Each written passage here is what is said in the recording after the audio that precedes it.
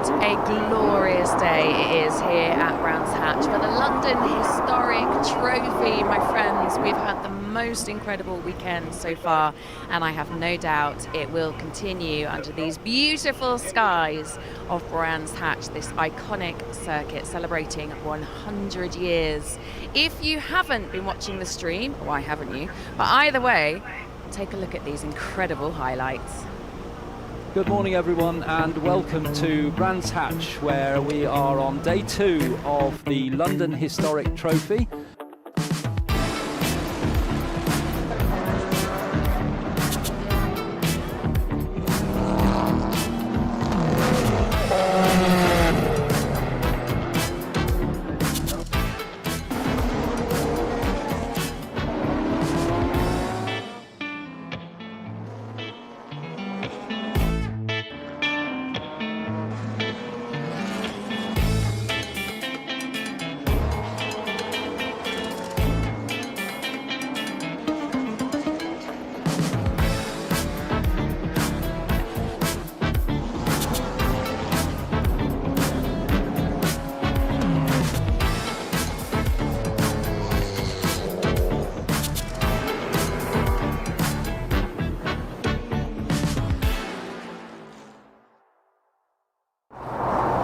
Good morning everybody, a very warm welcome to us here at Brands Hatch, this iconic circuit.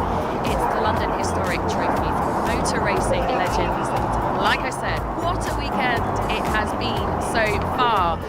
And we're ready to go again. We've got another 9 hours of streaming. We've got about 5 qualifying sessions, I believe, 6 races ahead. And I'm down here in the assembly area with some of the most beautiful and iconic pieces of machinery that are kicking off what is going to be a brilliant Sunday. Be sure to keep watching, settle back, grab a cuppa. It's going to be a great day. Or even better still, come down. If you're close enough, you can grab a ticket on the door. It's the Top Hat 366 touring cars, my friends, and if you want to know a little bit more about it, check this out.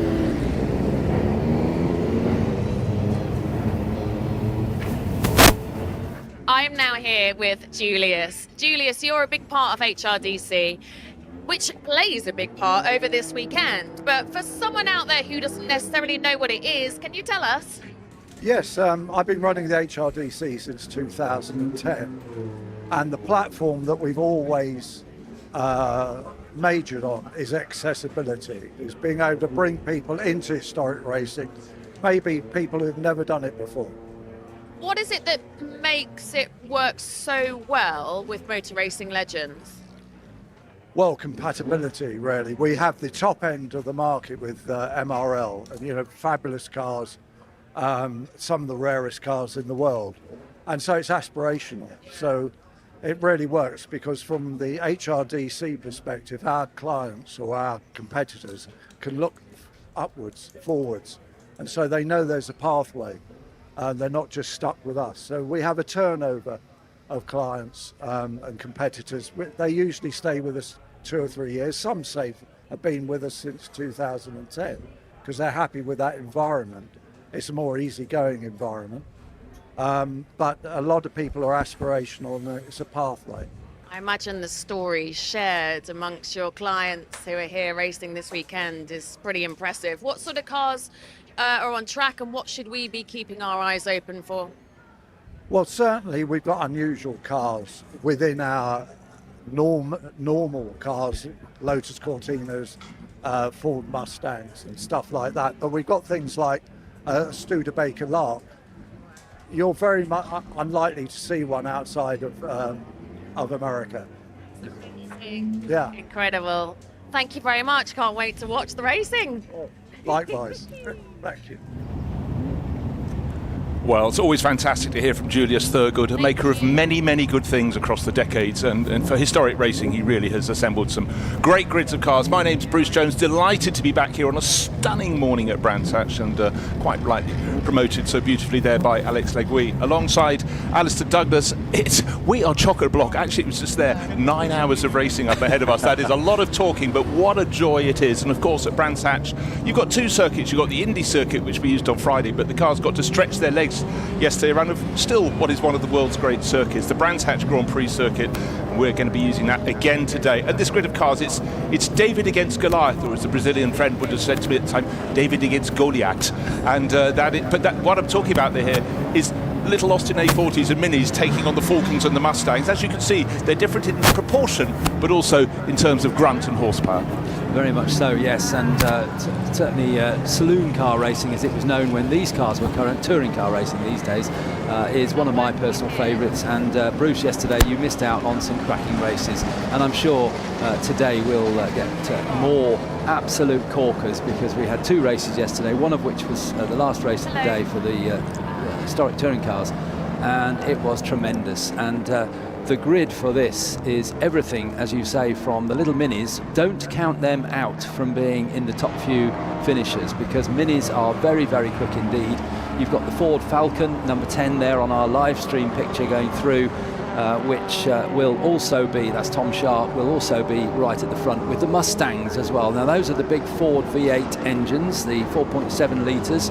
You've also got the ever popular Lotus Cortina, the Mark I car. I believe that Ford weren't terribly happy that it's always been known as the Lotus Cortina. Yes, they wanted it to be called the Cortina Lotus. Entirely. So we'll stick sort of middle ground. Just enjoy the look of them. They are so nimble. And to me, my childhood motor racing books and magazines were all about Lotus Cortinas cocking wheels and the stars coming to play against the regular saloon car drivers. Think, you've dropped someone in from another planet. It's Jim Clark, who was the absolute star in those cars.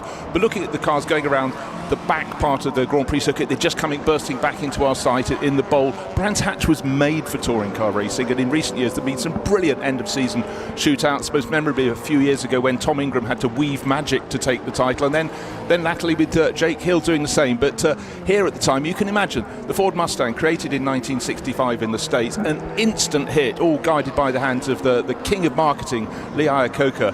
And then these were alien cars to us pretty much, and we had our nascent touring cars, saloon car scene with the big Jaguars against the little Minis, but then these came over with just that oral treat, that V8 thump. And it was different ways about going touring car racing, and it's always been about having different classes of cars. I mean, that's very much been the essence. But you can come here trackside and pick out your favourites, and of course around a lap you expect, with the longer straights into the country, the Mustangs and the Falcons will stretch their legs. But around the tighter bits, the Minis, there's even a little Riley in this field, will be super nimble, and that's what it's about to me. I think the battle will probably, for the wins, will probably be between the big V8 engined Ford cars and the Lotus Cortinas, which will just about hang on down the long straight we're looking at on our live stream now into the right-hander at Hawthorns. But I think the Minis will probably be a bit breathless down the long straights, but it certainly will be a good battle. And you mentioned their iconic touring car end of season championship finishes. We've got both of the drivers that you might remember as being part of those iconic races. Andrew Jordan, 2013, in interview yesterday, he said he has lovely memories of Brands Hatch. He loves the Grand Prix circuit, doesn't get the chance to race on it very often. And of course, he won his touring car championship here in 2013 with a stunning drive for the final 3 races of the season in the wet. And we've also got Tom Ingram here. You've just mentioned Tom. He's driving Jack Riddell's Mustang. So both of those drivers will be competing in this race. And I think one of the most iconic pictures of all time of touring cars is Jim Clark in a Lotus Cortina on just about 3 wheels, almost 2 wheels, turning through the left-hander at what's now called Graham Hill Bend. It's not quite the same angle as it used to be. It's a little bit more open now, but it is still there, still very much in the same place. So if you look on your device and just put Jim Clark, Lotus Cortina, Brands Hatch, you'll find probably fairly quickly a picture of the great Jim Clark on 3 wheels.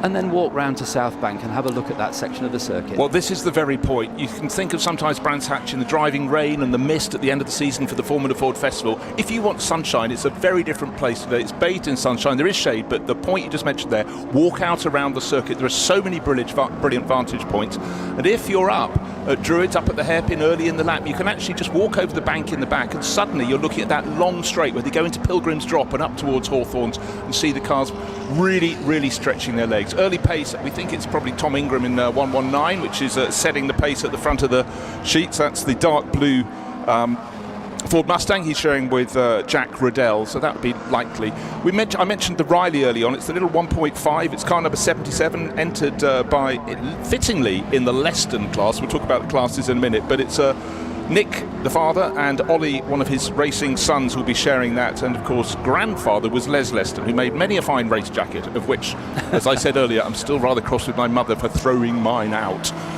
in a sort out. But here it is. And of course, Les was fantastic in terms of the marketing and everything that went with it. And it's worth repeating today. The message went out yesterday that the king of sponsorship across all forms of racing. We've got several of his cars here this weekend. Guy Edwards, he had a stroke long ago and died in Ireland, where it had been his home for a long time, just Friday. But even the top people in the sport sort of went to the launch of his book when he launched this absolutely extraordinary book about how to land sponsorship. And for those in the trade and those who went on to become head of marketing in a lot of corporations, that book was absolutely the thing to have. So Guy, great driver, but we'll see some of his cars later. And he did bring in extraordinary things. Encyclopedia Britannica, Ultramar, every couple of seasons have a brand new sponsor, and a lot of people learnt from him and copied. But we'll miss you, Guy. And in the top 10 now, in 9th place, is one of our quick minis, and it's the shared car of father and son, Mike and Andrew Jordan. And in fact, I think it's the same car will be used later on in qualifying for Andrew's younger brother, Bradley. So Bradley Jordan, 3 Jordans will be racing in that mini over the course of today. But ahead of them in an even quicker mini, the number 6 car, that is in the Rhodes class. You've mentioned, Bruce, we'll talk about the classes, but there are a number of classes in this race, and that's Alex Brundle and Nick Swift. Nick Swift has taken over Swift Tune from his father, Glyn, who started up many years ago, and they are the absolute place to go for a mini A-Series engine and preparation of a car. So Nick Swift sharing with Alex Brundle. Just great to see these different ages of cars. Hey, let's take this as the moment to talk through the classes. Leston is the class for pre-60 touring cars, so you can the oldest cars in the field. The Man class, after Alan Mann, one of his transporters is in the paddock here. It just still looks absolutely brilliant with its red and gold livery. That's under 2 litre touring cars. The Rhodes class, in which you'll find these minis, is the under 1300cc touring car class. Pre-63 touring class, that's the Ali class, and Sears over 2 litre touring cars. So you expect the Sears cars to be at the top of this field. And that's Jack Sears, Gentleman Jack as he was known. Gentleman Jack, phenomenal driver, brilliant person to interview. Sometimes you needed an off switch, because as he finished one anecdote that made you scream with laughter and think, gosh, I never knew that, he'd start on another. And of course his son David was a successful driver in Formula 3 largely, and then ran the Supernova Formula 3000 team that was so strong for years. So and they decided to do something coming from Norfolk, not do farming, but they did racing, and they did it very, very well. Well, it was Jack Sears, wasn't it, that was at the wheel of the Ford Galaxy that was the forerunner. You mentioned earlier on it was the Mustangs and Falcons that really shook up touring car racing or saloon car racing in the UK. Well, prior to that, Ford had brought over the Galaxy, and Jack Sears drove it at Silverstone in May 1963. I think I'm right in saying that was the correct date. And the Jaguars and the Minis were there as usual, and this Ford Galaxy came down the hangar straight into Stowe Corner, past Graham Hill driving a Jaguar, and Graham Hill thought, what is going on here? And Jack Sears won the race, and that was the beginning of the big V8 Ford engines coming across to the UK touring car scene. I mean, a lot of people liken the area of the boot lid alone as being like an aircraft carrier. It was so gargantuan.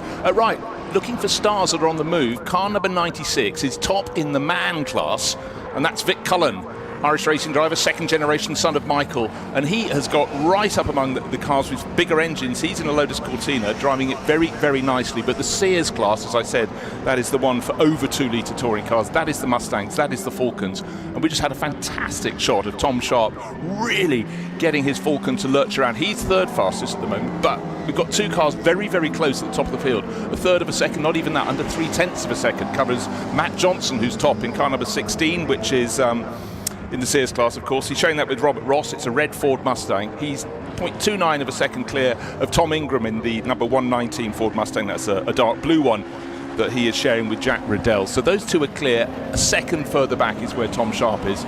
But just that run from in the roads class, in fact, as soon as it happens, we're starting to get some other cars coming up to the top because the minis are being driven increasingly well. They're in the roads class, and Alex Brundle has moved to the top. In fact, what you need to do in every race is say, Alex is in this race somewhere, because he has taken to historic racing in such an enormous fashion. He's out in the European, in the 2 litre sports car class later, and actually, if you pin him down in the paddock, he's probably trying to do a deal to drive another.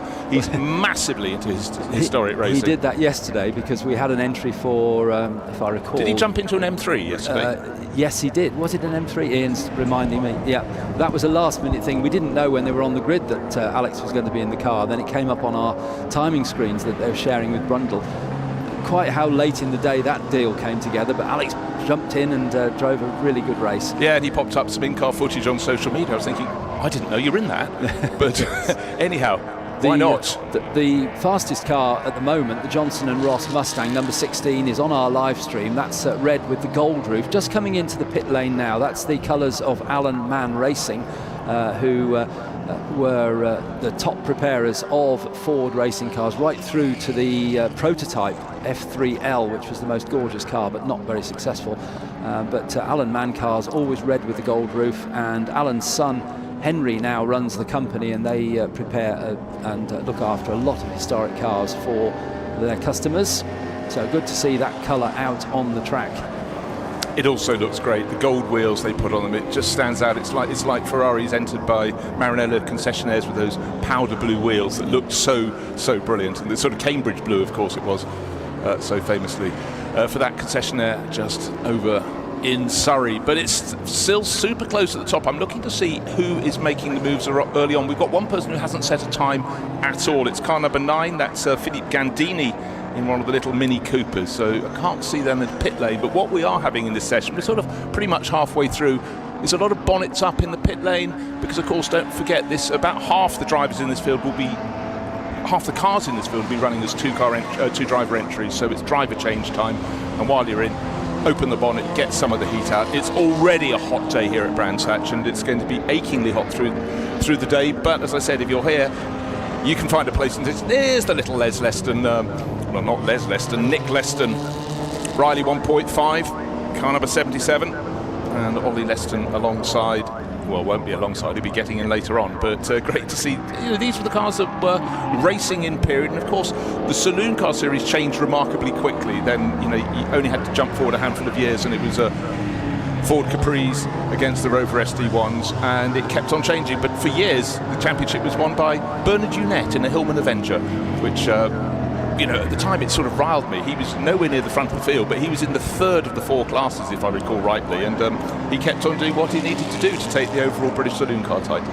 There's a great, talking about classes, there's a great battle going on for the roads class between 2 of the minis, and the car that's just gone in to lead the roads class and pipping Alex Brundle and Nick Swift is Phil Bullen Brown with a new name, Kendall. I presume that is Scott Kendall, but we haven't had that confirmed. We'll try and find out to confirm that. But Scott Kendall, I've seen racing in minis for some years now, so I presume that is Scott Kendall, but it's certainly Phil Bullen Brown, number 193, 7th overall in this timing screen for the Mini, and they are just ahead by just under a quarter of a second, the Alex Brundle Nick Swift car, and they in turn are a quarter of a second, or is it, quarter of a second ahead or third of a second ahead of Mike and Andrew Jordan in their Mini. So a brilliant 3-way battle in the qualifying session for bragging rights on the grid for the Minis. Exactly as you'd expect it, exactly as it would have been in period. But here we are, shot of a Lotus Cortina, doing what Lotus Cortinas do. threading its way round Surtees, up and then down into Pilgrim's Drop, Hawthorne Hill. You then start bucking up towards Hawthorne. So here's the compression up to the rise, and this is, if it's your first time ever on the Grand Prix circuit, it's a dauntingly fast corner, because as you approach the corner, what you see ahead of you, trees. You know the track's going to the right, but it's a while until you can see the turning point. You get through there, then you head towards Westfield, fast right hand of the track drops away from you. You can see actually that's quite a stiffly sprung Cortina, so it's not kneeling to the left, into the drop and then up to out of Dingledale to Sheen Curve. Such a fast corner, and over there it has had epic photography there across the years. Then you turn in the shade, welcome shade at Stirling. So at this point you're thinking, right, going back to off the Grand Prix circuit, back under the bridge, into the bowl at Brands Hatch, the bowl that is celebrating 100 years of racing this year. It's phenomenal. Started as a cycle racing track, and by 1950 it wasn't grass anymore, it was tarmac, and the cars started racing here at the start of that year. So 76 years of car racing, so much to celebrate, and so many categories came here and had their great race. Right, for fans of the Volvo Amazon, great looking car, that's in the Leston class. Malcolm Harrison showing with Nick Adcock. Malcolm drives a wide array of cars, for many years. You used to see him racing in historic circles in those the Metros from the Metro series back in the, when was that? The late 80s, wasn't it? Yes, late 80s, or just into the 90s. And he was sharing yesterday, as he often does, with Patrick Watts in their Cooper in the Woodcut Trophy. So at the top now is still that Alan Mann coloured red and gold number 16 Ford Mustang of Matt Johnson and Robert Ross.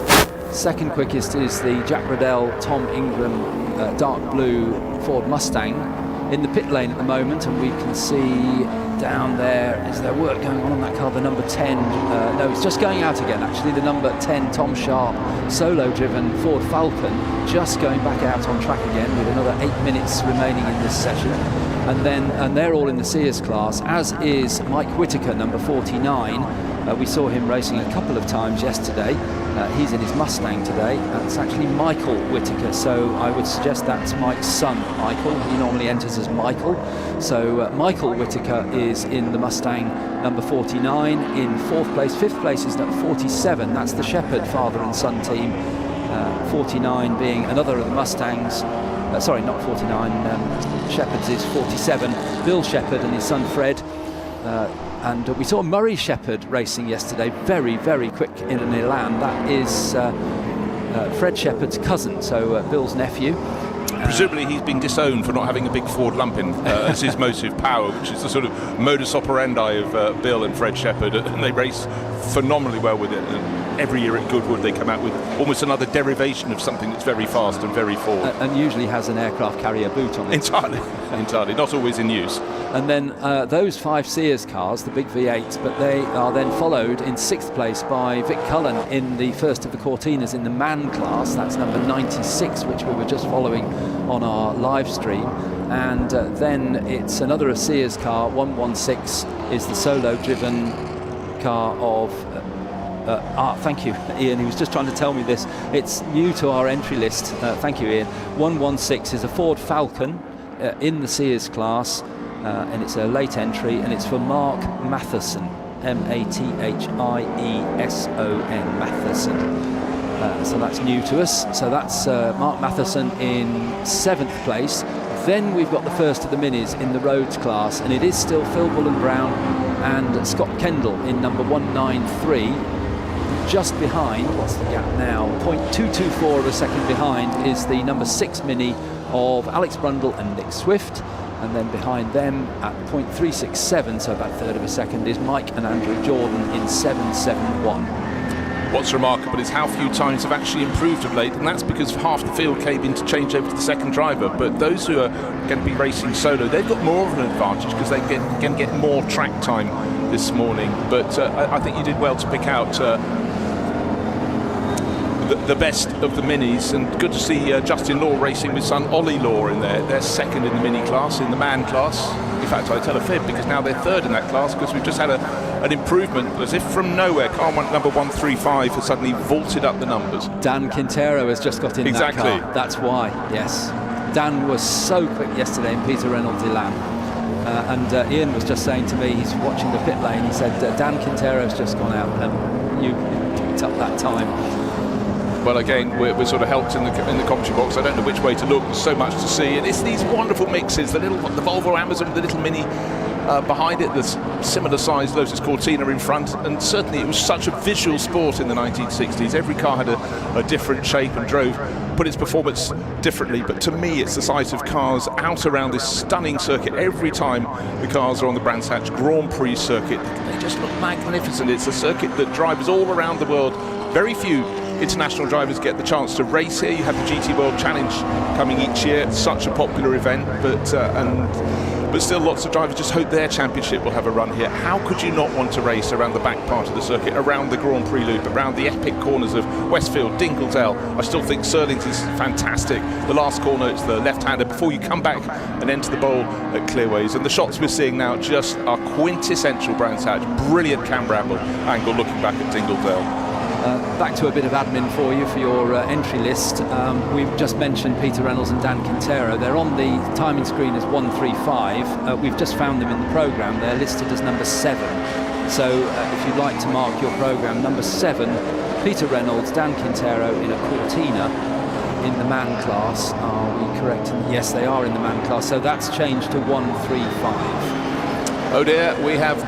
Some people like to go to the beach on a sunny Sunday, and unfortunately Mini number 18, that's Pierre Macchi, has gone off and stuck it deep in the gravel. Huge puff of dust blowing away from that, but that's not a car that's going to move out of there under its motive power. What have we got left on the clock? 3 minutes and 40 seconds, so that will interrupt people's progress. Double wave yellows into Paddock Hill Bend, the corner preceding the drop that led to the demise.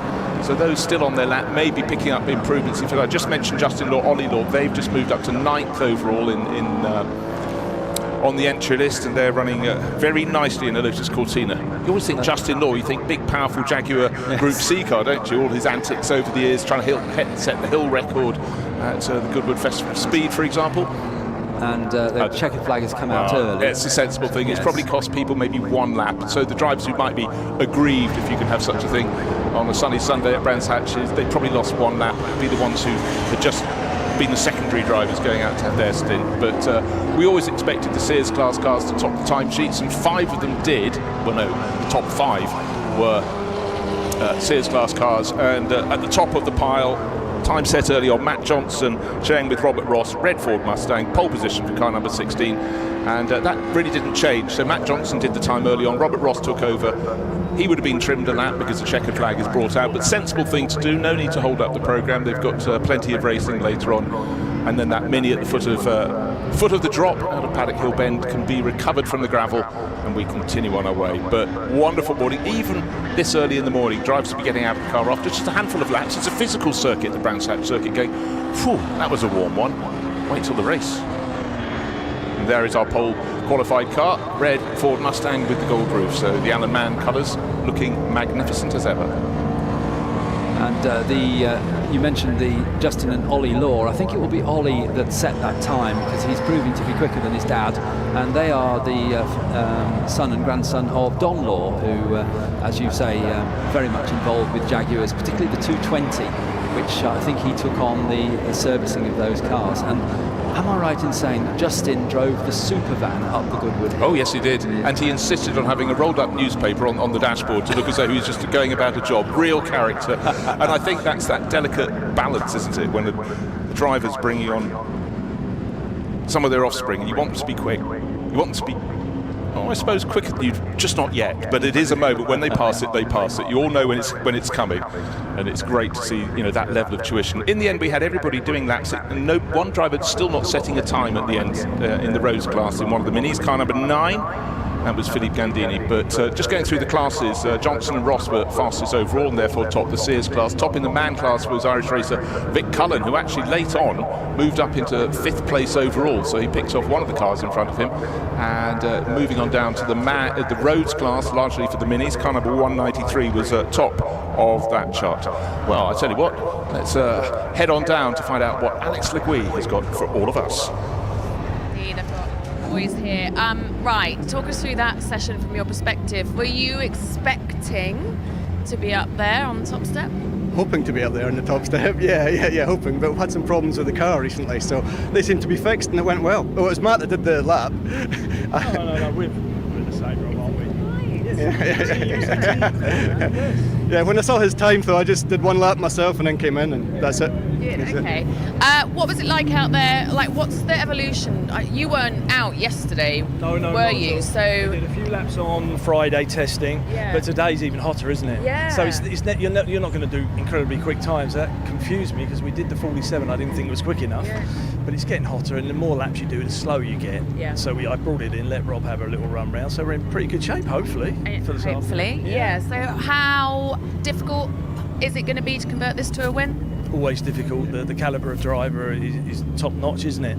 The teams that run the cars are amazing. So it's never easy. Yeah. It's never easy, that's for sure. But Robbie Boy's going to start, and he flies. Oh, no pressure. Have you been practicing your starts? Well, I've only done like one standing start because last year was all rolling starts. Yeah. So this year standing starts is something new. Last one didn't go brilliantly well, so hopefully, fingers crossed, this will be better. It will be. The sun is shining for you. Well done, boys. Very nicely done.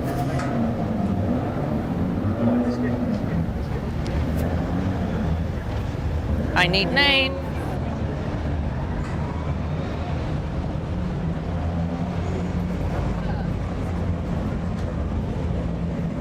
Hello, sir. Hi. How are you? I'm good. How are you? I bet you're quite happy with that, but I imagine you'd like it to have been even better. It's fine. Yeah, it's good. I mean, there was a thank you. It's a money spider. Oh, and give it back. What's your back? Yeah, it's fine. It's absolutely fine. The trouble is, it's so warm today. I'm sure no one's mentioned that already. So with the tyre, you get like a lap or so. Yeah. So I did a handful around, make sure everything's fine. We're all good for the race later on before we run out of brakes and tyres, and and all bodily fluids will just come out of us. So we need to make sure. Too much information. Standing starts not going to be easy here. That can be a Jack problem. Yeah. Oh, yeah. That's true. Okay, that's good. I'm also Teflon coated, so nothing will be my problem on that one. That could be something that Jack can worry about. All of your answers have been very British. Good. Well done, Tom. Thanks. See you later. See you later. Just give me the money spider back there. Yeah. Sorry. Here it is. I squashed it. Bruce, Alistair, over to you. Thank you very much. So I'm here with Clive Morley. Banging on about the this is your Bentley, but which and it's the bane of my life. An amazing meeting early in the day. It's very hot. But what have we got today? We got explain the galore, and 3/4.5 already as very early as soon as the gates were open this morning, people were pouring in. They have been all weekend, but a lot to see. Let's take a look at this explainer. When I say modified, it obviously would have had a 3 litre, and that was their form of modifying, to shove another engine in it, a bigger engine. It's quite an American way of modifying, isn't it? Well, what's it like driving? Because, I mean, you took me for a little drive in it last year, actually, and I remember thinking just how unbelievably visceral it is to be in a car like this. What's it like? So I think we did about 40 miles an hour. What's it like driving at 100 in a circuit like Brands Hatch, where it's narrow and tree-lined? And Yeah, well, funny enough, the Bentleys are surprisingly an amazing car to drive. They drive beautifully, they steer well, it centralises nicely. And at 40 mile an hour, you can use it as a shopping car, providing you don't have the shocks too high, or you can drive it at 110, and it's really stable, very predictable, and reasonably forgiving. So you can catch it if you need to. Reasonably forgiving. Yeah. But like a lot of these cars, if you do, they can bite if you're not careful. But normally, you know what you're doing. I've been racing these for 40 years now, so I like to think I know roughly my way around a Bentley. 40? I don't believe you're a day over 21, Clive. Well, I think it's safe to say there is literally nothing that Clive Morley and the Morley family do not know about Bentley races and Bentley racing. So if you go down to the paddock, do always chat to them, because the knowledge that is tied up in a historic racing paddock is truly phenomenal. So that's the first qualifying session of the day underway and completed successfully, with more than 30 cars going out for the HRDC Top Hat Pre-66 touring car practice, and it was fun, and the circuit has never looked better. Jonathan Palmer running the MSV group of circuits and improving them year on year, and it's always been such a popular venue here at Brands Hatch. How could it not be? Look at this track, this thread of tarmac between the trees, in the North Kent countryside, just by the North Downs, and it stood the test of time. Everybody wants to come and play here, and again, when you're at Brands Hatch, and if you're watching this even from the far side of the world, this is a circuit steeped in history, celebrating 100 years of competition. It did start as a cycle track. The bit we're looking at now on the screen, that's Dingledale. That wasn't used in period. It was just that kidney-shaped sector in the bowl that had the early racing, but it did evolve, and by 1950 cars were racing here. Later the Grand Prix loop that we're looking at now was added. At that point the British Grand Prix came to town, and up until 1986 the British Grand Prix here alternated by and large with Silverstone. Okay, a couple it alternated with Aintree very early on, but this was the yin and the yang, the flat open spaces of Silverstone, the slopes, the falls, the climbs, and the trees of Brands Hatch gave it a very different nature. But let's head back down and catch up with Alex Legui. Feel like I've stepped back in time. This is just heavenly down here.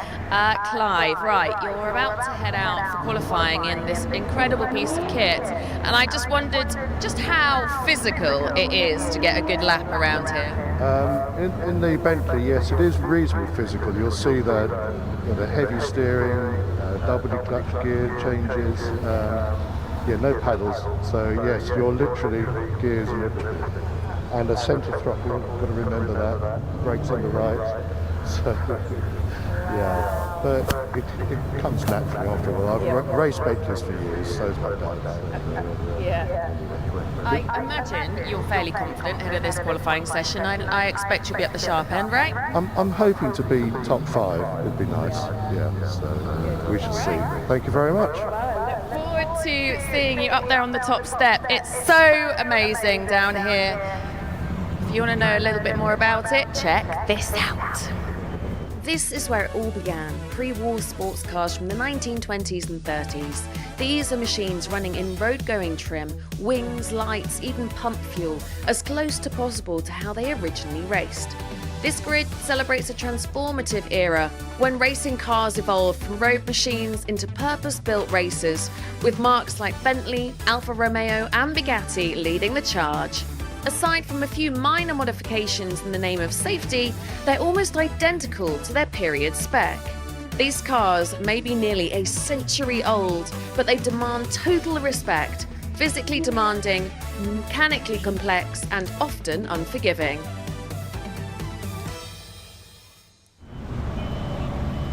Thank you very much, Alex. So the flag about to be waved. The driver's about to go out for this qualifying session for the pre-war sports cars. Their race is due to end the programme this afternoon, starting at 5 to 6 local time. 2 races today, sorry. The first, sorry, I looked right at the end. 10 past 2, race 1. 5 to 6, race 2. So they've got plenty of running today, and obviously some have been out in practice already, getting a feel for this circuit, but I think the point raised there, these are big physical cars, and even small physical cars. Sue Derbyshire just going through shot in her Morgan three-wheeler, very different way of putting the performance down around this circuit. She knows the car very well, and in fact, Alistair, looking at this field, vast majority of drivers have been driving these particular cars or had them in their family for not just years, decades. Decades, absolutely, and the Mall is particularly absolutely Bentley through and through. Some of the cars have been in their workshop for many, many years, and you're absolutely right. Sue Derbyshire just going out on track now in the little three-wheeler Morgan. It's rear wheel drive, single wheel drive at the back, steers at the front, of course, little V-twin engine hanging out the front of the car, and Sue drives that really, really quickly, and it's all looked after by her husband George. Their home near Stratford-on-Avon, Shilston-on-Stour, and there is Sue now, number 35. Do not be surprised if that car is in the top 6, even higher than that sometimes. Just depends on the layout of the track, whether Sue can be competitive with the more powerful cars. She was telling me on Friday she and George have changed the gearing for Brands Hatch. She's not been here for a very long time. In fact, she may even have said to me she's never raced here. I can't quite remember, but it was certainly a long time ago. And I said, what's your top speed at Brands Hatch? Because normally that will be around about 100, 110 miles an hour. But I thought Brands Hatch, no, they can't. Yeah, 110 miles an hour as she approaches the right-handed Hawthorns in that tiny little car. And Sue will be hunched over the wheel on the faster sections. Hunched over, and when he gets the corner, leaning almost out of the cockpit on either side. That's the thing. I mean, this age of racing was just brilliant for seeing what the driver was doing. Famously, in his Ireland's book was All Arms and Elbows, because you could see all of that back in period. One of the funniest books I have ever read, I must say. But again, these cars just look sensational early on. The car we've got on our live stream at the moment, number 21, is Mark Fisher's car, but he's sharing with somebody you know very well, Richard Bradley. Indeed, I bumped into Richard as he climbed out of his car in the car park, just chock full of enthusiasm, because he can jump ancient or modern, he can get in and be bang on the pace. If ever you want to see a variety of cars being performed in and tested, follow Richard on social media. He seems to have this gilded life with about once a week he's out in something very special. But bear in mind that his family, Father Edward, has been racing forever and a day, and in fact Edward's car, which is an Aston Martin Ulster from 1935, has actually raced continuously since just after the Second World War. Just think about that. So there's no trick they don't know about setting it up and using it. But Richard is one of those unusual drivers that does ancient, does modern, and he does them both incredibly well. But also he just loves it because he loves the history of the car. So it's great to have him there. And these cars are pre-war cars, but the oldest car I think we have on the entry list is, yes, it's the number 9 Bentley of Richard Hudson, sharing with Stuart Morley, a late addition to the driving force there, Stuart Morley, but they do share a lot, Richard and Stuart, good friends, and that car 101 years old, 1925 for the number 9 car, quite remarkable, and it will have been raced pretty much its whole life. I just remember when I started watching historic racing, I was, a young gun, really keen on the modern stuff. And I thought, these cars are 30 years old, 40 years old. I thought, almost beyond the pale. But now we're looking at cars a century and more. It is truly extraordinary, but it's just wonderful to see the passage of time, the development of technology. And also, it's when you talk to drivers, as you were saying, Sue Derbyshire saying, 110 miles an hour should hit that down Pilgrim's Drop on the approach to Hawthorns, the sheer speed of these cars. But also, what I love about them is the fact that narrow tyres, you can really see how the car is putting its performance down and getting the balance on these tyres. You're not overtired, that's for sure, but you may be overtired in a physical sense, slightly different spelling, because it's a hot day here at Brands Hatch, but plenty of space to go and stretch the legs, and it's still, as it has been pretty much, well, from the outset. Clive Morley, we had the interview with him beforehand, he's top of the charts. He reckoned he was going to qualify in the top 5, I think it was, but he appears to be fastest, just waiting for the next set of times to come through. Just coming across the line now, and he goes quickest. Yeah, in fact, it's chopping and changing. I've just realised our timing screen is... that's Richard Bradley going to the very, very top. Of course it was. That's where you'd expect. That's changeover. Just, he's north of 2 minutes, but we'll see those times come down when those first flying laps come in and get put on the screen. But right now, the driver's enjoying stretching their car's legs around the back part of the circuit. Talking of Bradley's, Father Bradley doesn't appear to have set a time as yet. Edward Bradley, yes, his car number 2, and that Aston Martin Ulster. Don't know if it's been out onto the track. I think it may well have done. I think it may have gone out later than the others. Looking into the pit lane, nobody is in there at the moment, so I guess we'll find out shortly. It may be a transponder issue with Ed Bradley. Oh, it could. I've seen yes, message on screen actually. Car 2. He'll be timed manually. He won't miss out, but he'll have to get that fixed. A car which you will see out on track if you're on the banking. And maybe there is Edward Morley. There we are. Well done, TV director.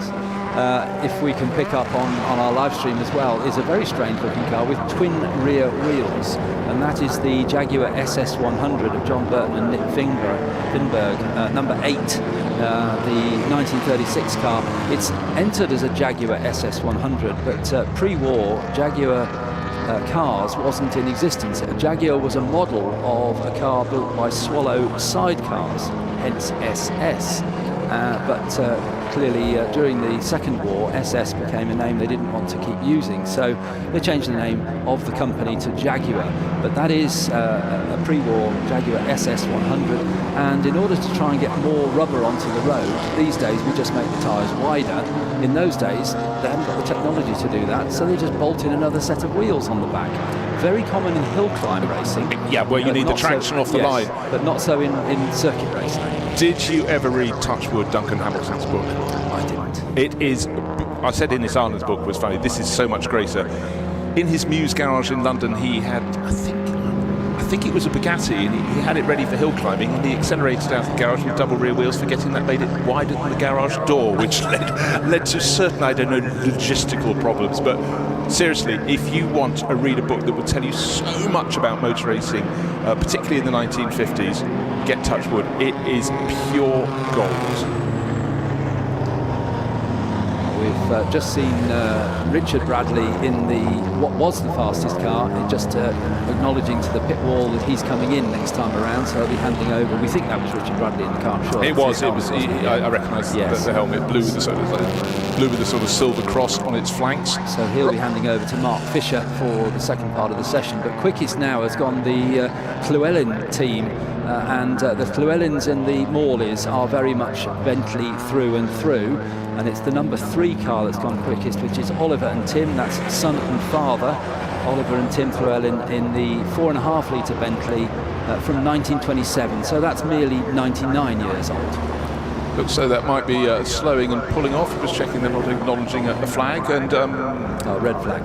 Red flag, okay. Just down the back straight you could spot them backing off. And just to go on with the Llewellyn family, Oliver's sister, I'm trying to remember her name, was a tip-top equestrian as well. So a sporting gene is deep in the Llewellyn family psyche. So what we have at the moment is the Llewellyns topped by, well, let's call it 3 seconds. It's as close as it can be. And that's in their number 3 Bentley 4.5 litre. Second in the charts at the moment is the car that Richard Bradley just brought in. It's the Acuri Bertelli run Aston Martin team car he shares with Mark Fisher. And then we said the Morleys will be at the top, and that very early time from Clyde Morley. It was fastest after the first flying lap, but then eventually he's been eclipsed, and he's another 3 seconds back in third place. And his car also a Bentley 4.5 litre. So there it is, car number 6, a car he knows well, goes well. Fourth on the charts at the moment with the red flag flying is Alex Hewitson in the Riley 12.4 TT Sprite Rep. So a smaller way of going about the performance than the Bentleys, but actually Brands Hatch a very, very good track for such a car. And Rep stands for replica, but that doesn't mean it was built in the last few years or 10 years. That means that Riley produced a special bodied car and maybe some tweaks to the engine for the Tourist Trophy, which would have been held at the road circuit in Northern Ireland, then the Ards circuit. So they would build the Riley 12.4 TT Sprite, put the car out in the race, try and do well, and then on the Monday morning they'd be selling them as replicas. So they build one in period. This isn't a newer car, and you could then go down to your Riley dealers and buy yourself a car such as raced at the TT, and it would be called a replica. Yeah, in exactly the same way the Fraser Nash Speed model went very well at Le Mans, so immediately they started making Le Mans Rep. So as Alistair said, it wasn't something you did retrospectively, it was done immediately in period, and it was absolutely maximising the opportunity. It's great to see bright green Talbot down there, a team car. And Talbot were mighty back then. Of course, you had French Talbot and English Talbot to keep things confusing, but they were great cars in period. So lights green at the end of the pit lane, so we're going green. That was a very, very quick flick, so the drivers got in, were shown a drink, and they didn't have time to take it. They'll be back out onto the circuit. We've still got 17 minutes of this qualifying session, so that is going to be fun. Right, 20 drivers have set a time. The slowest at the moment is car number 19. That's David Ozan, Aston Martin 2 litre speed model in black livery, and we'll see how that can pick it up. But it's suddenly a flurry. Car number 22 just going through shot red. It's Nigel Dowding's Riley Brooklands. That's got silver bonnet, or the sort of unpainted metal bonnet, and the red rump. But again, a lot of these cars are presented in pristine condition, others are presented in what I call racing condition, which in some way I prefer. A few oily fingerprints, maybe that's just my standards. But really, you know, what do you like? Are you drawn to the Bentleys? Are you drawn to the Aston Martins? Are you looking for something a little less usual? So I definitely put Sue Derbyshire's Morgan three-wheeler Super Aero into that category, but haven't really laid eyes as yet on the Fraser Nash BMW 328. It's the BMW 328. Vijay Mallya showing that with Pat Blakely Edwards. At the moment, that's down towards the tail of the order, but we haven't got to the point yet where driver 1 will swap over to the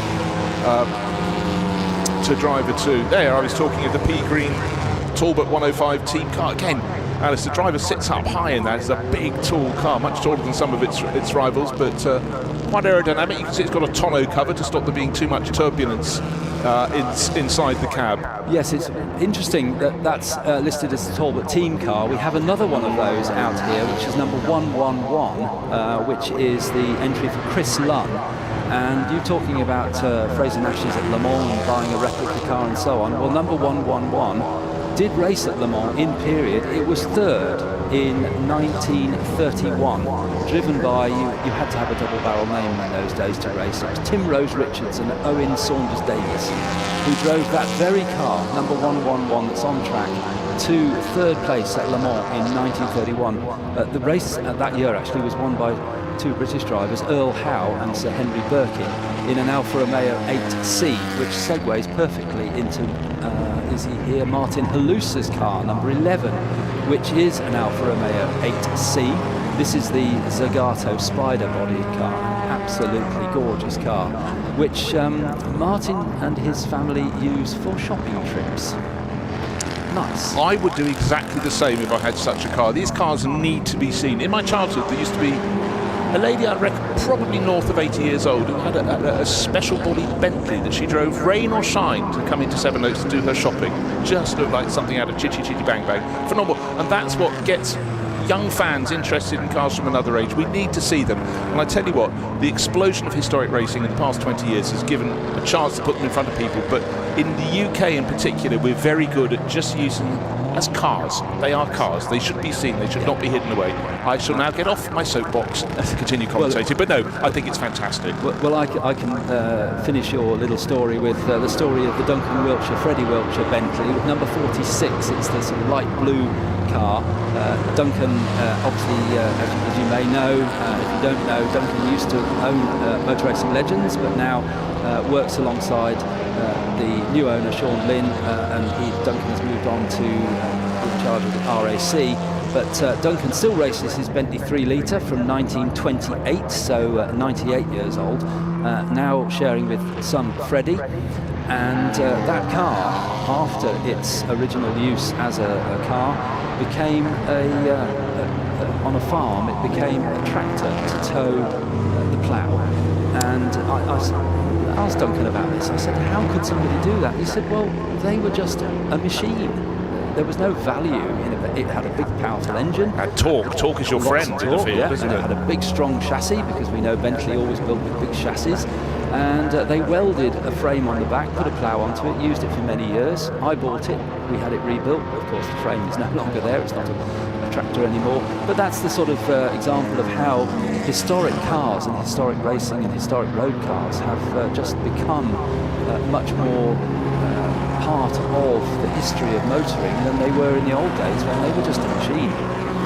No, entirely. You sometimes look back and go, how could these cars have just been kept in a farmyard or just kept under covers and not used anymore? But they were. You know, historic racing has inveigled many cars back out from a long, long period of interment or whatever. But, you know, we're the beneficiaries. We get to see them. And to understand these cars, you might look at them and go, oh, they're very old-fashioned. But then when you look at their lap times around a circuit, you go, oh, actually, hold on a bit. These are shifting. And talking about shifting, I said that Sue Derbyshire should get into the top 6, or potentially could. Well, she's 7th at the moment. Number 35, Sue Derbyshire in the 3-wheel Morgan Super Aero from 1929. That has a just over 1.2 litre engine. That means each cylinder is about 600 and a bit cc, because it's a twin-cylinder car stuck out at the front with completely exposed valve gear. It's an absolutely wonderful machine to look at. Well worth going into the paddock and having a wander around. And if you do, go and have a look at Sue's car. It's quite a piece of engineering. And Sue Derbyshire, number 35, is in 7th place. In fact, has she gone? Yes, she's just dropped to 8th, because an improvement for Alex Hewitson, number 32, in the Riley 12.4 TT rep that we were talking about earlier from 1937 with a little 1.5 litre engine. That's gone up to 3rd place. So a big improvement for Alex Hewitson. He gets himself onto the 2nd row alongside the Bentley number 9 of Richard Hudson and Stuart Morley, the 3.4.5, which means it was a 3 litre chassis, but if you wanted to go faster you put a bigger engine in it. So you took your 3 litre Bentley and you put a 4.5 litre engine in it. It's the way to go. In fact, it's incredibly close behind the car you were talking of, that number 9 Bentley, because the Skipworth and Armstrong Aston Martin speed model, that's the red one from Mercury Botelli, is a tenth of a second down, and only half a tenth behind that is, well, something's changed. I look at the screens, who's on the move? Oh, we're getting quicker times coming in now, because suddenly it's all rotating around the middle part of the top 5, 6, 7th, which is as it should be. We've still got 10.5 minutes of this practice session. Car number 3 is fastest. Looking at it now, it's the lovely green Bentley coming back over the rise into the dip and coming into the bowl here at Brands Hatch, sweeping its way through clearways into Clark Curve, and then you finally get to see the start finish straight. A little gentle rise onto the start straight, you can see it there, then it begins to flatten out. But again, the start finish straight, we've been talking to some drivers about the start of the race. Famously, it slopes from one side of the track, the left-hand side, to the right-hand side, which for novices at Brands Hatch, they accelerate and find themselves moving down the circuit rather than forward, something to be considered. But in large pre-war cars like this, you don't have the sort of issues of lightweight races. You're fairly well planted, I think it's safe to say. But lap after lap, this Morley family car looking absolutely imperial. And on screen, if you're watching the live stream, number 46, that's the blue Bentley I was talking about with regards to the being used on a farm. The number 88 light green Talbot is one of the team cars, rather like the number 111 that Chris Lunn is driving, that was third at Le Mans. And I also briefly mentioned in that connection the Alfa Romeo 8C of Martin Halusa, which is number 11, which is a very, very nice looking car. And that very car competed at the nearly 1,000-mile road race around Italy, the Mille Miglia, in 1932 when it was 6th, 33 when it was 15th, and 1934 when it was 25th. A huge history on that car, and that Mille Miglia race, probably for us British people, most famously won by Stirling Moss and Dennis Jenkinson in a Mercedes in 1955. Yeah, but the thing about that, apart from the fact they were so far clear of the field, it gave them an average speed of over 100 miles an hour for the 1,000 miles. So let's do some simple math. It took them 10 hours to do 1,000, just under 10 hours to do 1,000 miles. That's not an easy road. Those are on mountainous roads in the spine of Italy, and a lot of it came down to, first of all, Stirling's phenomenal natural speed in the car, but also Dennis Jenkinson, his co-driver, reading the notes. Famously on a little box he round through, and the paper came out, so they had to do a lot of work beforehand, but epic days. But then there were near fails and certainly near disaster, and many a time, including for Stirling in other years in the Mille Miglia. But here, just enjoy in this pre-war race the array of cars, the different shapes, the different sizes. Car number 21, one of the Aston Martin team cars, that's Mark Fisher, who Richard Bradley set the pace with that early on, and that time is still good for second on the charts. But still, the Llewellyns clear by the next closest thing to 3 whole seconds. And there's some rudimentary aerodynamics on some of the cars, but generally speaking, there is no quarter given to trying to smooth the lines of the cars, because at this period they didn't know. But I did notice, I've not seen today whether they've got them, but the Talbots ran big headlights. Huge. Just like this car here, the number 21 car, big headlights.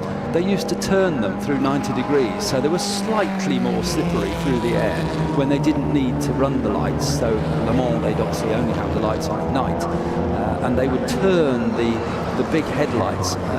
Lovely, lovely story to think, yeah, they knew what they were doing, but they didn't really carry that through into the body shapes and the mud wings out at the side, all breaking up the airflow. Yeah, well, those wings finally in I think it was 1952 was the year they said you cannot race at Le Mans with cycle wings anymore. But their only purpose to start with was to keep the muck from being sprayed back into the driver's face. And they gradually had to evolve, and suddenly in sports car racing had a change of shape. They lost the cycle wings, they became far more smoother in profile, and gradually they became more aerodynamic. But right now the bodywork was effectively to clad the engine and wrap the cockpit. That is all it really had to do. And if there was any particular styling that was true to the mark, but look at these two cars.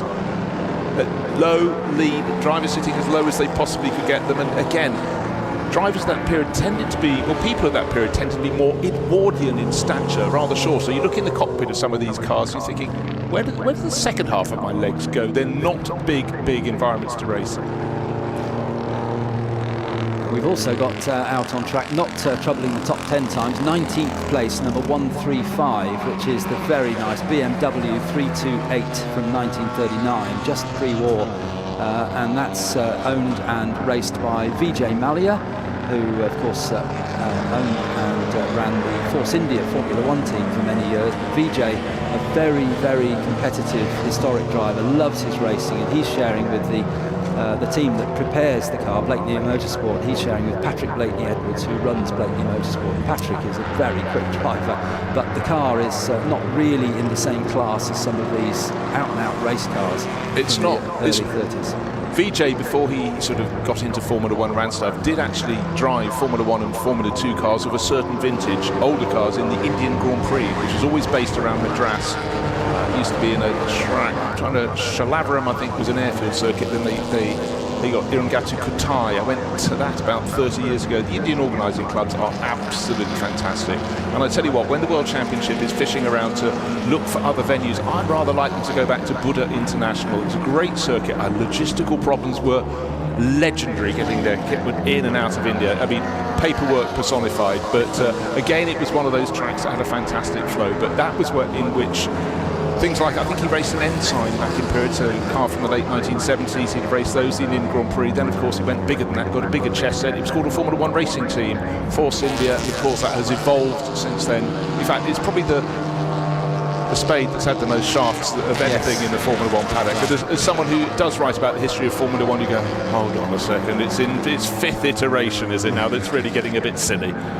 But anyhow, he has wholeheartedly. There's the BMW 328. Looks like it's probably Pat Bateman Edwards on board now. He's flashing past our commentary position, diving up the inside, going around the outside into Paddock Hill Bend. But again, this is more of a road car than a racing car, sort of unashamedly so. I love the details on it because Fraser Nash had a very, very strong link with BMW, and if you look on the spinner that holds the spare wheel and the back, it has a lovely BMW badge, the standard badge with the colours of the quarters of the quartered flag of Bavaria, the home of the BMW, but Fraser Nash BMW it says on top. Nice details. There were sort of marketing deals going on at the time, but it was basically APFA was looking at the technology the Germans had at that period, and it was phenomenal. So many a tie has come and gone in the history of car manufacturing, according to expedience. Just beyond the period we're looking at here, just post-war, after the end of the war, the BMW engine was brought over to the UK and renamed, shall we say, Bristol. Bristol, indeed. And of course, it became a very, very successful engine. So we see Lister Bristol, early Lister's Bristol, but Cooper Bristols, which made the name of Mike Hawthorne, who became world champion in 58. I mean, he arrived in the bang. I mean, he did rather well to beat a driver at Goodwood once in his very early stages of his career, whose first names are Juan Manuel, his surname was Fangio. That was the point at which people sat up and took a look at this young bow-tied, sort of toe-head individual. Huge character. I mean, he really did burst onto the racing scene, and you could, in short order, get into Formula 1 in those days, but the raw speed was there. Right, who's got the most raw speed? Well, it's still the Llewellyns, but I tell you what, Pat Blakeney Edwards has suddenly got that BMW 328 he's sharing with Vijay Mallya into second place. Remember, the margin was best part of 3 seconds. Another crew that's gone well is the number 9. It's moved further back up the charts. The Hudson Morley entered Bentley 4.5 litre, so that's moved ahead. And Fisher Bradley car, Richard Bradley set that time. It was second fastest for a very long time, but that has now been demoted. We've got 3 cars very close for 3rd, 4th and 5th positions, but suddenly got to keep an eye on number 135. We've got 100 seconds or so to go, and 135, the BMW, Pat Blakeney Edwards is putting another lap on the board. Will he take pole? Quite possible. Just shows that we talk about it, they do it. We've both said that car probably not competitive in this field because it's more of a road car, but put Patrick in at the wheel and it's there in second place. So what a drive. Maybe it suits this track, and Patrick is quick in anything. So looking on our live stream at that twin rear-wheeled Jaguar SS100 coming out of the Sheen curve into Stirling's now, making its way back towards the bowl at Brands Hatch, and quite an unusual idea, but certainly it was all about trying to get the power of the engine down onto the road without spinning the wheels, put another set of wheels on, and you double the grip area of the tyres as he comes through and completes another lap. And the number 6 car, which is Clive Morley driving solo, that's the father of the Morley clan that races at the moment. Stuart Morley racing with Richard Hudson. And Clive Morley in the 3-4.5 from 1926, 100 years old, and he is in 5th place. And then the two top, that's nice, Bruce, 2 Talbot team cars running together as they come into Clearways. They would have really stood out in period with that fabulous sort of pea green livery, something different, something clearly identifiable. Just bear in mind, in those days, almost everyone was racing in their national racing colours: British racing, green for Britain, blue for France, white with the blue stripes for the States, silver for the Germans. That was in the regulations, wasn't it? Indeed, yes. But they could do something differently, and it does stand out. So the checkered flag has just been flown, still people go, and the target has moved because Pat Blakeney Edwards has gone top. He found 9/10 of a second. He's moved finally ahead of the number 3 Bentley of father and son, Tim and Oliver Llewellyn. So is there going to be anybody still completing their lap who's going to vault up the order? I can't see, but I just wondered with that final lap that whether Pat Blakeney Edwards could do it. So number 135 to the top of the chart. So BMW 328 does the job. It's a rather newer car than some. It was from 1939, and of course there was a bit of a hiatus in terms of car design, and a lot of these pre-war cars would have been racing in the early years after the Second World War, but then of course technology started to make some giant leaps. But I think that lap in 2 minutes 2.585 seconds for Pat Blakeney Edwards will be sufficient. Number 3 was second fastest. That's the Llewellyn family Bentley we're looking at there, again in a sort of paler shade of green, and not likely to be any improvements from the car. Number 9, the Hudson Morley Bentley 3-4.5 litre, because that's already in the pits. But good session, very brief red flag. That was cleaned up very quickly, and good attack at the top of the field. Top 6 cars covered by 5 seconds.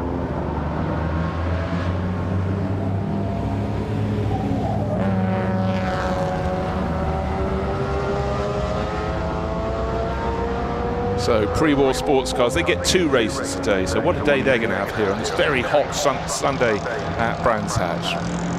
Qualifying in the morning, done by 11 o'clock, coffee, lunch, and then racing at 2:10. And then again at just 5 to 6 to conclude this programme here at the London Historic Trophy Meeting, run by Motor Racing Legends, and a phenomenal array of cars. And there goes Pat Blakeney Edwards crossing the line again. Oh, he doesn't improve, but he's within 0.2 of a second. So he's his last lap there was still quicker than anyone else managed. But Pat Blakeney Edwards, I think the systems check went rather well for him. I'll just take it out, VJ, and give it a shake down. So there is the BMW with that waterfall grille that stood the test of time. It's been shortened, widened, but it's still identifiable today as the BMW badge.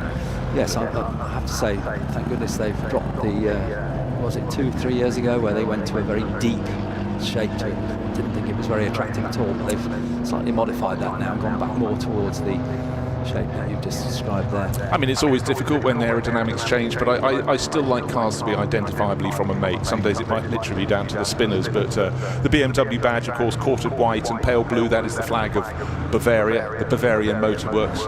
You know what, when I was very little, my father made me a little garage out of wood, upper deck, lower deck, and it was Bruce's Motor Works, so I have a BMW connection, which is funny for a man who worked for Ford. Well, that was always a favourite session, the pre-war cars. There's just so much variation in those cars, and congratulations to Patrick Blakeney Edwards, who's taken PJ Mallier's BMW to the top of the pile there on that penultimate lap. it was just great to see the sheer variety of machinery out there, wasn't it? And driven with, again, because, as I said before, you can see a lot of what they're doing in the cockpit because it's so easy to look in with those big openings. And I'll tell you what, those would be a fair bit of heat from their engines, but they're some of the cooler cars to race today because it really is, wherever you're watching the world. Brands Hatch isn't always hot, but it certainly is this weekend. And in fact, I've just had a photo sent to me from someone who was at Spa yesterday. 34 degrees there. I'm heading there next weekend for the Spa 24 hours. I would like it to drop at least 6, just for me. But, very physical. But here we are, Pat Blakeney-Edwards, helmet off, shades on. That's the job done. Job done. Very, very well done. So, I dare say we better head down to Alex Legway.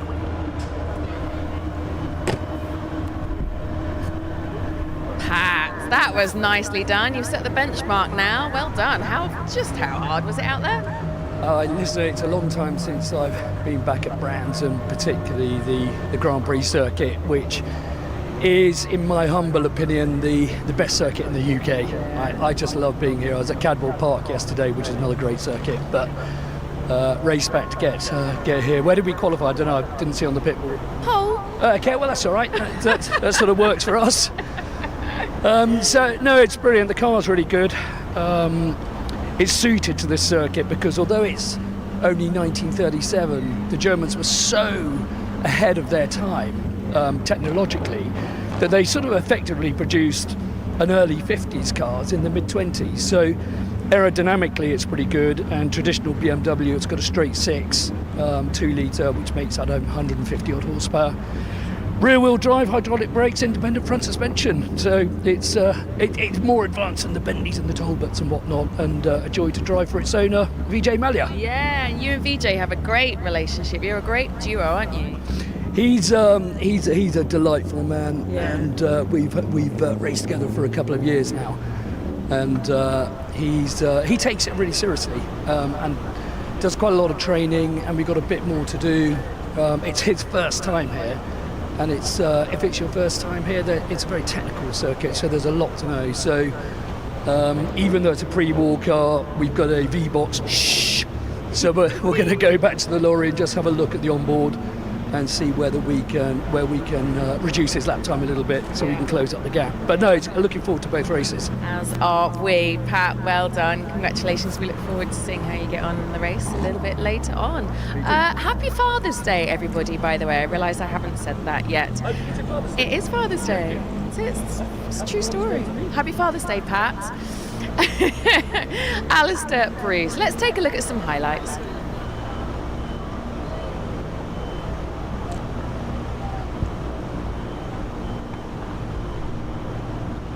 So the highlights on our live stream now of that session, where we started off with Bentleys to the fore and at the top of the screen, but very quickly after that it was Richard Bradley in the car to take the early pole position. But then right towards the end of the session, this car, although with a different driver, this was Vijay Mallya, the owner, in the 135 BMW in the early part of the session, but once it was taken over by Patrick Blakeney-Edwards, PBE on his helmet, as you can see on the live stream there, that's telling us that that's Patrick. Well, let's just head off for an ad break and come back, and we've got a lot more in store. Now is the time that we take a closer look at one of our key partners this weekend. This is Matt King. Hello, sir, from Silver Tiger Logistics. And you are going to tell us a little bit more about what you do. So the long and short is we will move your vehicle from anywhere to anywhere. Big speciality for us is obviously motorsports. We move a lot of cars to a lot of different race events everywhere. Obviously a lot of work with MRL, one of our favourite partners. And we will bring your car to the paddock, have everything ready for you when you arrive. You roll up, you race your car, you stack it back up in your garage and you go home, and we handle everything in between. And I assume this isn't just historics, this is across the board, right? No, not just historics. We'll move modern. We also do cars just for individuals that want to move anything they own. So we do a lot of concourse stuff. We do people that just want to move their vehicles around to enjoy them in a different country, in a different place, go on holiday with them. Anything you can think of. If you want to move your car, we'll move it. This display here, I mean, this is rather nice, but this in particular, this is the skid deck. So this is one of our single-decker transporters. We also do them in double-deck, which is a little bit more interesting to see because we can stack two cars in the same vertical space as every other transporter will stack in one. And we basically use these to protect your car when we're traveling with it. So it's got extendable legs, it's got bits that fold out, and as you can see by the jaunty angle we've got the car on today, basically it will secure your car to anything. So when these go in the aeroplane, then when we do a lot of air freight, they go in the aeroplane, the plane can drop because of turbulence, the car's not going anywhere, it can slow down, it can land, it can take off, the car is just not going to move. And with all the protections on the edge of the pallet, you know that anything else, any other pallets on the plane are not going to touch it anywhere. So I have just been distracted because I know that you've got an offer, haven't you, for Sherrard? Tell us a little bit more about this. yeah, so special offer that we're doing just for our MRL guests that are planning on heading over to Sherrard later in the season. Super duper looking event. We're really looking forward to doing down in Clermont-Ferrand. Gorgeous part of the world, one of the most beautiful racetracks, absolutely gorgeous in the background when you're racing there. So of course we had to be there. So 1,700 round trip for your car. 850 gets you a freight slot, which is about the equivalent of about half a car. So you've got all the space for all your wheels, all your parts. We come and collect it from your door, so we'll get it from your workshop wherever you are. It'll be in the box waiting for you when you get to the circuit, and straight back home again when you're done. So make the magic happen. We just teleport the car for you. I mean, that doesn't sound like a bad deal to me. How important is this partnership then with MRL? I mean, it's super important. Basically, this whole industry, this whole world of motorsports runs on, everyone knows each other. It's a very small world. And obviously, MRL's got such a great history, such a long history in racing. And we love what they do. We love the way they operate. It's a very similar feeling to how we operate in terms of the kind of overall vibe. I know it sounds strange to talk about working on vibes, but we love working with Sean, we love working with all the guys at MRL, and I think we're all very much in sync on the same page, so it's nice to work in an operation where everything just works. And finally, if people do want to find out a little bit more about Silver Tiger Logistics, where should we point them to? So you can have a look at the website, silvertigerlogistics.com. Or if it's for anything MRL related, you can drop us an email, mrl@silvertigerlogistics.com, and you will find us and we will be in touch. Lovely jubbly. Thanks. Thank you.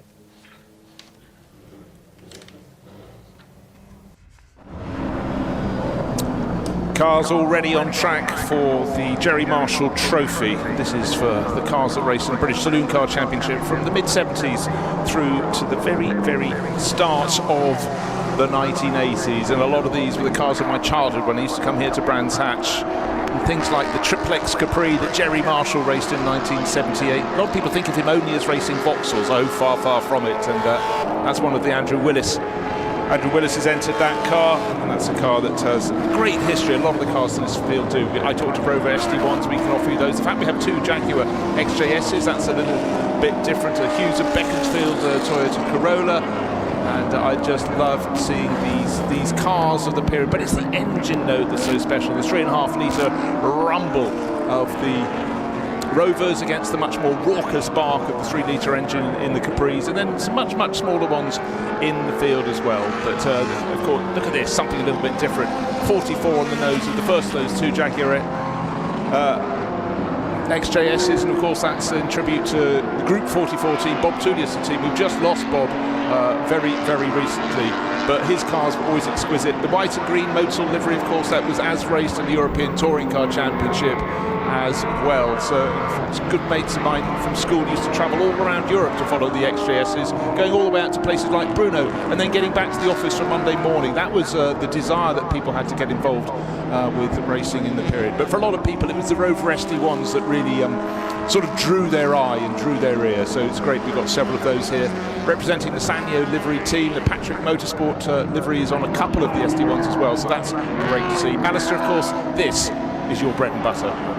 Yes, I suppose I grew up around race circuits with these types of cars racing, and a little bit earlier than this as well. Back to the mid-70s was when I was old enough to hitch off down into Europe and watch some European touring car races, and then of course the UK scene was very vibrant through this period, particularly with companies like Tom Walkinshaw Racing, TWR, who prepared these well, not all of them, but the Rovers, and they were also involved with the Jaguar XJSs.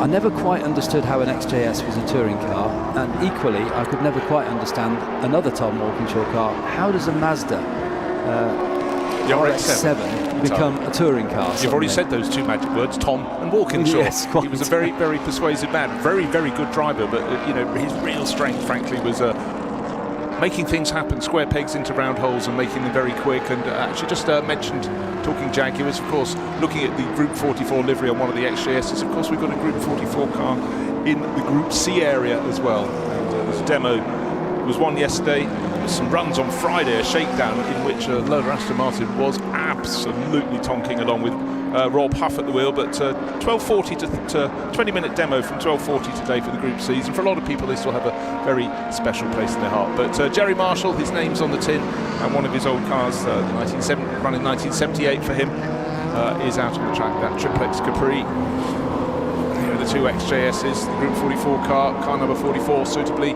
That at the moment is sitting third on the time charts, Guy Connew at the wheel, and tucked in behind the other V12 XJS, right in its slipstream, working its way around the track.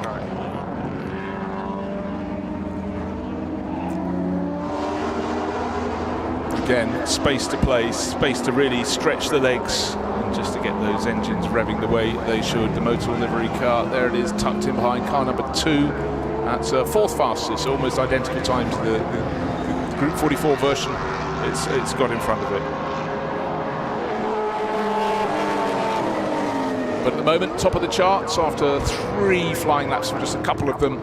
It's Whittaker's first and second. Car number 6, it's Mike Whittaker, that's father in a Rover SD1, that's the Patrick Motorsport car, and 19, son Michael Whittaker. Between them 8/10 of a second. And the Sanyo livery car is son Michael. So father and son running around line astern, setting the pace. Of course, Mike Whittaker races a huge array of cars across the years. Most famously, to me, has been the TVR. He's been racing for a very long time. That Griffith just makes it fly. He crossed the line first in the race yesterday. Didn't get on the podium because he was an invitation entry. But yeah, Mike Whittaker out in that. He was also out in another car earlier in the day yesterday. He's out in 2 cars today. At Donington in the Jerry Marshall Trophy Series, the Motor Racing Legends Donington Historic Trophy, it was son Michael who took the win in the Sanyo Rover, and Mike who was second just behind him. So they topped the finishing results of that race just a few months ago in May. And as you've already said, it's the other way around, but they're topping the timesheets in the qualifying session for this weekend, with the 2 Jaguars, rather fittingly, 2 Rovers and 2 Jaguars in the first 4 places. And then it's the 96 Ford Capri of Neil Merry, who is next up in 5th place. And then Skid Scarborough, Graham Scarborough, always known as Skid. I think I asked him once, or I asked somebody, why is he called Skid? Well, it's more memorable than Graham, isn't it? That's probably true, because we all remember Skid Scarborough. And he's racing the car that he raced in Period all those years ago, the bright yellow Capri. He's actually entered as Graham Scarborough, but always known as Skid, in the Capri number 24. He's 6th quickest in the, I think the car did go out of his ownership for a long time, but he managed to source it and get it back, and now races it. Just wondering why the second fastest car has just crossed over, which is Michael Whittaker, the Sanyo liveried Rover. His last lap suddenly dropped his pace by a mere 10 or 11 seconds. I don't know if he had a moment. He came past us going at a decent lick. He should be up. Yeah, no, he's looking all right. He's up at Druids, but I don't know if he just backed it off. I know tyres get a bit hot. Actually, up at Druids, there he goes, the Sanyo livery Rover. That's second fastest at the moment. Still 2 seconds clear of the best of the rest. Now, I've seen that fabulous dark blue and yellowy gold livery of Sunoco on many things, never on an Escort before. I tend to think of all sorts of ephemera in the States, normally with Mark Donoghue at the wheel for Roger Penske, because it was Penske's team that ran that livery, but never on an Escort. And our very own David Hobbs in the Penske car with Mark Donoghue as well. The famous, what was it called, the tank tape special, after they were hit by a Porsche at Daytona, and the car was all stuck together with tank tape, or duct tape as it's often known. Yeah, it makes any car look sharp, that dark blue and yellow livery. Yes, I think that car was out at Donington earlier this season. I remember seeing it and thinking how nice it looked in the Sunoco livery. Still the Whittakers at the top. As you say, Michael, the number 19 Sanyo Rover, slowed right down. he's still out there. He hasn't come into the pit lane, so maybe he was just looking for a bit of space. He was certainly in a lot of traffic, wasn't he? Well, he was after he backed off, because his father's just coming across the line now, and he had been on his tail 2 laps ago, so Mike's gone through, improves it further. He suddenly put another second on the march, but Michael has fallen back into behind the 2 Jaguar XGSs. There they come, down into the compression at Clearways, up the slight rise to Clark Curve, and they're still sitting. Conyu in number 44, he's third. He does improve, and also an improvement from number 2, which is Simon Lewis. But no, the Sanyo Rover is coming into the pit, so I did think I sensed a problem after he did a much slower lap. He's still sitting in second place, Michael Whittaker, but there may be something. He maybe just looked at his dials as he's coming past the pits, went, oh, hold on, that's sitting a little bit high. But he's pulled into the pits. Don't know if there's a problem, but I think he'd be out there if there wasn't somehow. Another car sitting in the pit lane. Looks like it's one of the Fiestas with the bonnet up. We're still waiting for a time from number 61, which is a pair of Colbans, Ben and Richard, son and father. One of their little Fiestas. But that's one of the ones that's in the pit lane. Also, the other Fiesta in the pit lane, which is the Phil Bullen Brown car, that has done some laps. It's 8th quickest. But you're quite right. I've been looking out for the Colbans coming through, but they're still in the pit lane. And I love the fact that whenever I think of Toyota's really competing in the British Saloon Car Championship, you just automatically go Hughes and Beaconsfield. They entered them for so long, Corollas, Celicas, and Win Percy, but was one of their main drivers. And Martin Brundle as well. And well, indeed. Yes. I think Alex Brundle has got I don't think it's the original car, but he's rebuilt a Toyota Corolla in the same colours and style as his father. And he's also got the old BMW County Challenge car. I remember watching those races where you competed for your county, but Norfolk was always very well represented by Martin in that, and that is now back on the into the historic racing scene. So many Alfa Romeos in this race, and certainly not some of the earlier ones. This is car number 76, which is rather older than some of the rivals. It's a 1974 car, which pretty much makes it the oldest car in the field. And that's David Irwin. It's a 2000 GTV.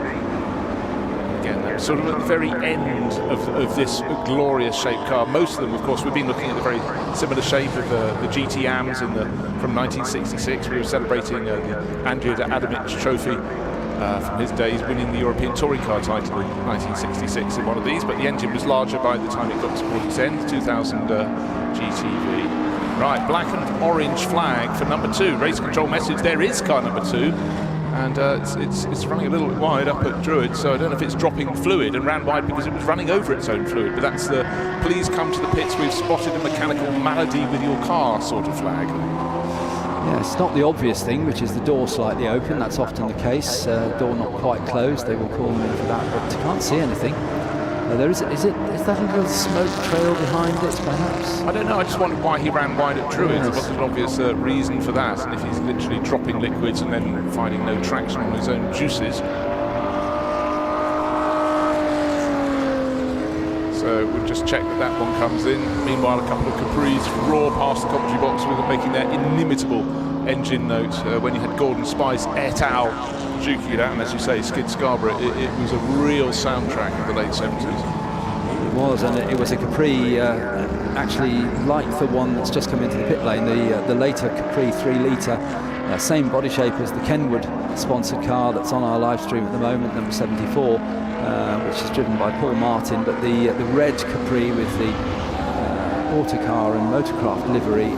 There was one racing yesterday which was the original Gordon Spice car, but the one that's today in the same livery I think is a recreation of that, but with a different livery on it. Gordon Spice won the very last Spa 24 Hours taking place on the long 8.5-mile circuit with the Martin brothers in a car sponsored by one of the Belgian cigarette brands.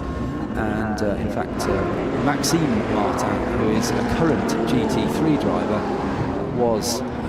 is the son of one of the Martin brothers, and they were with Gordon Spice winners of the last real Spa 24 Hours. I know you're going to tell me off for that because you're there next weekend, but on that long circuit it was a mega race. I mean, in our heart of hearts, we'd love it to go on the full circuit, which goes over into the neighbouring valley instead of turning right when you reach the top of the hill. At the end of the Kemble Straight, you go into the next valley, you curve to the left, then you arc to the right, past Mount Whitney, past Stavolo, round a gently banked corner, then back up through the woods. But clearly we cannot race there any longer. No. But as it is, the current Grand Prix circuit at Spa-Francorchamps is still something very, very special. 70 cars entered for next weekend. No homework at all there. That only makes it about 230 drivers, because some will have a 4-car driver lineup, a 4-driver car lineup. But anyhow, it's a race that's moved on. It's not saloon cars, it's been GT cars for a long time, all in one class, which makes it very different from how it was across the decades when you had multiple classes of cars. But in fact, looking at this is very easy to understand. We've got 5 classes here, but the main 4 classes are all according to engine capacity. Over 4 litres, you're in Class A. Class B, 2.5 litres to 4 litres. Class C, 1,600 to 2.5 litres. And Class D, the tiddlers, up to 1,600 cc. And there's a will hire class for those that were production cars. We've got 3 Alfa Romeos that fit that bracket that would have been entitled to race in the will hire 24 hours. A 24-hour race pioneered by Roger Williams, always at the Snetterton circuit. I think one year there was a celebration that had 25 hours there. They did, that's right. As I recall, yes. You've had enough pain, they're going to put another hour on you, pounding around the circuit. But yeah, and that was a race open also to production class cars, not just the cars that raced in the overall championship, in the British Saloon Championship. Because of course, we would have had parallel championships or concurrent championships, the saloon cars and then the less specific high-spec cars running in their own production series.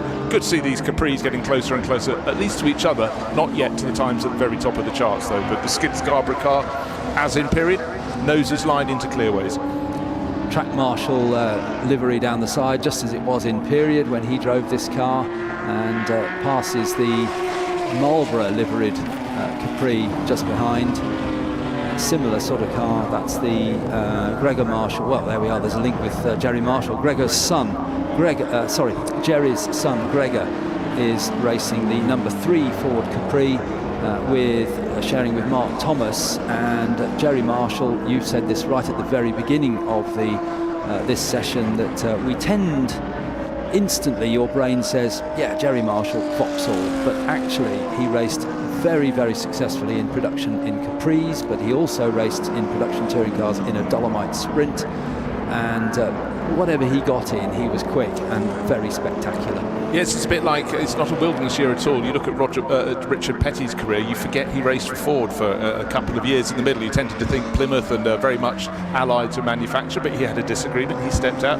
What did he do? Well, he carried on winning. Right, we have had a change on the charts, not for the number 2 Jaguar XJS, because that's sitting in the pits, having had to acknowledge a black and orange circled flag, but up into 3rd place goes Guy Connew, and he's in the Group 44 livery car. He's improved his time, but unfortunately still needs to find another 1.6 seconds so he can get up into the top 2. But I think he's done all he can, because certainly the pace here is being set by those 2 Rover SD1s of Mike Whitaker, that's car number 6, and number 19, son Michael, on board that one. And some quite acrimonious touring car championships in the period when the Rovers were running. Certainly, I think it was one year, you'll remember exactly which year, I'm sure, and I'm about to get told by Ian, who is our touring car expert. 1984, was that the year that the championship was awarded in about January 1985, wasn't it, when they'd been to court? Yes, you learned not to write it down in ink. Pencil had to do until the following spring, and I think it was the fitment of something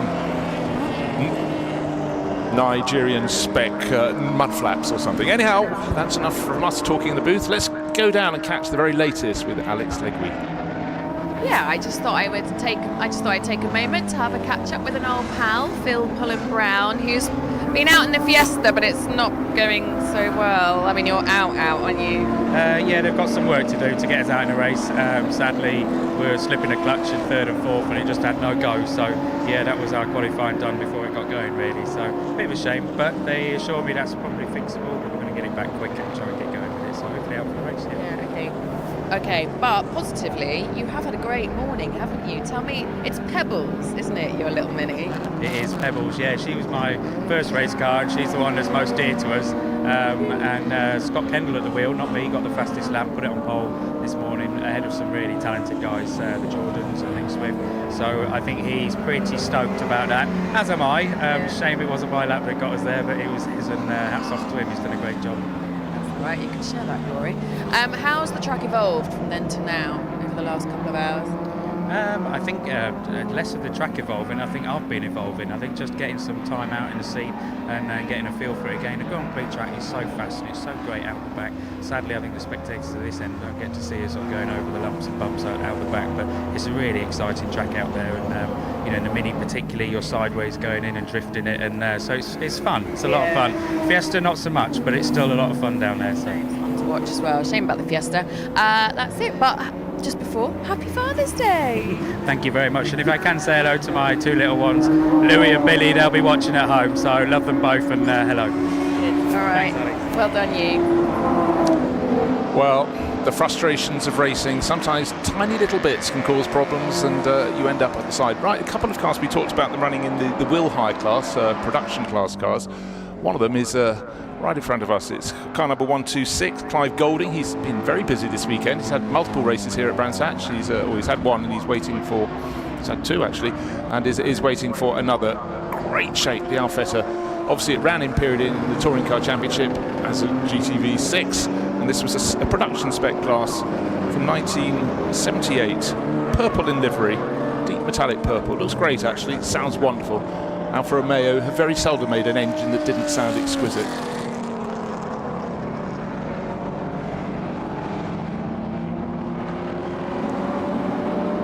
And in fact, the other Alfetta GTV6, oh dear, the car, the XJS that had problems has got further problems. Fourth fastest, it had to come in because it had a black and orange circled warning flag. And I'm just beginning to wonder if it's still dropping something that's caused that spin. It's at the foot of Paddock Hill Bend, and he's trickled back onto the circuit. I think might be with not many minutes left on the clock, 4 minutes. Can he wind it up to speed? Did he go off on the car's juices? I don't know. But sorry, just going back to the point about the Will High class cars. These are the production cars that would have run in the Will High 24 hours. The other Alfetta GTV, the GTV 6, that's one with a larger engine, an extra litre over Clive Golding's car. David Margali's and Jake Margali's, they are 5th overall, so they're right in the mix at the front end of the field, but it's still nobody close to Mike Whitaker at number 6. Rover, top of the charts, Patrick Motorsport livery. There's the Sunoco Escort doing its stuff out on the circuit. That's car number 32, and at the moment that is outside the top 10 in 14th place overall, but giving away an awful lot of horsepower and age, indeed, because that's his car from 1974, so definitely one of the older cars in this field. But great to have the variety here on the track at Brands Hatch, and again, that engine working rather hard there.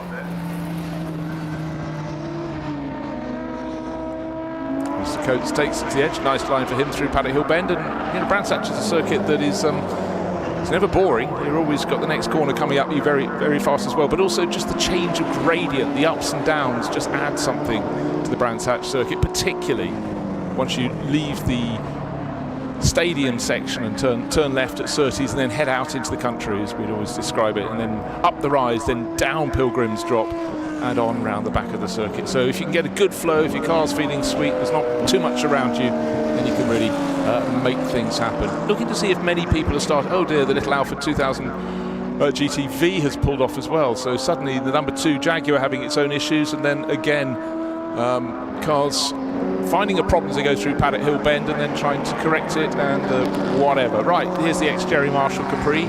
At the moment, Andrew Willis has got that. He's down in 10th position. He's got to find a second or so, but again, this is remarkably untouched across the years. Great to have that here. Something different, something historic. And there's the proud British Racing Drivers Club badge on the door that Jerry Marshall would have had in period.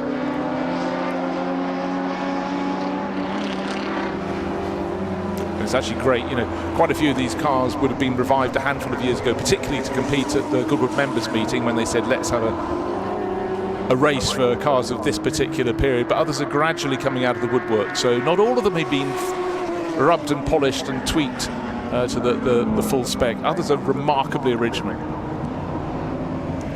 Okay, Scarborough starting to pick up the pace in the world of Caprice. He's now 5th fastest. Who else is making moves? car number 40, the Toyota Corolla, that fabulous little car from 1982, the 1600 GT. Matt Green and David Green, they've been improving their times. They're up to 8th place overall, but that mark set by Mike Whitaker, 1 minute 46.3 seconds. That puts him 1 3/4 seconds clear of the rest. Here is number 24 Capri of Graham Skid Scarborough. Again, just doing what he did in period. That car really stood out in period. No one else had the sort of, I don't know what colour, it's yellowy orange, almost banana split shade, but it stood out in period. It's lovely, Alice. It still have the original sponsorship on that as well, as you say, Track Marshal. Yes, and as I understand it, it's the original car which Graham managed to source wherever it had ended up, and brought it back to the track a few years ago. Good to see. And the Margulies car of number 99 is in 4th place. That's on our screens at the moment, and that I think will be Jake. If that's the time, if the time has just been set, Jake is the quicker of the two. Yeah, well, he keeps on improving his time. He was 5th the last time I looked. This isn't a production class car. ICS, Industrial Cleaning Services. That was Pete Hall's company. His son Stewie continues to race, and that stood the test of time. White and blue, and of course Andy Rouse raced those a lot in British Touring Car Championships. This was the sub-level. This was, but listen, tyre squeal. Italian engine, it's not a bad thing to have on a Sunday. Yes, these cars, production cars, have to run on treaded tyres, as does the Jaguar number 2 running. That's a Group 1 car, so different tyre regulations amongst the different classes of cars. The Group 2 cars ran on slicks, the quicker cars that we saw some of yesterday in the touring car race. Quite twitchy on the treaded tyres, actually. We were seeing there from Jake McGarley's at Stirling, getting over the curbing. You need on a quick lap to get on the curbing, but not too much. How much is too much? Well, therein lies the question. There's another Alpha right in front of him, isn't there now? He's just caught up, so 2 Alphas coming across. And that was good from the driver at 1:26. That's Clive Golding. He spotted the quicker rival car coming through, but Magali car is a 3-litre car, different engine, far more performance, so he just said, I'm not going to obstruct you. The checker flag is about to greet us. Any late moves? Yes, indeed. That lap from Jake McGarley's, he was 5th, he was 4th, he's now 3rd, so he was pressing on, and very well done from Clive Golding to keep out of his way. This car number 99, doing very, very good job. Again, in a qualifying session, 25 minutes of running, 2 drivers in some of the cars. You have to chop and change and lose a bit of time with the driver change in the pits, but that seemed to work very well for them. What I like is the fact the improvements came the whole way down the field. So a lot of drivers, even the little Escort with the Sunoco livery, that improved on its final lap for Alistair Coates. Didn't pitch him to the top of the order, but it shows he's learning as he goes. But it was Whitaker Mike, Whitaker Michael, and then who were 1st and 2nd in their Rovers. Between them a gap of 1.7 seconds at the end. Pretty much everybody reported back to the pit lane. Sorry, Industrial Control, as I said, ICS, it just didn't sit right with me, but I thought I'll keep going and maybe no one will notice. Industrial Control Services is the Services. ICS, yes. No cleaning was involved, it was controlling. Far better business model, I feel. So, Jerry Marshall Trophy, well, that's their qualifying out of the way, and they get their race at 3:05. Probably going to be almost peak heat on a very hot Sunday here on the 3rd day of the London Historic Trophy, run by motor racing legends at Brands Hatch, a circuit that is celebrating the 100th year of racing on this Kent oval that then stretched its legs and opened out to a Grand Prix loop. But looking back at the highlights, everybody waiting to get going in these touring cars, from touring cars, saloon cars, even production cars from the mid-70s through to the very start of the 1980s. And it was the Rovers that were setting the pace early on. Number 6, driven by Mike Whitaker, made it look easy. His son Michael ran around behind him for a while and then seemed to have a little problem and had to report into the pit lane, but no problems at all for Mike up front, taking pole by 1.7 seconds. A wonderful mix of production. Is a production Alfetta, going very nicely for Clive Golding. Doesn't have the performance of some of the other cars in the pack, but how's this? Jaguar XJS's versus Ford Capris into Paddock Hill Bend, slipping, sliding, waiting to get the power down. Up the hill to Druids they went, and the XJS's did well in the end. They were sitting 3rd and 4th, eventually ended up 4th and 5th overall. And that was a nice, neat, tidy qualifying session for the HRDC Jerry Marshall Trophy. And let's go down and catch up with the very latest from Alex Legui. Yes, Yes, I've got Mike here. Yesterday proved a rather good day for you today. This is not starting too badly either. No, yesterday was great. You know, chased by Sean Lynn in his Cobra, then Murray in the Elan, then Lucas, who's half my age, in the E-Type, and held them all off in the Griffith. So that was fantastic. And then yesterday I shared with Max Lynn. It's like a weekend of the sons. So I shared with Sean's son yesterday, and my son's chasing me for P2 today, so it's a proper Father's Day weekend, I think. Exactly. Yeah, very nice too as well. How different, I mean, it's a lot hotter today already than it was yesterday. How much is that affecting the track and you? You sort of get used to it because you're always in all these 3-layer things. Yeah. It'll be 20-30 minutes in, it'll be the race when it affects, especially when your age starts with a 6, you know, so I feel a little bit of that. The track this morning is not too bad, I guess, again, when it warms up. So it's a good question, but I think at the moment, not unlike yesterday's, and we've just done a really good time. The best time I've ever done in this. Yeah. So I mean, you were pretty comfortable. You stopped quite early. You were pretty confident. Yeah, we the Rovers weren't that competitive a few years ago. We bought a couple of them and we took them to CMS, and they're competitive now. And they've done quite a bit of work with us on suspension setups and what have you. And you know, all these cars, and especially with this heat, to your earlier question, you don't want to drone them round for 30 minutes unless you have to. Yeah. So I was, 1 point something ahead, and Sun second, so I was like, don't go bury the brakes. And we'll run these tyres this afternoon now, you see. Bit of economy. Well, there we go. All right, well done. Okay, my friends, that's a very good start to the morning. The racing starts beginning. It's the FJHRA, it's the Formula Junior. We're in the MRL Drivers Club, and there is a really nice activation in here by Spark Models. Take a look at this display cabinet. So this is 26 miniatures of some of the most iconic cars spanning 10 decades of motorsport history. We've got early machinery all the way through to more modern day endurance and touring cars. And what makes this super special, these 1.43 scale miniatures, the intricacies, the accuracy of what they've done is quite incredible. And I'll show you some more inside. Take a look at this one, for example, this F1, the wall-to-wall racing. This is Jody Scheckter era, the black and gold car number 20. This takes us back to Formula One in the 1970s, and what an era that was.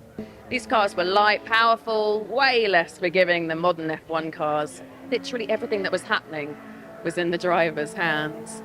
Another F1, BRM, the red and white number 4, another piece of Formula One history. This time from BRM, one of the great British teams, British Racing Motors, known for their engineering innovation. They represent a period where teams were constantly experimenting.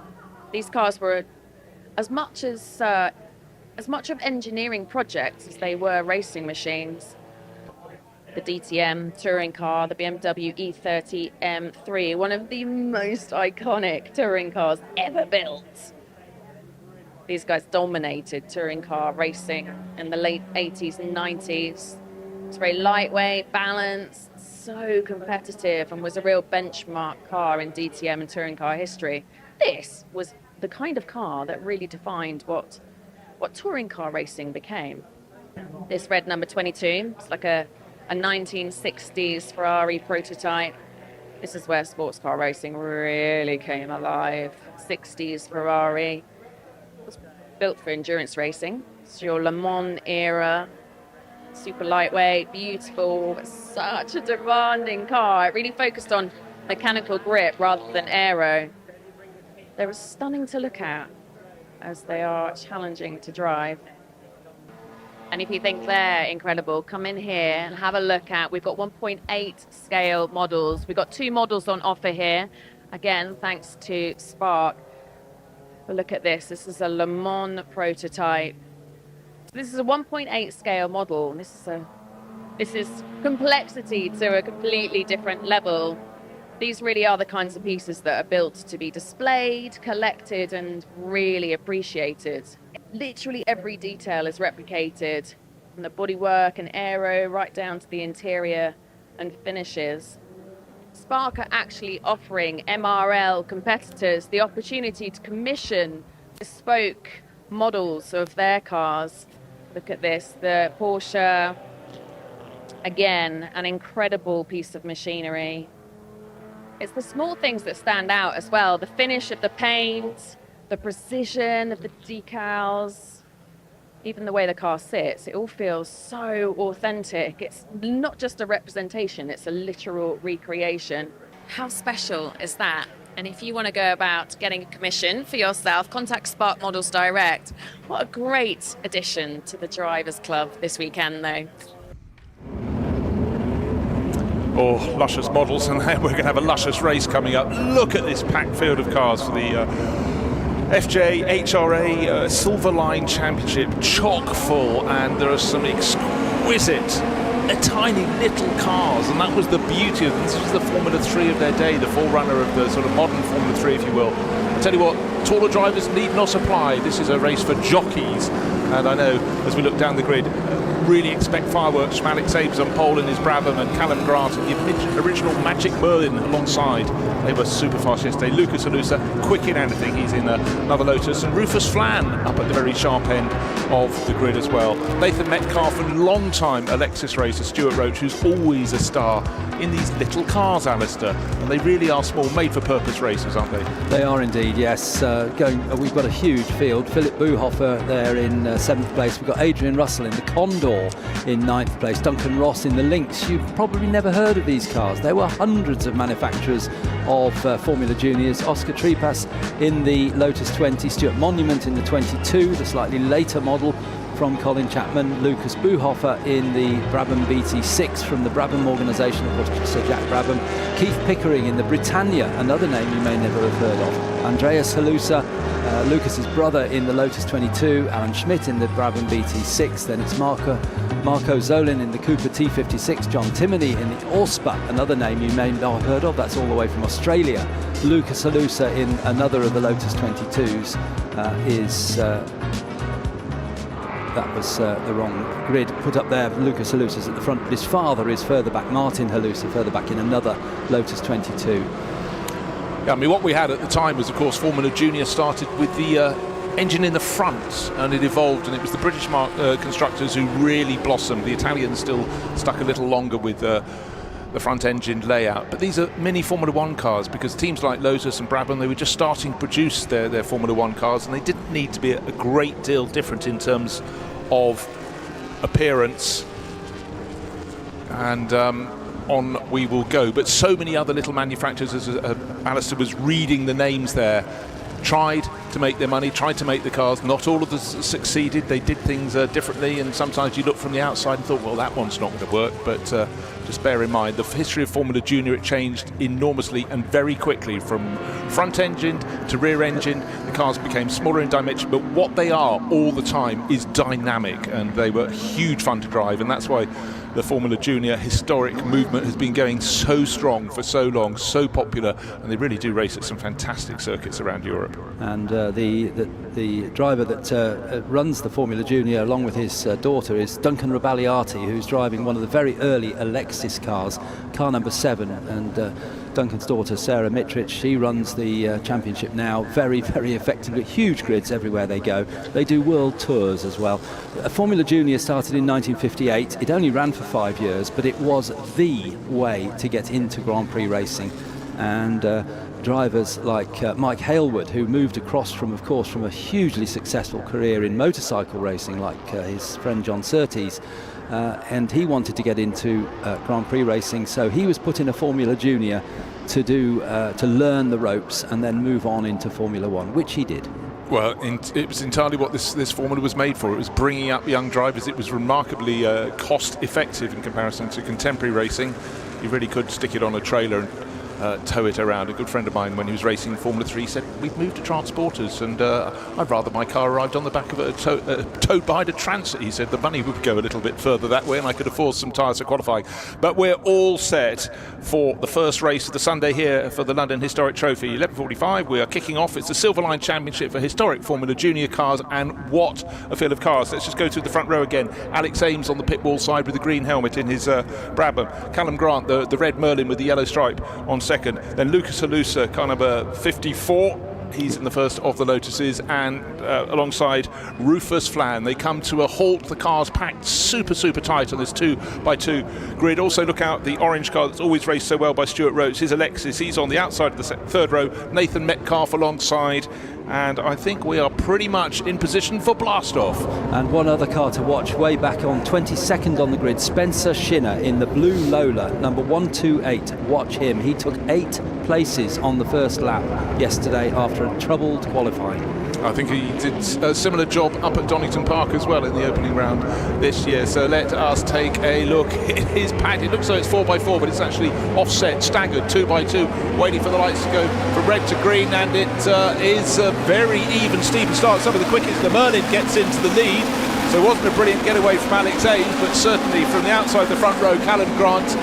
Wow, you don't normally get that much of an advantage into the first corner. He is clear. Those behind behaving very nicely. I think the overtaking manoeuvres may come on the approach to Druids. Outside of the front row into the lead, Alex Ames from pole position into second place. So he atoned for not the perfect start. Down the hill from Graham Hill Bend towards Graham Hill Bend they come, but it's tidy for the Merlin at front, about a 4-car length lead. Along Cooper Straight they go. This is very good indeed. The only person cursing at the moment will be Alex Ames for not getting off the line. Another car didn't actually get to move anywhere at all. And I think that's Gary Thomas's Keith. It's blue. Yes, it's parked to the side of the track. They're going to want to see if they can get that across. At least with it being on the Grand Prix circuit, they've got a bit of time. Driver getting out of the car. But look, our lead Joe is escaping. We expected to on the form. Oh, what a sight around the back part of the Grand Prix circuit, going from Hawthorns along to Westfield, racing and chasing. Well, that's very much the order of the day. And 54 is Halusa, just lost out to Rufus Flan, who's having a very nice run indeed in his Lotus 22, yellow with a black stripe. But you can see how the fastest drivers really, they didn't get to the front of the grid by mistake. They are the fastest drivers, they are pulling clear. But these cars, I mean, the circuit looks astonishing on this Sunday morning here for the Formula Juniors. And in the race yesterday, it was a fantastic race-long battle between the two drivers leading now, but they were a little bit close at this stage of the race. Alex Ames has lost out a little bit to Callum Grant, but it was Callum who led initially, and then a great battle with Alex closing in as they come past the timing line with yellow flags, so they can't overtake along the main straight, but right at the end of the main straight, through into third place goes Lucas Halusa, so he managed to squeeze past Rufus Flan on the run down into Paddock Hill Bend. The question now is, has he got the pace to close in on Alex Ames in second place and Callum Grant, who's leading? Lucas Halusa will be racing probably in most races over the weekend. He very quick driver is Lucas. He's up into third place. Well, we'll treat this as a warm-up for him, a very fine warm-up. Let's take a look at the start. The red and yellow Merlin simply hooked it up a little bit better. It was the change in from first to second that really cost Alex Ames. And in behind, very neat, very tidy, very close. But for our race leader, Callum Grant, he just got it right at the start. And you take those moments. You mentioned Spencer Shinner starting 22nd. He was up to 12th at the end of the opening lap. Just 10 positions gained on the opening lap today. Nice long lap here at Brands Hatch. But now looking at Lucas Halusa.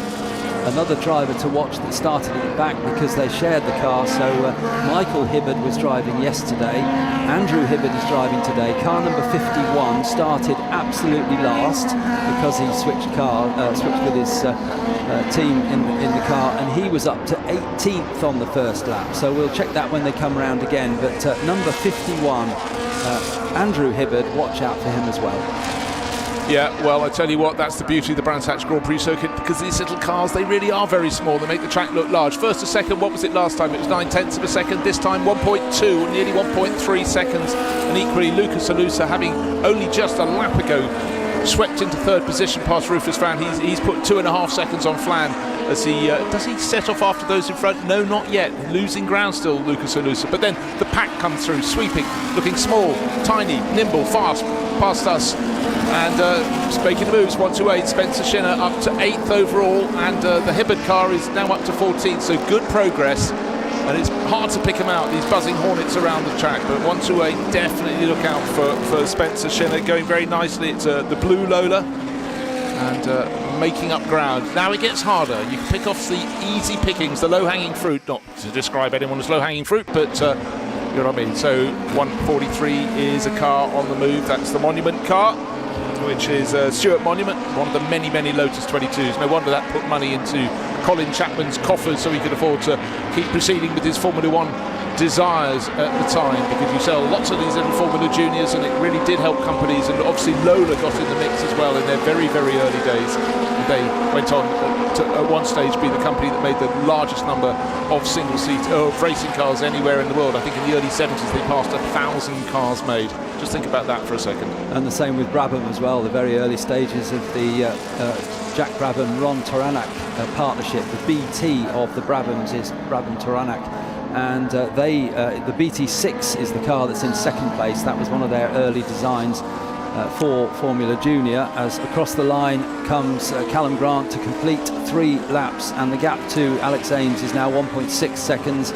So Alex was just fractionally slower than Callum Grant on that lap. Lucas Halusa comes through in third place. He did a good time. He was a little bit quicker than Alex Ames.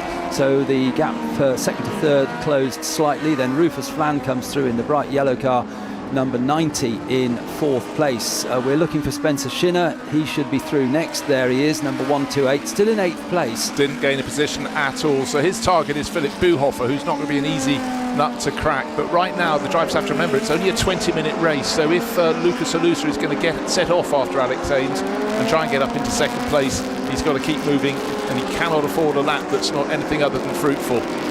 And the Hibbert car, likewise, like Shinner, he gained a position, but after the easy gains in the first 2 laps, it's getting harder.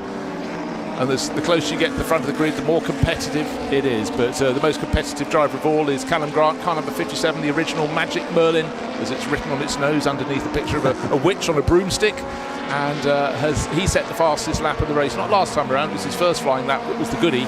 But he will continue to stretch his legs. The big question is whether Alex Ames can hang on in second place. Could he in fact start closing in on our race leader? But here comes Callum Grant, red with the yellow flight. That sort of yellow stripe, and at the end of it's a much longer looking nose, isn't it? It's a much longer proboscis on his Lotus. Is it going out over Alex Ames? I would suggest, yeah, again by another third of a second a lap, and that's all you need to keep on doing. And the leading front engine car is, as it was yesterday, Adrian Russell in 15th place overall, number 23 in the Condor. And the top 3 through to complete 4 laps. Callum Grant still leads. The fastest lap of the race has just been taken away from Callum by Alex Ames in second place. So by definition, Alex Ames was a little bit closer to Callum Grant for the lead. But that gain was only 1/100th of a second. So I think we're splitting hairs, but it's still, you get your tail up your chase. So Alex Ames, there he is with the black and yellow and green helmet, chasing hard in his Lotus, but gradually dropping Lucas Halusa. The question for me was whether Lucas could do his normal galloping after the leaders act. He's always a class act in anything. But at the moment, the answer is Grant has got the pace, surely sufficient. It's only 1.6 second margin.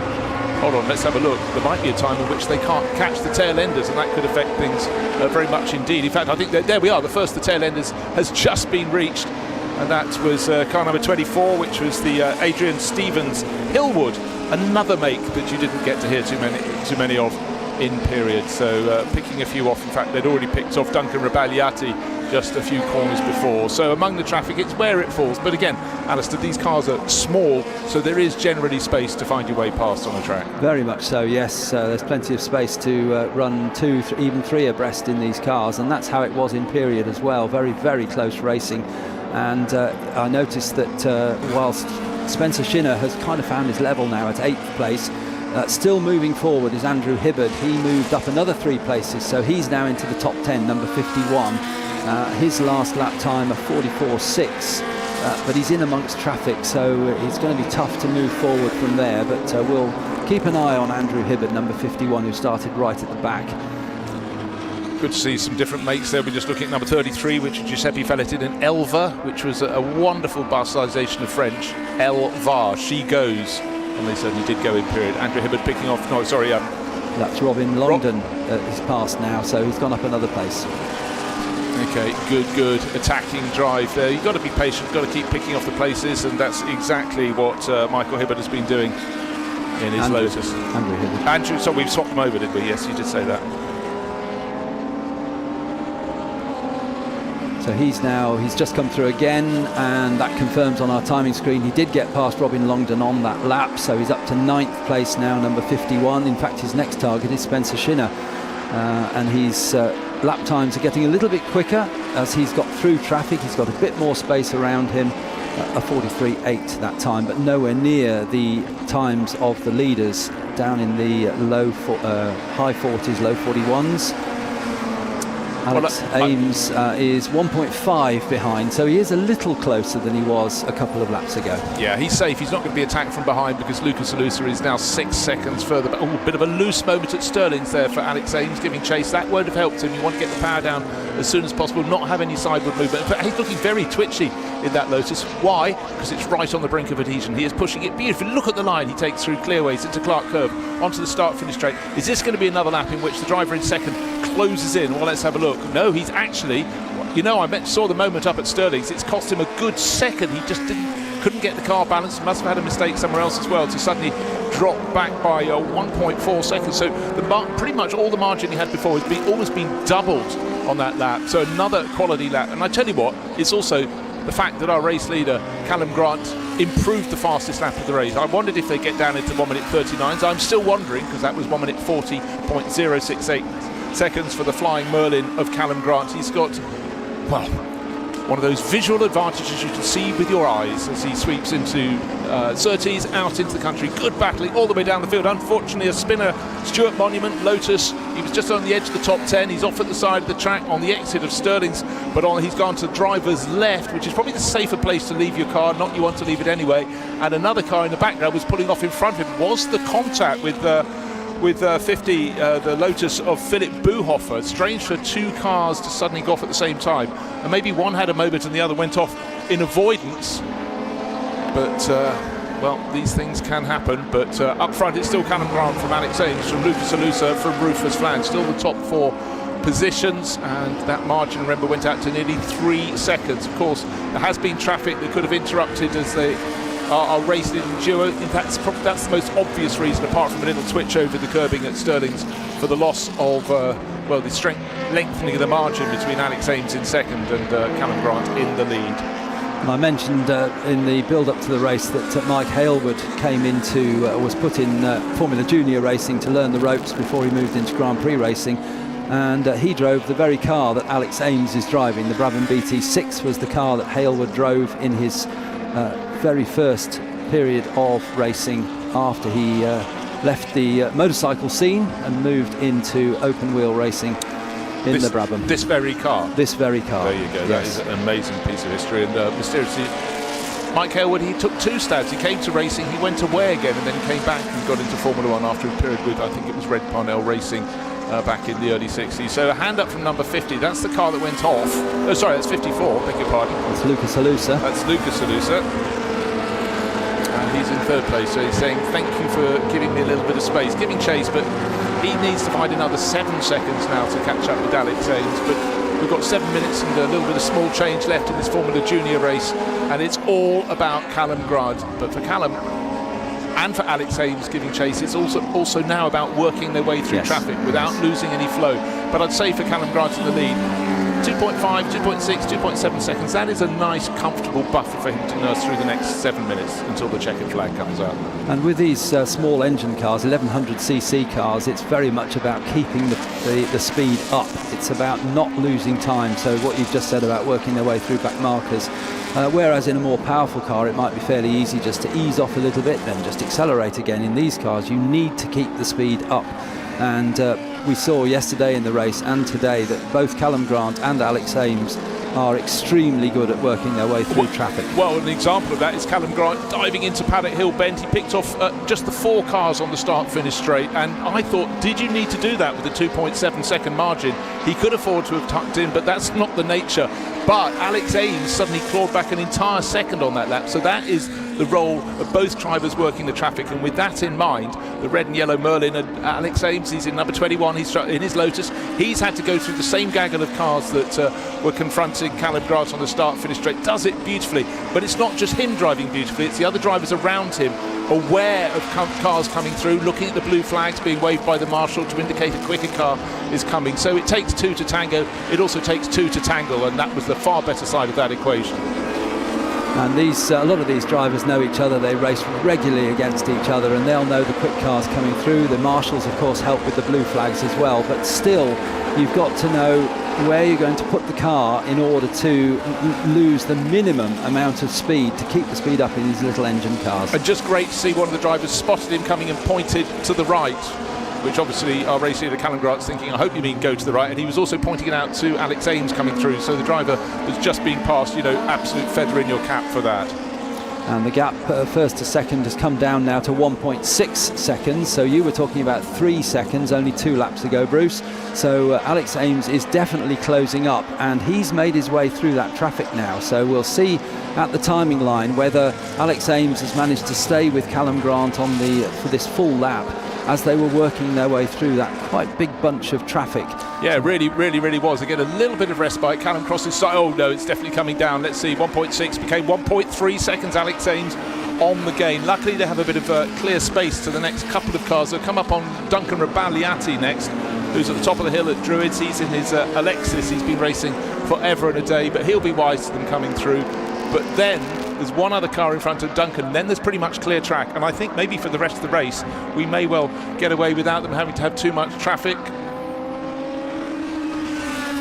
But the chase is still on, and Alex Ames still ruining that Porsche getaway. He got rolling at the start just as Callum did, but then it seemed to miss the second the change to the next gear, and then everybody else came through. He was still in second place, but the advantage was already into the hands of the red and yellow Merlin. Blue flags being waved around the circuit. There's still traffic to be passed. Here is Pilgrim's Drop, and here is Callum Grant.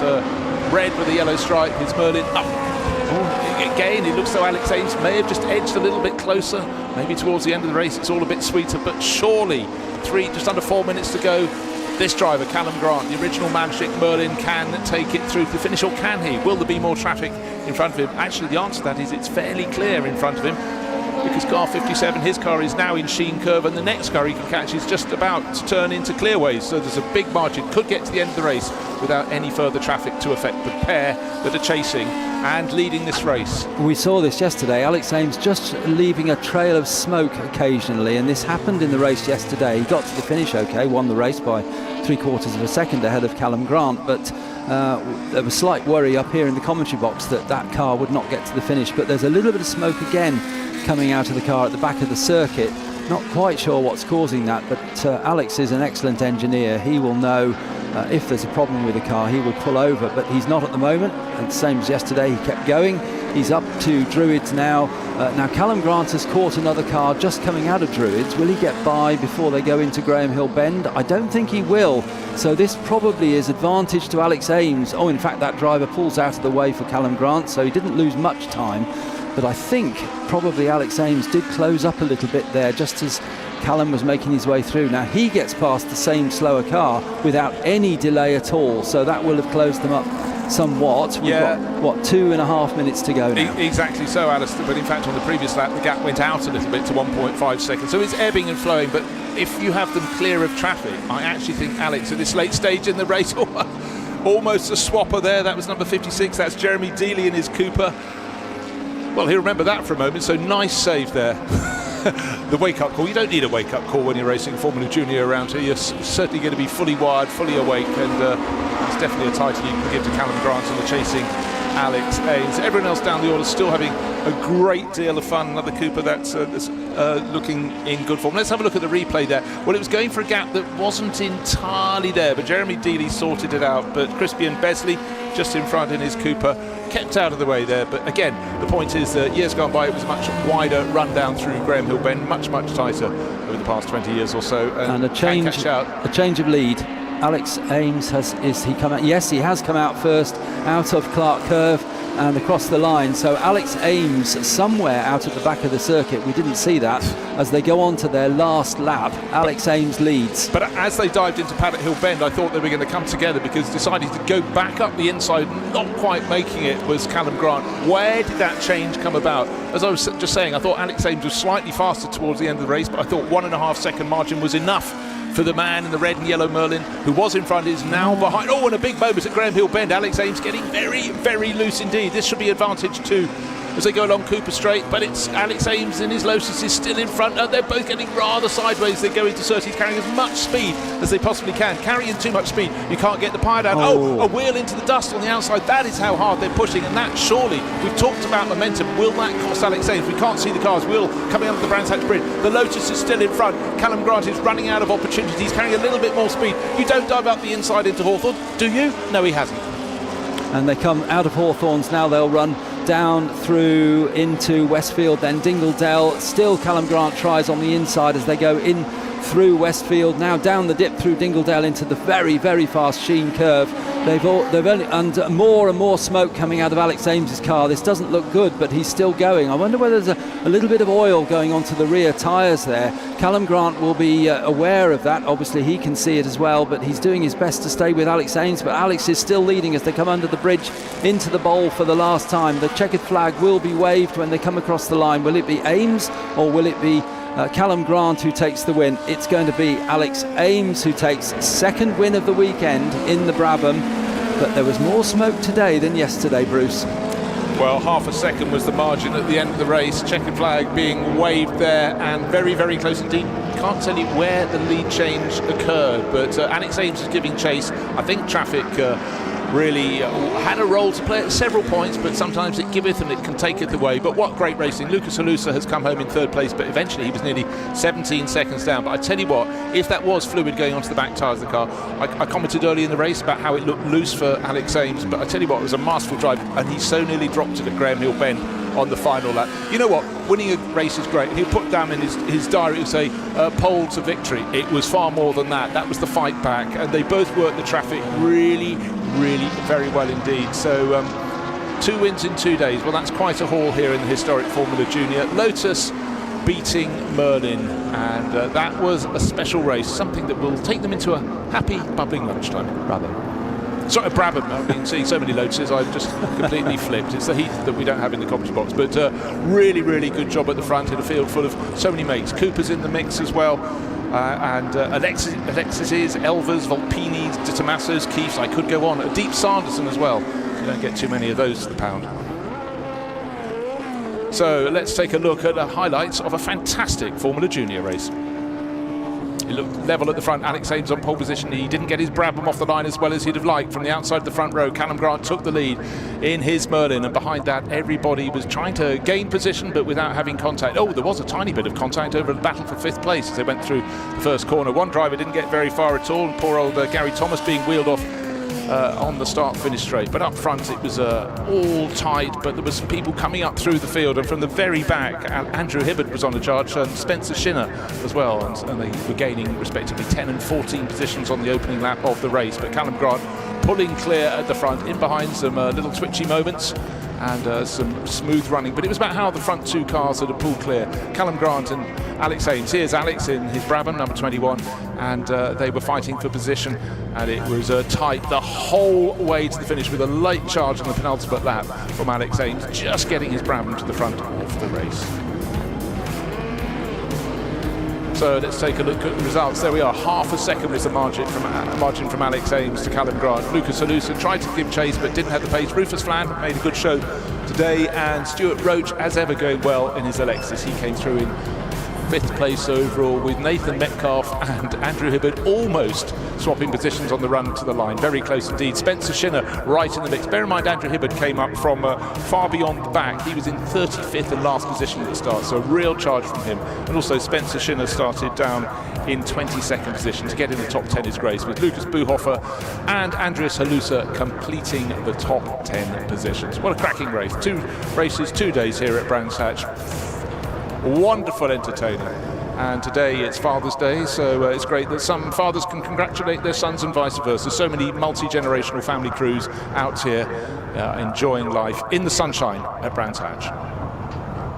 Happy Father's Day to Dad. I always think best dad in the world, so lots of cool memories, a lot of them racing, some not racing, but really nice to be spending the day racing with you and my dad at Brands Hatch in our little Mini. So lots of cool memories, and hope you have a great day. Happy Father's Day.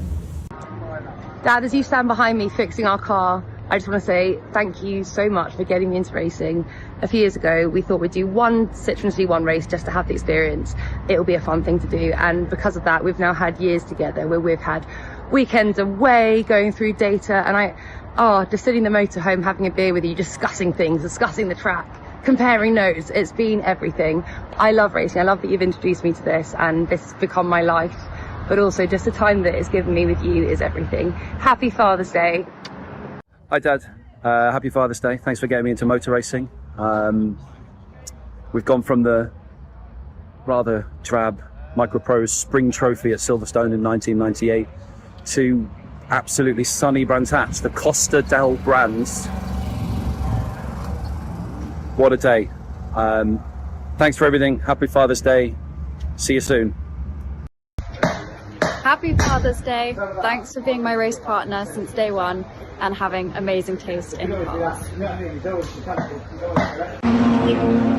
Happy Father's Day, Dad. Wouldn't want it any other way today.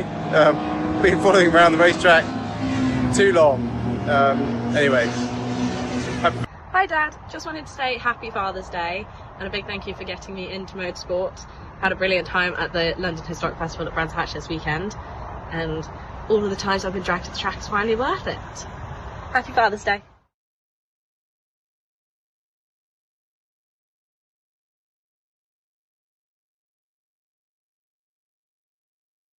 So we're looking ahead to our brilliant calendar, and two major events stand out: the Trophy d'Ouvrier and the BRDC Classic. And Rachel is here to tell us a little bit more about both. So the Trophy d'Ouvrier. So nicely. Well, I'm hoping. I was hoping you might do it for me. I'm going to say the Circuit de Charade. It sounds much better. It's going to be a great event, isn't it? What is it that makes it so special?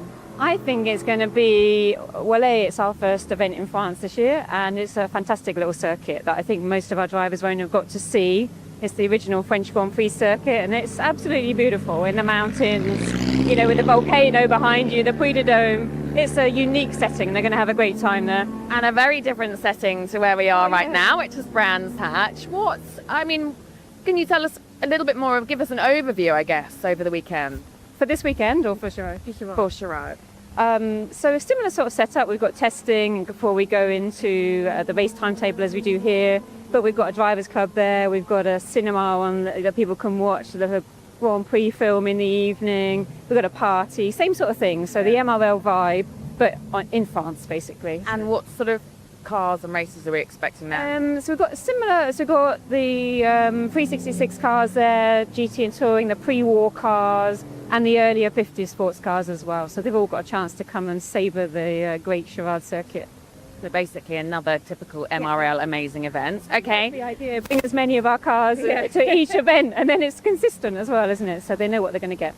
And the BRDC Classic, I mean, that's like a gift that keeps on giving. So to be part of that is amazing. Yeah, I know, and it's under a new name this year, but I still think it's going to be the most amazing event, and it's sort of like the biggest event that we do in England as well. It's just a real showcase of historic motorsport. And MRL are there with 9 grids this year, so we are literally going on maths. Anything that is eligible can race with us that weekend. Which explains, why it's such an important event for you guys to be involved in. Exactly, and it's also, we're going to have our GP icons are coming out for the first time, endurance icons, so the MRL stable is going to get bigger as well, which is, it's fantastic. Can't wait to see that. The fans are going to be so excited. And live streaming as well, don't I was going to say, so not only if you're able to make it in person, then I highly recommend, but also if you can't, then the live stream is covering it, which is a big deal for you guys, isn't it? Yeah, it is. It's great that you can see it all by sitting at home and sort of get to experience it as well. So, everything is supposed to love, doesn't it? So, 2 amazing events. I mean, if you are watching at home, brilliant, but if you can get there in person, make sure you do. Such a good atmosphere in the paddock here at Brands Hatch for the London Historic Trophy. It's me, Bruce Jones, and Alistair Douglas alongside me. One more race until we get to the 2 words that I like enormously, the lunch break. Let's take a look at what we have coming up. One more race beforehand, and it's been a really smooth morning, and we're going to be kicking off with the HRDC All Stars, which of course is qualifying. You're quite right, Alistair. I get ahead of myself so often, but all afternoon we're chock full of races. But it's been 3 days here at Brands Hatch for the London Historic Trophy, and there's a constant change of pace, constant change of different sorts of machinery, different eras across the day, across the days, and it's been an astonishing mix so far. So the next thing on track will be, quite right, the Historic Racing Drivers Club All Stars with Classic Alpha Challenge. So half the field pretty much are going to be Alfa Romeos, and then in among we can throw in a Mini Marcos, a Ginetta G4, an MGB Roadster, Austin Healey 3000, a Jaguar XK 150, Ford Mustang, Mini Coopers, Riley 1.5. We have an incredible mix. Oh, we can't forget Ernst Luthi and his Plymouth Barracuda. So a really diverse field of cars, and they're getting ready for their qualifying session. It's going to be quick fire, 15 minutes, and their race will be the penultimate race of the meeting, starting at 5:10 this afternoon. So feast your eyes on Lotus Elans. They always look great, and that's one that number 600 is going to be very much at the front of the field, and a real mixture of other cars going out to play, some of which we've seen before already today, because quite a few of the cars, Alistair, take part in numerous races across the programme. Yes, you actually said to me, I think off air a little while ago, you may have said it on air, was that Mike Whittaker, you always remember him, it was on air, wasn't it? We were talking about the Rover that he was driving, and you said, yeah, always link Mike Whittaker with the big 4.7 litre TVR Griffith. And I said, yes, he had a win in that yesterday. He's out in it in this race as well. So you are going to see Mike Whittaker in his TVR Griffith. And he will likely be very much one of the front runners in the number 46 car, TVR Griffith. I think it's printed in the programme as Griffiths. Yes, it is Griffiths. It's just one of them, though. There's only the one of them, and it doesn't have an S on it. It's a Griffith. And that's the 4.7 litre V8 Ford-engined model of the TVR. Which if you link 4.7 litre V8 Ford engine with a body that weighs just about as much as your empty wallet, it goes very well indeed, and Mike drives it exceptionally well. Even in damp conditions, Mike can make that car dance. Yeah, really this was a move that was instigated by the American TVR importer, because initially they were running with sort of 1500, 1600 cc engines. They went large, and that very much became a feature of them ever since. I've got something with a TVR badge on the front and 5 litres in the back, in the nose, just in behind the badge, but that's not going at the moment. It's sitting, but it was all about big engines and great fun. But these Griffiths, they're as short as they are wide, and it certainly makes the handling very, very twitchy. With all that poke up front as well, it takes quite a driver to conquer them, and Mike Whittaker really does seem to have a handle on them. And we've got Mike Jordan out now. Is he driving, or is Bradley? No, Bradley's out in this race. So number 771, which is the Mini that was qualified in the previous Historic Racing Drivers Club race we saw out earlier, qualifying, shared by Mike and his son Andrew. Well, Mike's other son Bradley is racing the car in qualifying at the moment in this race, which is 771. Bradley Jordan, new to motor racing. Andrew, of course, has been racing for many years, British touring car champion 13 years ago. But Bradley, fairly new to racing. I think he started either last season or last season it was. So he's just making his way. Good to see the second level of the Jordan dynasty out racing. So I don't think all the cars have got their transponders working. I've seen the number 600 John Tordoff Lotus Elan go past, but not arrived on the timing screens as yet. Early in the session, but it really is an incredible mixture of cars. Mixture of cars you wouldn't often get put together, but it makes it all the more exciting. And at the moment, that Alfetta 2000 GTV is getting very close to the tail of Mike Whittaker. So I'm suggesting that Mike is maybe backing off a little bit there. And that's the. Is that the David Alexander car that's behind? No, it's in blue. So, it's Gavin Watson. Oh, it's Gavin Watson. Yeah, of course. Well, he went really well the other day. So, in fact, sorry, I just realised the spec of that car. Yeah. It's a GT AM, a GT AM, Julia. So that will be going very nicely indeed. But he's actually pulled ahead on the. No, he hasn't. He's in behind Mike Whittaker. There's Mike Whittaker into compression at Dingledale up to Sheen Curve. Cars spacing out a bit, which is actually how you need to have them when you're going out to do your qualifying. Far more standard Alfetta GTV car number 126, Clive Golding just up in front.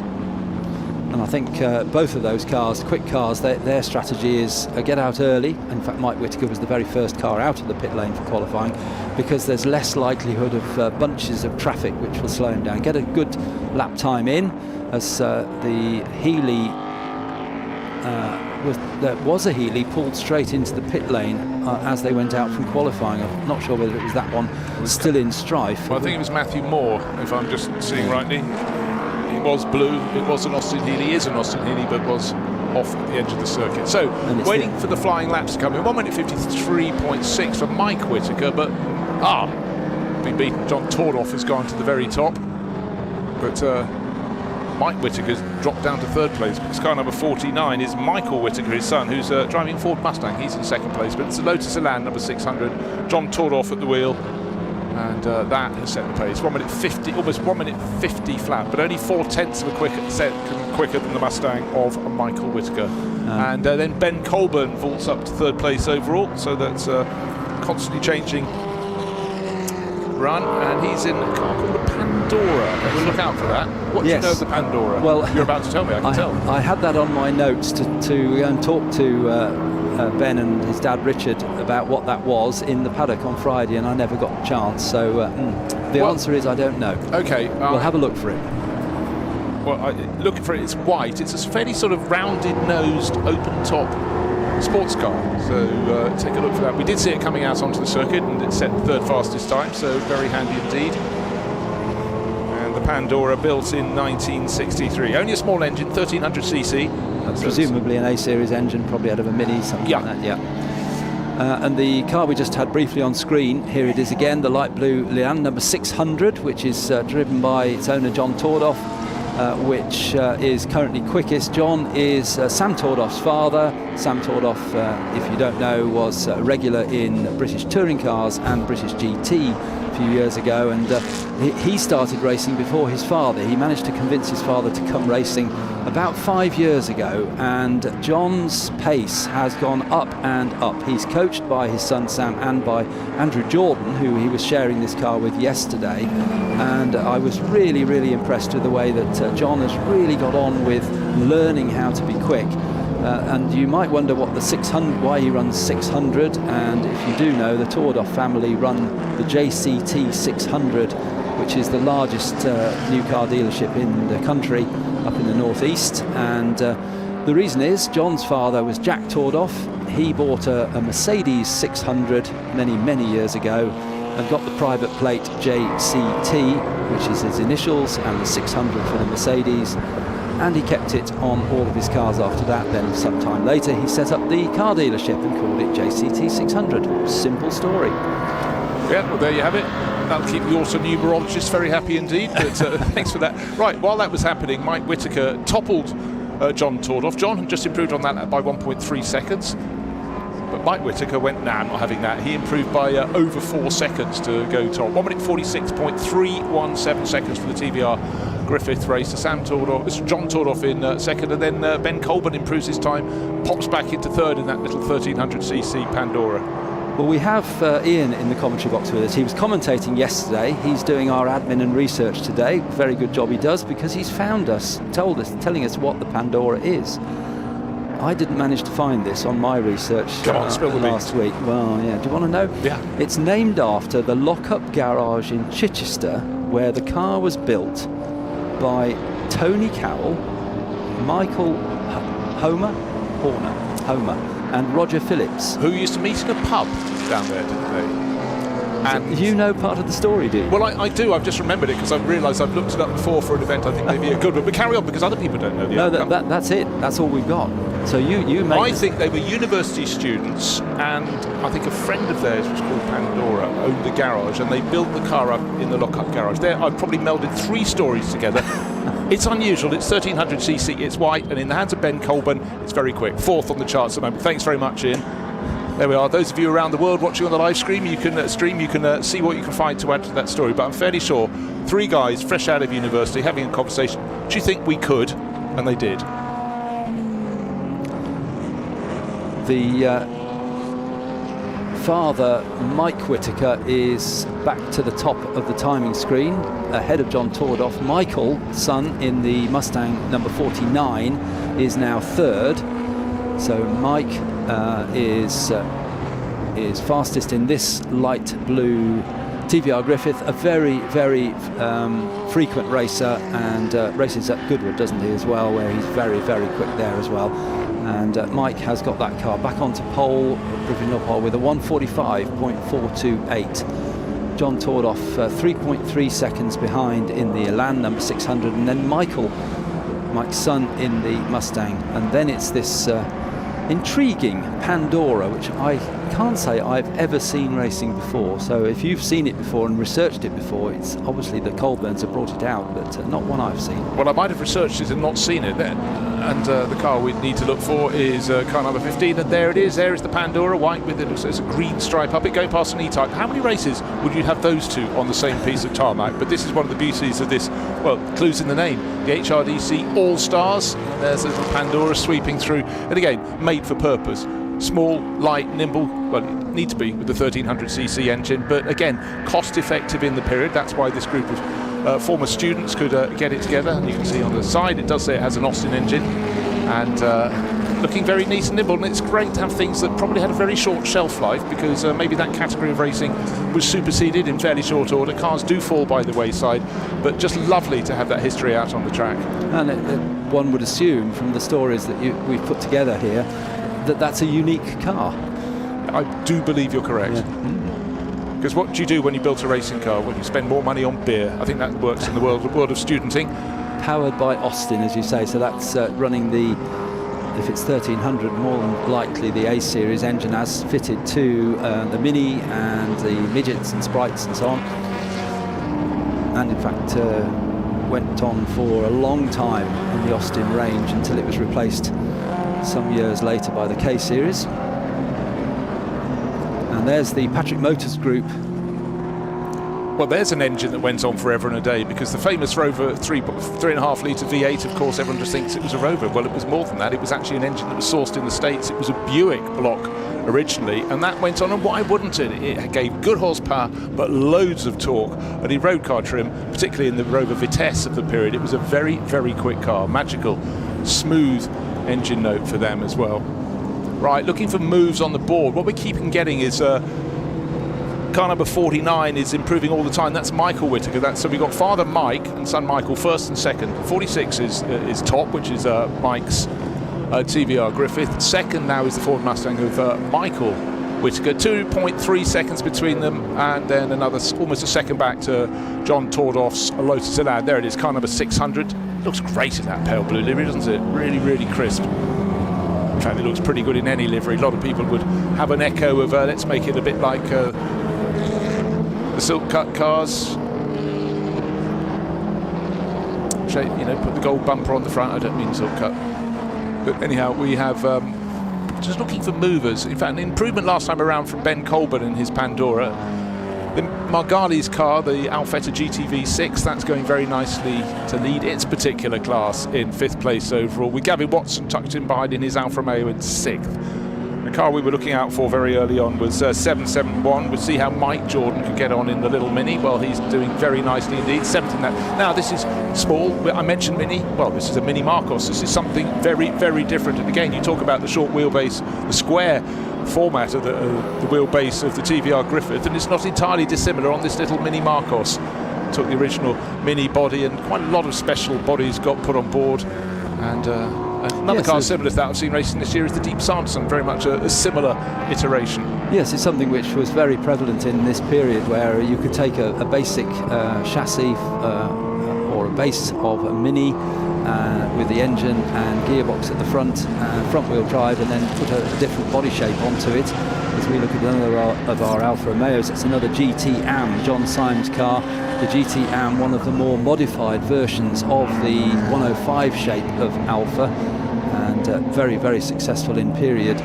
run by the Alpha Works team in European touring cars, and actually won the European Touring Car Championship 60 years ago from this year, 1966. Yeah, and Jolly Club was a group of very wealthy Italians who ran lots of cars for lots of people across the years. And I like, when you look at that car, you look at there's a little triangular badge on the boot lid, which is the triangular badge of Auto Delta, that really was the sort of competition arm of Alfa Romeo. So the Pandora peels into the pits, probably satisfied with just over a minute to go that it's got as high as it can. In fact, if he found another tenth of a second, he would be in third, but fourth place for Ben Colburn in the unusual Pandora. Car 66, the Alfa Romeo we're talking about, John Symes, a little further down, he's in 19th on the charts. And MGBs, well, they've been thick on the ground this weekend because the Generations Trophy, but good to have at least one of them in the mix here, and that's Charlie Joy, car number 82, and Charlie down just ahead of John Symes' car, the Symes car, in 17th place overall. Mike Whittaker still fastest by around 2.3 seconds from his son Michael. So it's the TVR Griffith with the 4.7 litre Ford V8 in the front from the same engine in the front of the Mustang Michael Whittaker's car, the number 49. Then it's John Tordoff, the number 600. Elan, that we saw early on, took very early pole position. Well, he's down to third now, John Tordoff, but less than a second behind Michael Whittaker. There's the JCT 600 logo on the back of the Elan, which is the dealership that John Tordoff and his son Sam run. And he's chasing, actually, is that another of the GT AM Alphas. It's lovely to see these wide wheel arched cars from that period, Group 2 specification saloon cars of the period, always look very muscular. As the checkered flag comes out for the end of the session, there's still some cars out there, particularly John Tordoff hasn't yet finished his lap. Has he just been across the line? Not quite. He's on his way. Oh no, he's come into the pit lane on the last lap, so he's not going to complete that lap. So he will finish third, and Ben Colburn in the Pandora, which is probably back in its box now, isn't it, for until the race starts. Right, that's a 5-minute warning, just letting you know. I suppressed my desire to say that earlier, but it's out there, and it's great to see something different. But Whittaker's first and second, as TVR Griffiths from Ford Mustang, and the remaining cars coming around. The checkered flag has been hung out for about 30 seconds now.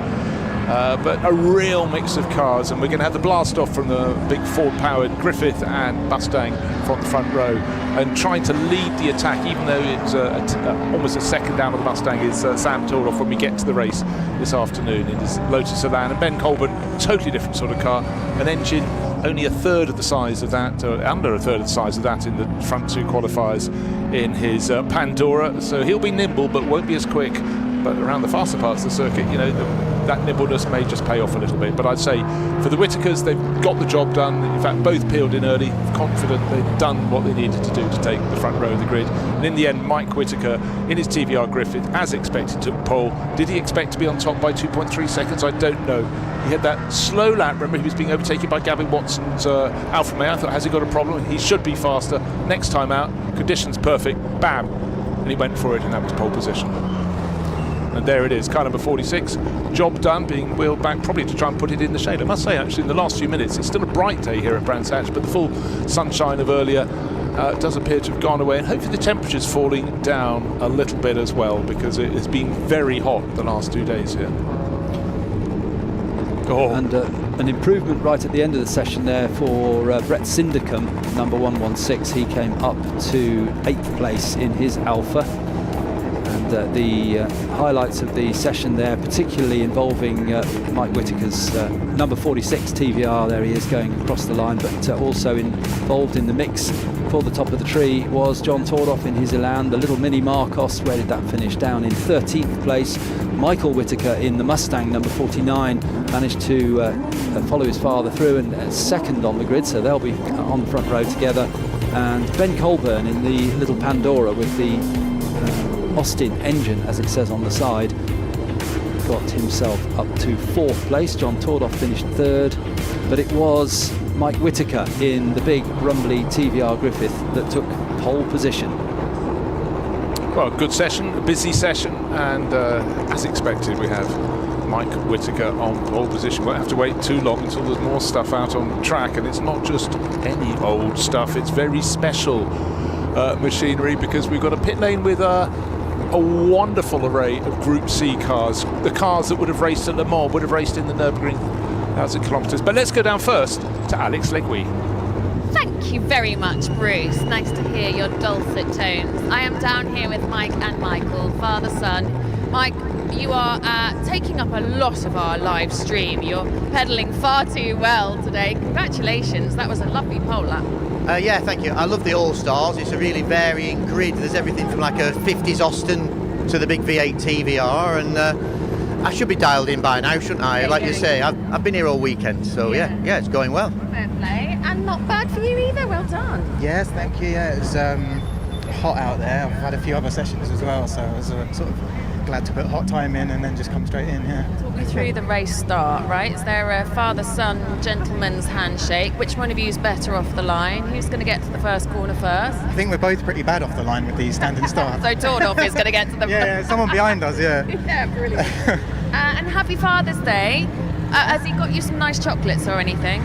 I haven't given him the gift yet, but it's in the car. Okay, good. Yeah. I'm throwing you under the bus there, didn't I, completely? Oh, all right, then, no worries. Well, have a lovely... How easy or tricky do you think it is actually going to be to convert these in the race? I mean, we've got John Young out there in an E-Type, and, you know, before I did this stuff, I used to watch John Young win at places like Goodwood, so he'll make sure it's not easy. If I was having an outside bet after us, it'd be John Young, so we'll see how we go. But we are both notoriously bad starters.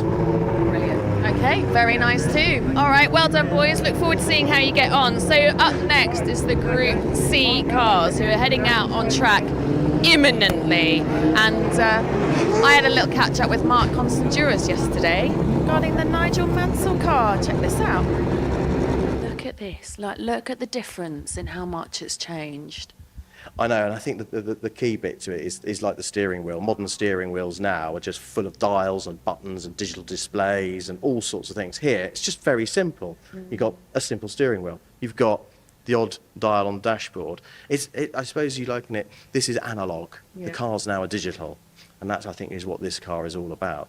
It's so, as we touched on earlier, it's so simple. It's clean. And, you know, when you walk around and see the rear wing, it's just lovely creative piece of artwork, really.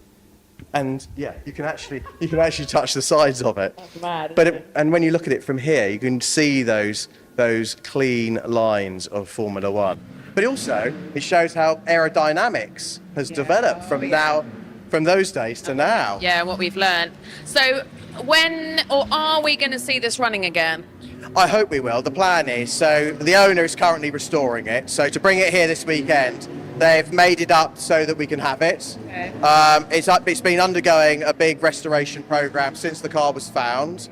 And hopefully in the next year or two, we'll have it up and running, engine, gearbox, everything, and the car will be out doing some demos. That, I think, is the plan. Motor Racing Legends. That would be amazing. If we could have it back here, it'd be fantastic. Back here at Brands Hatch, where that story was made. I mean, it has to. That's it. Done. Well, some fantastic history in the pit garage there, and some amazing history for people who love Group C cars assembled down beneath the commentary box. I'm Bruce Jones, and I have Ian Thompson hopping from foot to foot alongside me because this is his bread and butter. Cars are going to come out 2 by 2 for the first couple of laps, and we'll see them in their glory. It depends if you like the liveries, if you like different manufacturers, but certainly wets my whistle, the Italia liveried Porsche 962C, and then alongside the Sauber Mercedes. Wait till you hear the engine note, particularly of the car in silver. It is music, it is balm to your ears. Ian, the stage is set. Take us away. Good afternoon, everyone, and welcome to the Group C demonstration, one of the undoubted highlights of this first ever London Historic Trophy, and an absolute privilege it is to have these cars back out on circuit at Brands Hatch for the first time in nearly 4 decades. The car that you will see at the front of this demonstration is the very same car that won the 1989 World Sports Car Race here at Brands Hatch, driven by Mauro Baldi, and the man driving the C9 today, Kenny Atchison. Just a quick word on Kenny Atchison's career, by the way, because he really did achieve so much in motorsport. He was the 1977 Formula Ford 1600 champion in Northern Ireland, second in British Formula 3, 7th in European Formula 2, 3 races in Formula 1, Japanese sports car champion, and then a World Sports Car champion winner as well. But they'll be lining up 2 by 2, by the way, for the first 2 laps. They'll be behind the safety car, and then they will go out onto circuit proper. A whole host of vehicles you'll be able to see this weekend. We have 14 cars that we've been able to see across 6 manufacturers, and we have 9 on the circuit now. What is so brilliant, a lot of people, you throw back and say Group C, they'll talk about Porsche 956s, 962s, and the beauty of this assembly is brought in the others, cars that burn brightly for a shorter period. You've got the Nissans that, still, I think, stand out for their qualifying record with Mark Blundell at Le Mans. Different shapes and sizes of Nissan. The Group 44 Jaguar that actually in so many ways raced stateside, and it dragged Jaguar in Europe to go racing, to head to Le Mans, to win at Le Mans and reclaim the glory they had back in the 1950s with the C-types and the D-types. But Mercedes as well, of course, the Sauber at the front. Mercedes was always very coy about putting its name on cars, and it really relied on Peter Sauber to give them open the door for them into Group C. But come on in, hit us with some facts and figures. What have we got out Let's see. So let's do it in order then. So as they're coming down Pilgrim's Drop then for the first time. So people will be able to see the Sauber C9 from 1989, as Bruce said. It has one of the finest of engines in that car, the Mercedes V8, pumping out some 750 brake horsepower. Next to that is the pink Porsche 962. That's the Richard Lloyd Racing Porsche 962 GTIs in Japanese colours. That's the bright pink car. On the inside, on the second row, is the Silk-Cut Jaguar from 1991. Of course, run by the Tom Walkinshaw Racing team. We were talking about Tom Walkinshaw earlier. And then you have the Nissan R90 CK, and as Bruce just said, that was the model that Mark Blundell took to pole position in Le Mans in 1990. That fabulous 3 minutes 26 lap. Now, the one you can see on screen is the Nissan IMSA car, of course. So we've got a mixture of both World Sports Car Championship cars and IMSA cars. That's the North American Sports Car Championship Series. Some of the other cars, you can see the Sauber C11. The difference between the Sauber C9 at the front and the Sauber C11 is the Sauber C11 has green mirrors, and that was the successor program to the Sauber C9, and that was utterly dominant in the 1990 World Sports Car Championship, and it's got a very quick driver on board for this demonstration. On the inside of that, that's the cabin car that you can see on screen at the moment, number 14. That is another Porsche 962 Richard Lloyd Racing car, so the 962 GTI as it was called at the time. And then you have the Nissan and Jaguar cars from IMSA. So they are mid-1980s, sorry, the Jaguar is a mid-1980s car, the Nissan is an early 1990s car, and then right at the back, the hugely evocative Porsche 962. Of course, Porsche, the mainstays of the World Sports Car Championship, the Rothmans livery, synonymous with success in both the Porsche 956, which was one of the original Group C cars, and then the Porsche 962, which succeeded. And the Porsche 962, of course, was still winning Le Mans, albeit in a different guise, in 1994. So, just a quick word, by the way, on Group C and what the basis of Group C was for those unfamiliar with these absolutely magnificent machines pumping out somewhere between 500 and 750 brake horsepower. That was just in race trim, by the way. In qualifying trim, it was often quite a lot more. So it was a legendary sports prototype racing category, ran between 1982 and 1993, so well over a decade. Its core philosophy was actually in fuel efficiency rather than engine power, so it meant that the manufacturers involved, and there are 6 obviously on track today, had to innovate with their aerodynamics and their lightweight materials, Bruce. And it's safe to say, you talk about Rothmans Porsche, you think of Derek Bell in particular. He hated Group C when it started, because the initial round, you talk about fuel efficiency, they had to wind everything right back down and effectively drive at about 85%, which is anathema to drivers. But then, of course, with all the technology coming in and working out their fuel flow and how they could get their ignition just primed to get that goal they were aiming for in terms of fuel efficiency, gradually, it's motor racing, of course it is, gradually everything sped up, and then finally, after maybe just over a year, everything was back on track. They could race them at 100%. Yeah, Derek Bell was an interesting character because he may have hated Group C initially, but of course he won the first Group C race here in 1982, sharing with Jackie Ickx, and that was in the Porsche 956. And actually, if you consider some of the names of the drivers that won races here at Brands Hatch in Group C, it really does read like a who's who of motor racing history. Oh, it absolutely does. And Derek Warwick won here as well in the J. David car. I just remember across the years it was hugely exciting, but when people talk about this period, you forget that sports car racing is almost inevitably not just about the top class. It is a championship that has other categories, and eventually you had the C2 category that went alongside it. Smaller cars doing things differently, but really these cars, to see them at full pelt around the Brands Hatch Grand Prix circuit, as I very much enjoyed in period, they were something very special and so different in so many ways from what happened at Le Mans. You know, because the setting could not have been more different. No, that's absolutely right. And by the way, those for the circuit, if you want to get to know who was actually driving some of these cars, then you'll be able to see that on page 31 of your programme. And as the safety car has just come in, so therefore you can finally see these cars actually going somewhere close to their true performance anyway. And that majestic Mercedes V8 sound from both the C9s and C11s have just come past the commentary box. I mean, that's the thing, sound is such a visceral thing, and it's so important to be able to look at these cars, see them going at speed, but to hear their different engine notes is always something really, really special to me. And it's also nice to see them starting to stretch their legs, because these cars are made for purpose, and not to see them being driven with some degree of alacrity and gusto would be a massive shame. So Sauber's running together in order, but certainly the Italia Porsche pulling well clear at the front of the field, get it clear. But what a sight. It's great to have this circuit reunited in this year of celebrating. It's the first race here 100 years ago when it was a cycle racing track in the bowl. But that Italia Porsche, and again, that was the thing, when you turned up at Le Mans, to see all the different liveries. You got used to the ones, the World Endurance Championship or the World Sports Car Championship, which was in period. But then you got the cars coming over from IMSA, you got the cars from the Japanese series, and it's just good to see the different mixes. You didn't get to see these very often, but when you did. But also a lot of drivers did go and race in the Japanese series because it gave them money.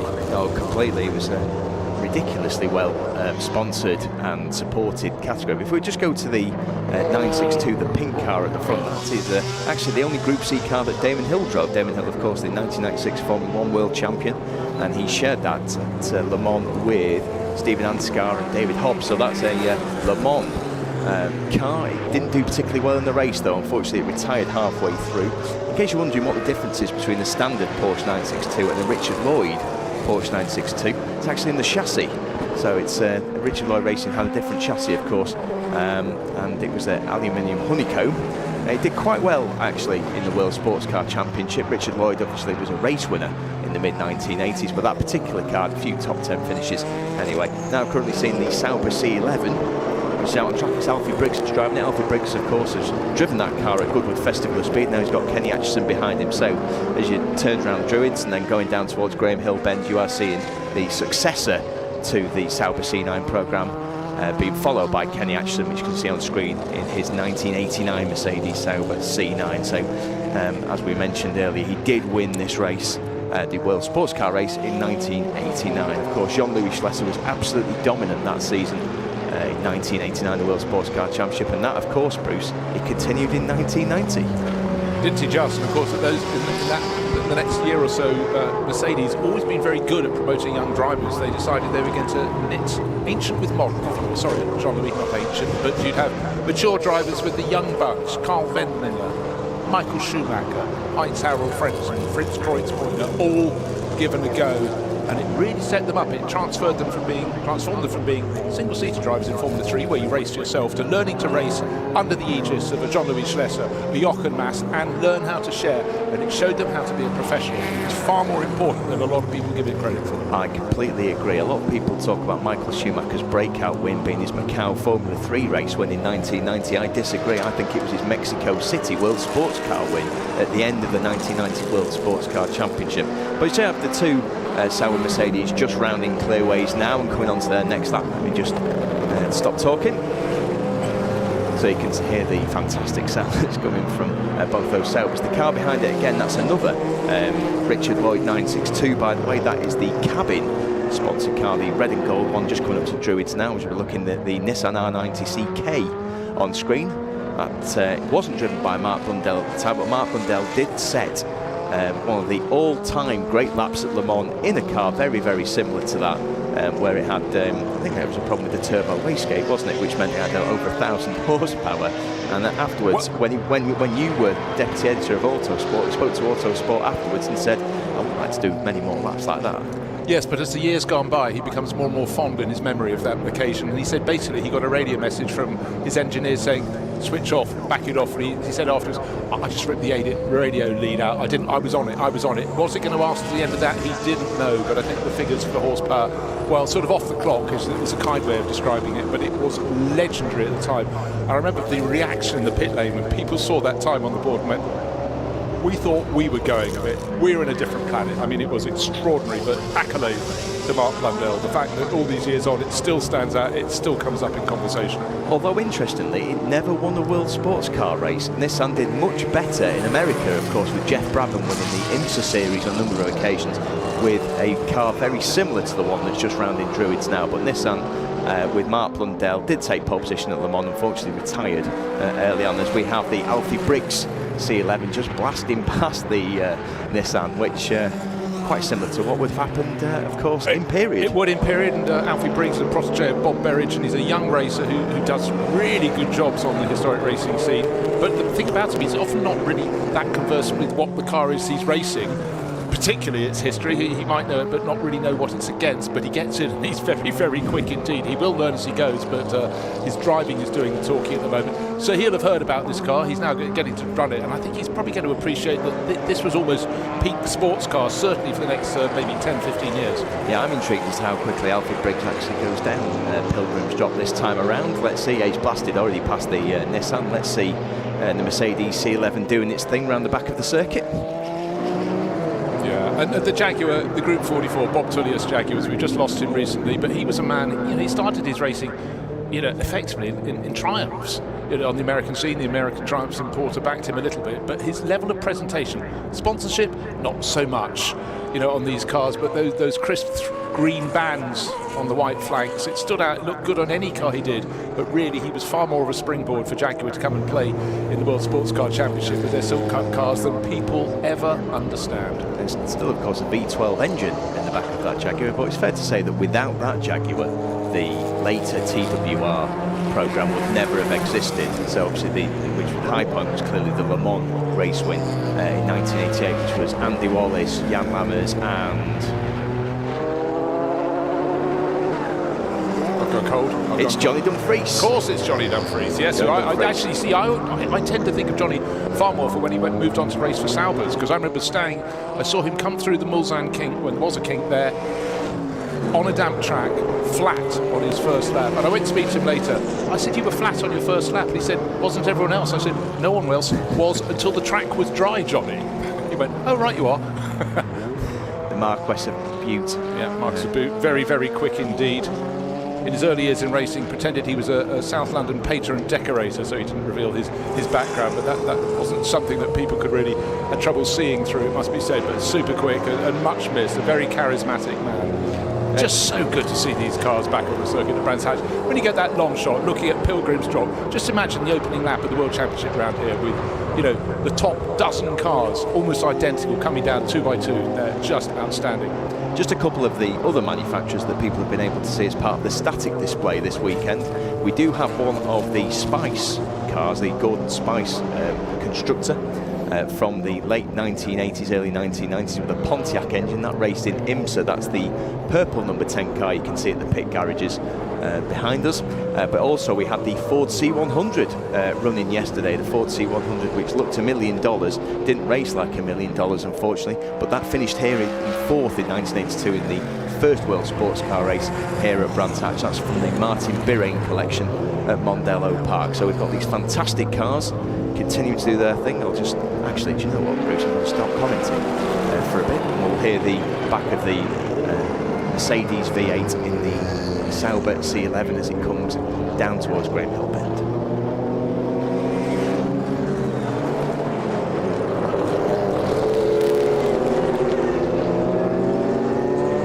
You can just hear the turbos working its way through. Yeah, just starting to spool as they exited Druids, and then of course when they sweep onto the start-finish straight through Clark Curve, then they're absolutely already wound up. A little bit of smoke coming from the back of the Rothmans Porsche there, but I think that's all under control. But just great to see the cars that managed to space themselves out, give themselves space to really stretch their legs without tripping over each other. Brands Hatch again, a circuit of contrast, and again the burble, and then the power coming down as it sits Druid. Just in terms of the history of that particular Porsche 962, the number 18, which has been restored now back to sprint body specification, that was driven by 3 excellent drivers in period. Vern Schuppen was one, Bob Wallach was another, and Sarel van der Merwe, the South African, and that was 6th at Monza and 4th at Silverstone in the same specification, which was in 1987. He also led Le Mans in 1988 when it wasn't in that colour scheme, of course. It was in the red and yellow shell and Dunlop livery. As the Sauber C11 makes its way through, so Alfred Briggs he's going for it, Bruce. It's good not to know any other way. It's much simpler in life, maximum attack.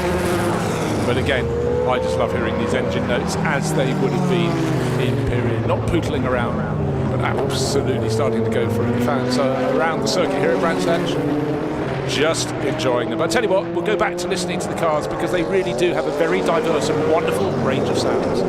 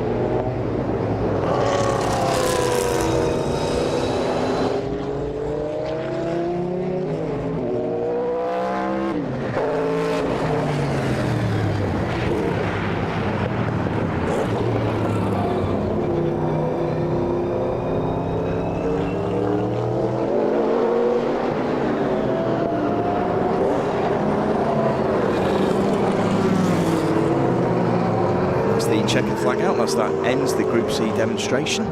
So some great laps there by Alfie Briggs in the Sauber Mercedes C11. Just seen Kenny Atchison end his last lap, and now he's obviously been reunited with his car from 37 years ago, Bruce. Might want to do it again, I don't know. It's always wonderful when you get a driver back in the car they drove in period, and you know, some get in and the muscle memory is there and everything in the cockpit, they know precisely where it is, but you know, you think how many other things have you raced in the interim? But some cars across a driver's rich history, it's not always down to whether they've had success in them, they just feel their natural environment. And for Kenny, of course, so much success in single seaters, never quite hit the highest of high notes, but you know, in sports cars he was mighty, and I think hugely underappreciated. I think that's right, because you consider who employed him: Mercedes, Jaguar, Nissan, Toyota. Yeah, says it all. In 1991, he was probably wishing it was Mazda because, of course, Toyota and Nissan have been trying for so many years to win the big one, beloved of Japanese Le Mans 24 Hours. Long came Mazda. It wasn't their first attempt, but really well-managed team and took victory. That would be good to have here because, of course, it makes a very different engine note with its rotary engine. Yeah, revs to 9,000 RPM, the rotary Mazda, and, of course, won in 91 with Johnny Herbert's Volker Wiegler. Yeah. He had to stop racing eventually because he got tinnitus from engine note in helmet, and it was a very hot race. And Bertie Gasho as well. Indeed, Bertrand Gachot, who drove so successfully for Jordan and LaRousse in Formula One, and I think Pacific actually, but we don't tend to talk about Pacific. But these cars will come back round anyway, and will be in the pit garages for the remainder of the London Historic Trophy, where you'll be able to continue to have a look over the cars, along with obviously the Mansell winning, the Grand Prix winning Nigel Mansell Williams FW11 Honda. Cars of a period, and they're all lined up behind the pit garages, so overlooking Cooper Strait, and they have been a bit like a light to a moth in many ways. People definitely loving to get up and have a look at the car. But to me, in that Group C demo, it wasn't just seeing them going fast, it was hearing them. And I think people around the circuit and people watching on the live stream, for a lot of people, will bring back memories, and hopefully with others who haven't seen them, it'll make them go, oh, I wish I had in period. Well, it's not the period, but it's now, and you are seeing them. So we love being able to bring Group C cars for people to look at. Well, that's a way to spend a lunch break, isn't it? And certainly we're going to be going back on the track very soon, 1:10, so just in 10 minutes time, or so 7 minutes time. It's coming fast, the Pre-66 Top Hat touring car event. So looking forward to that enormously. But what a rich and diverse day here for the London Historic Trophy, as the last of the Group C cars, the Silk Cut Jaguar, trickle back. And again, this is the point at which people really started considering how to put liveries on their car to make them better, and Silk Cut got a huge amount of publicity. I do remember going into an office of a company that designed race liveries and being shown that and looking at something in the background. They said, oh, don't look at that. That was a livery for something else for the future. Did it happen or did it not? I'm not prepared to disclose, but we all know that the way you put corporate colours on the car has to be very, very carefully considered. And just taking the two Nissans here, entirely different in size and shape. So again, what would work with the corporate livery on one necessarily wouldn't work on a more slab-sided car they raced in IMSA and so on and so forth. But for a lot of people, according to your age or where you were when you really got into racing, some of these cars for certain people of a certain age are still very, very special and evocative indeed. So it looks as though calm has fallen over the circuit. Far from it, we don't do calm, we do racing and displays, and we're going to have the Pre-66 touring cars out very soon indeed. They're in their paddock, which is the collection area, which is actually the far end of the pit lane. You can see the pit buildings up the central spine of the shot, and the top left, we have all sorts of people, but we have Alex Legui. I'm very lucky to be down here. I'm just about to have a chat with Kenny, who's just popped up this number 61. You were the last driver, I believe, to win a Group C here at Brands Hatch. That must bring back an awful lot of memories. Funnily enough, not so many memories. But it's nice to be back here. I mean, I haven't been to Brands for 37 years when I won here. But obviously very privileged and fortunate to drive for Sauber Mercedes when they had a great car, great team. It's lovely to win here with Mauro Baldi. It was my first win in World Sports Cars. But I don't really have many memories of the race. It's just, but that's fine. Life shouldn't be about those things. And tell me, when you hopped back into the car, what came back to you first? Is it, straight into racecraft? Is it emotion that comes back in? There is no racecraft. There's very little emotion because I hadn't driven on a circuit for 30 years until yesterday. So being out, I've done good with a couple of times, but that's on my own for 50 seconds. So this was a little bit different, but absolutely it was just seemed normal and just a lot slower and a lot hotter. I'm just a lot older. But I really enjoyed it. It's everybody's been really friendly here. Yeah. It's nice to bring the car, and it's really the car's the star, not me. Well, My days are long gone. It's a bit of both. I don't know. I mean, motor racing legends, these events, this London Historic Trophy is brand new. You've got decades of history in this industry, and you say, that it's lovely to be back here and lovely to be back. It's really interesting to hear from a driver's perspective how you feel about MRL. No, it was great. It came out of the blue because I'm not really here to go and drive the car, and Mark kindly invited me, and I initially said, no, I don't do that. And actually my wife said to me, you know what, you might never be asked again. So it's nice to come here and meet new people, meet some old people who remember, and I'm surprised at how many people have come up and were either at Le Mans in '89, were finished second, or one here. So that's really nice, and they say it's nice for them, but it's probably an awful lot nicer for me that people still remember those things. Kenny, you are massively downplaying. You're a blimmin' legend. Absolutely not a legend. And but no, I was just fortunate to be in the right place at the right time.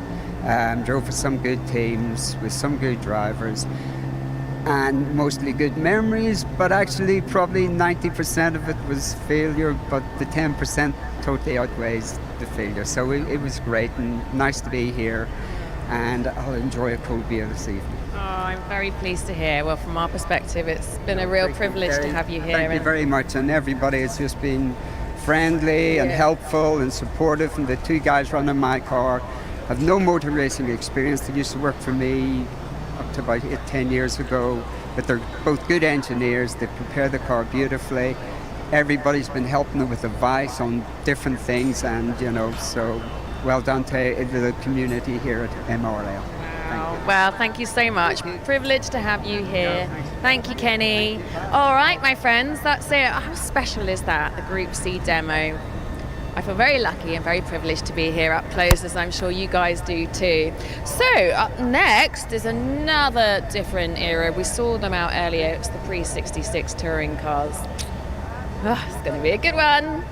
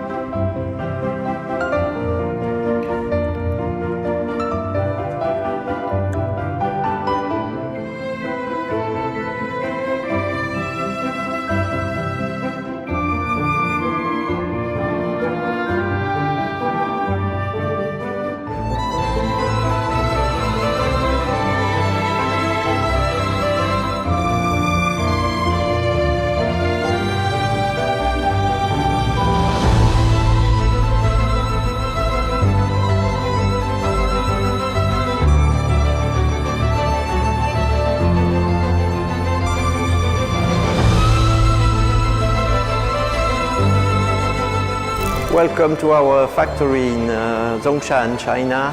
Yeah, we do any kind of model cars, different scale, different category, and it's something very, very exciting.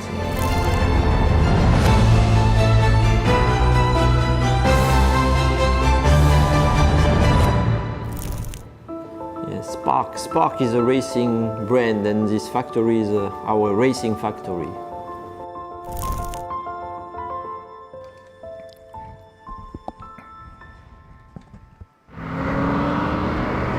The afternoon programme of racing here at the London Historic Trophy is set to kick off with a 45-minute race. The HRDC Top Hat Pre-66 touring car gang out to entertain us, and Mustangs to the fore. On pole position is car number 16, Matt Johnson and Robert Ross, the red Mustang with the gold wheels, and in behind an array of Ford Falcons, Lotus Cortinas, more Falcons, more Mustangs, and the best of the Minis and Lotus Cortinas to provide a real mix. The field goes all the way down to the tail with a host of other different cars that would have pitched out in period to look for success. But Tom Sharp and Michael Whitaker there on the second row. Third row, Vic Cullen in the top of the best of the Lotus Cortinas. Fifth overall, then the Shepherd family alongside Mark Matheson, another Ford Falcon, and the best of the Minis, the Kendall Bull and Brown car. The car that went very well towards the end of qualifying was the two Lotus Cortinas, the Law family, and Dan Quintero really got a move on in his Cortina alongside Alex Brundle. You can't keep him out of a historic race. He's in there in the mix as well in the middle order. It's a packed field of car. In fact, I tell you what, we've got 32 cars on the entry list. I'm not entirely sure we'll get Philippe Gandini out in his Mini. He had a problem in qualifying, but hopefully that's been fixed. But really, this is going to be magical race. A lot of noise from the front of the field, a lot of finesse from the middle of the field, with a little less horsepower to play with. My name's Bruce Jones, alongside me Alistair Douglas, fresh from a lunch break, fresh for what's surely going to be an absolute ding-dong of a battle. It certainly will, and we always look forward to the Pre-66 touring cars. The Top Hat series has been revived for this season, and it's Mustangs at the front, but it's power versus handling, and in the case of the Minis, they haven't got as much power, but they've certainly got the handling. The Cortinas, a little bit more power than the Minis, and they drift beautifully around the Brands Hatch Grand Prix circuit. And if you weren't here first thing this morning when these came out for qualifying, it bears mentioning again that if you look online for a picture of Jim Clark in a Lotus Cortina at Graham Hill Bend, Brands Hatch. It was called Bottom Bend then, wasn't it? It was called Bottom Bend indeed, but it was going into compression, and he didn't need all four wheels on the ground. The fastest way was to float the inside front wheel high in the air. And if you're looking away from the very front of the grid, we've got some, I suppose because we've got a great historic spread, some anomalies. A Jaguar XK150, Mark Gordon, real Jaguar expert. He's just under the starting gantry. If you can see in the background, a dark livery car just towards the pit wall. But up at the rear, we've got an Austin A40, a couple more Minis. We've got a Plymouth Barracuda, that's the red one, Alpha, the Rileys. So a real mixed car. Volvo Amazon car number 111. And here we are, ready to go. Within the next couple of seconds, the lights are going to flick from red to green for this steady start, and a tidy start from the outside of the front row. A woeful start from the pole starting Mustang of Matt Johnson and Robert Ross, but it will make a toast. But Tom Sharp into second place, and from the outside of the front row, the Jack Ruddell, Tom Ingram Mustang into the lead of the race. In behind, neat and tidy, I must say, even the middle order behaving. A few people gaining a lot of places, but for the pole starter, that wasn't the best of getaways. There it is, car number 16, down in third place. So it's Mustang, Falcon, Mustang, tails wagging as they go around the Druids, and one of the little Minis is going very nicely indeed, up into 6th place. So that is an immaculate start for that one. The one who's gone a little bit backwards is Victor Cullen, but he's trying to atone as they go along Cooper Straight, hit Surtees, and then they'll flick out into the country. But it's a Ford 4.7 litre V8 power that's leading the race, as you would expect. And that the Mini that you mentioned there was Phil Bull and Brown and Scott Kendall. We haven't had star drivers, have we? So we don't know. But Phil Bull and Brown and Scott Kendall it was who came up in the 193 Mini. A change for the lead as they go around the Grand Prix loop, and it's Tom Sharp who takes the lead in the Ford Falcon, but he runs a little bit wide, and the Jack Ruddell car tries to come up the inside.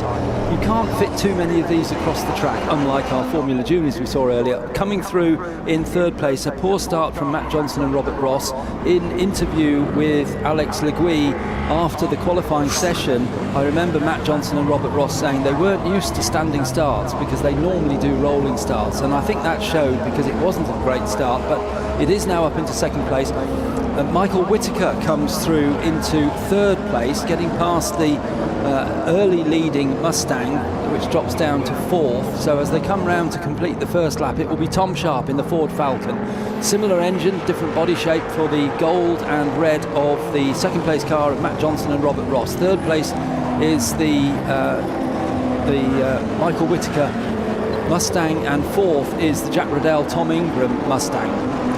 Yeah, we've just had a car come out of the pits, joining us almost a lap late, because the best of the rest behind the 4.7 litre Fords is Victor Cullen, car number 96. Oh no, it wasn't from the pit, sorry, that was Victor Cullen being overtaken. He's leading the man category, and we'll explain the classes later in the race, but his Lotus Cortina going very nicely indeed. But really is a case of atoning for errors at the start for several of the drivers, but certainly neat and tidy at the front of the field from the driver from the outside the front row, looking around to see how the minis are getting on. Well, they're just doing mini-ish things.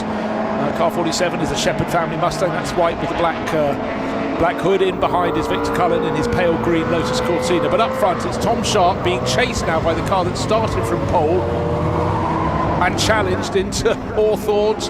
Is there space for two? Sort of, maybe, yes, no? Yeah, there is, just. Lovely slide there from the red and gold Mustang of Matt Johnson and Robert Ross. Took the place, as you described, going through Hawthorns, now through down the hill through Dingledale into Sheen Curve, a very fast right-hander which leads to the left-hander almost at the end of the lap, but it's already after less than 2 laps. The pole position car has recovered from its poor start to lead the race. Yeah, what I don't understand is where the Ruddell Ingham car lost so much ground. It was leading the race. It's fallen back into 5th place overall. Look for the black Mustang trying to fight its way back up. It's very, very dark blue, but up front we've got what we want. We've got 3 cars absolutely together as they come to the start-finish line. The Ford Falcon almost squeezing the Whitaker Mustang white with the black stripe over bonnet or hood, if you want to call it that, into the pit wall. They didn't.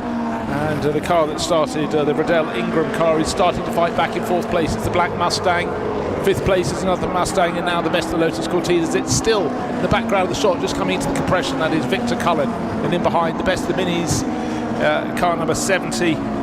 Sorry, it's the Lotus Cortina. It's the Justin and Oliver Law Lotus Cortina coming into the mix in 7th place overall. But Johnson and Ross back at the top of the charts in that Alan Mann Racing livery, red and gold. Let's take a look at the start. Johnson Ross car just couldn't get the power down, got a little bit sideways and lost 1-2 positions, very nearly 3 positions, but from the outside of the front row, the Riddell Ingram Mustang into the lead of the race. It would have its problems later, but I must say, super impressive start here at the London Historic Trophy for the top hat pre-66 saloon cars, the touring cars of the day. And now our pole starter starting to eke out an advantage. It was half a second thereabouts on the start-finish line going out around this lap. And really it's going to be a case of who can keep their car in the straightest of lines, because as we said, Alistair, in looking at and enjoying the drifting on the opening lap, just wonder if the bonnet on that Ford Falcon was slightly sticking up at the start of the race or not. Yes, I think in qualifying I saw it slightly raised, so it may be just a slightly loose pin on that.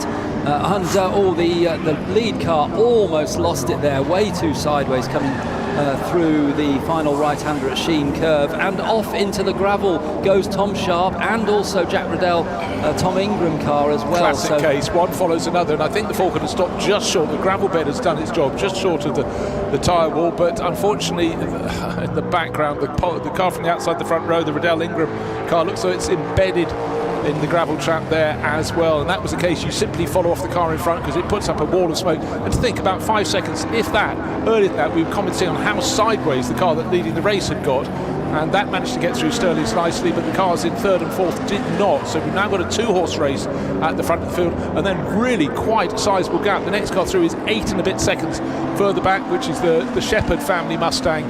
And so that was a real sort out. Don't know what caused Tom Sharp to go off, but clearly he wanted to go around Sterling's, but the car did not. Let's take a look at the replay.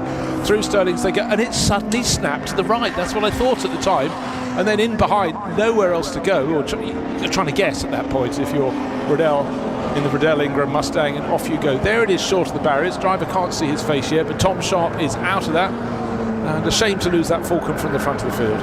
It certainly was, yes. And I noticed as they came down to Graham Hill Bend, the leader, the Johnson Ross Mustang, snatched its brake twice in its efforts to brake as late as possible through to the left-hander because of the pressure that Michael Whitty is putting on the car.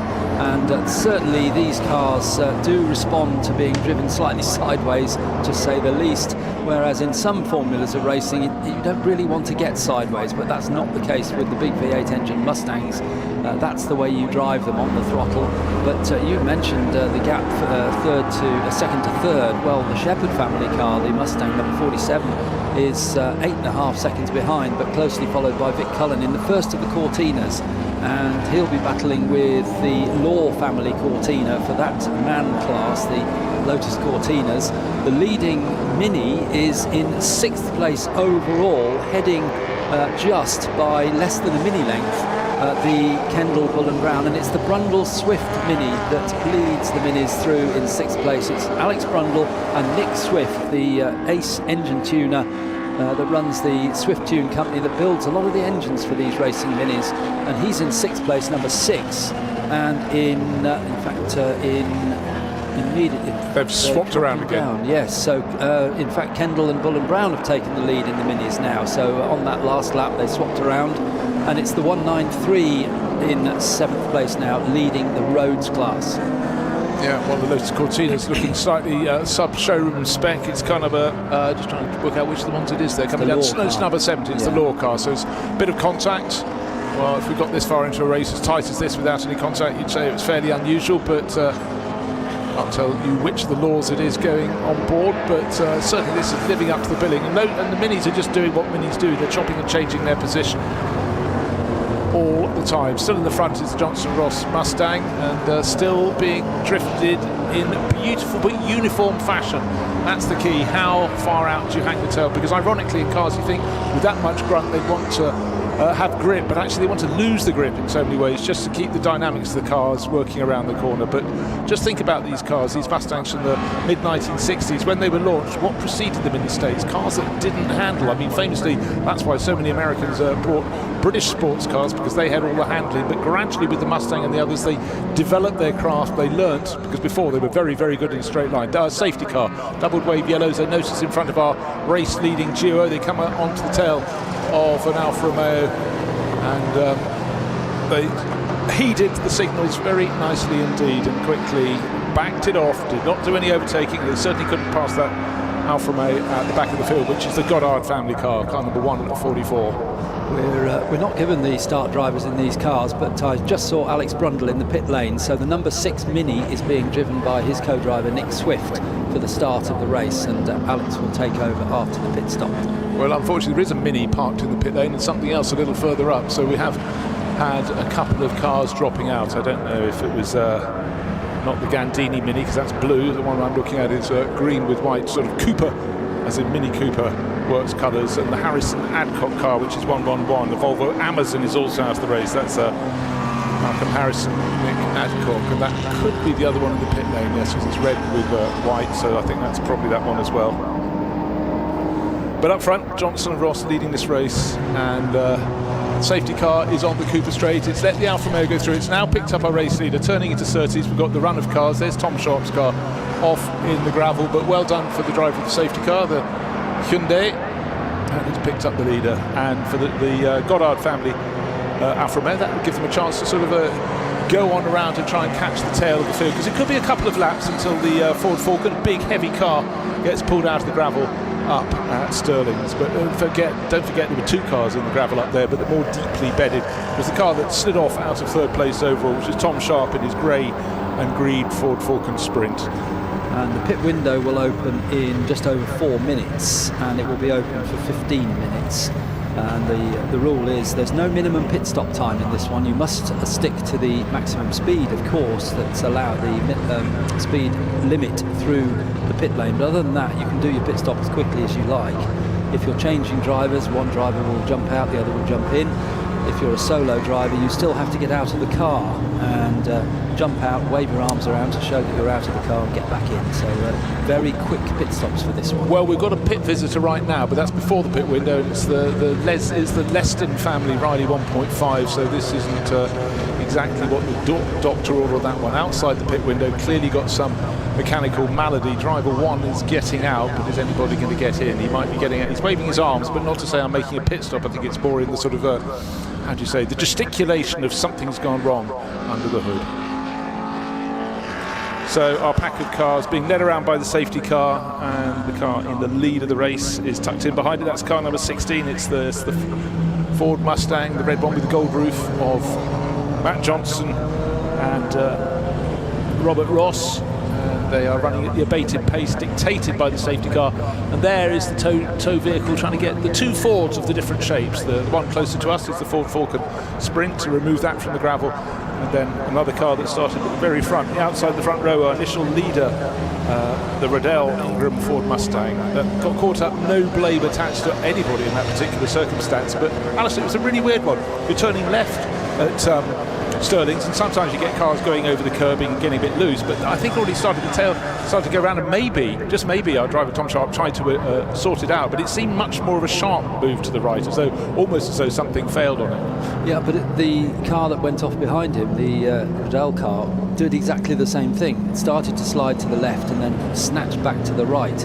And I did wonder immediately after that whether there was perhaps some fluid on the circuit, and they both caught that as they went into the corner. But the marshals would have put flags out by now, so that's not the case. But very strange, as you say. And I can see Alex Brundle still down in the pits, walking around, talking to the team, talking about strategy, no doubt. When are we going to bring Nick Swift in? When do I get my go? When do I get my go? They're second in the roads class. Of course, no positions changing because we're behind the safety car, but they are second in the mini roads class, and they are running in 8th place overall, the number 6 car. And not far behind them, the 3rd car in the roads class is the Mini of 771, which is Mike and Andrew Jordan, both racers in the past in British GT, or certainly Mike Jordan British GT and British touring cars, but Andrew Jordan, of course, more recently in British touring cars, the champion in 2013. Right, let's just take a moment though. We talked about the classes. Let's actually talk about the classes. Right, the Leston class is for the oldest cars in the field, pre-1960. The groups that are at the front of the field, they're the Sears class, over 2-litre touring cars, so a little more in the engine department, under the bonnet department. Man class is under 2-litre touring cars, that's your Ford Lotus Cortinas.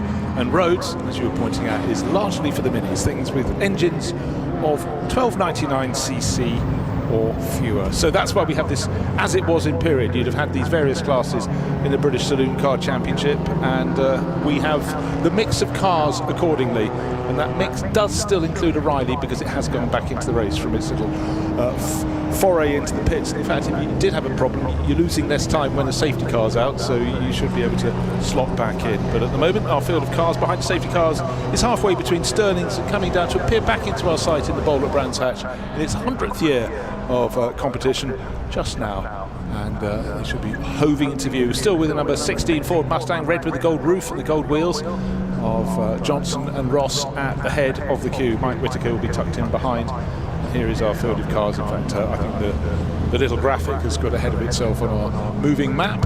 Oh, and the Tom Sharp Falcon appears to have been retrieved from the gravel and is coming slowly back to the pits. So I think it was more than just sliding off. I'm fairly sure there was some mechanical failure there that pitched it to the right, because certainly all is not right. If it was okay and he was simply retiring, he'd come in at a rather better pace, but he's got off the track just before the safety car comes through. And the pit window, by the way, is open for those who are alert. The drivers who want to sandwich, they can come in and change over their teammate. But this race, the HRDC Top Hat Pre-66 touring car race, is 45 minutes in all. And excuse me, we've just gone past just under half an hour still to go. Very surprised we didn't get a line of cars coming into the pit lane, because we're behind the safety car. Maybe the drivers who can see the recovery of the Mustang, the Riddell Mustang, know that it's going to be at least another lap behind the safety car. But anybody that's pitting now will have an advantage, because you lose less track time during a safety car, and and we've had quite a few come in. So the ones that have stopped from the leading group that we've been talking about, Vic Cullen has come in. In fact, probably more than half the field has come into the pits. It's only the top 9 cars, or 9 cars, have remained out. Vic Cullen was the leader of the cars that came in. Then it was Justin Law, probably going to hand over to his son Ollie for the second part of the race. Also in Nick Swift, so Alex Brundle will be taking over. And assuming that Mike Jordan started in the Jordan family car, it'll be Andrew Jordan taking over. Right, the Ruddell Ingram car has just come in, probably slightly dustily into the pit lane, so it will maybe get to continue in the race, but mainly that means that surely the safety car will be in this lap, because that was the remaining impediment up there at Stirling's. I just wonder if the top 6 or so cars that didn't dive into the pit lane were just the wrong side of the passing of the hand on the clock past the top of the hour or the top of the minute for the pit lane to have been open. If they were before the pit lane and they had a chance to come in, well, I would say that was a major misunderstanding. But I think by dint of where they were behind the safety car, they were just too soon to come past the pit in and get their opportunity. But it won't half make the rest of the race a real scrap, because I tell you what, I would reckon the safety car will come in this lap, and so will those front-running cars, perhaps, and then that will put them down at the back of the train, because don't forget, behind the safety car, the field will continue to bunch up, and for some, it was a gift. They've taken it, and maybe the few that didn't, there's a reason for it. I can't believe all the top teams didn't read the situation clearly, so I think they were just past pit in when the pit window opened. A perfect example is Vic Cullen, who was one of the car that was at the front of the field that came in first, and he's now at the back of the train of cars, so he's effectively completely overcome his pit stop time by coming in, doing the pit stop, going back out, and then rejoining the back of the queue, just a few seconds behind the leaders. And just remind you, the pit stops are as quick as you like within the speed limit within the pit lane, so if you can see the pit lane, you'll be seeing the drivers jumping out and second drivers jumping in as quickly as they can, and the cars come around.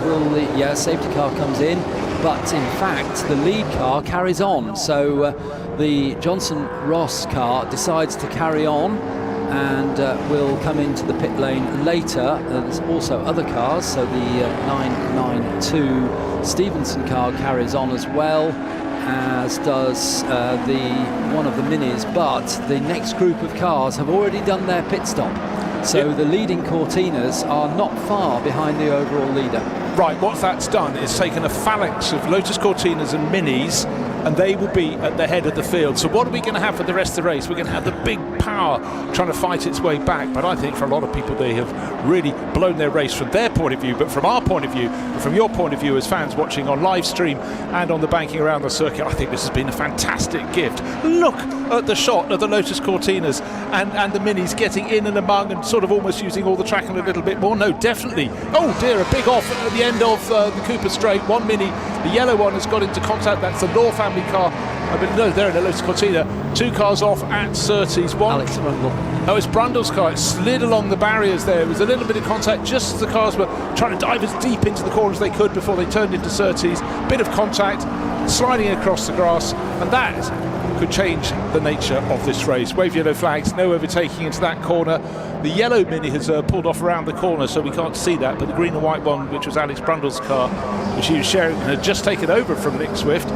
Alex is out, slams the door in high dudgeon, and I don't think he feels he was he does feel he was the innocent party in that little contact, so big frustration there, I'm afraid. Fully understandable. I presume the bright yellow mini was, it was the Carini car, Greg Carini, so really close. What's that going to do? What's happening in the pit lane? Well, we saw Alex being put out on the grass, left out on the grass. He was trying to regain the circuit. He just about does, but hold on. This is getting towards the end of the Cooper Straight, and just at the point you're thinking of going in, there was no track left for Alex Brundle on the outside. Well, that was very unfortunate for Alex, and as you say, having seen the replay there, didn't see it when it happened. He is right to feel aggrieved, isn't he? It's just muscled out onto the grass. Yeah, the Carini Mini did actually come in the back entrance to the pits, but Alex's car is still sitting almost dead ahead as the cars go along the Cooper Straight. Everyone will have gone past it once, they know it's there, but it's not the greatest of outcomes there. So Alex will have other cars to race today, but that would have, any time you're rubbed along the barriers is going to be worrying, to put it mildly. So the Johnson-Ross Mustang, car number 16, still leads the race. However, there's one small impediment. They haven't made a pit stop yet for their driver change. Second place is Victor Cullen. Big difference in his Ford Lotus Cortina. He has made his pit stop. So by the time the red and gold roof Mustang, which is cruising in at the moment, comes to make its pit stop, you'd expect the Lotus Cortina to be in the lead of the race. And the second place car net of pit stops, because there's a couple of cars at the front of the field that haven't done pit stops, is Ollie Law in the Law family Cortina number 70. So if you take away the cars that haven't done a pit stop yet, you've got Vic Cullen leading in the Cortina, then Ollie Law in the Cortina in second place, number 70, Vic Cullen in number 96, and in third place the Rhodes class, so that would be one of our minis, the number 12 car of Ollie Samways, who is in his mini. He's the leading mini now, because although Greg Carini is shown as being the leading mini, of course he's in the pit lane and presumably retiring. Stationary hazard lamp still going on that yellow mini with the black roof, the one that had the contact with the Alex Brundle car, but that got back to the pits. Alex Brundle's car that he shares with Nick Swift has not been removed from the grass area where it is at the moment. But our front runner, our race leader, coming into the pits right now for its pit stop. Red Mustang, gold roof, shared. It started on pole position with the poor start, Matt Johnson, Robert Ross car, but should be going back out. But where will it slot in? It won't be slotting into the lead of the race. Safety car back out. Obviously, that's because of Alex Brundle's. Hold on, how quickly could those pit stops be done? That's going to be interesting. It could actually shuffle them further back down the pack. The cars are in the pits at the moment, so we're waiting, and there's the driver change being done. And remember, did you not point out, Alistair, there is no minimum pit stop time, so that was a nice tidier pit stop, but has to run at a bated pace down along the pit lane before rejoining. Actually, there's a big gap it's going to pop back out and into, but the car we need to look for in its location around the circuit is car number 96. It's the Lotus Cortina.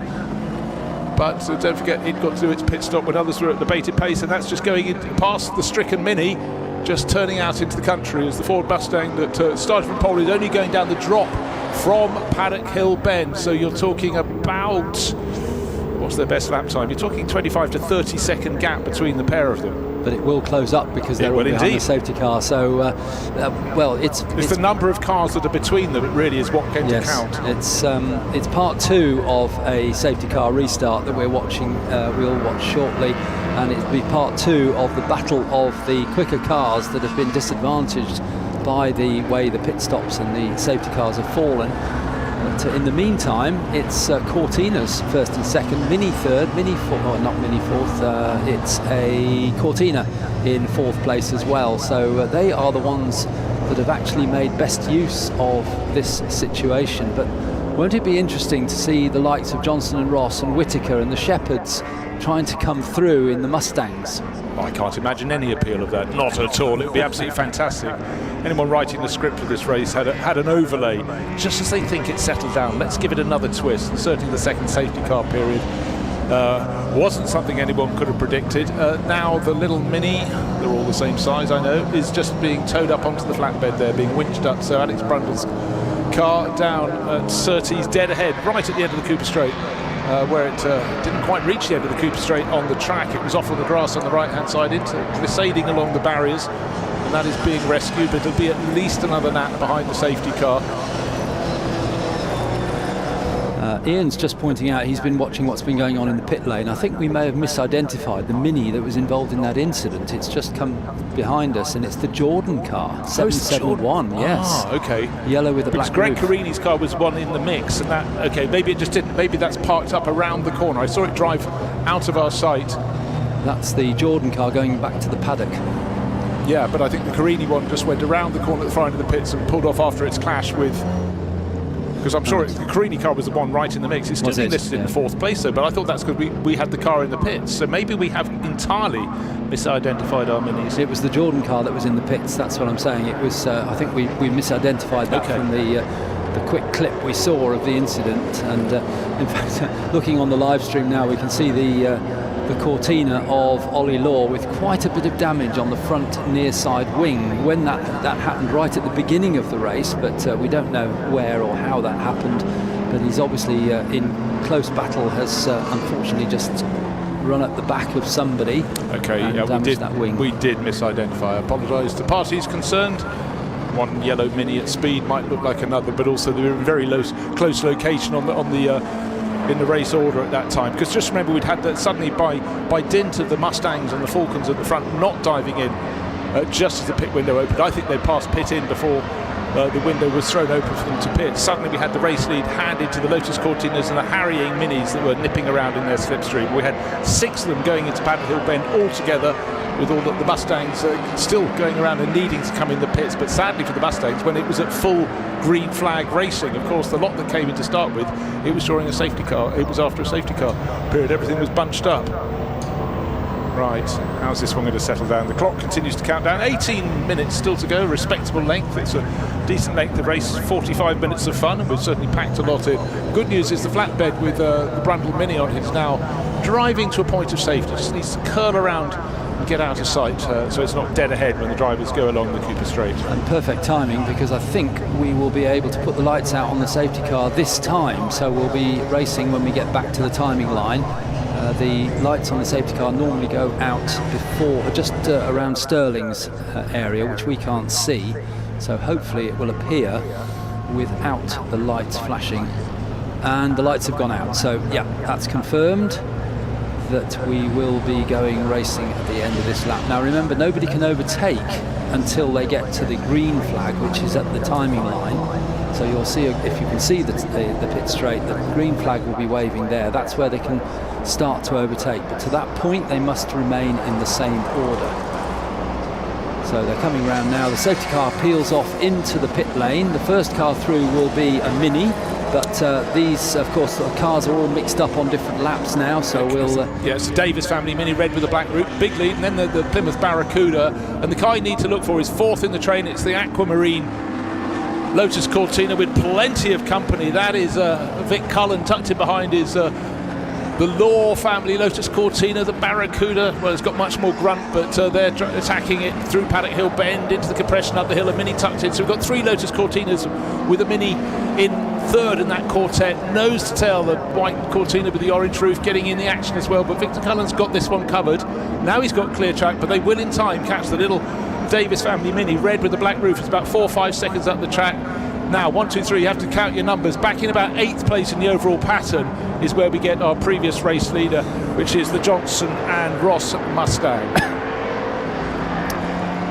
So we should see those 2 Mustangs coming through as they go out onto the faster parts of the circuit at the back, which first of all they're on now from Surtees through Pilgrim's Drop and up to Hawthorns, and we should pick up on our live stream what's going on there. We can see the Mini, which is not in the lead, it's just a lap down, but certainly still in the lead is Vic Cullen, the number 96 Cortina, followed by the rather bent Ollie Law Cortina in 2nd place. But where are those Mustangs? Are they yet appearing in our screen? I think I saw the red and gold in about 3rd or 4th place behind the Ollie Law car, so already moving up closer. There it is in the background, and actually Michael Whitaker in the 2nd of the Mustangs is just a few lengths behind.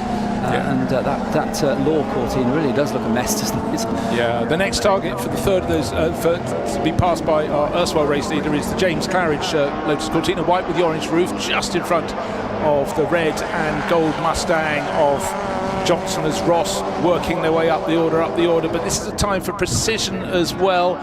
Big bunches of cars, but for Victor Cullen, he's opening out a tiny lead over the Laws. It was 0.17 of a second last time. He must have gained a second. He's 1.6 seconds, 1.7 seconds the good. Is the Irishman making his escape? Will it be enough? Because the red and gold Mustang is closing in. It's up to 4th place. The Johnson and Ross car fully, best part of 3 seconds down. We've got, what, a quarter of an hour of racing still to go. And Ollie Samway's in the Mini, which is ahead, of course, of the Mustang on the track. He's not being lapped, he's ahead. He managed to just sneak in ahead of him, but the Mustang coming down the inside as they go towards Graham Hill Bend. Still, Ollie Samways is in third place, but the red and gold Mustang now putting the power on as they come along the Cooper Straight towards Surtees, and the power of the 4.7 litre V8 does get past the Ollie Samways car, who spins in his efforts to keep up with the Mustang. It scattered those behind. Lawrence Parrish, who I called James a short while ago, managing to nip past, but this one is going to rejoin, and that was just probably about a centimetre too deep into the corner there at Surtees for Ollie Samways, and the challenge is coming, and not just coming, but coming very fast with huge immediacy.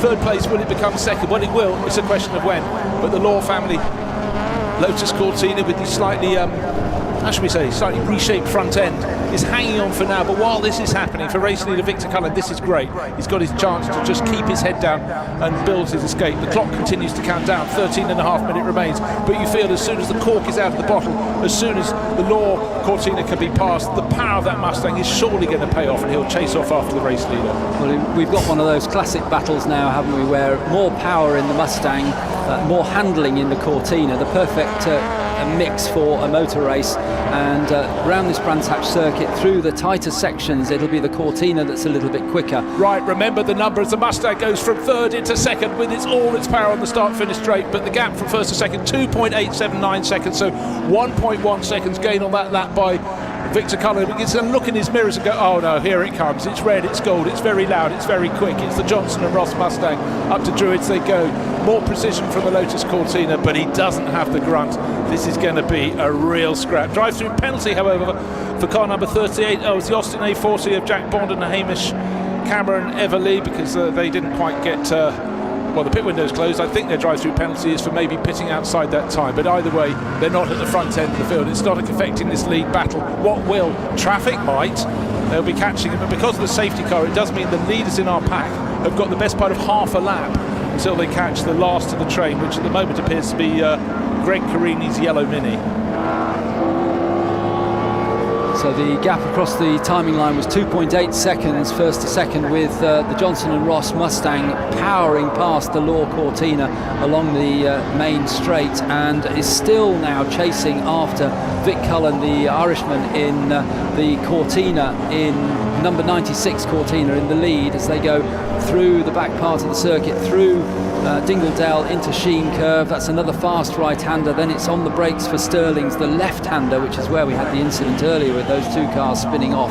And Vic Cullen turns in, gets the Cortina a little bit sideways. How sideways will the Mustang be? Well, actually not too bad. And then it's the Law Cortina, followed by the Whittaker Mustang. Now, Michael Whittaker is now closing in on Ollie Law in the Cortina. Will he be able to power by on the pit straight, rather like the Johnson and Ross car did the last time around? Well, again, looking at the power of the Mustang out of Clark Curve onto the start-finish straight, it's so much quicker in a straight line, so much more grunt. He's just taken off 1.5 seconds of the lead that was enjoyed by Victor Cullen, who doesn't have 1.5 seconds left in terms of that advantage. At the end of this next lap, this current lap, they should be nose to tail by the time they get to Sterling's, and after that, the power of the red and gold Mustang, any Mustang, should be enough to take it through into the lead. However, you have to leave a door open, and I don't think Vic Cullen's going to do that. Down the slope they go, and don't forget there's another Mustang in the mix, now up into third place. That's Michael Whittaker. He's got past the Law family Mustang, not much about the Lotus Cortina that's tucked in behind it. Here is our race leader, Vic Cullen. Closing in is the red and gold Mustang, and then the swapping of positions behind them makes it Lotus Cortina, Mustang, Lotus Cortina. Best of the rest. Well, it's car number 47, and it's in 5th place overall. It's another Mustang. Ford power pays here around the Brands Hatch Grand Prix circuit. And the leader of the roads class is the Mini now of Scott Kendall and Phil Bullen-Brown, number 193, which was right in there in the mix at the start. It was in the mix after the pit stops, and it remains in the mix now. It was battling with Ollie Samways, but unfortunately Ollie spun away his lead of that class at Surtees a couple of laps ago. So it's the 193 Mini that's leading the Minis class, the roads class, and then we carry on through this great mix of cars. As you said at the start of the race, so many different shapes of car at this period of racing.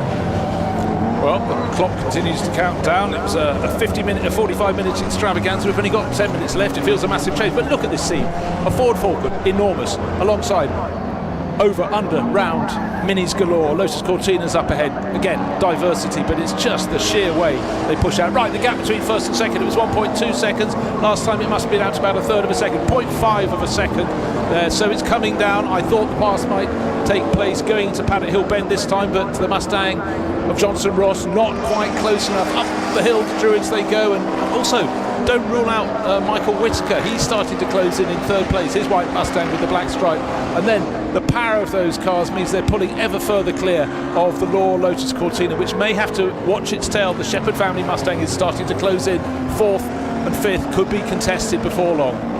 And I've just noticed that the back right wing of Vic Cullen's car, the leading car, is quite bent. Does it match the shape of the front corner of the Law? I think it does match the shape of the Law. For a friend. So I think Justin Law, who I think started the Law car, probably just unfortunately tipped the back of, maybe tipped is a lightweight word for what he did, because there's quite a bit of damage to the front of it, but it may have been Vic Cullen who was the recipient of that nerf.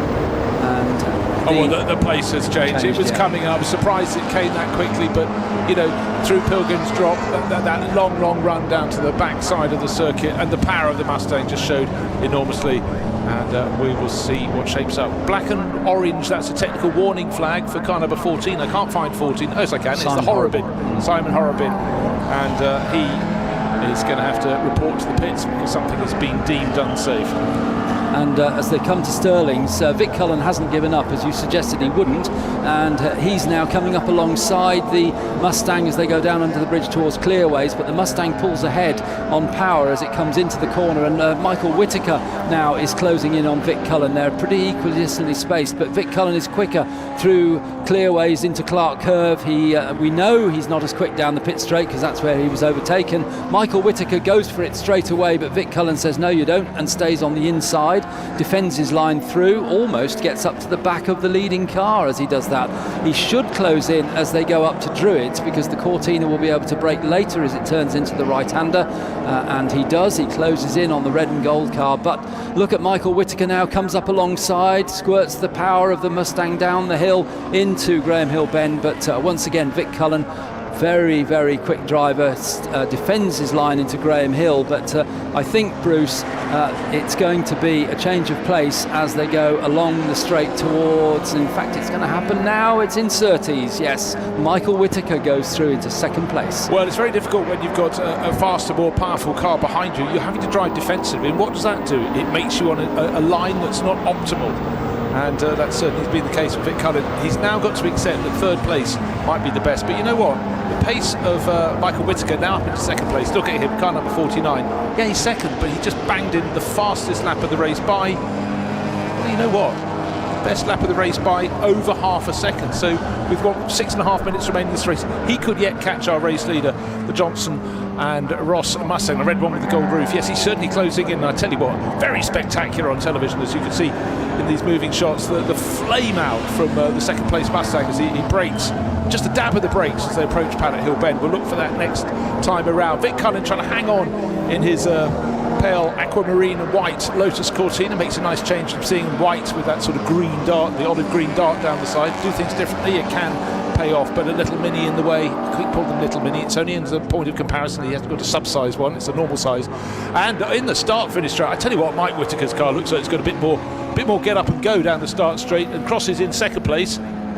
Vic Cullen, though, just carries so much speed, has to carry speed to get into Paddock Hill Bend. He's got to try and stay in the mix. It could still just yet work out for him, but only if these top two slightly delayed themselves by, let's say, outbraking themselves into Druid. And in fact, the leading car, the Johnson Ross Mustang, was braking as late as was possible. And then Mike Whitaker swinging out very wide. He's certainly happy to hang his tail up. These look totally even, but I'm beginning to think, hold on, it's a very hot day at Brands Hatch. We're getting quite deep into a 45-minute race. What state are their tyres going to be?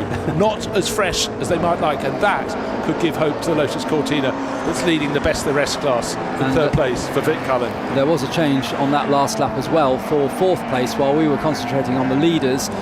Fred Shepherd, I think, will have taken over from Bill Shepherd to finish the race, so probably Fred Shepherd on board against Ollie Law, and they've changed places. So it's fourth place now, the 47 Mustang of the Shepherds, and in fifth place the number 70 Cortina of the Laws, and then it's Lawrence Claridge, number 117 in his Cortina, in sixth place.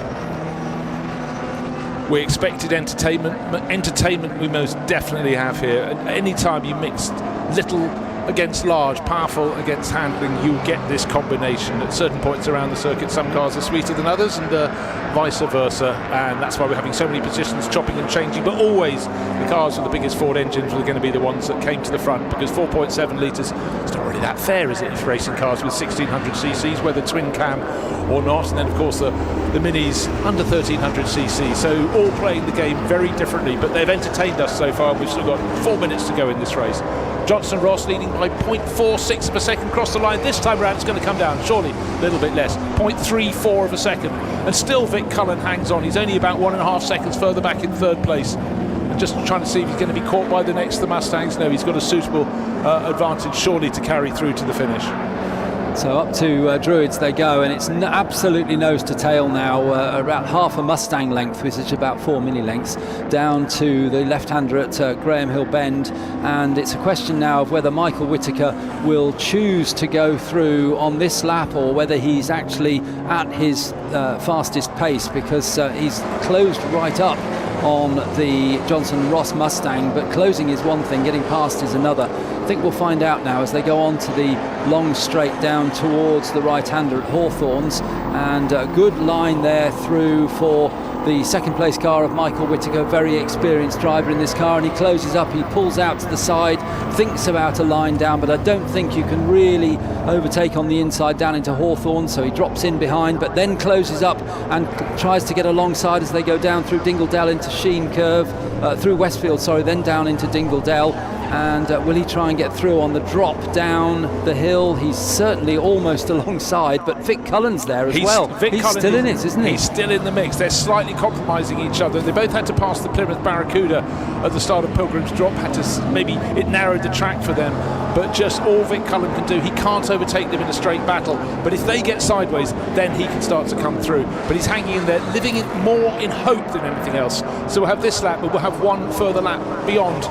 I commentated in a race yesterday when it was a 4-hour race, and the chap, the race leader, went on to the final lap. He was 12 seconds too early. He had another 25 kilometres of racing, but this time up the inside, there is no inside, because Austin A40 has closed out that option for Michael Whittaker.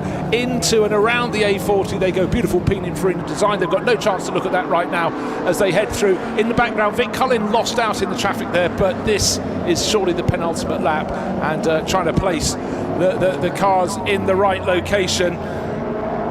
Still sideways, Vic Cullen just lost the momentum to stay with them. That was unfortunate, because I thought as they came across traffic he wouldn't quite do it, but again it was very tight on the clock whether we get this lap and one more, but we're fairly convinced this is the penultimate lap. Doing the maths very quickly, but sometimes when your car is tiring, and if you can back it off and just in a timed race make one lap shorter duration, it can be to your advantage, but it's very, very hard indeed. Who's going to be top mini? Let's have a look down the order on that front. In the roads class, it's the Colburn Flock car that now appears to be top of that pack. Positions changing all the time. That's car number 21. That's Richard Colburn and Dare Flock, so they've done well. That's one of the most fraught elements of the race, but it's so hard to draw your eyes away from this lead battle. The Johnson Ross car, it's been up and down, but the Michael Whittaker car giving chase, number 49, was more down than up, but now is very much on the up as it closes in, as they go down the hill. Up and down, great entertainment.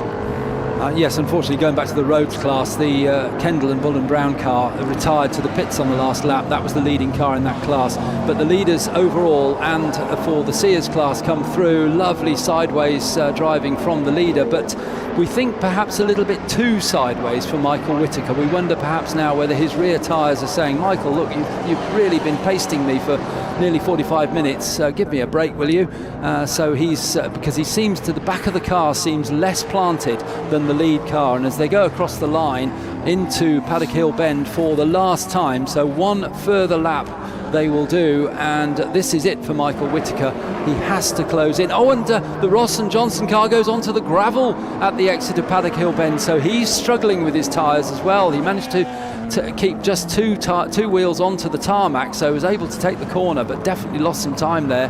And down into Graham Hill Bend they come. Michael Whittaker closing in a little as they turn, but unlike 5 laps ago, Michael is really having to work hard to get the car to turn into the corner, to rotate it through the corner. And that gives Vic Cullen a bit of a chance, doesn't it? If these two Mustangs can't make it at full speed round the rest of the lap, then Vic will be there. And Michael Whitaker off again at the exit of Surtees. I'm pretty convinced his rear tyres have gone. It's all or nothing, and so yes, Vic Cullen could pick it up. He's not close enough. The Jaguar Mark II, they're going to pick their way past that, but it's where you find the back markers. The pace they've been setting at the front of the field is astonishing, but you expect a very well-driven Mustang to be, way quicker than some of the cars in the field. So no disrespect for anyone down towards the tail of the field, but in fact, the way they had an adjustment for position from our race leader, he had to jink around the Mustang, and that gave a little bit of hope, a little bit of succour to Michael Whitaker, none whatsoever to Vic Cullen. He's on the wrong side of it as they get up the hill to Sheen Curve. But this is the final lap. The last time at full racing 3 speed through Stirling, a corner that took out our cars from third and fourth positions very early in the race. Had a safety car, tails out from both of the Mustangs at the front, full chat down the slope into clearways they go. Just Clark Curve to follow into the compression, up the gentle rise onto the start finish straight, and surely enough, sure that our pole starting car, Matt Johnson, Robert Ross, will take victory. It won't be a lot, maybe half a second. What a race for them in the Top Hat Pre-66 touring race, and massive accolades to Vic Cullen coming home in third place in his Lotus Cortina, and not too far behind the Shepherd family Mustang, just crosses the line in fourth, and the best of the rest. Here it comes now, slightly sub-showroom class as it comes over with its dented nose, is the Law family Lotus Cortina in fifth. Well, that was a fantastic race, and waiting to see who gets the prize to be the top mini challenger in the roads class. Should be the Colburn and Flock car, Richard Colburn and Dare Flock. They've done well. They kept out of trouble as much as anything because the mini class was a little bit decimated. Just ask Alec Brundle. There's still a question mark over the winner of the roads class because Colburn and Flock were slightly slower over the last few laps than Ollie Samways, who's trying to recover from that spin at Surtees a few laps ago. So here they come into clearways now. It is still the 21 car of Colburn and Flock that's ahead, but there's not much in it as he makes his way round Clark Curve towards the finishing line, and it's the red and white number 21 that takes the roads class, but the gap between him and the green number 12 car of Ollie Samways was only 0.8 of a second across the timing line. Well, that was considerable fun. Yes, there were a couple of hiatuses, and let's face it, it was made more interesting by the top runners not being able to dive in as soon as the pit window opened when there was a safety car out on the track. But the cars peel off at the end of the Cooper Straight, and some report to the cool and the shade of the garage. There's Michael Whitaker, came home in second place, and it wasn't for want of trying, but our race-winning Mustang, car number 16 in the background of the shot, and the best of the Lotus Cortinas in third place for Victor Cullen. They're sure to have stories to swap. That was a real race of up and down. I'll tell you what, no one's going to look particularly cool after this race. That would have been a very hot racing environment. Could have cooled down a little bit during the safety car periods, but not really that much. So what a run for the Top Hat racers there. Brilliant pre-66 touring car action.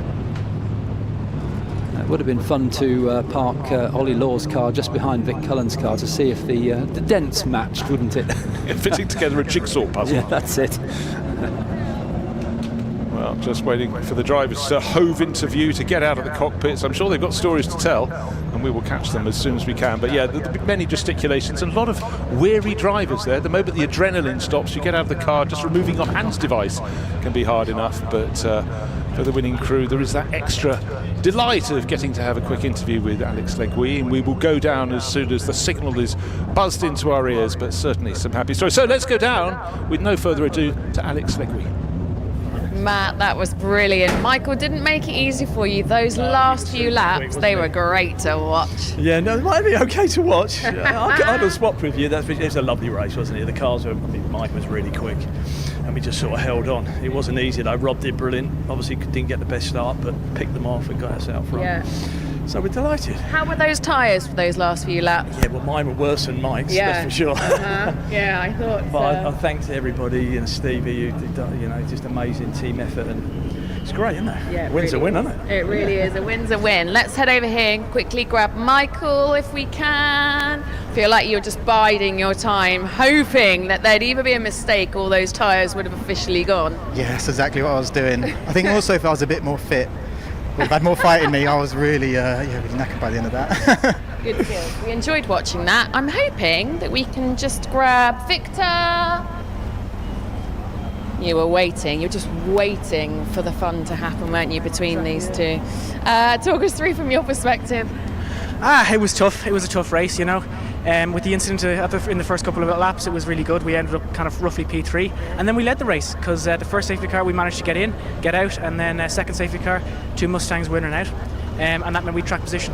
So then we were right at the front and praying, maybe another safety car, praying to keep the pace, but the lads came through, they're just far too quick, and I managed to stay with them at the end, but it was almost a good race between me and Justin as well. So, you know, it was a really good race. It's great to be able to have these cars and to race side by side. Mustangs have the grunt on the straights though, you're never going to catch them. Amazing job. Provided us with lots of entertainment. Thank you very much, everybody.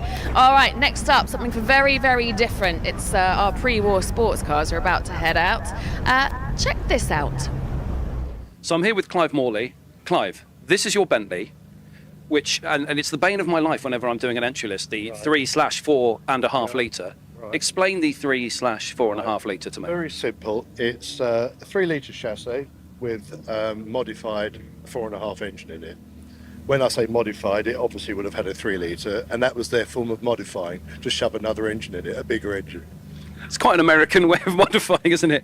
Well, what's it like driving? Because, I mean, you took me for a little drive in it last year, actually, and I remember thinking just how unbelievably visceral it is to be in a car like this. What's it like? So I think we did about 40 miles an hour.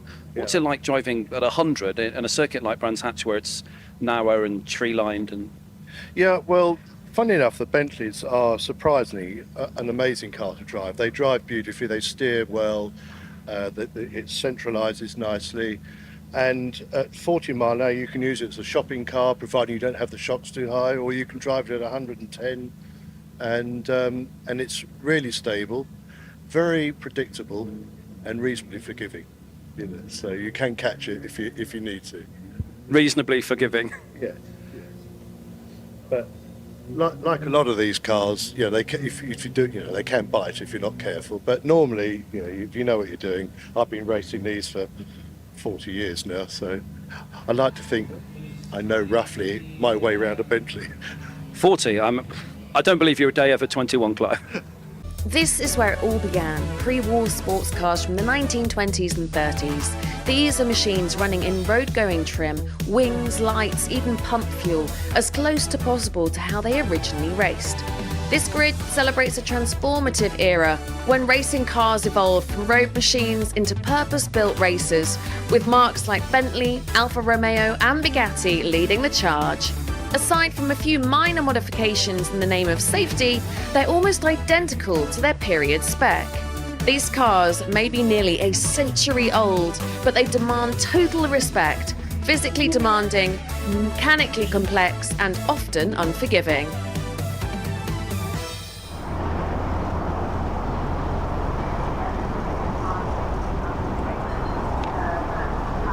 Now, teammate VJ is up here in pole position. Just how tricky is it going to be to keep this position, turn this into a win? Well, I have to admit that the pole position is courtesy my friend Patrick. Yeah. But yeah, it's a quick car. It's fun to drive. But there are other hugely powerful Bentleys out there. And this is a fast circuit, so I'll do the best I can and enjoy myself. When we spoke to Pat after his quali lap, he said that you guys would just go and spend some time analysing, that you're in a particularly good position to be able to actually have some more data from the car. What did you learn from qualifying that you have changed or can put into play for this race? This is the very first time that I have driven at Brands Hatch. So I have a lot of track learning to do myself. And that session that we had with the computer was very helpful. Yeah. Come on, chop chop, All right. gotta go motor racing. All right, fine, Pat. That's it. Let them out. Yeah, so if you've been watching through the weekend, you'll have already seen how challenging these cars are. They're heavy, they're physical. Drivers aren't reacting, they're anticipating. Over a race distance, it becomes very, very important to be, well, it's not just about working with the car and understanding it and managing it, preserving it, and still racing it around Brands Hatch Grand Prix circuit. None of that is easy. beautiful pieces of kit. And what skill we see from our drivers as they head out. Amazing, let's go racing. Bruce, Alistair, over to you. Thank you very much, Alex, from our eyrie up above the circuit. It's very hard not to look out the window. We have to concentrate from the screen. But for these pre-war cars, it's just lovely to have them out. So many different shapes and sizes. And I think it was all summed up in many ways by Pat Blakeney-Edwards at the end, pointing out that though that BMW that he put on pole position, the 328, was built in the late 1930s, it really was the essence of the 1950s. It was ahead in terms of technology of a lot of the cars in behind. Just remember, some of them are the wrong side, well, right side, depends which way you're looking at it from, of 100 years old in this race. And so there was a huge passage of time from the little to the large to the little, the cars with huge headlights that really wouldn't have helped their aerodynamic progress. But up at the front is the Vijay Mallya, Pat Blakeney-Edwards BMW on pole, the Llewellyns alongside in their Bentley, and then more Bentleys on the second row, the Hudson Morley car, and the Fisher & Bradley Aston Martin team car very much up in the mix. Clive Morley goes with Bentley, it's the family law. It's in 5th place overall. Alex Hewitt's alongside. Then another Aston Martin, the speed model for the Skip with an Armstrong combo alongside. Look out for car number 35, the little 3-wheel Morgan Super Aero, driven with such gusto by Sue Derbyshire. And then working on down the order, Riley's in the mix as well. Look at this fabulous field. Just think that most of these cars were built in the 1930s and they're still racing here now. And some of the cars in the field have been raced consistently since just after the Second World War. So they all raced before the war, but the fact that some sort of entered their second phase of life fully 80 years ago is just truly extraordinary. So there we have a grid of 19 starters with the Ozan family Aston Martin bringing up the rear. But Alistair, the stage is set. It is, yes, and this is one of the favourite races for many people because apart from the fact that the cars look so different and such wonderful styles and beautiful shapes on these cars at this time that they were built, but you can see the drivers working away, particularly the larger Bentleys where the drivers sit up in beg sort of style, sitting up on top of the transmission. And so you can see them working away. And those Talbot team cars, they look a little bit ungainly. They're very tall, but they were extremely effective in period. And they finished third at Le Mans twice in 1931 and 32. So they were effective cars. There's one there with the grille, big grille at the front. But the 46 Bentley there, the blue car, not green like most Bentleys, is the Wiltshire family car. That's a car that Duncan's been racing for many, many years, and it's good to see that still racing because that was built, the Morley car, in 1928, so it is just coming up to its 100th birthday. Well, it's truly extraordinary. Sort of pre-aerodynamic days, but the way they delivered their power was torque rather than the peaky horsepower. It was low revving, but for endurance racing, which a lot of the races naturally were a lot longer in period. That's why, looking at the Talbots, you mentioned where was their forte. It was the longer races, so mechanical reliability. But in those days, events like Le Mans, it didn't become a flat-out sprint until about 10 years ago. A lot of the time, it was getting it on through the night. But look at the headlights on these cars; they did go racing through the night, and it didn't help them aerodynamically. Those that raced at Brooklands wouldn't need headlights, so they'd be slightly sleeker at the front end. But here we have little and large, the Llewellyn family. Bentley on the upper side of the shot, the lower side is our pole starting car. Vijay Mallya sharing that with Pat Blakeney-Edwards. This race scheduled for 30 minutes. It's the pre-war sports car, race one. We've got the second to bring the flag down at the end of the day, waiting for the start. You'd expect Bentley to have more grunt and get its nose in front, but it won't be so good into the opening corner.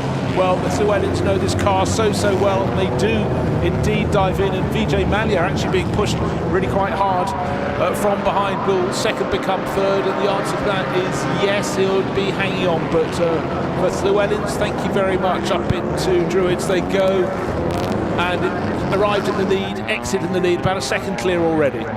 And Vijay Mallya going backwards, as he would happily admit, he is not the quicker driver in this car. That is definitely Patrick Blakeney-Edwards. And so Vijay just sliding back down through the field. But the main thing is, he's enjoying himself. That's what it's all about. It's his first time at Brands Hatch. There's a lot to learn. It's a very, very complicated circuit. But for the Llewellyns, they got the jump at the start, a bit more horsepower. The Talbot started to come up the order, as you'd expect, because they've got plenty of grunt. That's Tom Rawlings. This car prepared by I.S. Paulson, who is the absolute expert in all things Talbot of the period. But look, that is a tidy lead. Wait for him. Oh, here comes a rival. So we do have competition here, but make hay while the sun shines. The sun has most certainly been shining, slightly clouding over a bit here at Brands Hatch, but still, don't be fooled by that. It's very, very unseasonably warm here. And the Talbot car you talked about there, it's in is it 4th, 5th place, but that was one of the works cars, the team cars from 1934. So that would have raced at places like Le Mans and Brooklands, and here it is still racing all these years later. But it's one of the Bentleys. We have a few Bentleys in this race, but it's one of the Bentleys that leads. It's the Llewellyns. The Llewellyn family for 3 generations have been racing and building Bentleys, as have the Morleys, 2 families most linked with Bentley. There's that Talbot team car making its way through the left-hander Stirlings, and at the back of the shot there on our live stream was Sue Derbyshire, so I think that puts her up into about 6th place, but we'll check as they come across the line. But Sue Derbyshire in the little 3-wheel Morgan always gets that higher up the order than you perhaps think would be possible. End of the first lap, it's the Llewellyn Bentley that leads number 3, and we haven't been told start drivers, but we think perhaps Oliver Llewellyn has started this one. We'll hand over to his father, Tim. Right, Alex Hewitson, very good start for him. The Riley 12.4 TT Sprite Rep, that's just turning in, following to 3rd place is the Morley family car. That's car number 6, that's the 4.5 litre, driven by Clive Morley. And the order shaking around. Just looking to see where Vijay Mallya dropped to. He went from 2nd on the grid down to 11th place. So when he hands over to Pat Edwards, Pat's got one job: overtake. But I'm sure Vijay will be picking up the pace. But a nearly 6-second margin from the Llewellyn Bentley back to the best of the rest. And as I said, the best of the rest is Alex Hewitson in the Riley 12.4, and he's got Clive Morley right up his rear, the tail of his car, in 3rd place overall. Leader down to Pilgrim's Drop, starting to rise towards Hawthorns, and then comes the 2nd place battle, and the power of the Bentley in 2nd, and just moving into 2nd. There goes Clive Morley. So again, he's got the grunt, but the little Riley is that bit more nimble. So at other points on the circuit, took a look at the dimensional differences. Roughly the same length, but narrower, lower is that little Riley car. Of course, made for Brooklands, you needed it to be as aerodynamic as it could be. You needed to be able to handle the bumps, because famously the speed oval section was phenomenally bumpy back in period. And yes, at the same time when Le Mans was being run, where the Bentleys were so successful, the track wasn't tarmacked. It was still a rough road. It started out as very much a sort of a dirt and gravel road, but it gradually got improved. But in the period that these cars were racing there, it was very much an endurance event on an unmade surface, so you needed a really strong car. And actually they used to have to put the hoods up for a certain period of time in the early stages. Yeah, something like the first, let's say 10 or 12 laps. It wasn't a long period, but you can imagine the moment you're rushing and trying to put it down. Looking at the start, it was just total torque and grunt that put the Bentley clear of Vijay. Vijay now is on the inside line going to Paddock Hill Bend. The little Riley that Max Hewitson, Alex Hewitson made a little move, but he was blocked off. But for Vijay, it was a case of doesn't have the knowledge of the car or of the circuit. He was going to fall back, and he has done precisely that, but how far he falls really delineates exactly how much of a charge Pat Blately-Edwards will need to mount to see if he can get it back up towards the front. But I think that the balanced driving pair of Oliver and Tim Llewellyn with the Bentley they know so well, they're 11 and a bit seconds clear after 2 racing laps. That will only continue to extend. For things to change, we need Pat Blately-Edwards to get into the BMW 328 that he took from nowhere to put on pole position in qualifying. But with every lap that he's not in the car, can't get into the car until the pit window opens, he's going to have to be twiddling his thumbs and fingers and thinking, come on, give me a go, because that's going to be harder and harder. But down the order, again, these little and large battles. Car number 46, the Duncan and Freddie Wiltshire Bentley 3 litre, sitting high and handsome, with rather smaller rivals tucked in all around it. Here's Vijay Mallya in the little BMW 328, and tucked in behind is probably one of the most illustrious cars in the field. It's the Alfa Romeo 8C Zagato Spider of Martin Halusa. He's showing that with Sam Jordan, and that's a car that competed 3 times in the Mille, finishing 6th on one of those occasions, and that really was an enduro back in the day, 1,000 miles over Italian mountain roads. And nice to know that Martin in interview a few years ago said, yeah, they still use the car on the road, they go shopping in it, take the kids to school. Well, if you owned a Maserati 8C, I suppose that's what you'd want to do. Use the car. That's what it's built for. It was a machine. Just happens to be very beautiful and extremely expensive. Well, let's face it, the difference between road cars and racing cars wasn't so great back then. But anyhow, just in the mix. It's just lovely to see these cars. Many of them made for very different purposes to each other. There's Vijay Mallya. He's Force India writing on his overalls, must have got those out the back of the cupboard. And then the Thoroughbred, well, they're both Thoroughbreds. That BMW 328 really was ahead of its time, and if there hadn't been the Second World War, what it would have followed in the next few years, I'm sure would have been enormous. But by the time the war was over, then they started developing it again, so it didn't seem such an enormous jump thereafter. And now, look at this, leaning down. This is a car where we're looking down the order, and it's the Dowding car, number 22, the Riley Brooklands, again, smaller, lower, and the fact that he's hunkered so far down in the cockpit behind that little aero screen, again, just trying to get yourself out of the airstream, trying to make your car aerodynamic, and also not have all the buffeting. These drivers, you think about them running down the Mulsanne Straight at Le Mans in something like the big Bentley, you're sitting up high, you've got a little aero screen, but you're still going to be battered around by the airstream as you work your way through it. Make it very physical and tiring.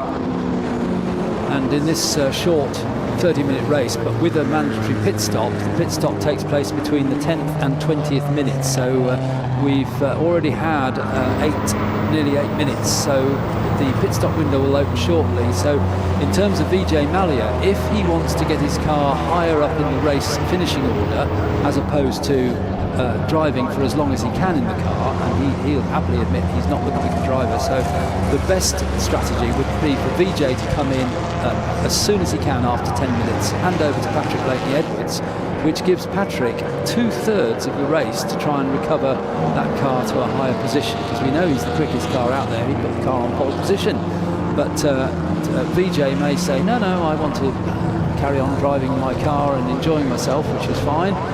So we'll see whether Vijay chooses to come in the next couple of minutes. You know what, though? He's in the middle of a 4-car battle, actually 5-car battle. So he's having fun. He's tucked in behind him is number 27, which is the Aston Martin 1598 of Peter Dubsky. Behind Dubsky, we've got one of the two Talbots. That's the car from Chris Lunn. And these are all covered by under a second, the gaps. And then you go back to the Wiltshire family car. That's in the mix as well. And just in front of Vijay, not too far, having just made the move on the last lap, is Martin Halusa in his Alfa Romeo 8C. So he's got people to play with on a track that is sensational. He's never raced here before. So it depends, does he want to win or does he want to have fun? And I guess he's got to make that choice. That's absolutely right, it's his choice to make. Sue Derbyshire's up to 5th place in the three-wheel Morgan, number 35. She's just passed our timing line here. She's on her way down, just going round Druids now actually. And if you're spectating on a faster part of the circuit, or you see her on our live stream, you'll see how Sue hunkers down, as you described in that Riley earlier on. She gets right down behind the aero screen to minimise the pressure on her, but also the speed through the air. She wants to get the car as fast as possible, and unbelievably that little three-wheel Morgan is geared to do 110 miles an hour here at Brands Hatch.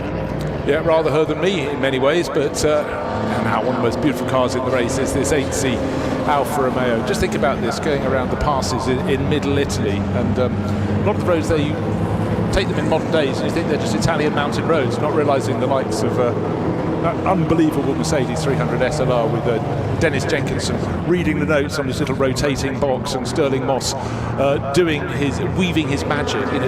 Astonishing. Couldn't be more different to here. But the fact you can drive along the roads now without even knowing they were the real roads, and you suddenly go, no, but I was doing 45 miles an hour. They were having an average of over double that, so quite sensational. And reaching speeds of 150, 160 miles an hour on the straights. And through villages. Yes, incredible. It's a lovely example here. What you'd call, if you look at this car closely in the paddock, what you'd call patina. And this is Edward Bradley's Aston Martin. Car number 2, the red car, the Aston Martin Ulster from 1935. And Aston Martin were, at this period, a very successful manufacturer. They started up not long before this, and they were making cars which were winning international motor races. And Aston Martin Ulster was named after the area of Northern Ireland, Ulster, where the TT took place. And Edward Bradley's had this car and raced it for many, many years, and I don't think it's seen a sponge or any soap in the 90 years that it's been around. It's just lovely to look at. Here's Sue Derbyshire. Now, if you're watching our live stream or if you're on the side of the track, look at the front of the car, 2 cylinders in a V formation. That's it, that's all she's got, 2 cylinders, each one of them around 600cc. And the valve gear at the top of the engine, opening and closing the valves, is completely exposed. You can see all that hanging out at the front. There's Sue right down behind the steering wheel.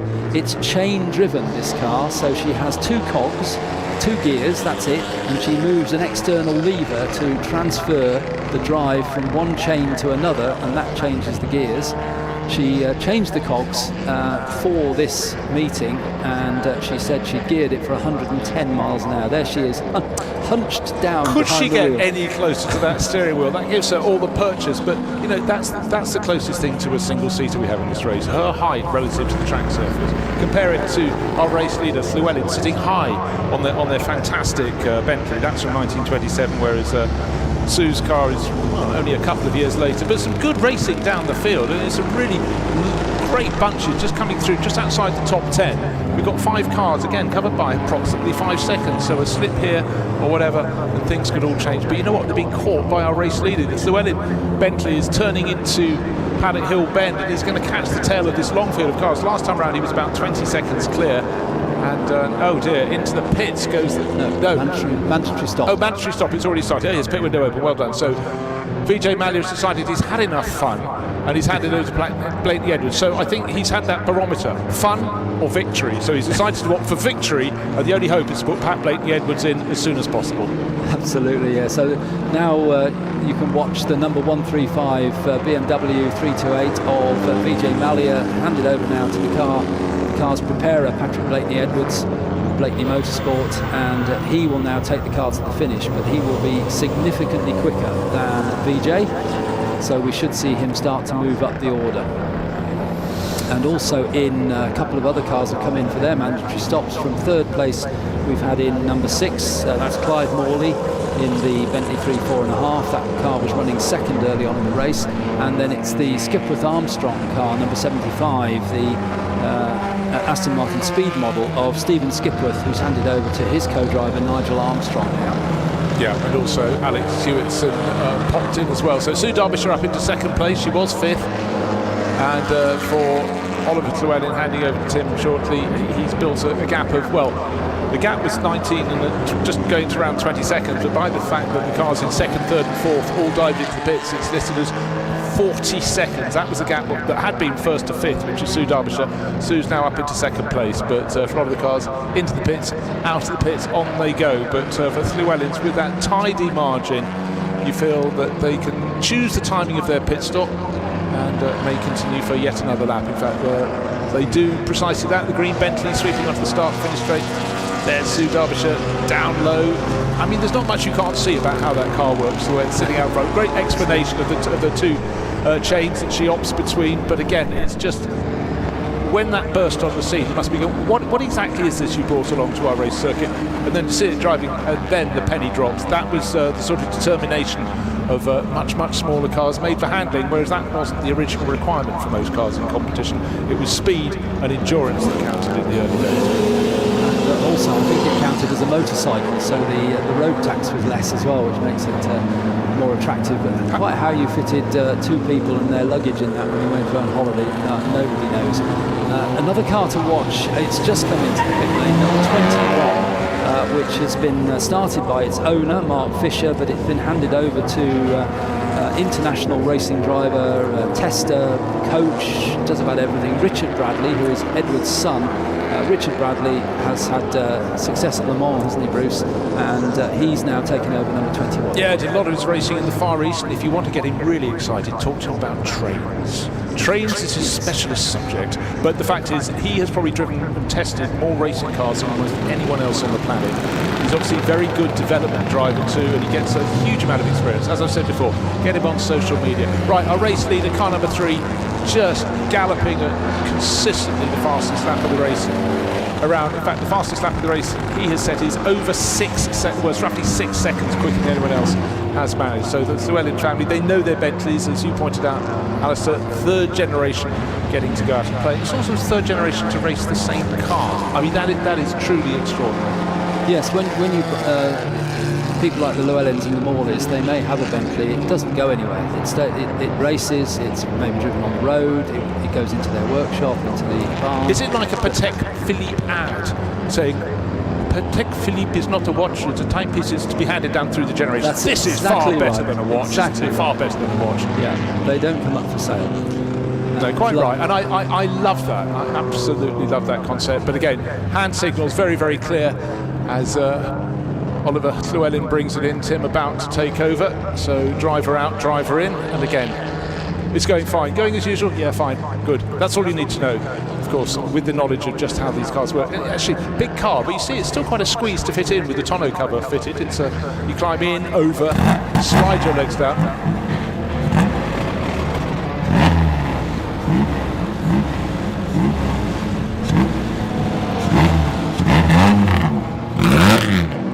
Just felt quiet because I just wanted to listen to the engine note as that Bentley gets going again. 1927. Next year they get the birthday cake out. A century will be on the clock, and it will still be being raced. And that is the beautiful knowledge that we all have. It should come back out onto the track in the lead of the race, looking to see where the car that ought to be second, which will be Alex Hewitson. He's only now coming down from Stirling's to burst into the stadium section. So job done. Remember, before the pit stops, it was just around the 20-second margin that Oliver Llewellyn had built up.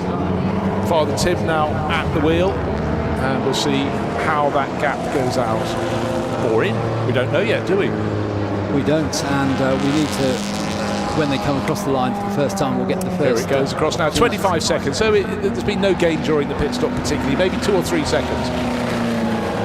And the third place car comes through, number 6, and that is a further 6 seconds behind. Then it's the Rawlings Talbot team car comes through 4 further seconds behind. Sue Derbyshire comes through in 5th place, so she's retained her 6th place. You sort of expected everybody would stay in those positions, but let's start looking at the progress of the... OK, well, I'll tell you what, I'm just going to say, by the way, that Pat Blakeney-Edwards already set the second fastest lap of the race. He's up to 11th. He'll continue to climb, but let's catch up. Alex Legwee down the pit lane with Ollie Llewellyn. Yes, Ollie, hello. That was amazing first in. Tell me what the conversation was. What did you say as you handed the car over? Good luck and Godspeed. I mean, aim with this car is basically go as fast as we can at the beginning until Patrick gets hold of handing over from VJ, and I'm sure he's going to be catching up as fast as he can. So hopefully the old man can keep it out in front until the checkered flag, but we'll see. Okay, nicely done. So it all sounds quite positive out there. How are the tyres faring? They cook after about 1 lap, so does the driver, so they're holding on in there, but hopefully they will do to the end of the race. It looks a lot of fun. Well, hopefully we'll see you and have another conversation down at the end. We'll see. Good. Even on Father's Day, you get called the old man as a father. It's a terrible, terrible passage of time. Right, anyhow, Tim Llewellyn leading the race with tyres that apparently have been cooked already. Vijay Mallya handed over to Pat Blakeney-Edwards, and the fastest lap on the board beforehand was set by the driver we just heard from, Ollie Llewellyn. He did a 2 minutes 2.4. Pat Blakeney-Edwards has done something that's 9/10 of a second faster. Admittedly, he is way back in terms of the clock. He's 1 minute and 46 seconds, so 106 seconds down. Doing some rudimentary maths with only 10 minutes left, he's not going to hit the very front. But how high up the order Pat Blakeney-Edwards could propel that BMW 328 remains to be seen, but he's not going to stop from trying. So the very early pit stop, the first car into the pits, as soon as the pit window opened, was Vijay Mallya, handing over to Pat Blakeney-Edwards. The car's up to 11th. It had been running in 19th place, so 8 places gained. We'll see how much more can be caught. That's certainly a car to watch around the sweeps of Brands Hatch Circuit. Just wonderful to watch somebody like Patrick Blakeney-Edwards take a car as old as this and just grab it by the scruff of the neck and get around the circuit in the fastest possible time. and it's quite unbelievable how he drives cars. He's a Fraser Nash specialist, and those cars have to be driven sideways because they are chain driven, and he is a master of that. But he's taken to this BMW of Vijay Mallya as well. Number 135 is the car. He's up to 11th place, but it's still that Llewellyn lead. It was, what, about 25 seconds? It still is 23.5 seconds first to second. Yeah, the big question is what sort of pace Alex Hewitson, who's in second place in that blue Riley TT Sprite Rep, can do. But his best lap in this race so far is 2 minutes 6.9 seconds. What to see on the end of this lap, the driver of that number 3 Bentley, it's the father of Llewellyn, it's Tim Llewellyn. See what he can manage, because if he's managing something around 2 minutes 6 seconds, there's going to be no gain from the chaser, and therefore he can protect that buffer, but we'll get to see. But he knows this car very well. He drives it right towards the edge of the circuit, but with a little margin of error just built in, because as the drivers have been saying, just heard from Ollie, tyres good for one lap, then they really, really go off, so there's no point pushing it right to the edge. This is Pat Blayton-Edwards, car number 135. Look at the adjustment as he works his way around, gaining as much speed as he can from corner in to corner out, and then down to Graham Hill Bend. Much tighter turn than it was in its earlier days here at Brands Hatch. 100 years of racing at Brands Hatch we're celebrating this year. Still extraordinary. Let's see, his lap time last time was 2 minutes 1.5. And I'm waiting to see the gap between Tim Llewellyn. He did a 2 minutes 6, so his first flying lap in the race-leading Bentley matches the best pace at any point of Alex Hewitson. And Alex, that means that he's not going to be able to gain it, so it's gone to 24 seconds. But being caught, however, by setting some really quick laps is Clive Morley, the number 6 Bentley, who was closing in, and he was almost 2 seconds a lap faster than the car he's chasing for second place. Up to Druids they go, so he's closing in. The gap between them is just 1.1 seconds. They're nose to tail, bar a car length or so. So the little Riley Sprite has a little more handling, but the Clive Morley driven Bentley has got a little bit more grunt. Oh, and by the way, Pat Blayton-Edwards has gained a couple of positions. He's up to 9th place. He's going to rise a few more on this lap. His next target is 7 seconds up. He could probably do that in one lap, maybe gaining another place in that BMW 328. Just waiting for him to come through into the Indy circuit section of the circuit. Just arrived now, bursting into the sunshine. Clearways becomes Clark Curve. Taking it out to the edge. There's the rear shot, showing again how a driver in historic cars really work their tyres. He's gained a place probably in the next quarter of a lap, because he crosses the line. Pat Blayton-Edwards in 9th place. His next target is car number 77, the Robert Blakemore Simon Borum speed model Aston Martin. That's dark red, down into the compression it goes. By the time they get to Druids, look, that BMW, the dark flash in the background, won't catch him before the corner, but will probably try and is he going to go wide in and then tight out, but he's going to pass him. It's quite a tricky section of the circuit here, because if you don't get past before Graham Hill Bend, you've got to wait.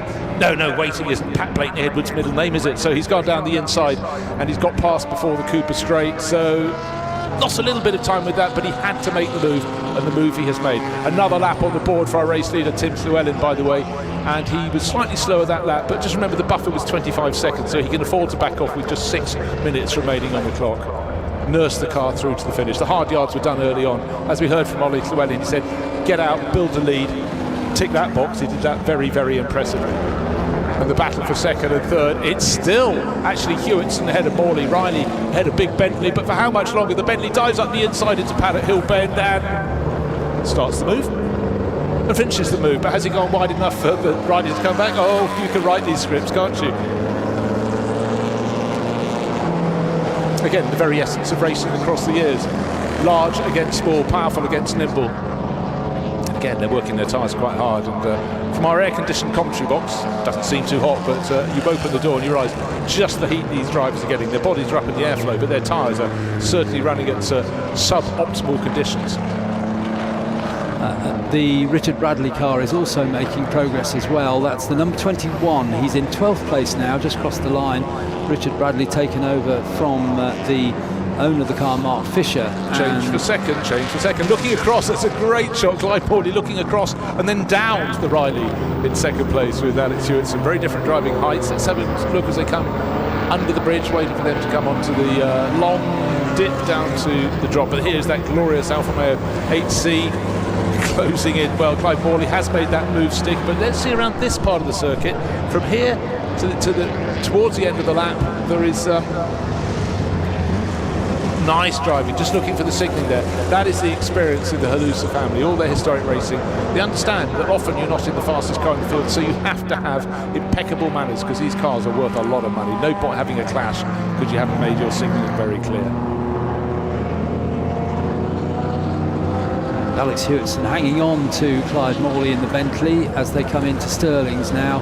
The Riley much more nimble as he turns in, but at this stage the Bentley has a slight advantage as they come down under the bridge into clearways, but then once they get to the right-hander, look for Alex Hewitson, number 32, challenging once again, particularly as they get towards Paddock Hill Bend, where he may have an advantage on the brakes. He comes up, tries to come up alongside through Clark Curve onto the main pit straight. He's close enough to have a little bit of a dive perhaps at the Bentley, but no, not close enough. And of course Clive Morley knows exactly how to place that car.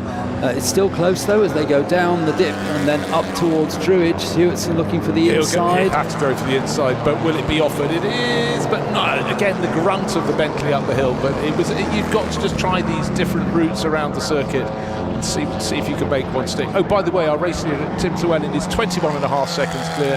He's lapping consistently 2 minutes 8, so the cars behind are chipping away, but the clock is counting down. Just 3 minutes left, so you'd be fairly sure the number 3 Bentley, Ollie Llewellyn in the pit lane, trying to cool down. His father trying to cool down, but Tim is busy driving the car. But it looks so on Father's Day. Father and son will unite to take victory in this pre-war sports car race. Second place, though, is far from sorted. One little slip from either of these drivers could flip it around. But looking for the progress of Pat Blakeney-Edwards, by the way. The little BMW, he's closing very quickly on the HUD, and he's made a move. Just going across the start-finish line now. He's up into 7th place. So will appear to be waving to the marshals. He's so casual in his car as he gets to Paddock Hill Bend to celebrate the move.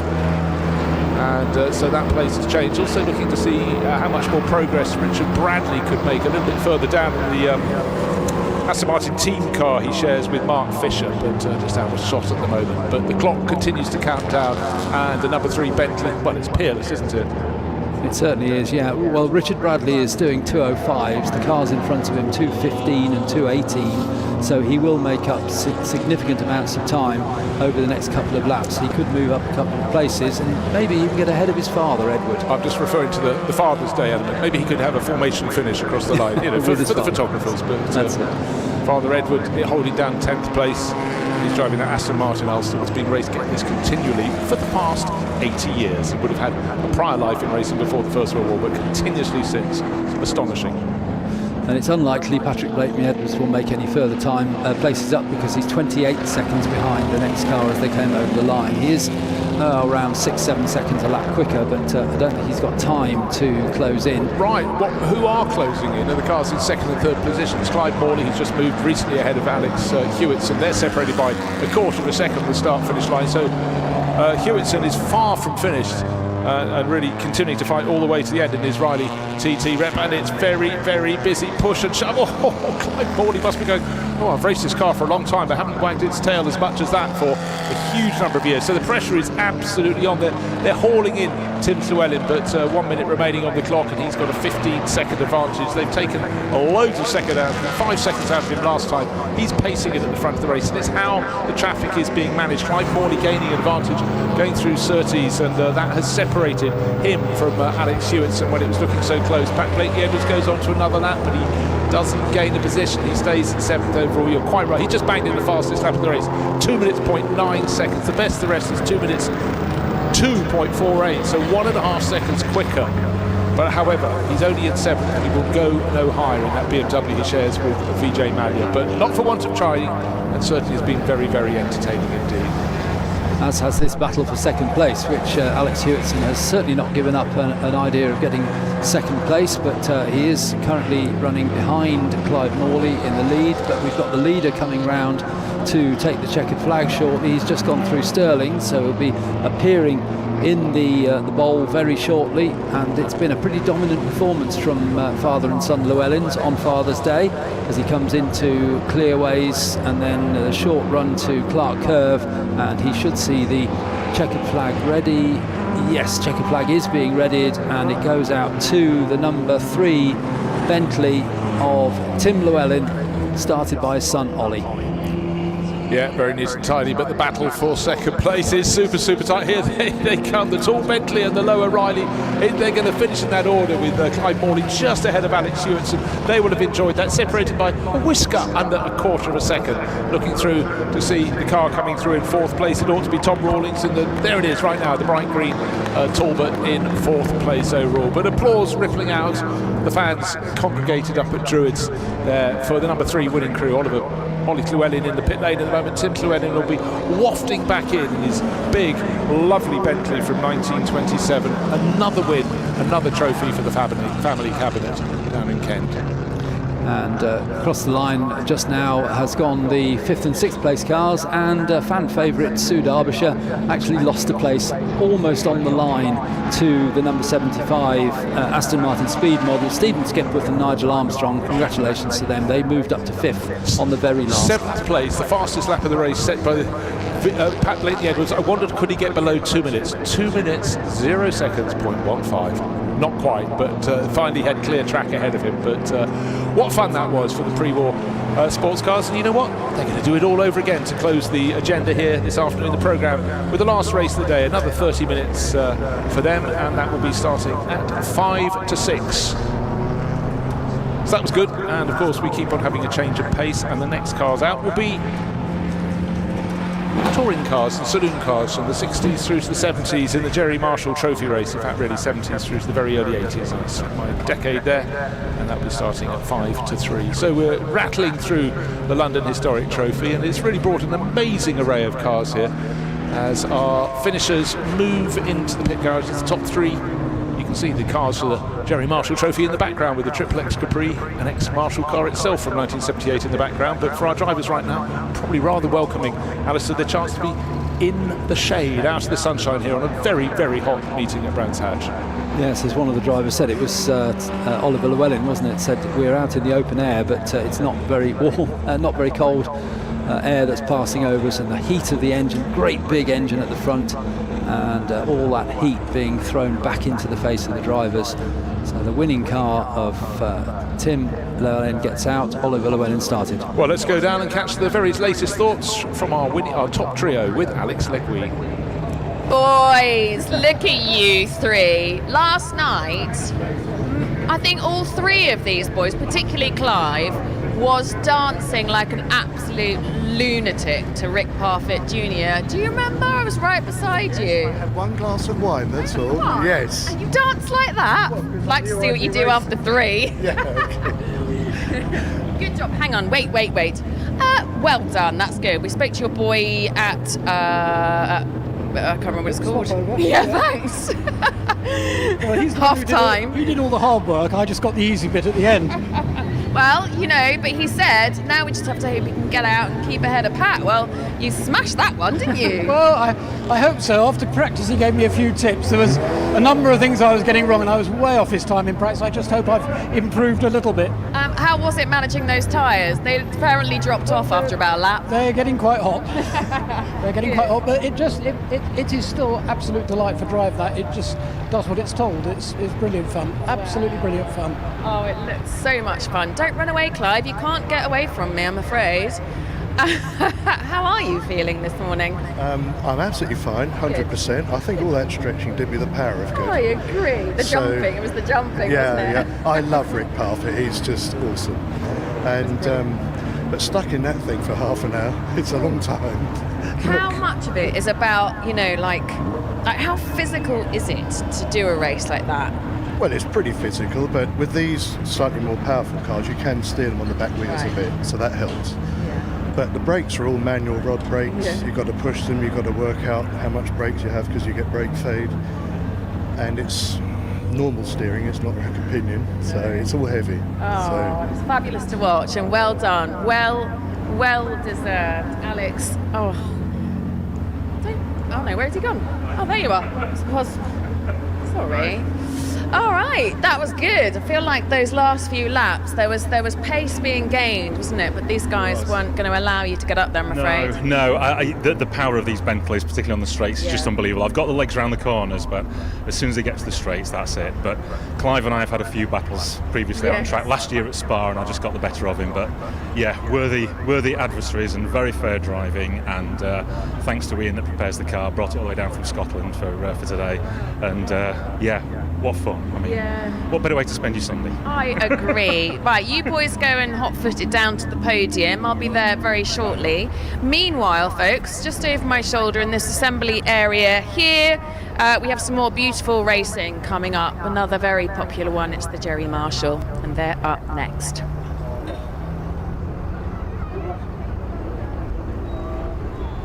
So let's take a look at the highlights of the first of the two pre-war sports car races here, and it was a belter from the start. Vijay Mallya leading away from pole, but only for a very short distance. Then the power of the Llewellyn family Bentley paid off on the run to Paddock Hill Bend. Already the green number 3 was at the front. Oliver then pulled clear. In behind, Alex Hewitson was having a very neat and tidy run. Other cars in the mix, including the Riley Brooklands there, and Clive Morley also going very, very nicely in his number 6 Bentley. That was another of the 4.5 litres.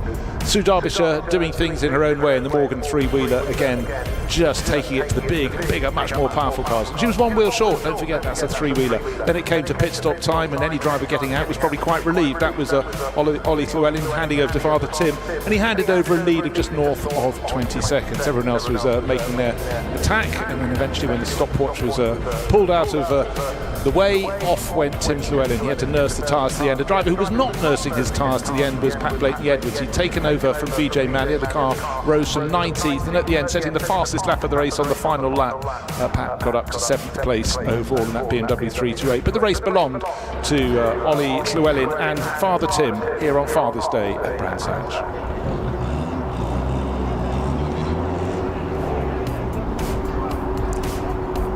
So let's take a look at the results. They should be coming. Clive Morley had such a ding-dong battle with the Riley of Alex Hewitson over second place, eventually landing the position. Tom Rawlings, good solid race in the Talbot team car. He was another 25 seconds further back.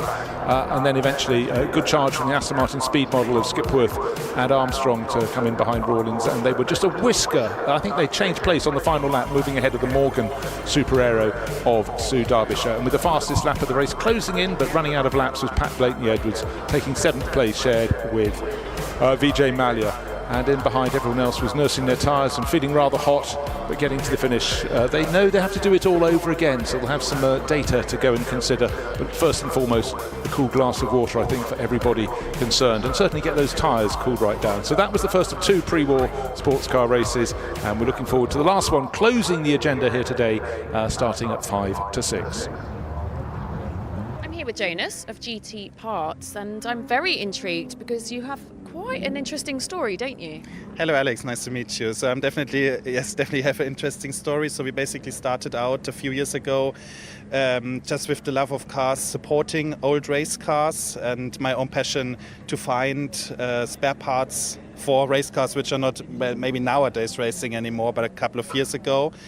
And from it's actually started out in my living room, having parts there, and moving to a one-car garage, to a small storage, to now quite a bigger storage, and supporting the MRL and the GT3 Legends with spare parts for all of the great machines, especially the GT3 cars from 6-cylinder Porsches to 12-cylinder Aston Martins.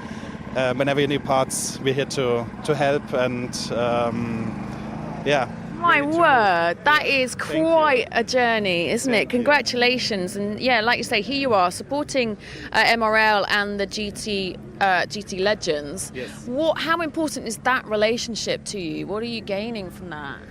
Well, of course, we already have lots of people in the grid we sell parts to, but I mean now it's getting even bigger and better. Especially with the ever-growing series of the GT3 Legends and the massive interest, and of course when cars get out on the track they need parts, and so that's a big opportunity for us, and we're very proud to be a part of that. And what's the future for you then? Well, keep on growing the spare parts business step by step. I mean, I guess the historic races will keep on for years and years and years. more modern cars will get into classic car series, and we'll be out there supplying parts, finding parts, sourcing parts, helping out the owners to keep those great machines keep on racing. Wow, long may it continue. Congratulations, Jonas. Thank you so much. Cars on the grid, 2x2 formed up for the Jerry Marshall Trophy Series race. Think Rovers, think Jaguar JSs, Alpha GTVs, Ford Capris, et al. Down this packed grid of cars. But on the front row, we have the Whitakers, Mike and Michael, father and son in their Rovers. Patrick Motorsport livery car on pole position, that's father Mike, and the Sanyo livery car waiting to get the show on the road. Neat and tidy as they work away. My name's Bruce Jones, and alongside me with Alistair Douglas. These very much cars of my childhood and also your early days in the sport as well, spent watching these cars racing not only around here in the British circuits but in Europe as well. That's right, yes, it was a great time, and I remember when the European Touring Car Championship appeared at Donington Park, and the XJSs were of the four in that particular year. And as I said earlier, quite how an XJS is ever a touring car, but we've got the grid coming up. It's Mike Whitaker and Michael Whitaker on the front row, father on pole, son alongside. Then it's the Dan Margulies and Jake Margulies Alfa Romeo next up, Guy Connew in his lovely XJS. And then it's third row, Simon Lewis in another of the XJSs, and then Graham Scarborough in his Ford Capri, always known as Skid Scarborough. And it's Neil Merry in the Capri, and the Greens in their Toyota Corolla GT. Hughes of Beaconsfield on that car, brings back memories. Paul Martin in his Capri, and Andrew Willis in yet another Capri, the car finished in the style of Jerry Marshall. Then it's Gregor Marshall, Jerry's son, with sharing the Capri, and Rhys Cannell. Then Golding and Snowden in the Alfa Romeo, Chris Snowden, an Alfa Romeo expert. Alistair Coates in his RS2000. 15th is Phil Bullen-Brown, we've seen him before in a Mini, and David Irwin in his Alfa Romeo. And then never got out for qualifying. I don't know whether they're here, we'll check when they come round, but the Colburns, father and son, on the back of the grid. With Jan Bitterim, he didn't get out for qualifying either, so I don't think those cars have come out. Yeah, I'm not entirely sure I saw them, so expect a blast away from the front of the grid. Which Whitaker gets the first corner first, I don't know, but the fact is they've been racing busily all weekend, so they're probably already pretty hot under the collar.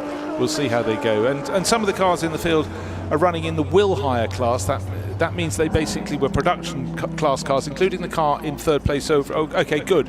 Just being told that both the Colburns, or not, but one at a time actually, on the back of the grid in their Ford Fiesta and the Rover SD1 of Jan Bitterim will be able to take the start. That's good news indeed. That means we've got 9 rows of cars. Do the maths on that. 18 cars here for the Jerry Marshall Trophy. And it's a longer race than some of the other ones. It's 45 minutes. What could possibly go right? Well, I tell you what, seeing these cars back on this track, this is where I would have seen them in period.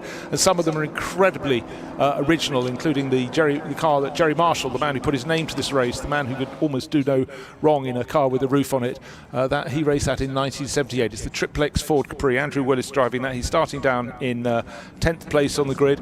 Let's see how he can work his way up the order. So the cars coming up to form in their 2x2 formation. This is where the track almost seems to be at its narrowest when they're about to take the start. Once we're in full racing, you don't have them spread all across the track, but prepare for the noise, the thunder. 45 minutes of racing here for the Jerry Marshall Trophy, waiting for everybody to pull into their positions. And as Alistair said, we've got 9 rows of cars, 18 cars across a period where the sport was redefining itself in so many ways, and the cars of the period that really made things work, most notably with the Rover SD1s and the Ford Capris as well.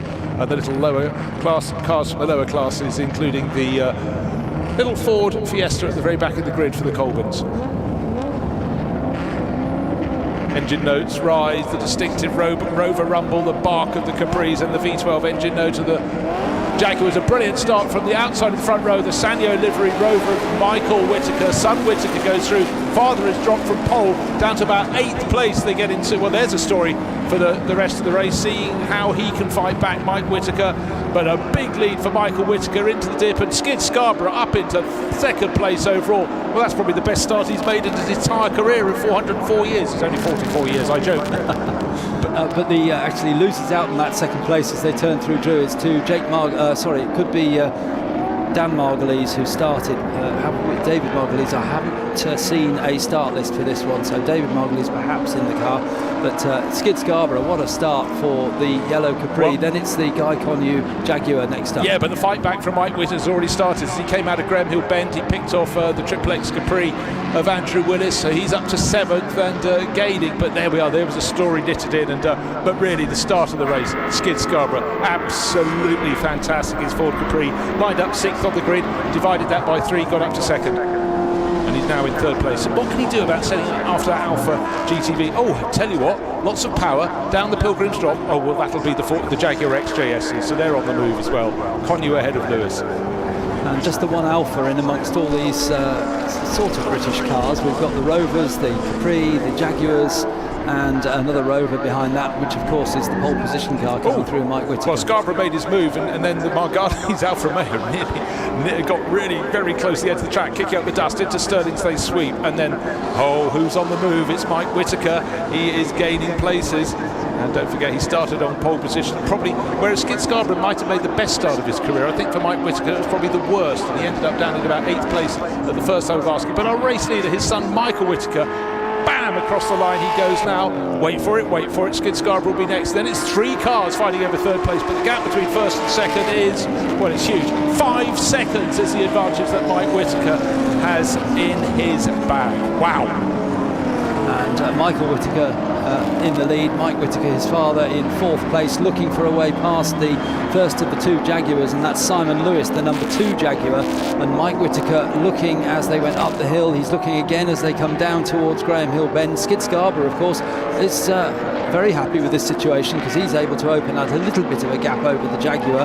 But Mike Whittaker not able to get past Simon Lewis on the run down to Graham Hill. Now they're going through the left-hander at Surtees, and the Jaguar takes a slightly wider entry into the corner, but then cuts back across to the apex to get the best line for the long run down through Pilgrim's Drop. Take a look at the start, the orangey yellow Capri, like a rocket up the middle of the grid, but the pole starter, Mike Whittaker, left standing. Look, that blue and white and yellow Patrick Motorsport Rover just going nowhere. In the background, I think the Alfa Romeo, was it the Alfa Romeo clipped the wall? Wow, starting near the tail of the grid, so that was a moment they wouldn't have wanted to repeat. But up front, well, the battle is on, and the driver losing out now is Graham Scarborough. He's got the least horsepower of those cars fighting over 2nd position. But where is our race leader, Michael Whittaker, out of shot, out of sight, 5 seconds clear at the end of the opening lap, and gradually after a good start, the Margali's Alfa Romeo just sliding down the order, the GTV6. But here is our race leader, the Sanyo SD1, the Rover, sounding good, looking brilliant. Where's everybody else? They're going to come and play, and it's the XJS Simon Lewis using all that horsepower from his V12 to pull clear in 2nd place. And now, as the race leader crosses the start-finish line, the 2nd place Motul livery XJS comes through in 2nd place. He's got a margin of about a second over the car in 3rd place, 9/10 of a second, but 7.2 seconds is the lead of this Sanyo livery Capri for Michael Whittaker at the end of 2 laps of racing. The second of the Jaguars has gone off into the gravel at the exit of Paddock Hill Bend. It gets back on. I suppose the weight of a Jaguar, he managed to just sort of skim over the top. Yeah, that's Guy Connew, but he was halfway to Channel Tunnel, I reckon, over there. But anyhow, he managed to get it back out of the gravel. But big moment. There's always that moment when you've run a little bit wide on the exit of Paddock Hill Bend, and you think it's a gentle turn to the right. It's not really. It's quite tight. He simply ran out of circuit there. Not the first driver ever to do that. Still, the dust hangs in the air at the background of our shot on the television. The things in the background is the entire field relative to the driver of the Sanyo Rover. Here comes Michael Whittaker, Pilgrim's Drop, up the climb. That's such a sonorous engine note as he goes up the hill towards Hawthorns, accelerates through there, balancing the car. Next corner is Westfield, then you start to go into the drop. Just waiting for the engine note to rise as he balances the car on the throttle into Dingledale, up the other side to what we used to call Dingledale Corner, but has long been redubbed as Sheen Curve. Nice and neat, doesn't have to press too hard. But the big question is, what sort of pace can Simon Lewis manage in 2nd place in this XJS? Well, I tell you what, he's got company, and there is the company. That's Michael's father, Mike Whittaker, right on his tail, looking for his moment, but he'll get it in the lower speed parts of the circuit. He's a bit more nimble than the larger XJS. And then in behind, just hoping he can stay in the mix. It's been a bit of a climb because, in fact, it's changed because just looking, Skid Scarborough no longer in the 4th place he started the lap. It looks so the Merry car, number 96, in the red Capri, Neil Merry, has worked his way up into 4th place. Oh, 2nd and 3rd, very no, Skid Scarborough's still there, beg your pardon. It was the other XJS I must have been looking at with Merry near it.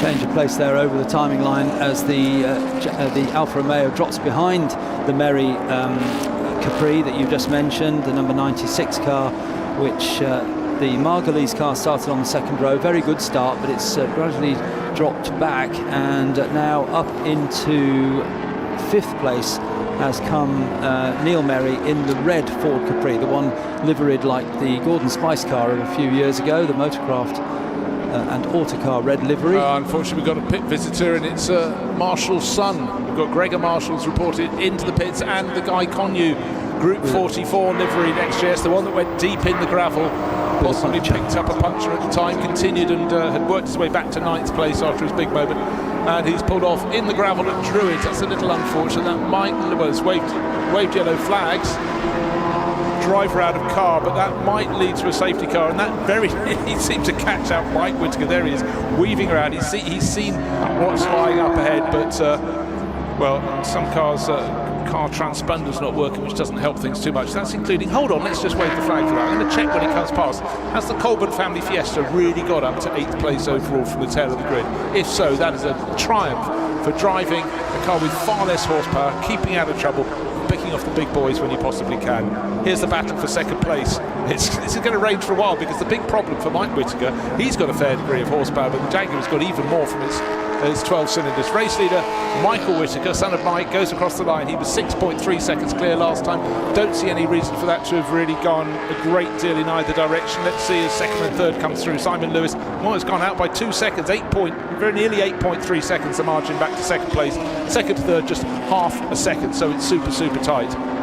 Michael Whittaker quicker through Paddock Hill Bend than the Simon Lewis Jaguar XJS ahead of him, but then the squirt up the hill towards Druids takes the Jaguar further ahead. But then as they come down the hill towards the left-hander at Graham Hill Bend, Mike Whittaker is closing in as they go through the left-hander. He takes a much tighter line. The Jaguar, quite a big car to turn through that corner. Now they're coming up towards Surtees, and then of course it'll be the very long straight towards Hawthorns, which possibly benefits the Jaguar.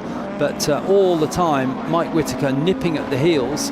And the Colburn Fiesta, you're absolutely right, Bruce, it is up in 8th place. It didn't do any qualifying at all. I don't think it even got a time, but Ben Colburn will have started that car. Son Ben, father Richard will take over. Ben is an extremely quick driver. Well, it's great. I mean, data post delivery on that car. They were staunch supporters of several teams in the British Saloon Car Championship back in the period. But those orange, white and blue Fiestas look very, very crisp. Another lovely livery.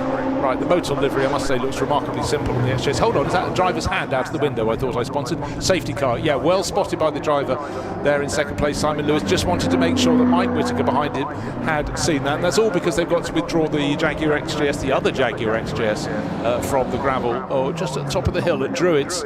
Car number 44 at a standstill. That was the car that went through the gravel just a lap earlier and then pulled off. As you can see, it's just behind our graphic on the left-hand side of the screen there. SC board in the background, the waved yellow flags, as much communication with the drivers as ever. And again, just very, very clever positioning of the safety car. It's waiting at the end of the Cooper Straight to pick up this car number 19. So for Mike Whittaker, just remember his lead went out to 8.28 seconds. That is all going to be scrumpled up, thrown in the waste paper basket. And Gregor Marshall, well, that car's still sitting in the pit lane, so maybe that will come back out again, and maybe it won't. It's white, it's red with the Marlboro livery, but unfortunately that visited the pits when that wasn't really part of the plan. And the recovery truck is already with the XJS at Druids, so hopefully if the car we know has a puncture, so hopefully they can get that recovered in short order and we can go back racing again. In the meantime, we're going to be coming towards our pit window, which opens at 15 minutes, so that's in another just under 5 minutes time, so that could cause some cars to be able to pit under a safety car, but hopefully it'll be cleared by then.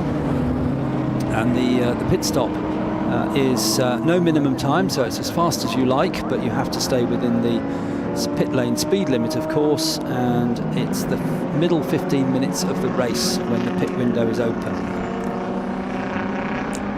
So the gap between our race leader Michael Whitaker and Simon Lewis in the XJS is listed as 14.6 seconds, but it's just a case of where they saw the boards that said SC, where they backed it off, and I would suggest the XJS of car number 2 saw it first. Mike Whitaker right behind saw it second, but then anyhow they will all slow down. But basically what we'll have behind the Sanyo Rover, there it is, everybody else has come back into shot. So all the work that our driver who did the brilliant start from the outside the front row, Michael Whitaker, has done has been negated, and they're all running line astern behind. So it's Simon Lewis in second place, Mike Whitaker in the second of the Rovers. In third, and the best of the Capris is Skid Scarborough in fourth. Another one that really has risen up the order, I did mention it a short while ago, is car 96, the red Capri of Neil Merry. He's got up to fifth. Then the Colburn Fiesta has gone to sixth. The Megali's Alpha, that's the leading one in the Will Hire class, is in seventh. Then Andrew Willis in the triplex for Capri, the ex-Jerry Marshall car from 1978, is in 8th place. Jan Bitterim, who started stone last, having not set a time in his Rover ST1, also in the Patrick Motorsport livery, will be running around in 9th and 10th place. It's car number 69, which is the Canal car sitting there in the middle of the order. We started with 18 cars. It does seem as though we've lost 4 of them, so we're down to just 14 runners. And once we've had the pit stops, we'll get second drivers in some cars. There's only half a dozen cars that will change drivers, but one of the ones worth watching for its progress will be the Margulies Alfa Romeo, because David hands over to his son Jake, and Jake is quite a bit quicker than David, so that car could well move up the order, the number 99 Alfa Romeo.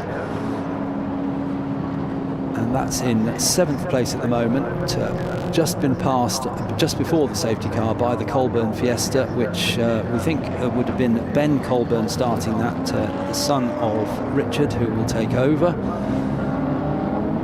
and that's in 6th place. And as you've already mentioned, Jan Bitterim, a very good run from him, up to 9th so far from the back of the grid after he wasn't able to take part in the qualifying session for this. He did his qualifying laps out of session. How are we doing with our recovery? Well, that is already on its way down to Graham Hill Bend, and the truck has lifted, or not, sorry, it's winched the Jaguar onto the back. It had a puncture, so it couldn't be towed, so that's now making its way along the Cooper Straight. It will come into the pits through the rear entrance and will be off the track in plenty of time for these cars to restart racing at the end of this lap. So just another half lap or so. They're just coming around towards Sheen Curve, and then they've got Stirling's Clearways, and then the green flags will be waving at the start-finish line, and we've got a further 31 minutes of racing. But that means, Bruce, we should get clear of this safety car period before the pit stops. Yeah, which to my mind is a good thing, because sometimes I think it's great some people gain an advantage, but particularly for someone like Michael Whitaker, who built up that 8.3 second margin, he's already lost all of that. Okay, he can dictate the restart, but when someone further down the pack can always get an artificial leg up, I like pit stops and pit windows to be during green flag period, not because it just keeps it simple for us commentators, but sometimes by dint of just being a few metres further up the road, you don't get to turn into the pits, and those behind do under a safety car period. But we're going green flag all over again. Green flags wave, the car's released, the safety car pulls off into the pit entrance, and a really good restart from Michael Whitaker. I felt for him losing such a margin, but he's just under 2 seconds clear. You expect after restart to be maximum of half a second clear, but Simon Lewis wasn't able to get away, but equally he hasn't lost second place as yet, as the last of the field goes over the start line. Up to Druids they go. There's that 2 second gap, first to second, but Mike Whitaker, father of the race leader Michael Whitaker, not able to make a move into Druids, not on the way in, not on the way out, and trying to make a move at Graham Hill Bend at the bottom of the hill isn't really a thing. Right, the drivers may have momentarily forgot one rather important element: keep your tyres sweet, maximum attack. And you can see the Colburn family Fiesta not giving a hoot. It hasn't got the horsepower of the rivals around it, but as soon as that turns in at Surtees, just coming back around the shot, there he is, the little Fiesta. He's going to lose out from the very second he plants his throttle and starts accelerating up over the rise and then down Pilgrim's Drop. Here they come, down Pilgrim's Drop with our race leader.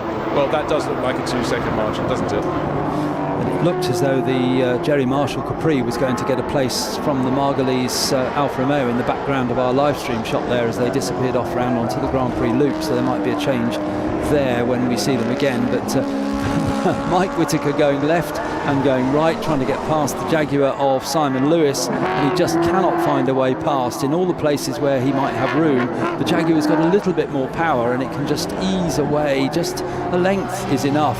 And as they come into the left-hander at Stirling's, the Jaguar turns in quite aggressively there, and there's a little bit of smoke coming from the what looks like the right-hand exhaust bank of the engine. So whether there's a little bit of a problem brewing under the bonnet of the V12 XJS, we'll have to wait and see. But Mike Whittaker's there. Mike goes tight. He's going for the move into Paddock Hill Bend. Well, he doesn't need to wait till Paddock Hill Bend. He gets through at Clark Curve. That was a really clean move from Mike Whittaker. The unusual thing there, I was about to say, the circuits the Jaguar XJS shone on were the ones with the faster corners, the more open corners. You think the Österreich ring, you think Brno, you think Spa-Francorchamps. But here, at that point, I didn't expect a move to be made. But I think from running behind, Mike Whittaker just dictated the Jaguar was starting to slide a little bit wider, not at that corner, but others. We've also spotted just a bit of fluid coming out of the back of the car, and it may well be something that's just slightly affecting the handling of that Jaguar XJS even more than you'd expect at this stage in a relatively short race, 45 minutes in. Bear in mind the cars the races they competed in the European Touring Car Series, Alistair, were more like 3 hours. Let's take a look at how the move happened. It was just sliding a little bit wide there from Simon Lewis, and thank you very much, said Mike Whittaker. Through I go. Whittaker's 1 and 2. It's a case of being in the right place at the right time in motor racing, isn't it? And Mike knew exactly where to place the car, that if Simon Lewis made a mistake, he would be through. And of course, this isn't the last battle we're going to see between the Whittaker father and son team, because they're on the front row of our last race of the day. Is it not the last race? The penultimate race of the day. When the TVR versus the Mustang, it'll be on that case. Keep a focus on which car they're actually sitting at any point in time. Right, Jan Bitterim has gained a position or two. That's car number 88. He started last. But as in period, it's the Rover against the Capri. That was the story of this period in touring car racing in the late 70s, early 80s. And the ex-Jerry Marshall Capri with the Triple X livery. Andrew Willis driving that very, very hard on his tail. He can't back it off too much as well, because the Martin Capri is just a little bit further back. The black one, there it comes into the shot.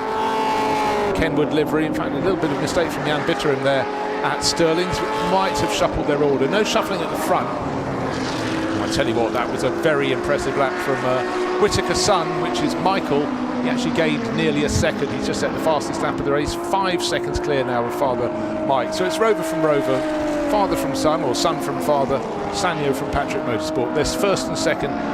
Big question to me, can Simon Lewis hang on? I mean, his last lap was a second and a half down the lap of the car that just passed him. I'm beginning to think, were his tyres shot, or are they being affected by whatever is coming out the back of the car? But one of the star cars in the race has been it's the Tiddler in the pack, isn't it? It's the number 61 Ford Fiesta, running in its period data post livery, and Ben Colburn has got that up to 5th place overall. He's sandwiched by Capri, Skid Scarborough in front of him by about just a second and a bit, and he's just in front of the red Capri of Neil Merry. So in period, that could have happened occasionally. I sense that Jan Bitterim's car maybe wasn't running as smoothly as it could be, but the pit window is now open. He's the first car to dive into the pits. I think he made the choice because he was in that close quarter battle with the 2 Capris and the Alfa Romeo, and I think he thought, if I come in now, I'll get myself out of that battle, get a bit of clear track.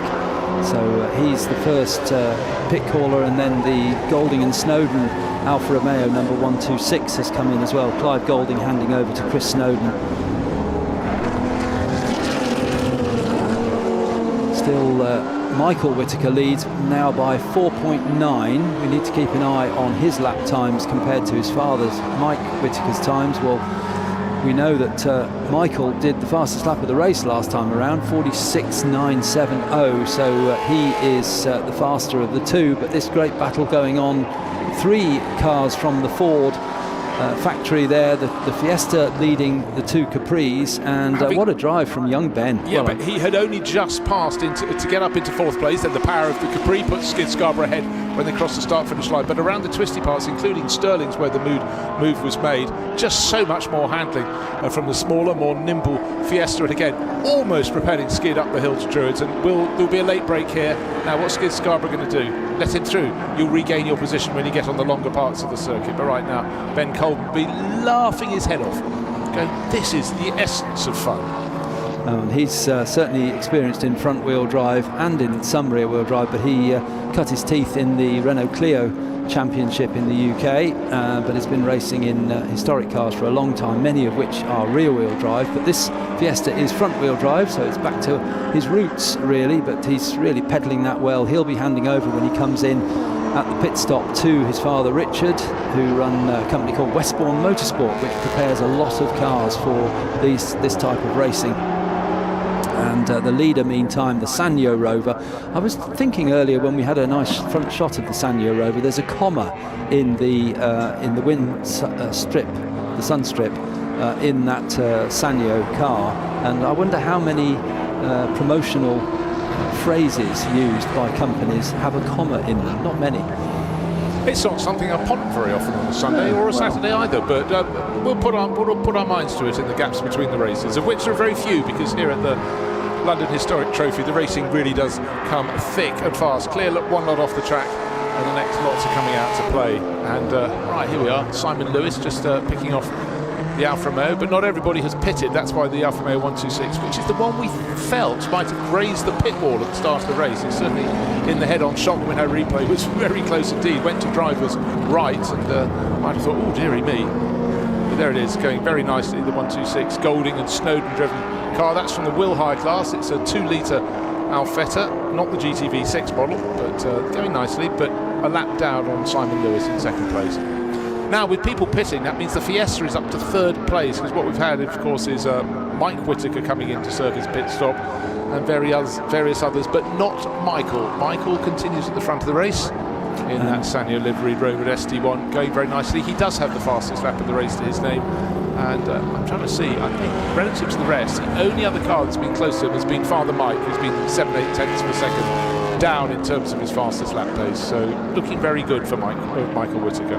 Well, Mike Whittaker's pit stop was just over 49 seconds total, so it'll be interesting to see whether Michael can do a similar time. They were about 5 seconds apart before the pit stops, so if Michael Whittaker doesn't get his skates on when he does his pit stop, it could be that his father will close in or even go past him while in the pit stop window, and we'll see how that works out. But it's Mike Whittaker who has done the pit stop. He's dropped therefore down to 6th place, but that will all shake out when everybody has done their stops. Michael Whittaker continues to lead by 10 seconds now from Simon Lewis in the XJS, and in 3rd place is Ben Colburn in the Data Post Fiesta, which continues to circulate. These haven't been into the pits yet. And then in 4th place is the Valvoline coloured Capri, the black one of Paul Martin, number 74. That's currently in 4th place.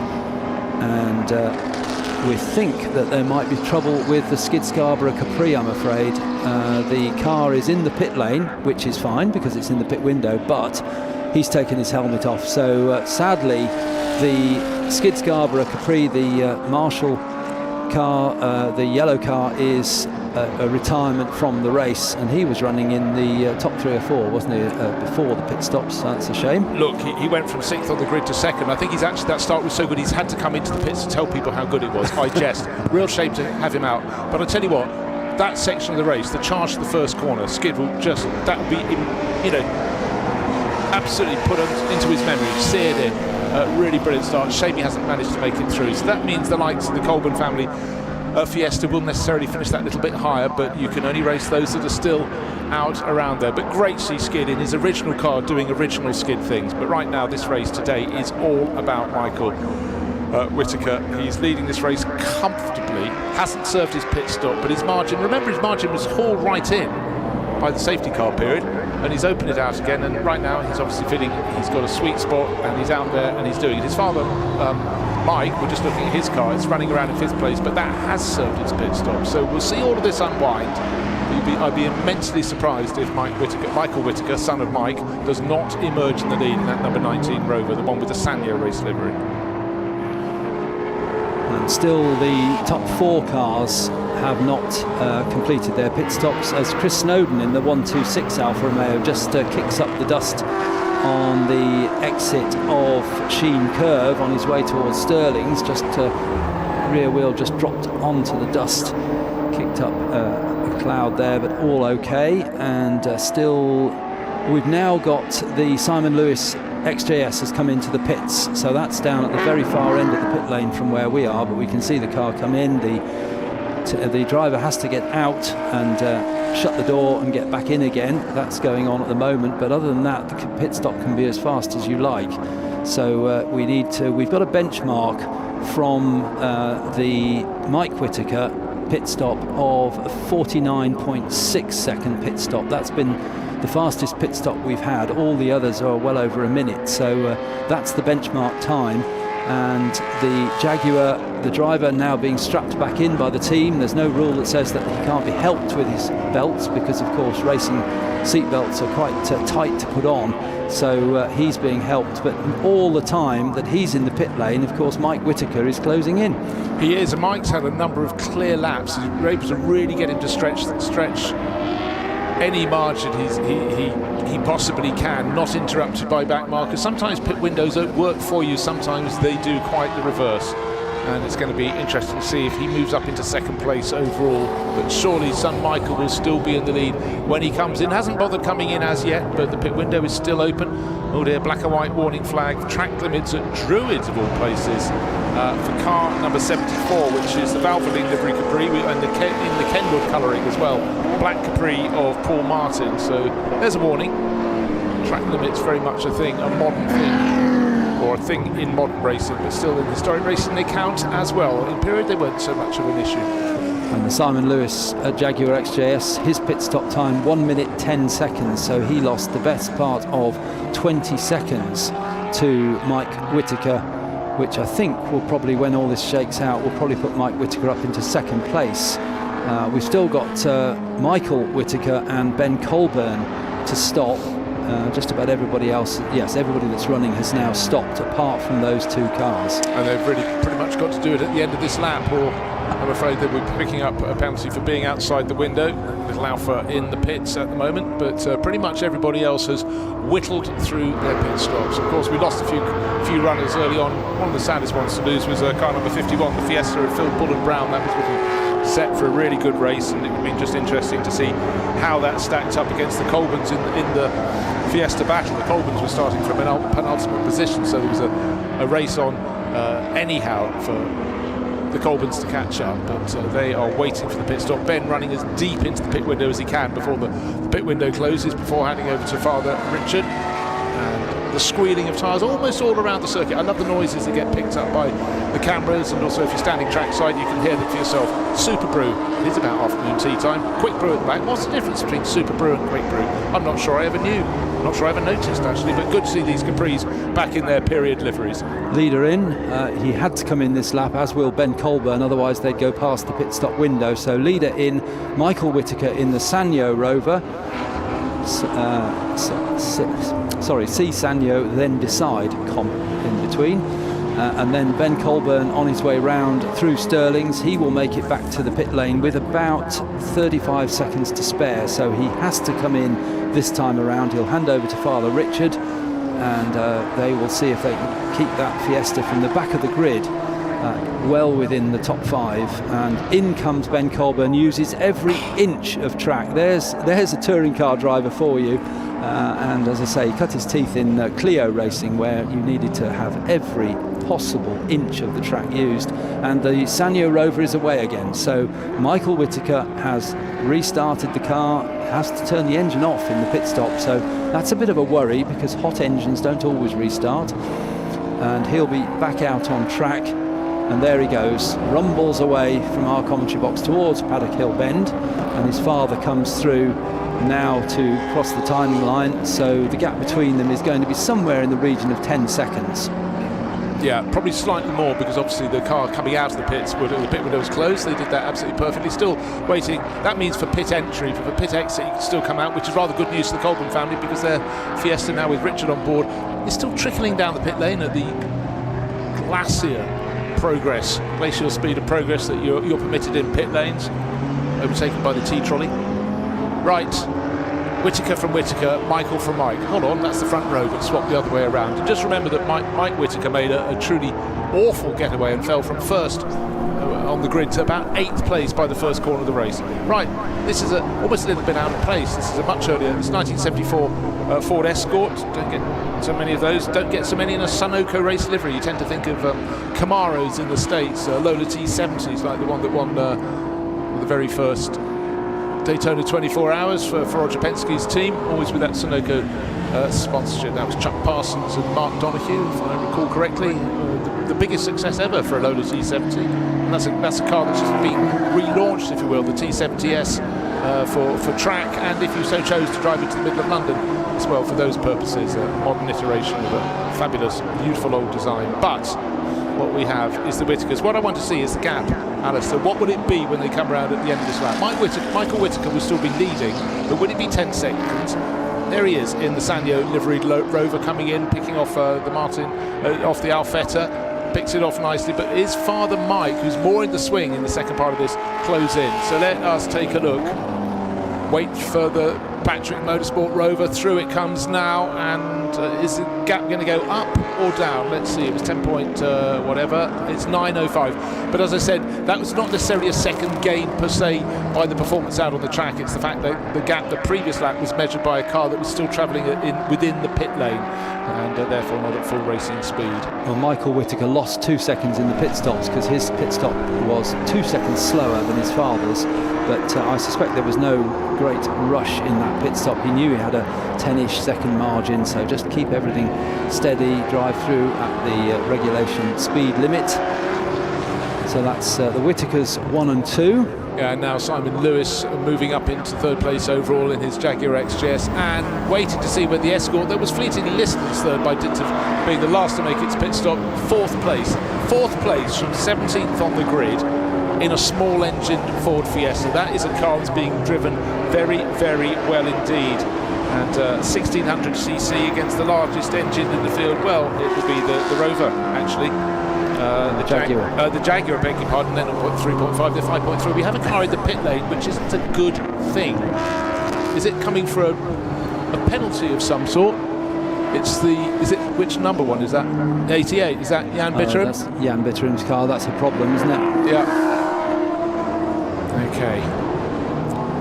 So he was coming in from about 9th place overall, but that doesn't look as though it's... I didn't see a message saying he's reporting for a sort of naughty boy problem. Oh, stop and go penalty, there it is. Pit lane speeding. Oh, that's just the most galling of things you can have in motor racing, and or undercutting your minimum pit stop time, if indeed that is something imposed on that particular race. And other drivers having to watch for exceeding track limits. Graham Hill Bend was a place where car number 69 was noted for that. They're getting a warning flag, and that's Rhys Cannell and his red Ford Capri.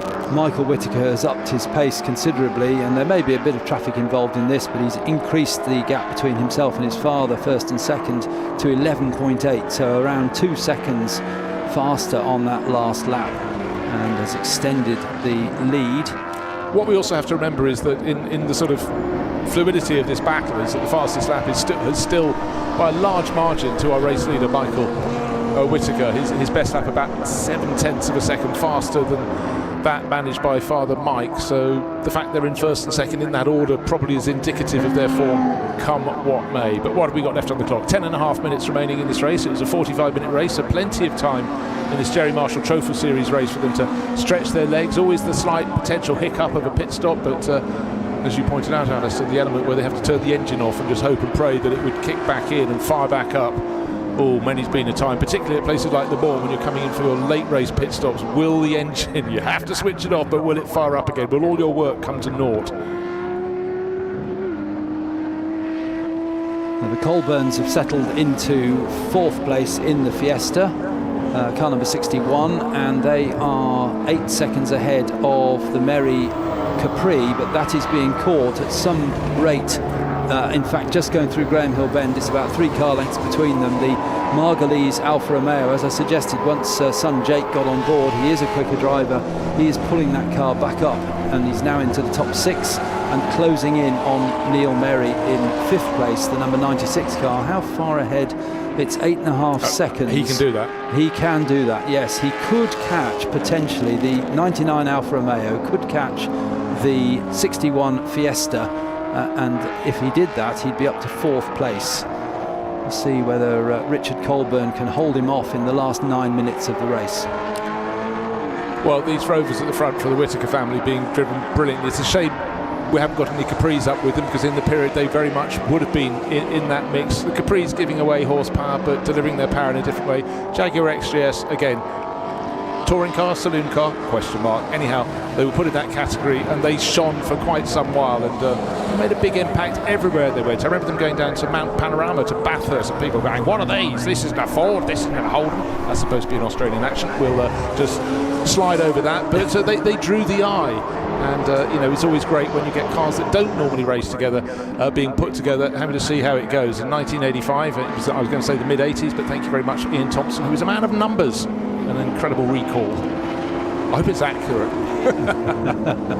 No, I know full well, because, as I said, I had friends following them around the European Touring Car Championship at the day, the Daniels brothers, Simon and Jason, and they absolutely adored all things Jaguar, and, you know, put their money where their mouths were to follow them and see them in action.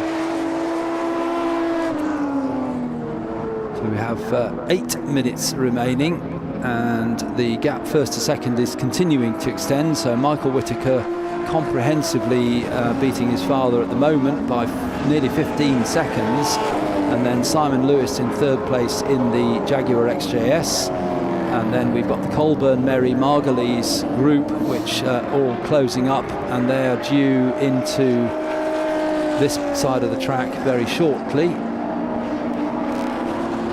Who will be first to appear? Will it be Colburn or Merry or Margulies that appears first, with Jake Margulies being the quicker of the 3? Simon Lewis was smoking on the first lap of the race. Maybe he wasn't, his car was. We don't know if it's when it just sits down low, but it doesn't seem to have got a great deal worse. But you know, you try telling that to someone who's running behind, they suddenly find speckles on their windscreen. But I guess the fact it hasn't got a great deal worse means it's probably okay. It's got to go another, well, under 10 minutes. Over the line he comes in 3rd place, but a big distance back for, he's nearly half a minute down on Mike Whittaker, but son Michael Whittaker still leading, best part of 20 seconds clear. So whatever's happening for Mike Whittaker in his car, actually that last lap was 2.5 seconds slower than Simon Lewis. So Simon is closing in, but he's not going to close in 30 seconds in the remainder of the race. Coming through for 4th place, who's it going to be? It's the Ford Fiesta of Richard Colburn, the red Capri of Merry, not too far behind, and gaining all the time. You've called this very well indeed.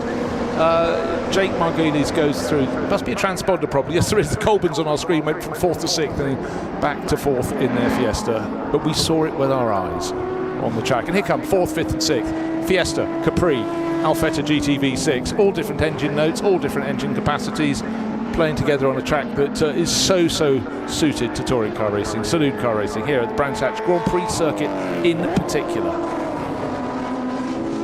And Richard Colburn working away in the Fiesta as they come into Surtees. Oh, the Capri locks a brake, the Neil Merry Capri locks the front left brake into Surtees.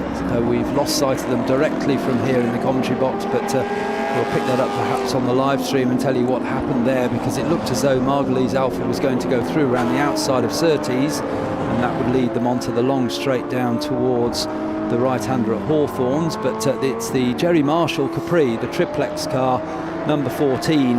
Jerry drove this car in period, and it's Andrew Willis, and he is sitting in 10th place.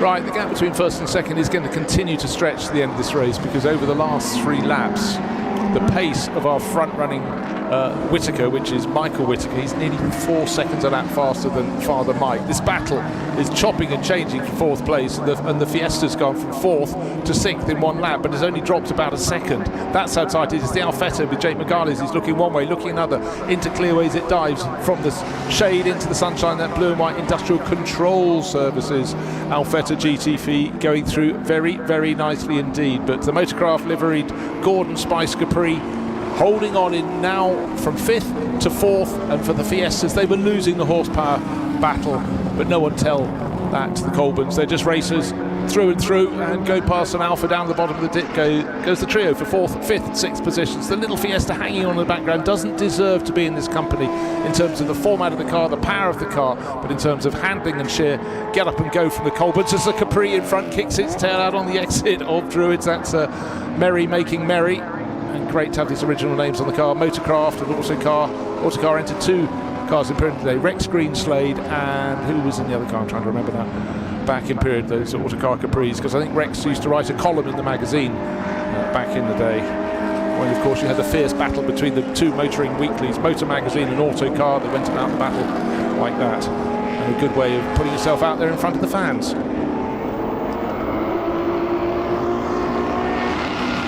Still the Capri leads in the Capri versus Alfa Romeo versus Fiesta battle, so that's for 4th place, and it's still Neil Merry's driving very well in that car with the Gordon Spice Racing Sunstrip along there, just a copy of the car that Gordon Spice used in period. And down through the dip they come towards Sheen Curve, but unfortunately the power of these 2 cars is starting to pull them away from the little Fiesta of Richard Colburn. And was that a mistake by Neil Merry, or was it a problem? Because suddenly he slowed as he exited Sterling's, and then got going again. He didn't lose much time because he's just lost the place to Jake Margulies. I think he just had understeer going into the corner and had to just lift very slightly, but Jake Margulies notably had been carrying a bit more speed through there each lap. So the 3 litre Ford Capri now behind the 2.5 litre Alfetta GTV6, and just with 1600cc,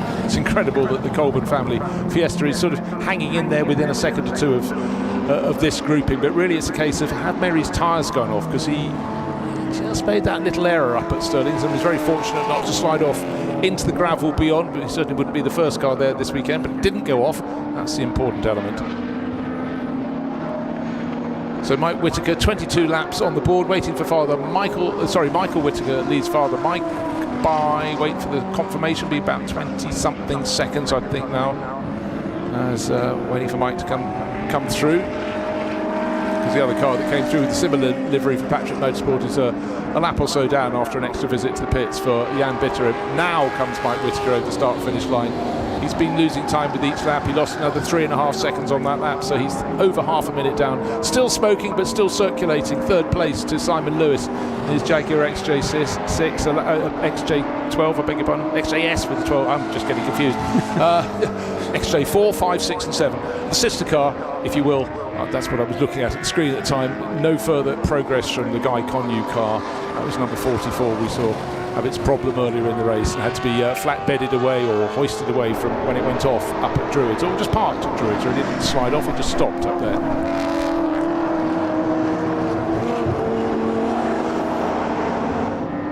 We've got 1 minute remaining, and I think I didn't look at the clock as they came across the line, so I'm not sure. Oh, coming down to Stirling's, he'll certainly get back to start another lap. So this will be the penultimate lap that the leader Michael Whittaker is on now. He'll come round and start the last lap in the Sanyo Rover. His father Mike in the Patrick Motors Group, a Midlands car dealership who sponsored a number of cars over the years, particularly in the Rover period, and some Midlands drivers got to drive those cars as well. But in the Sanyo, I think if I remember rightly, it was Jeff Allen in the Sanyo Rover. It was, wasn't it? Yes, Jeff Allen, who is he still the driving standards observer for British touring cars? He certainly was for many, many years, so has a connection with British touring car racing going back decades. I would have thought if you held that position, you'd have to have a sort of anonymous outfit like the Stig. Nobody knows who it is, so no vindictiveness can come back the other way. But driving standards officers very, very important in all forms of racing, because often in something like historic racing, you've got cars of very different speed potential, so you have to have the right manners to indicate where your car is and let other people pass. But yeah, Jeff Allen, a long time racer with anything to do with Tom Walkinshaw as well. So yeah, if he's the man at the helm, wrapping the knuckles of those boys and girls in the British Touring Car Championship, probably not a bad thing. On the last lap now, they're coming around to see the checkered flag, but they're about, 2/3 of the way around the circuit, just turning through the right-hander at Sheen Curve. So just the run down to Stirling's and into Clearways to go. In fact, just going through Dingle Dell now, then coming up to Sheen Curve for the leader, Michael Whitaker in the Sanyo Rover. And his father could see him just about on the longer straights when he came out of the pits, but Michael has just driven away from his father in this last section of the race. He's coming under the bridge for the last time into the right-hander at Clearways, and certainly a dominant performance, even allowing for the poor start from Mike Whitaker. I think Michael had the legs. Well, certainly when you look at their respective fastest laps, 0.6 of a second superior for son Michael, waiting for father Mike to come round. So the Sanyo Daily Express liveried Rover SD1 car number 19, victory in the bag after 45 minutes in this Jerry Marshall Trophy race. Turn to look for father Mike, who will be coming into the stadium section shortly. There he is, still going through Stirlings. That is just an exemplar of how big that lead was. It was around 20 seconds before the pit stops, and had it come back in under a safety car, but it's gone all the way back out. And here comes Mike. He'll be aware that you can only push tyres that don't want to perform in hot temperatures so hard. Realised son Michael had got well clear, and eventually the margin between the pair of them was 40 seconds from first to second, but he's still good for second place for a Whitaker family 1-2, waiting for the Jaguar XJS with the Motul livery. Here it is, coming around the corner. So Simon Lewis will hang on to third place, and then probably the best battle in the race over the last 10-15 minutes ago has been sorted out. That will be coming through in fourth place, and it ought to be the Alfa Romeo, the blue and white, the ICS liveried car, the GTV6 of the Megalases. But Simon Lewis across the line in third place overall, and then there'll be really quite a wait for the next cars coming through. But they ended up in the order: Alfa Romeo from Ford Capri, that's the Neil Merry car, and the Colburn's Fiesta in sixth place overall. But the number 19, C. Sanyo, then decide. That's the name, the writing on the windscreen strip. Sanyo Esso, all these sponsors, so many sponsorships needed to compete at the top level. And out and looking suitably tired, but he worked very hard for that, and it's been a busy weekend for the Whitaker family. And he would have enjoyed that one, but certainly father Mike Whitaker worked out after a while that he just wasn't going to be able to live with his boy. And he'll probably accept that on Father's Day he'll get a card, but he won't get the winner's trophy.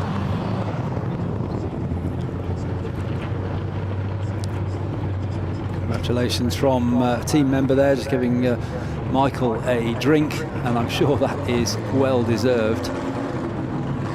As he's pulled into the pit garage, his father comes in the Patrick Motors liveried car behind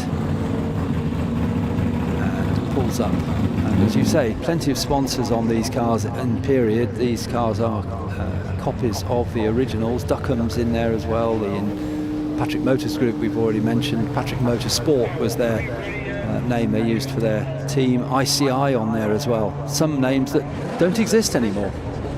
No, indeed. But I'll tell you what, our winners will be hot under the collar, and now they get a chance to speak to Alex Legui. Boys, you've got to give some other people a little bit of a chance out there. That was a smashing race. Yeah, it was good fun. It was good fun. Obviously had a good start, and then thought maybe the Jag or my dad was going to come back at me at the safety car, but managed to get a good restart and decent pit stop, and yes, just about saw it home, yeah. What's your, are you going to spend the evening together with Papa? Yeah. Like, what's going to be your chat tonight? I'm giving him a lift back. Oh, are you? Yeah. But no, it's good. Yeah, it's good fun. It's like, yeah, really it's so amazing to be able to do this, you know, especially on Father's Day with my dad, and have fun, you know, and the cars are amazing as well. Thank you to CMS Motorsport. Yeah. Amazing. Well done. Yet again, well done to Michael. Let's head over here, have another chat to Mike. Oh, whoa. What was that? He just said, I could have chased him, I just backed off a bit. Yeah, really, that's not what he said. He's the only person I'd like to beat me. That's true. That's true. But you didn't let him beat you. Dunno. Ooh, this conversation back in the car is going to be fun. Good. Brands Hatch is serving you well, isn't it? Brilliant. Another 45 minutes sideways in a V8 Rover. Great weekend. It's not the worst, is it? Yeah. Good. Congratulations. Good. Thank you. Well done. It's been thoroughly enjoyable watching you guys race. Now's not the time. Sorry. You all right? You coping? Yeah. How are you? How is it down there? Are you all right? You coping? Yeah. Very tiring. Oh, that's good fun. Good fun. I'm not going to make you talk. I won't make him talk because, you know, I can't complain. They're having a whale of a time, but they're having a tough one out there. Right, that was a fun race. Let's take a look at the highlights.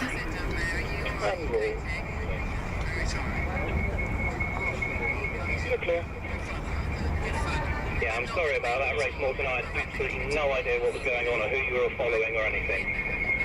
Yeah, no, that's perfectly fine. That was a fun race. Let's take a look at the highlights.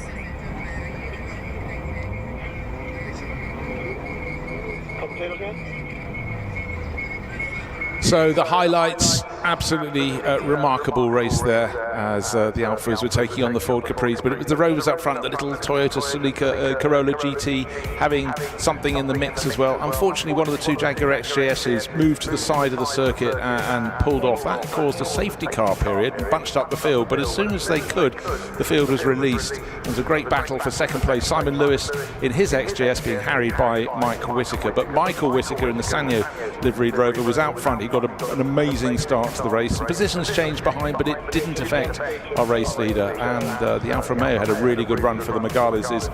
Simon Lewis going very well, exhausting out there, these big cars around the Grand Prix circuit at Brands Hatch, and but nobody, not even Mike Whittaker, he says he let his son Michael win, but no, Michael did the job. There is the checkered flag, and eventually a 40-second margin, hot conditions here for the Jerry Marshall Trophy Series race, but plenty of fun and a real mix of cars, which made it all the better.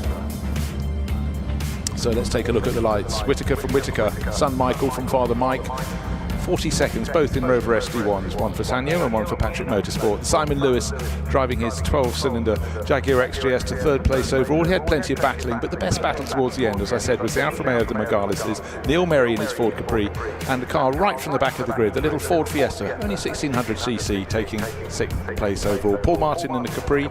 Jan Bitterim had an extra run through the pits, but he still was good for 8th place overall. Reece Camel and Andrew Willis in their Ford Capris from period, completing the top 10, but it really belonged today. Michael Whittaker getting the job done in very hot conditions here at the Jerry Marshall Trophy Series race around the glorious Brands Hatch Grand Prix circuit.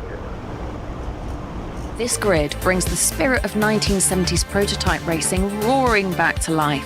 The 2-litre sports cars, lightweight, purpose-built machines from 1962 to 1976, designed not just to race, but to flow. In their day, they were the underdogs of endurance racing, smaller, nimbler, and often overlooked against the bigger prototypes. But when given their own stage, they delivered some of the most competitive and exciting racing of the era. Cars from iconic names like Chevron, Lola, Porsche, all built around balance, precision, and pure mechanical grip. No driver aids, no shortcuts, just rhythm, commitment, and confidence. And now they're back, doing exactly what they were built to do. Once again, this is where things dramatically change. This is the 2-litre sports cars. This is a very special race, and it's all about the long game. The front row is split by two very important cars, both driven by the late Guy Edwards, and Chris Ward, who did a stellar qualifying lap, is here ready, very composed, very calm, and ready to have a great race, hopefully. Chris, how special is it to be driving this incredible Lola? It's very special indeed. I mean, it's very sad that Guy passed away on Friday, but what a tribute to him to have two of his cars on the front row of the grid for this fantastic race meeting. We are about to have a look at your pole lap, which was really quite something special. Can you just talk it through from your perspective? We made changes to the car throughout the session. I had a little bit too much push mid-corner, and we changed a few settings on the car just to try and make it that little bit better, and good job that we did, because Gonzalo really put in a storming lap towards the end, and it was only my last lap that I actually claimed pole, so really exciting, and looking forward to an exciting race ahead.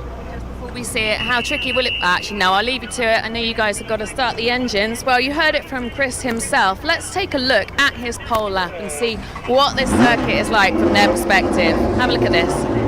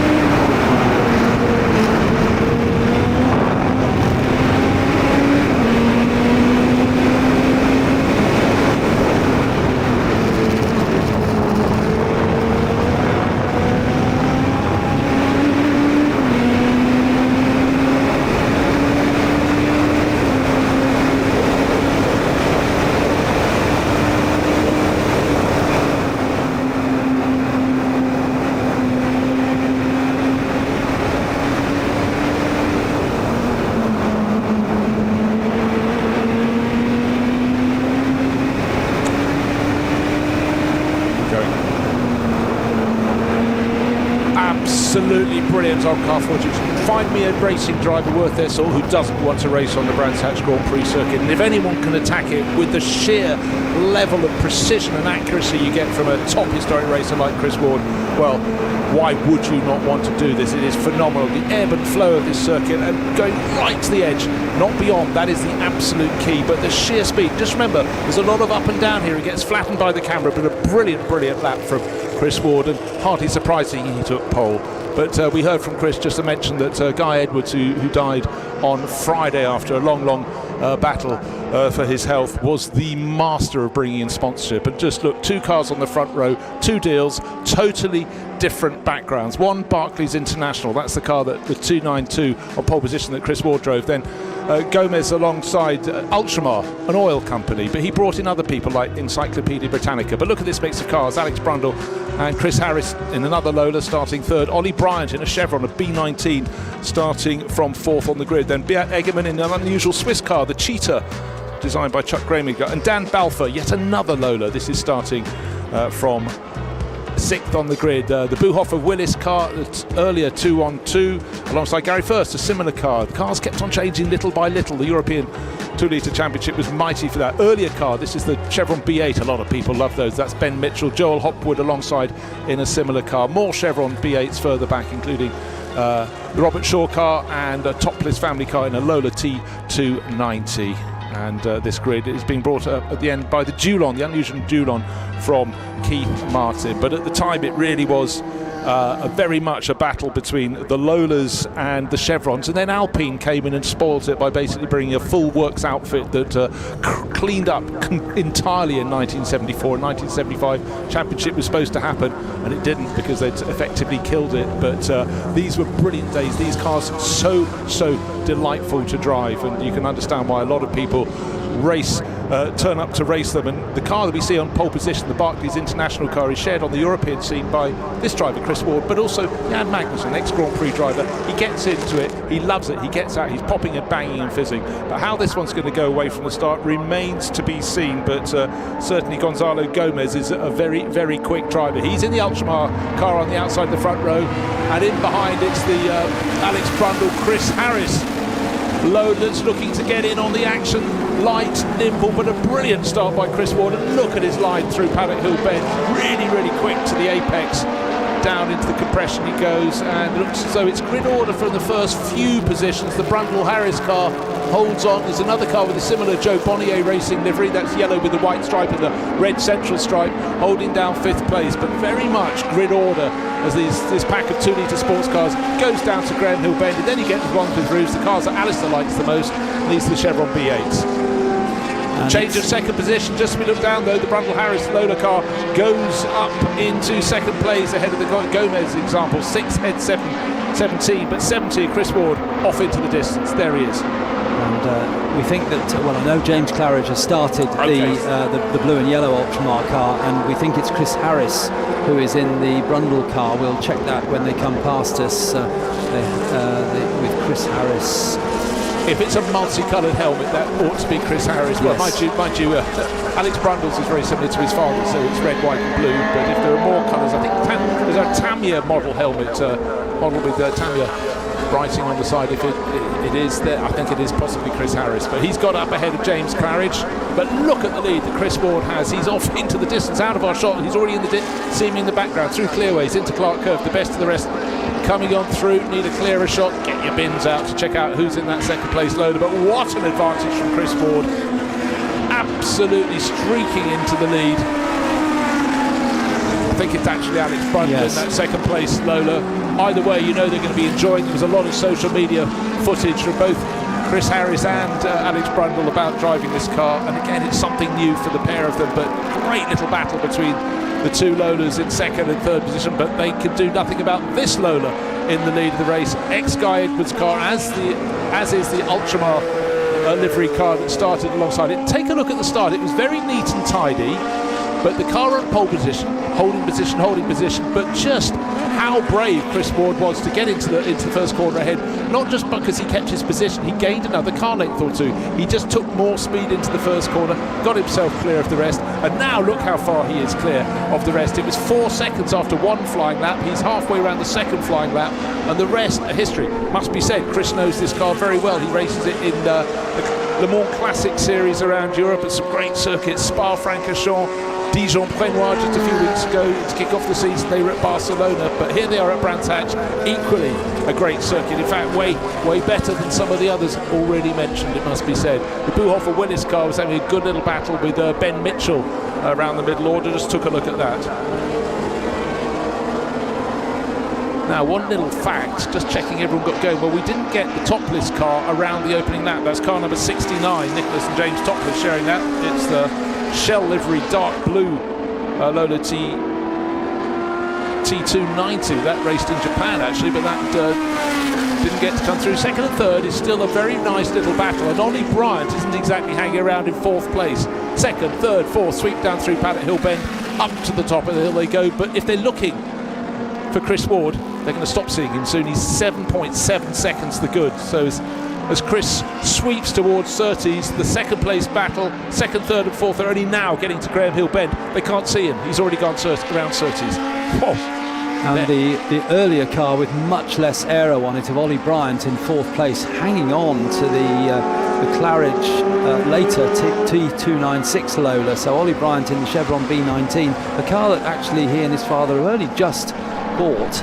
They sold their Lola T70 and swapped it for, and probably a little bit of money as well, for this Chevron B19. So it's very early days for Ollie in this car, but he's a real class act in racing cars. And here he comes now towards the second part of the right-handers. That's Westfield that is going through now into Dingle Dell, not that far behind, and you can see the amount of aerodynamic wing on the back of these two cars compared to Ollie's, which is very flat. Okay, here's the topless Lola I mentioned, and it has made it back to the pits, but not in the way they would have wanted. So their race is over, but you're quite right, Alistair. The rear wings stick way out the tail of these 2-litre Lolas, whereas the Chevron is far more refined and it's subtle in a way. It's almost effectively a Gurdy chap. Second and third is a real fight. It's really second as Alex Brundle, we think it is, holds off James Claridge. But up front in the Barclays International 292, just streaking clear. Chris Ward, 11.3 seconds to good after 2 flying laps of this race. Sorry, after 3 flying laps of this race. Ollie Bryant hanging on in fourth place. One car worth pointing out, you don't see many of these to the pound, is the Dulon, the one and only Dulon car that was ever built for this category. Porsche engines, Keith Martin at the wheel of that. He's coming around in 12th place, so he's the last of the runners, but it was a one of one, and therefore no one else to develop it against, and the budget certainly would have been far less. Dulon better known for their Formula Ford 1600s, but you know, they saw this championship and thought, hey, maybe we can get a car that people want to buy. It didn't happen, but great to have not only the winners in period, but those that fought at the back, the other cars in the picture.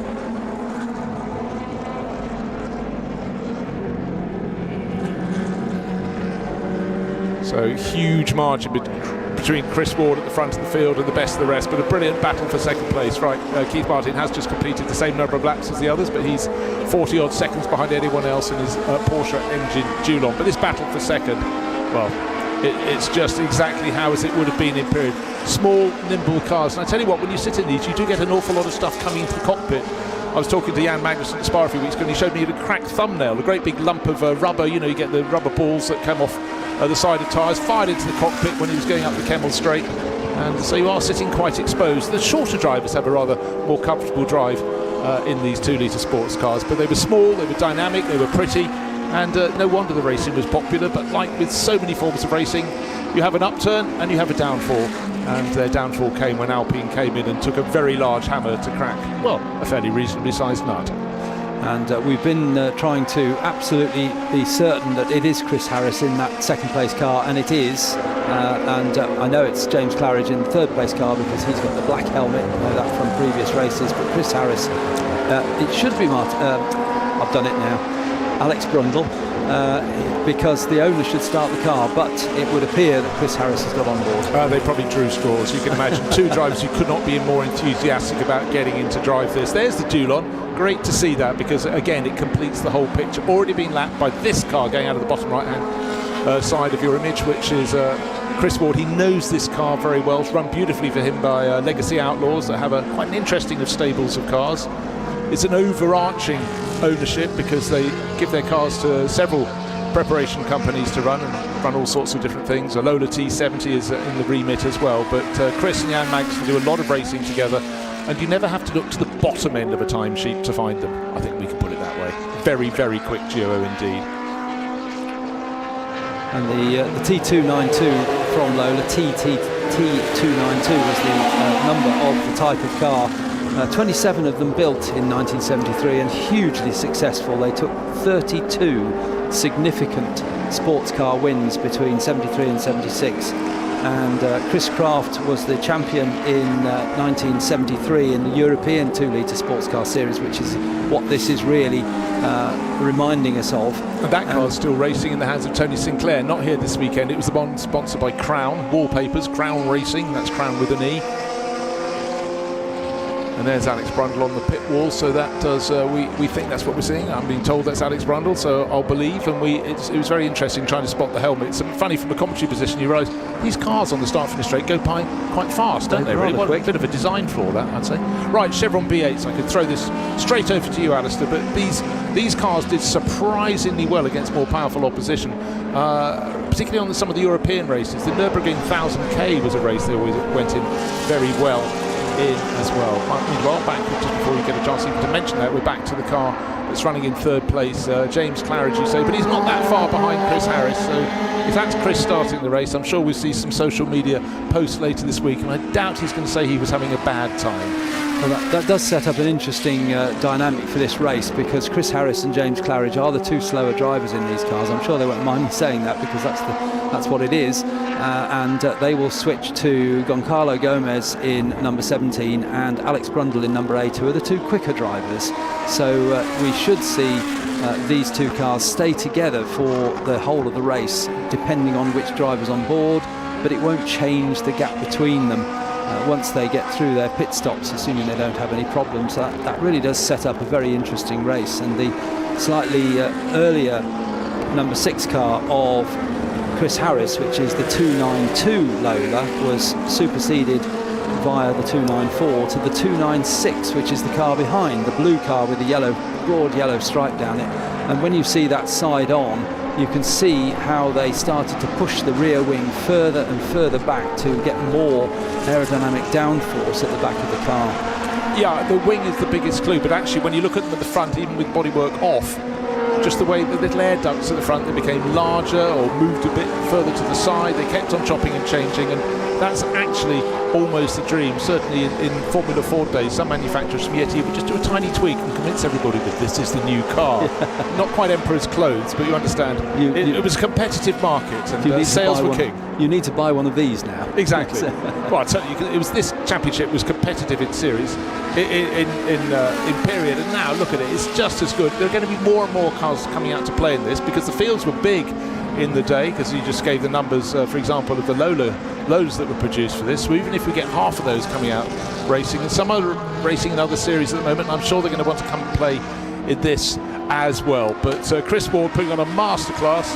Second place, Chris Harris. Third place, James Claridge. They sweep into Paddock Hill Bend, sweep in, sweep round. These cars have plenty of handling to offer the drivers, and that's why they're so much fun. They're so nimble, and the engines, it's a Ford BDG in the back of Chris Harris's car, for example. That is a classic racing engine, really, really on the money. It's very, very sharp in its pickup, and that's why the drivers enjoy it so much. And I think these cars also have what they call a nick gearbox. You know, it's just small, simple, a very small throw, so they're really, really dynamic, and they're cars I would long have wanted to drive until Jan Magnussen said my head would be out in the airstream.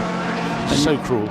And you see how quick these cars are on what is a wonderful sweeping up and down circuit like Brands Hatch, but we have of course improved safety hugely over the last 30 years, and although Brands Hatch is more of an old style circuit than say a Grand Prix circuit like Silverstone or any of the other Grand Prix circuits, it's still a real challenge. But in the day when these cars were racing in the European Championship, they raced on road circuits with no real protection, just the odd bit of Armco barrier here to protect someone's garden or whatever as they went through villages, and races like the Targa Florio, which was in one of its forms a 45-mile circuit of the island, and these cars were used in that. It's quite incredible that proper sports cars were used on that, and these weren't the quickest cars. These were the 2-litre class cars. We also had cars of the much larger capacities, the Alfa Romeos and the Porsches, which were even faster, and drivers like our very own Vic Elford taking part in those races. They were absolutely staggering that they were raced on those sorts of roads. It was, and some of those circuits, it wasn't driver. Well, if you went over the barriers, someone, I can't remember which driver in the 60s, early 70s, said those little trees beyond the barriers, and someone said, no, that's the top of the trees, they're 100 feet tall. And that might have been at various parts around the Nordschleife, but also famously when you went uphill to Rouen-les-Essarts, drivers went into the ravine. In fact, I'm fairly sure Brian Redmond was one of the ones that went over a barrier there. So tracks were very, very different. This one, ironically, or not ironically, rather marvellously, has really kept its feeling, and it has not been transformed in the way that was less subtle in other circuits. And the fact, here we are, 100 years since first competition here, on bicycles, let's say, but 1950, we've had racing ever since here. The Grand Prix Loop we're looking at now, as soon as that was added, this went from good circuit to magnificent circuit. That's why historic racing looks just so brilliant on it. And we've still got this battle going on for second place. It's still Chris Harris just holding off James Claridge as they go through the left-hander at Stirling's, down under the bridge, and the lovely sound of those engines as they get up to full speed through and clearways into Clark Curve to complete another lap. This will be 9 laps completed for these two. Chris Ward, of course, has already gone through in the number 70 light blue car in the lead. He's 25.5 seconds ahead now. An absolute masterclass from Chris, and of course he's got the fastest lap at the 31.195. We are now coming up to 15 minutes into the race. The pit window opens at 25 minutes, so about another 10 minutes the pit window will open for 10 minutes. So it's going to be quite short, sharp sequence of the race when everybody has to come in. Yeah, no, it really, really will. But the thing about it, it's an hour's race, and we've heard from drivers of all sorts of cars across the historic spectrum about just how their tyres have gone off very quickly around here. These cars are much lighter, much nimbler on their tyres. They should be much kinder to their tyres.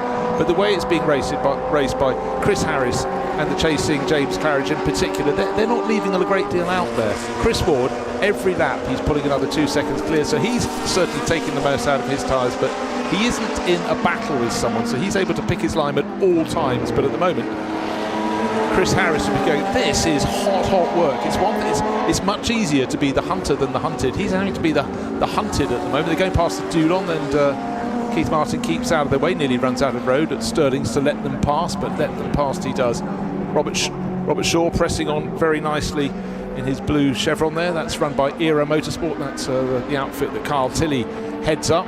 His brother Kane looking after the cars, and busy weekends. It's not just, it is pretty much 2 out of every 3 weekends you can be at a top historic race somewhere, but I'd say this London Historic Trophy is laying down a very nice marker here at Brands Hatch, and I'm sure it's an event that will grow and grow under motor racing legends. But right now I'm just enjoying the sunshine, I'm enjoying the circuits, I'm enjoying seeing some of the great cars of the period. And also the fact is, look at this battle since the outset of the race. We're on the 10th, they're on the 11th lap now. They're no further apart than they were on the grid. All that's happened is they've swapped position. That's right, yes. James Claridge hasn't been able to find a way past. He's been following Chris Harris very closely. In fact, they at the line last time around, they were a quarter of a second apart. They haven't been much further apart than that whole race. But James Claridge just cannot find a chink in the armour of Chris Harris, who was saying yesterday, just before the qualifying session, that he'd be very happy to be within 8 seconds a lap of Alex Brundle. Well, he wasn't quite that much slower, but he was obviously. Oh, and Ollie Bryant's having a spin at Druids there. That's a very rare occurrence. Not Ollie, it's Philip Buhofer. Oh, right. Who's gone for a sprint. Sorry. But yeah, that's the earlier Lola, the T212 from 1971. It's amazing how fast the body shape changed, but well, let's have a look. Did he jump? Was he pushed? Waiting. There's the cheetah going. Oh well, unfortunately, just going a little too hot and rotating just in front of Gary First, I think it was, who came through next. Yeah, orange and maroon car. That would make him so trickle down the hill, fire off, but little slip up, nothing more than that. Apologies to Ollie Bryant. I know you can't hear me at the moment, but it was such an unusual occurrence. I was about to say, well, it wasn't an unusual occurrence because it wasn't Ollie. Very similar helmet colours as well. Oh, finally the move has come. It's been waiting for James Claridge to make his move. He had his moment up into Druids. I wonder what was different that lap that gave him the opportunity to nip past Chris Harris. Chris's language is probably turning a little blue for the moment, and well, it was half a gap, and half a gap that was all that was required. I think maybe Chris Harris just slightly outbraked himself into the corner, ran tiny bit wide, but that was all James Claridge needed to fit a Lola T296 shaped car up the inside there, and actually has started to ease away from Chris Harris. So we know he was very close behind. He wasn't fast enough or couldn't find any gaps, but when he did find a gap, he's now started to pull away quite quickly, and the gap was a quarter of a second for most of this race. I think when we get them back here to the timing line, the gap will have extended probably to somewhere around 2 seconds in half a lap. So that is a good move for James Claridge in the Ultramar coloured car, which is very evocative of the era. Yes, and like so many of Guy Edwards' sponsorship deals, it ran across multiple platforms. That ran in Formula 5000 as well in period, the Ultramar livery, and he was very good at getting sponsors on board, big names, big household names, and keeping them there. But Barclays International, that was a big name in the time. Of course, it stopped existing now, I think, the mid-1980s. My sister worked for them just fresh out of university. Great livery though, unusual to actually have that many pale blue cars, but again, Guy being Guy would have designed that livery for them and said, this is what works on a car that could potentially be doing 160 miles an hour when it comes past the main stand. So it's got to look crisp and clean, so you can actually at least see the name. That actually puts the two Guy Edwards cars into first and second in the race, doesn't it, now Claridge has got through?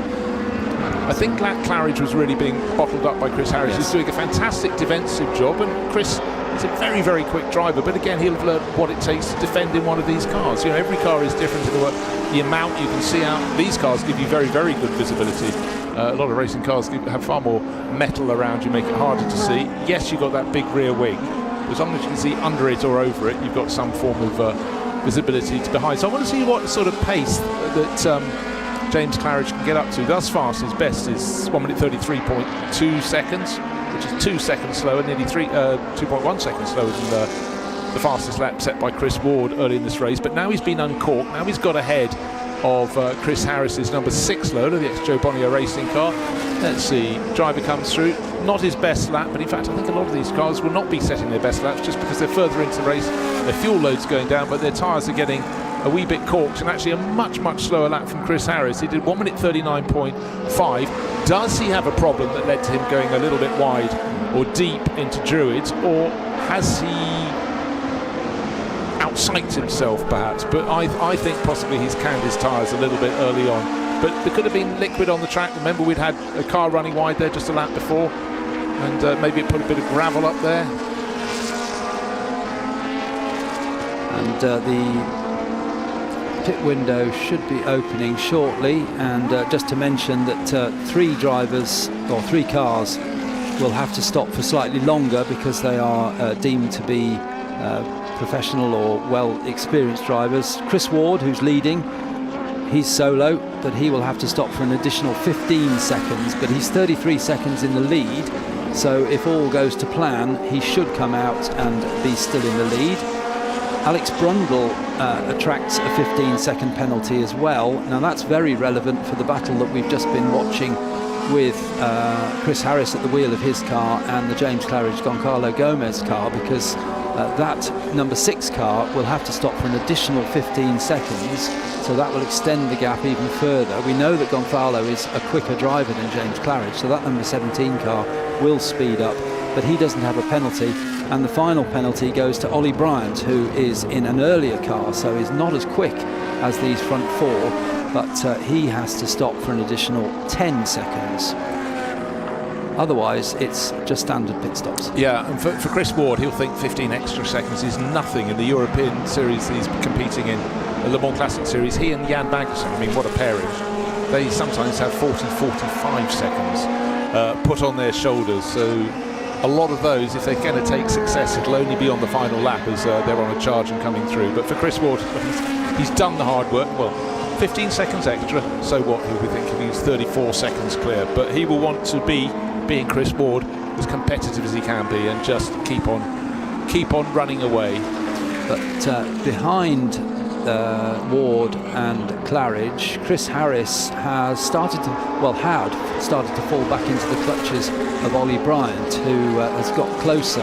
In fact, Chris Ward's last lap was quick again, so I wonder, you said maybe he damaged his tyres, maybe he's brought them back on now and he's back down to his normal time, but Ollie Bryant is within 3.5 seconds, and the time difference between their pit stops will be a net 5 seconds, so that in theory will put Bryant ahead of Alex Brundle.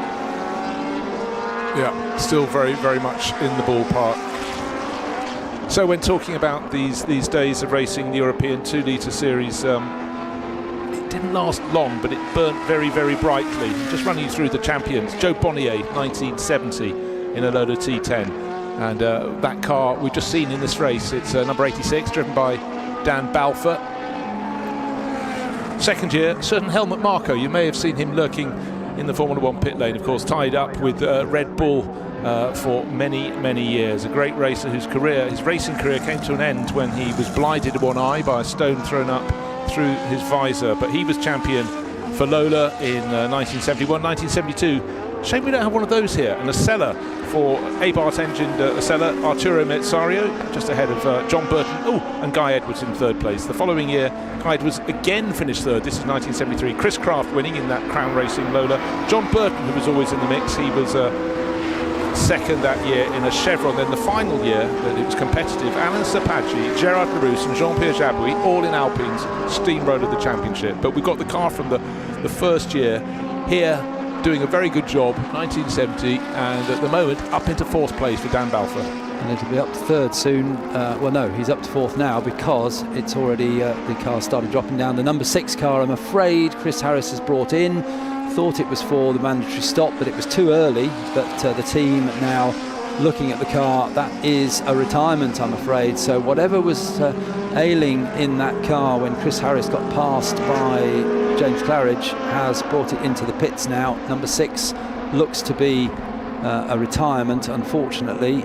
Team looking, they've got the sort of doors up and looking inside the cockpit, so something inside. I wonder whether there's a brake issue.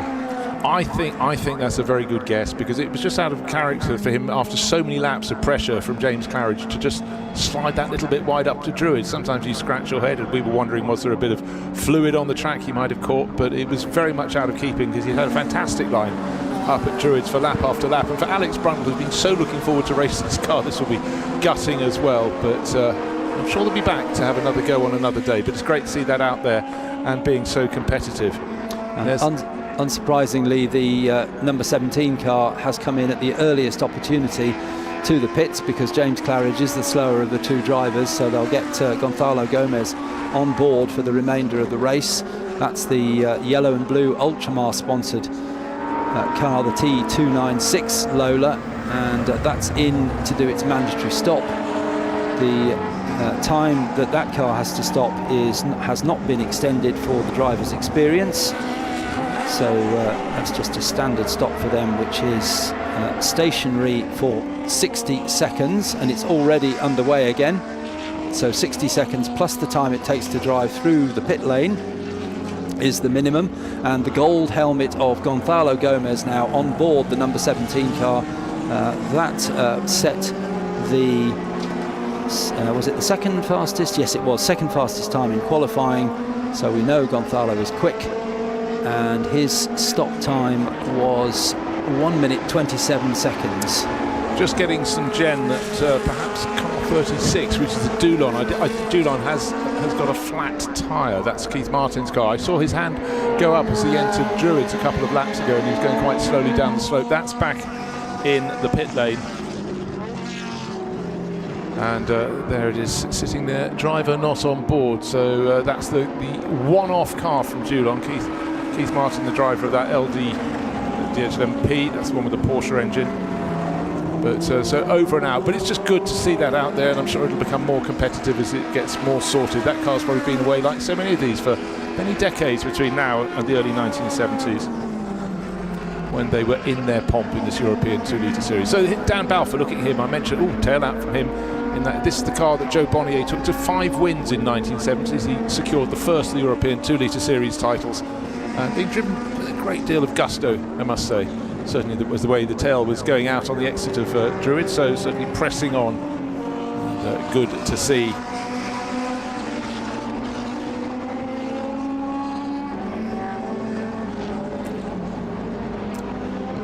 So the Team Gunston car, Gunston, a tobacco brand from South Africa. They had a fantastic South African Formula 1 series, often for cars a year or two old after they've been in the World Championship, but big on sports cars as well. And Gunston put their name and their sort of orange and maroony hues across many of those cars. And then there was that fantastic, what we call the winter series, they'd call their summer series, down in countries including Angola and Mozambique, as well as South Africa.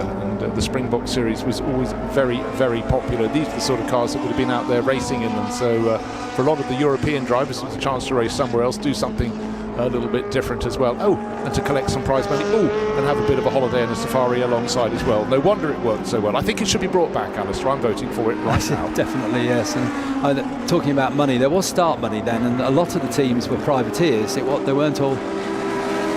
And Alex is down in the pit lane talking to Keith Martin. I am indeed. That's very disappointing. When did you notice that something was awry? Interesting. I was a mechanic on this car, on this circuit, in 1972. That's so cool, isn't it? You must have some proper memories. I've known it all its life. As you can see, on the wrong side of 22 to be. You're only, what, 24, 25? Yeah, it's a lovely car to drive, such fun. Not when it's like this, though, I imagine. I did a pit stop and must have picked a nail up or something. When did you notice that as soon something? As I went out after the pit stop, I could tell on left corners it was juggering. So I knew something was wrong, and I did another lap or two and then realised it must be a puncture. It happens. And of course, it's not like Formula 1 where... I know, I was just thinking, where's the guy, why aren't they running out, doing a 3-second pit stop? It's a jack wheel race and nuts and bolts. It's a bit of a job changing a wheel. So I've had my fun anyway, it's good fun. So, sad I didn't make the end, but there we are. Well, it was fun watching you while you were out there. Thank you very much. I'm looking forward to a drink. Me too. Wow, that's quite some story. That in period 1972, Keith was a mechanic on that car, the one and only. It wasn't another car. That's the only Dulon 2-litre sports car that was built. So still cars in and out of the pit lane. Ollie Bryant's car is sitting there, and of course he was one of the 3 drivers that has extra time because of their driver ranking to be spent in their pit stop time, so he has an extra 10 seconds. So we'll drop him back a little bit, but really, can anyone do anything about Chris Ward? I think we know the answer is probably no, because his fastest lap is still 2.5 seconds clear of anyone else. His lead is gargantuan, and putting on a fantastic performance in the Barclays International ex-Guy Edwards Lola. And Guy, such a backbone of this series and such a loss to the motorsport world when he finally passed away on Friday at home in Ireland. Chris Ward leading, and at the moment, because he hasn't served a pit stop, leading because he hasn't served a pit stop, leading because he's leading, but also up into second place without having served a pit stop as yet is the unusual number 11, which is the Cheetah. Chuck Graymager designed these cars in his base in Switzerland. This one is entered by Egerman Racing, and it's good to see that racing around the continent at the moment. It's just lovely to see these cars that 5 years ago probably weren't on the racing scene, but they're back now. There's a series for them, and it's only going to go from strength to strength. Well, until someone turns up with an Alpine that in period was sort of superseded all the others. Maybe they should have a little caveat.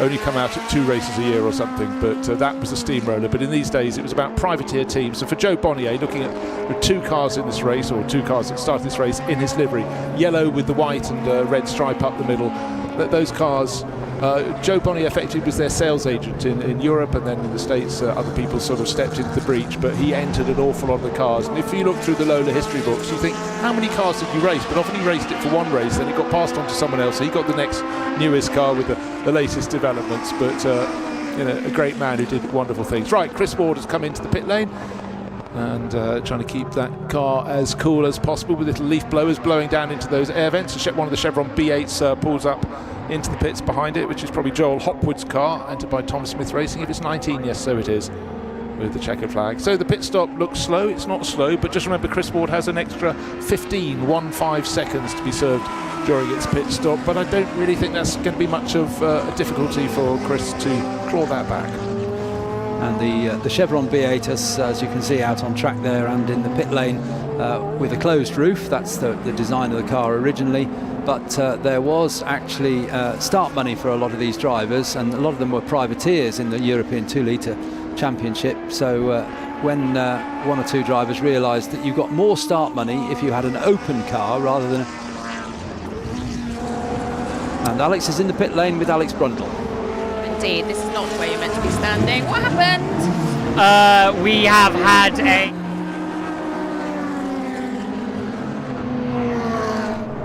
taking no further part, but you know, we finished this car a couple of days before this weekend. It's not shocking that we've had some issues. It's a delight that Chris has got to have some laps in it and got it through qualifying in the top 3, running around in the top 3. Unfortunately can't finish, but that's motor racing.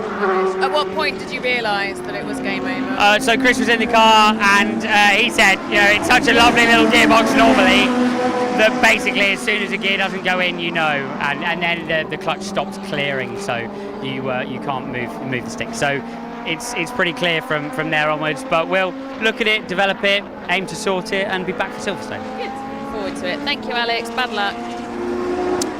Well, thanks, Alex and Alex down there. It's indicative, the desire to get cars racing. You see there's a race meeting you want to do, and it's hurry, hurry, fast, fast, slow, isn't it, getting them ready, particularly after, you know, a lot of them have not been racing for a while. But so gearbox maladies, and that said, Chris Harris's drive was even more spectacularly good than it seemed from the outside. If a number of laps he was just that moment you think, has it gone in, has it not, doesn't really help as you're piling into a corner, and Druids is where it really came undone. But I just want to highlight something unbelievable. Looking at Chris Ward, dominant race leader, 32 seconds the good, but 2 consecutive fastest laps from Goncalo Gomez has chipped away and beaten Chris Ward's fastest lap by getting on for 0.4 of a second. He did a 1 minute 30.8 followed by a 1 minute 30.7. That's Gomez, the Portuguese driver. He is on a massive charge. 25 minutes to go. Obviously the gap from first to second came down because Chris Ward had to serve an extra 15 seconds. But if this pace continues to improve from Goncalo Gomez, and if we don't see it start to be matched on a regular basis by Chris Ward, we could have a crescendo towards the finish, but I'm sort of fairly confident that Chris Ward will be able to go, okay, right, we've done the pit stop, we got to that point with a nice time buffer, we've had the extra 15 seconds, and I'm now just going to settle in and do, if he can lap consistently in 1 minute 32s, 1 minute 33s, he'll be fine. That should be easy for him. His fastest is a 1 minute 31.195 second lap, so as long as he can be smooth. Wanting to see the latest lap from the chasing car 17, 1 minute 30.8, 1 minute 30.7, 1 minute 30.8. So consistent and quick, but I still think Chris Ward, his margin is large enough. Well, he's got the gap down now. Goncalo Gomez got that gap down to 28, just short of 29 seconds. He was 3.5 seconds quicker on that last lap, but I think if Chris Ward knows that he's being caught, and his pit team will be telling him on the pit boards, if they know he's being caught, he will speed up again. But at the moment he's in a mode that says this is the way to get to the end of the race without stressing the car, without stressing the tyres, and we don't want any late problems. These are, after all, quite old cars these days. They don't look that old, they look very modern, but they are quite old, and they are really pushing the boundaries. Watching Goncalo Gomez through Paddock Hill Bend last lap, and he was fully halfway across into the curbing and the gravel trap. He's absolutely on the limit in his Lola T296, the number 17 car, and Chris Ward has heard us, Bruce. He's got pride. He's 1 minute 30.597 seconds, so that's faster by just under 0.2 of a second than the sudden challenges from Goncalo Gomez. But Gomez is super consistent to have 3 laps that were within 0.2 of a second and right on the pace. Another lap comes in from Gomez. He goes faster still. 1 minute 30.8, 1 minute 30.7, 1 minute 30.8, 1 minute 30.6. So very close, within 1/10 of a second of Chris Ward's. So, you know, what you want from a driver is speed and accuracy. And even when you start at a racing school, say, this is your target, stay within half a second of that, stay within 0.2 of a second of that, and just keep on piling them in, gain the consistency, get the accuracy, and then to do it at the speed these drivers are doing, you can see they're very much at the top of the game. But your point just there about these cars are quite old, Chris, it's the fact that they still look fantastic. If someone said, we're going to have a racing series with cars looking like this and launched it now, I wouldn't really blink. I'd go, isn't that fantastic? Not thinking they're old. I think they look small, sleek, made for purpose, and they drive so dynamically. So actually, I'm thinking quite a few series that could be scrapped to make way for modern versions of these. I'll draw up the list by this evening. I'll give it to you later. There are club racing series that are free designs. Of course, in international racing, the rule book now is so tight that the cars can't look like this anymore. There isn't a championship for them. But if you give designers free rein in some of the club series we see, this is what the cars look like. And that's not because they're designed as old-fashioned cars. They are modern aerodynamic designers like John Eiley, who designed the Ferrari, was on the design team for the Ferrari Formula 1 car that won so many races with Michael Schumacher. He's now working with other teams, but John Eiley races in Sports 2000, and he adds aerodynamic tweaks to his car, but they still look like this. Yeah, well, they look great, and they clearly go great, because I thought, they've poked the bear with the stick. Chris Ward needs to go faster. He got below 1 minute 30, 1 minute 29.9. Not fast enough. Goncalo Gomez has done 1 minute 29.878. They are trading thousandths of a second. Maybe a little bit traffic induced from time to time, but the pace is getting quicker and quicker on a day where, quite frankly, you'd expect it to get slower and slower as the tyres just become less and less useful as they turn sort of from solid to slightly jellyish in fashion. Right, here's the cheetah. Don't get many of these to the pound, the Norwich livery car. Walter Wolf racing on the flanks as well. So Walter Wolf, this was before he came into Formula 1. Remember, his first step wasn't with the Wolf, it was with the Williams, the Wolf Williams racing team, where he teamed up with Frank Williams, who always needed a little more money in the pot to make his cars competitive. But by the end of the season, to say that the relationship had broken down is just the tip of the iceberg. And Frank opined later he'd rather have managed the team than being told to go and collect Walter from the airport and effectively become his chauffeur. You can imagine two proud competitive people, that was never going to work, but then boy did it work. Started in 1977 with the Wolf, one of the most beautiful cars you would, to my eye, that's ever raced in Formula 1. and became even more beautiful in Argentina, the opening round, when Jody Scheckter gave the team a victory first time out, which was a massive fillip, of course, for everybody involved. Great looking car that was.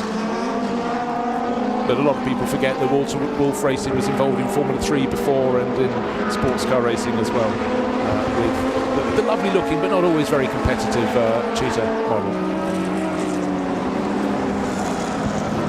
Chris Ward continues on his way. He's lost the fastest lap. Mantle to Gonzalo Gomez in second place, but the gap between them still hovers around the 28 to 29 second mark. So although Gonzalo is a little bit quicker, he's not consistently quicker now. His last lap time of 1:31. Chris Ward laps yet another car on his way to complete another lap. It'll be 26 laps completed for Chris Ward this time. Meantime, Gomez is around, going into Westfield, down the dip and into Sheen Curve. So I shouldn't have talked about the Cheetah, because it's cheated, flirted with danger there, but has a little rotation and a recovery there. So actually it's remarkable to rotate, not leave the track other than your rear wheels that are just over the white line, and continue. But that would be a bit of an eye-opener there. That little semi-rotation. Andy Willis on board, one presume, in the second half of the race, because he's paired with Philip Buhofer, who's running in 6th place, but could have gone a little bit further off, then things would have been tricky.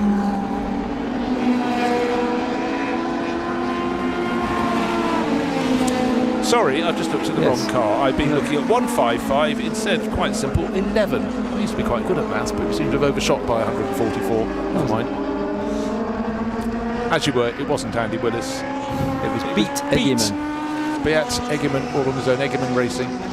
So the heat's getting in the commentary tower as well. In this heat, it'll be fried Egeman, I should think, as opposed to beat Egeman. Or boiled. It could be, yes. It's scrambled after he spun out at the back of the circuit. We will stop our egg derivatives for a moment and continue to look at this race. 2-litre sports cars look as great now as they did in period. Just think of a pack of these with top races of the day, looking for start money, which was so important, and a big prize. But actually, Gonzalo Gomez continues to push really, really hard. I'll try and finish my story off about start money, Bruce. Thanks for leading me in on that one. I was just talking about private drivers looking for start money, and when they realised that they got more start money for open top cars as opposed to closed tops, and I'm thinking particularly here of Dr. Tony Goodwin. He had a Chevron V8, I think it was a B6 actually, which is the same as a B8 pretty much, and he thought, I get more money if I've got an open car, so he sawed the roof off and called it a groper. Yes. Obviously some other modifications needed to make the car stable enough and strong enough to run without a roof, but that was the story. It was simple as that. He sawed the roof off, got more start money, happy man. And but that car now, I'm pleased to say, is restored back to its full glory of a roofed B8. That is one of the elements that you realise cars became spiders and then didn't become spiders again afterwards, down to appeal or the championship regulations. And quite simply, you're quite right, start money was a massive factor when you were racing anywhere in the world. I mean, it was huge in the States as well. I mean, actually that was one of the things for the Lotus Formula 1 team that kept it going. They had a habit of winning a United States Grand Prix at Watkins Glen that had the biggest paycheck of the year. Thank you, said Colin Chapman. Off he'd go to think of another idea to propel his mark and keep it at the top of the charts. Well, I suspect more than one team in the European 2-litre Sports Car Championship at the time these cars were racing would pay for its next race from the prize money of or the start money of the previous race. So they would simply work from paycheck to paycheck, loading the car up on a trailer, driving to the next circuit in the hope that they could afford to race. And it was like that for many, many years. And certainly some of the stories you read about drivers in this period, it was an adventure for them. Well, actually, if it went well, they could set off from the UK, where many of the cars might have started from, and come back in March and come back in September.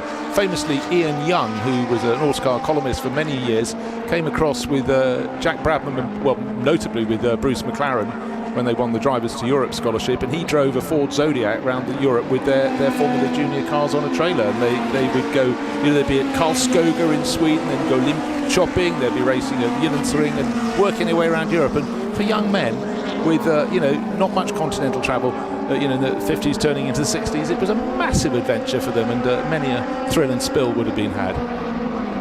Right, Chris Ward, he had to protect a lead of 20-something seconds. He is doing that. He's seen the increasing challenge from Goncalo Gomez, but the gap's only come down to 27 seconds or so, so he's done his job. 14 minutes remain, still setting quick times.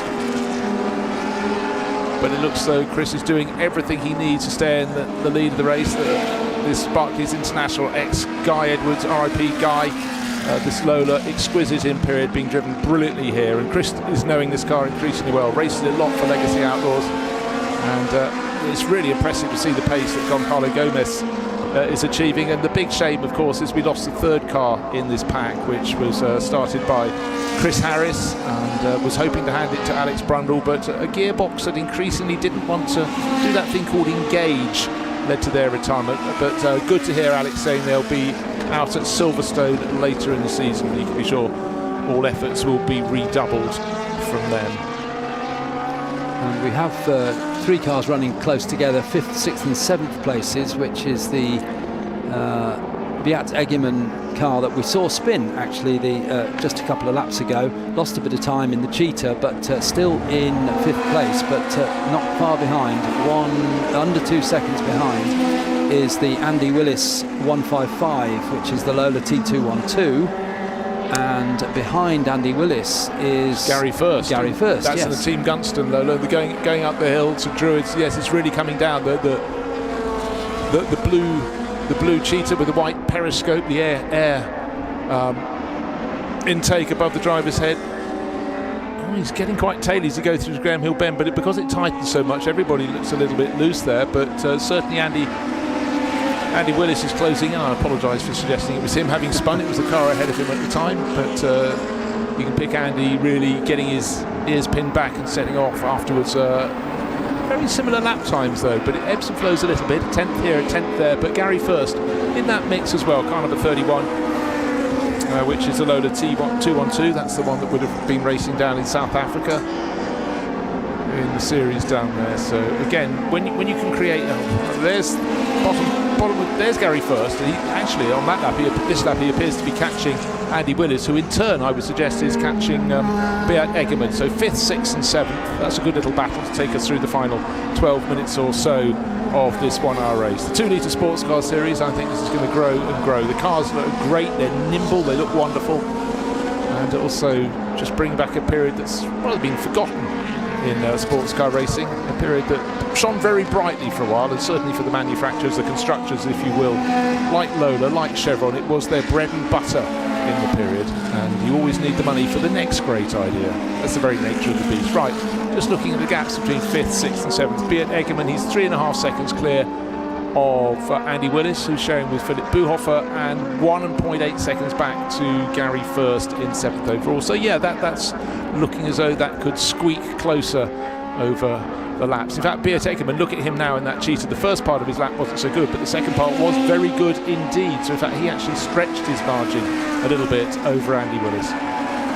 The Cheetah wasn't particularly successful in period. Had 1 or 2 versions of it. This one was due to race at Le Mans, but unfortunately it failed. Engine 1979, it failed to take part, so not one that you see at the top of the results sheets like the Lolas and the Chevrons. Nevertheless, it was one of the many that made up the big fields that raced in 2 litre sports cars in this period.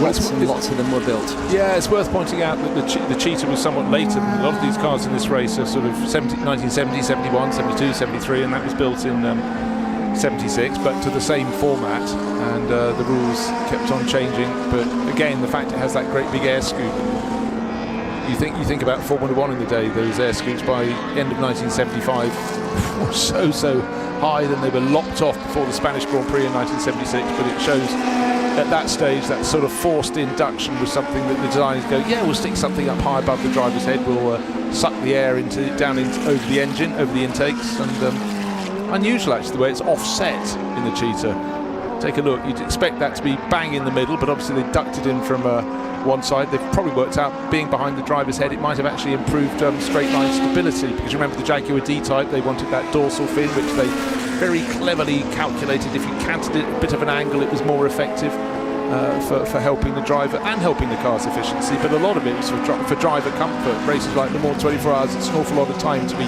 buffeted around in the cockpit through day and night.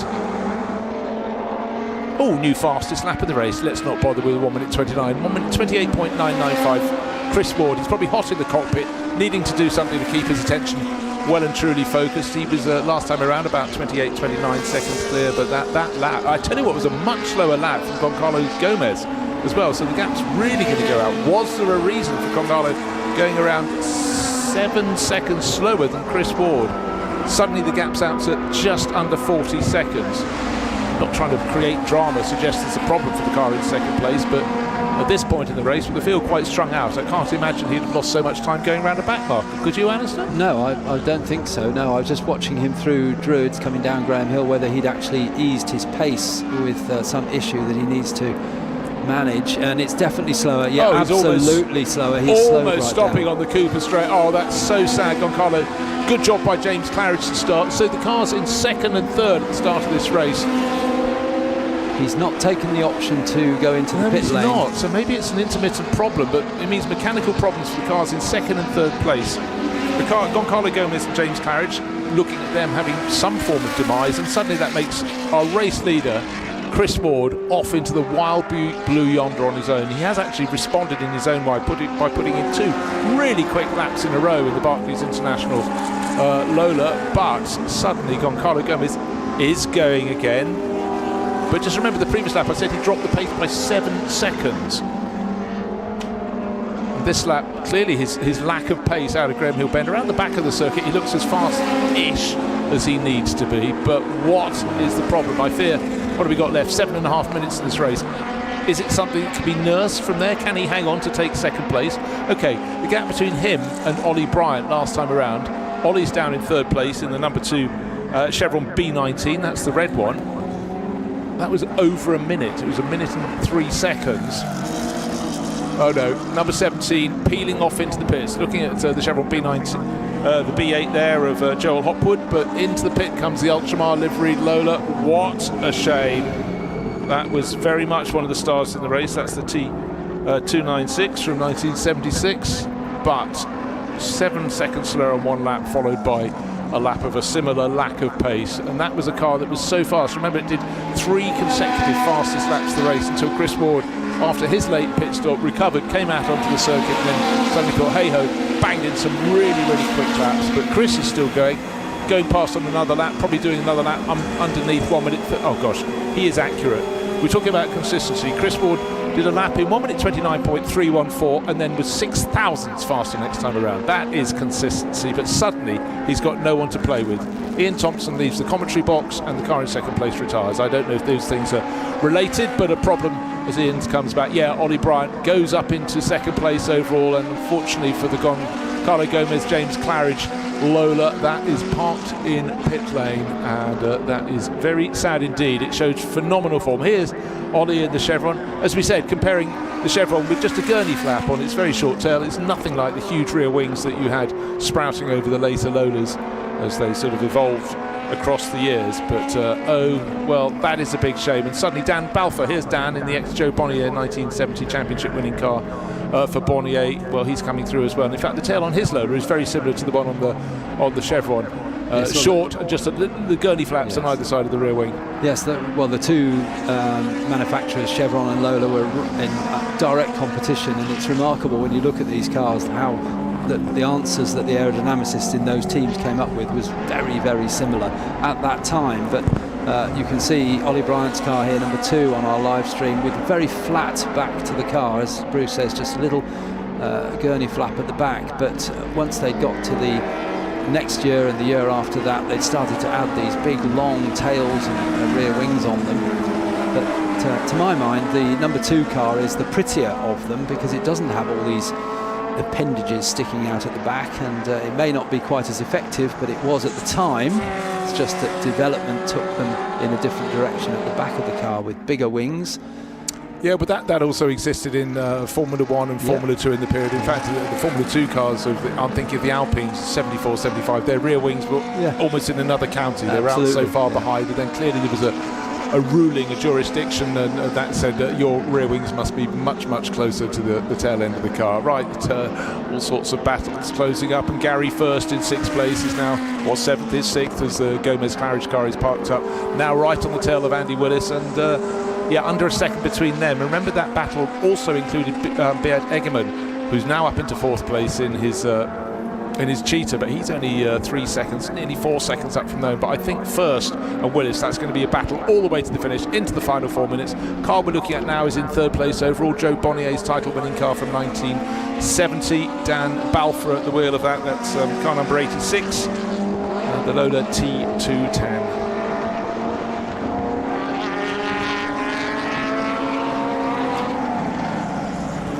Great little chevron scrap going on around the circuit. It's several chevron scraps.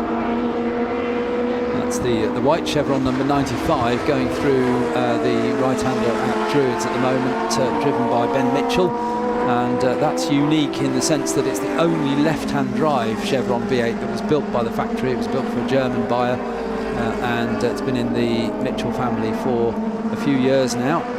Usually Ben shares with his father Westy, but Westy decided not to race this weekend, so Ben running solo.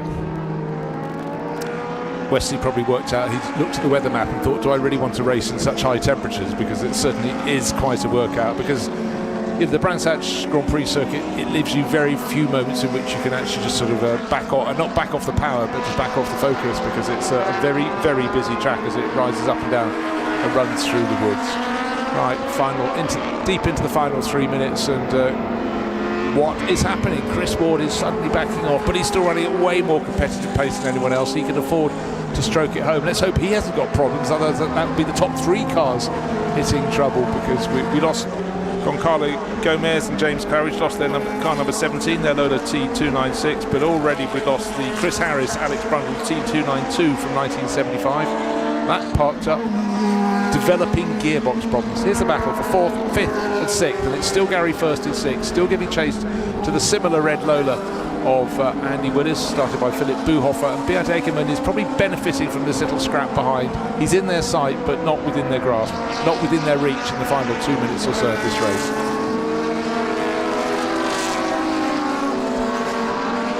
Chris Ward crosses the line once again, goes into the right-hander at Paddock Hill, drops down. It's an incredible speed that he passes us here, and we're not many yards from Paddock Hill Bend, but still he hasn't braked. No, as he passes us. Braking's for losers apparently, but he has dropped his pace quite considerably. He did a 1 minute. He was lapping in the 1 minute 29s, then a 1 minute 32, now 1 minute 34. But he's canny. That's why so many people employ him to drive their cars. He's quick and he's canny. He may not be canny enough to stop it at the end of this lap unless he backs it off enormously. He's going to have to do one further lap, but he's just clearly easing the pace and seeing what he can do. Ollie Bryant, there he is in 2nd place. Most of the chevrons in this race are B8s, but he's got very, very pretty B19. 2nd place, well, he probably in the early stages thought it might be 4th he was aiming for, but he's going well. And it's not out of the question that Chris Ward will come round with the checkered flag being shown to him, because it wasn't far off, not enough time to do a final lap, and as you say, he's really eased his pace now. He may well be, he'll have a timer in the car, he'll know exactly how long he's got to go. We've got 35 seconds and he's just coming down into clearways now, so I think you're right probably, Bruce, he's just going to get across the line for one final lap. He'd need to really slow down. It's going to be around 15 seconds as he crosses the line. 20 seconds on the nose, but so yeah, he actually picked up the pace a little bit there, but I think he's probably just enjoying this run and treating it as a test finish. Now the battle for 5th place is very, very tight indeed.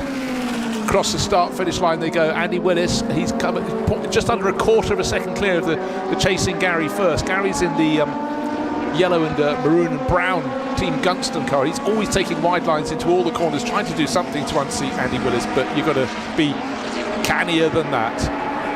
Onto the final lap is Chris Ward, turning to Surtees. Onto the final lap now, in arrears by just waiting for the timing split to come through. Andy and Ollie Bryant in his Chevron. Dan Balfour will be coming round some distance away. He crosses the line in 3rd place overall. So there we are. It's a dominant run from Chris Ward. Just metronomic the way he got clear.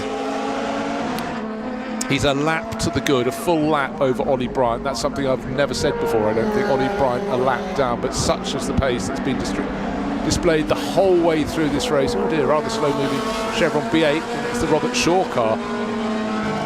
He's obviously going to get to the finish, but a bated pace because the checkered flag. We've reached the end of this run for Chris Ward, coming through Clearways, coming through Clark Curve.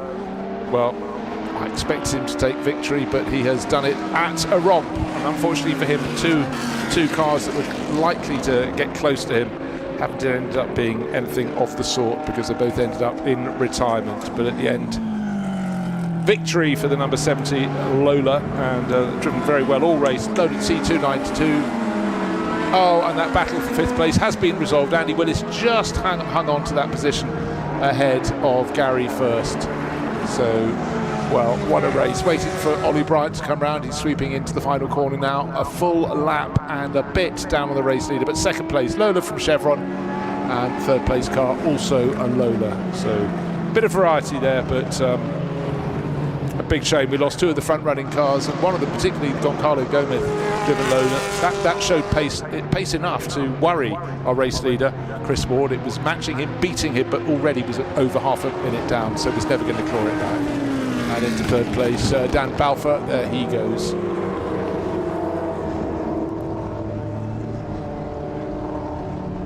So he got the better of some of the cars, but it's just great that this series is going to bring more and more of these very elegant, very nimble and very quick sports cars out to play, because in period the European 2-litre Sports Car Championship was something that really gave the sport a boost, and it was good to see it's produced some of the most beautiful cars.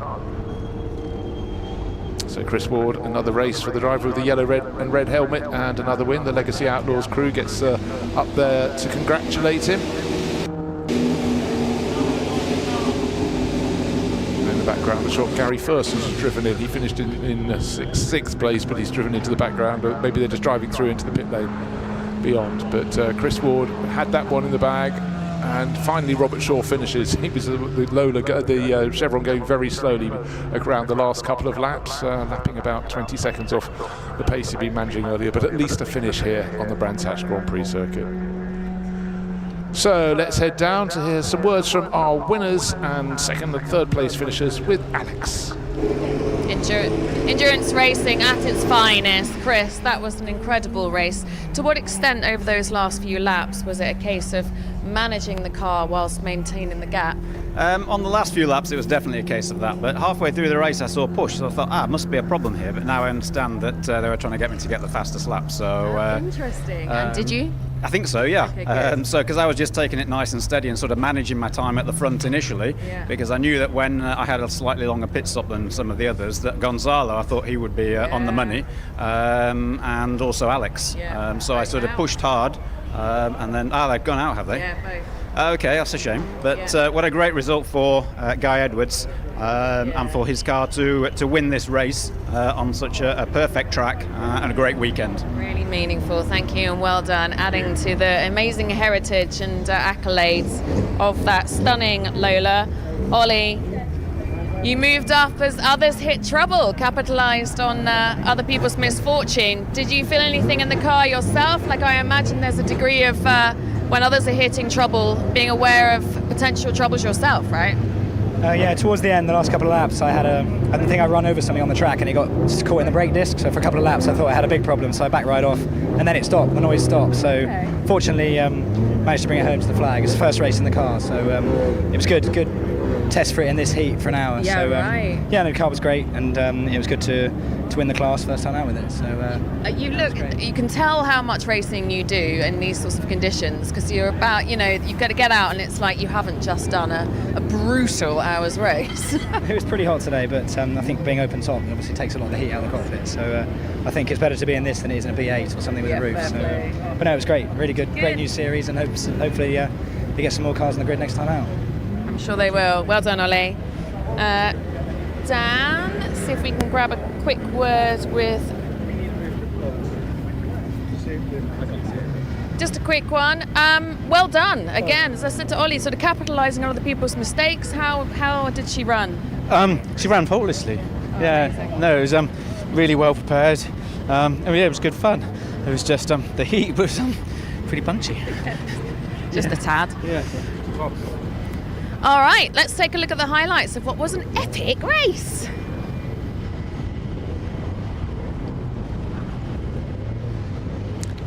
Well, the 2-litre sports car series, great looking cars, very hot conditions here at Brands Hatch, and a fair start. Chris Ward on pole, trying to pull away. James Claridge in another car, raced in period by the late Guy Edwards, who sadly died on Friday after a long illness. They look fabulous here at the Brands Hatch Grand Prix circuit. Chris Harris giving chase, and he was to have a fantastic battle. The heat proved to be the enemy of some of the cars pulling up at the side of the circuit, and Alex Brundle watching on the pit wall as Chris Harris held down second place, was obviously smacking his lips hoping he'd get a run. Alas, that was to hit problems, and he wasn't to get a go after all. Moments in the race, a few drivers spinning, quite difficult in these conditions, very, very hot indeed. That's up at Druids, but here's the battle for second place with Chris Harris at that point having a problem. We couldn't work out what it was. He lost second place. It turns out it was a gearbox problem. That meant he was probably not in the right gear and therefore outbraked himself. And then trying to make sure that all would go well to the end. The pit stops are running smoothly, and then good advances from Ollie Bryant up the order, but when two of the cars in front of him pulled off, he got up to second place. No one doubted that Chris Ward would take victory, and he got it in the bag. Got fastest lap as well, just to keep his focus. Now the car's already out on the track. This is quick fast stuff. This is the HRDC All-Stars with Classic Ultra Challenge. But let's look at the top results. Chris Ward winning in his Lola 292. Ollie Bryant up to second in his Chevron. And Dan Balfour in the car that won the title in 1970, third overall. So a good run for him. Great variety behind, with a cheetah in the mix in fourth place. The older Chevron B8's down towards the tail of the top 10. But cars already out on the track for the next race, the penultimate race here at the London Historic Trophy meeting. And it's packed, and packed with variety as well as packed with cars. So let's take a look at the field as it comes down Pilgrim's Drop, with Mike Whitaker on pole position in his blue TVR alongside his son Michael Whitaker in the dark bluish, actually probably black, white and black Ford Mustang. Third place on the grid, the Lotus Elan, plenty of variety. That's John Tordoff alongside the unique Pandora GT, Ben Colburn on board. Then Jake McGarley's Alpha GT V6. Talk about variety. Alongside this, an Alpha 2, but it's a GT AM. That's Gavin Watson. John Young will be starting 7th on the grid in his Jaguar E-Type. Another Alpha GTV, Brett Syndicum in 8th, and then Bradley Jordan will not be starting his yellow Mini. That had an incident earlier on. That's 9th on the grid alongside David Alexander. I said there are a lot of Alphas in the field. It's an Alpha Sprint GT, but basically the TVR on pole position. Actually Bradley Jordan is starting the race, should be coming. Oh, there it is, background of the shot as it works its way around through Sheen Curve to Stirling. So it's fast moving world, this motor racing world. One moment you get a story, and 1 minute's counterpart. Little mini Marcos, blue with the yellow stripe up the middle, wagging its tail in joyous form. Right, this race ahead of us, 30 minutes, penultimate race of the London Historic Trophy meeting. I'm still here, I'm still Bruce Jones alongside Alison Douglas. Looking forward to this fun. Yes, such a variety of cars. The last few cars going through, you mentioned the Mini Marcos, then we had one of the lovely GT AM Alphas, one of the modified cars. There's a Mini in there. There was a Plymouth Barracuda, a Volvo Amazon, an A40, and bringing up the rear, a car I don't think did the qualifying session, which is the number 30 Austin Healey, which is I don't think he's in the entry list. But it's Matthew Moore. We saw him pull off in the qualifying session, didn't we? As they come round to the grid. So a huge variety of cars, including a unique one, a Pandora. Sadly not including it because it doesn't appear to have come round. It's been put back into its box, as you'd say. but it's not there. But we've got two cars with 4.7 litre Ford engines at the front of the grid on the front row, both driven by M. Whittaker. It's Mike on pole position, it's TVR Griffith's son Michael alongside. Then every shape of Alfa Romeo you can possibly imagine. Half an hour of racing up ahead of us, starting in about half a minute, just waiting for everyone at the back of the grid. The green flag is waved to signal to the starter. All is good at the front. Let's see if the little Lotus Elan of John Tordoff can make a move, but the grunt of the Fords, it's a long hold, it's making them sweat. Great start from pole position. Yeah, the little Elan is very good off the line. It's so much lighter than the big Ford engine cars up in front, certainly lighter than the Mustang, which carries a bit more avoirdupois than the TVR on pole position. Mike Whittaker runs a little bit wide, but John Tordoff moves into second place. Michael Whittaker in his Mustang is in third. So it's pretty much as one would have predicted from the get-go. In behind, the Jaguar E-Types gained about 2 positions, so that's going very nicely indeed for John Young, who certainly knows how to pedal an E-Type. He's raced a lot over the years, and in between, the Alfetta GTV6 holds down 4th place. Everybody else, including Austin A40s et al. At the back of the pack, behaving very nicely indeed. But Mike Whittaker has made a great set getaway. John Young has been the one who's made gains in behind.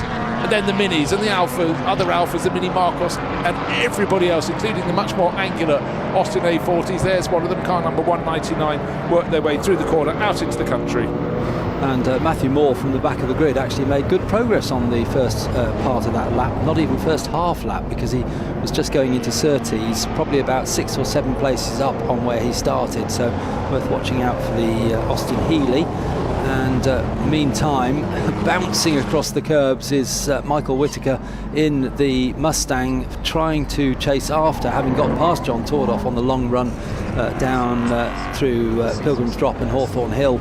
He's trying to close in now on Mike Whittaker in the TVR, so it's father and son battling against each other, just as we saw in the Sanyo and Patrick Motors Group Rovers earlier on, and it was Michael, who's in the Mustang now, number 49, who was the winner in that race, of course. Just want to see who's going to come through in 4th place, because Jake Margolies is being monstered by John Young in the E-Type as they came back into. Oh, and he's made the move. He had a very good run through Sterling's and just made it work. And Gavin Watson's getting into the mix in his unusual blue GTM, the 750 GTM in the background. 4th, 5th and 6th close together. 1st and 2nd very close together, because Michael Whittaker in the Mustang is getting onto the tail of father Mike Whittaker's TVR. But as I said that, the tail swung round and he lost momentum.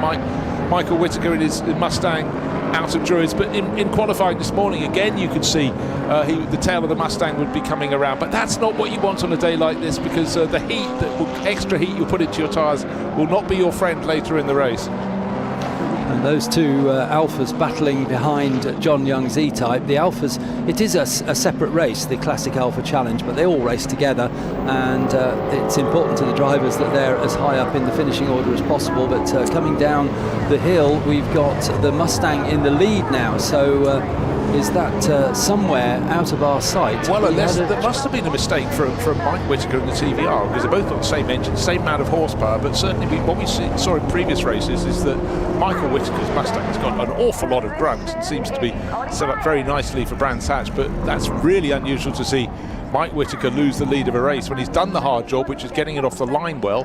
John Tordoff trying to hang it in 3rd place, but he gives away horsepower at every single point of the circuit in that little Lotus Elan. It is more nimble, certainly easier to drive perhaps than the TVR, which is a car, the Griffith, that's probably going to bite anybody unless they're absolutely on their toes. Back into the full sunlight. There's the TVR in 2nd place, but Michael Whittaker hasn't just passed. He's passed and is pulling away. Gap between them isn't going to be huge over the start-finish line, but the change as they flick around. Yeah, 7 tenths. He was 7 tenths up in the TVR at the start of the previous lap, and 7 tenths down at the start of lap number 3. And sticking in 2 and a bit seconds behind them in 3rd place is Sam Tordoff, and Margolies is back ahead of John Young. No, John Young is back ahead of Margolies. So it's Alfa Romeo versus Jaguar, chopping and changing. Gavin Watson in the 1750 GTM. Alfa Romeo is closing on the Margolies car up as they go around Druids as well. So this is a race that's moving a little bit one way, moving a little bit the other way, and certainly I think it's going to be increasingly hard. It might be just coming up to 5:15 in the afternoon. It's still very hot at Brands Hatch, and I think every driver that gets out there is going, my tyres aren't so good today, are they? The little Mini Marcos has stopped on the exit of Druids, unfortunately. We saw that on the live stream pictures as they came round to the grid, but sadly number 210, that's the little Mini Marcos of Daniel Godin, is stopped, which is a shame, because that's a nice looking car, an unusual car. It's novel, and I mean, when you see people looking at that paddock, they go, can I pick it up and take it home? I mean, they just seem so tiny. You look inside, there's really not very much at all. There's a steering wheel, a seat, and a frame, but that is pretty much it. Right, our Whitakers, they do like their races here today, and Mike has already given one race to his son Michael earlier. No, he didn't. Michael won it fair and square, but they are having a lot of fun. The TVR's coming back. Still can't really work out how he lost that position. Did he make a slip up and Michael was gaining, but Michael got past. The end of the last lap, there was 7/10 of a second between them. I'd suggest it's possibly marginally less, but then there was a gap of another 2 and a bit seconds back to John Tordoff in the Lotus Elan, but I suggest that's pretty much stayed the same. But the one thing you know is that the Ford-powered cars, the TVR and the Mustang, are taking more out of their tyres, but at the moment it's Michael, the son, clear by 0.6 of a second, to come down by 500ths. There's nothing, but the Mustang, it slides wide at the bottom of the hill, and certainly we are getting a little more handling from the TVR. No surprises. A very, very different machine, and the way it put its power down is different, but its weight would most notably be different. Fastest lap of the race to our race leader, Michael Whitaker in his white and black Ford Mustang.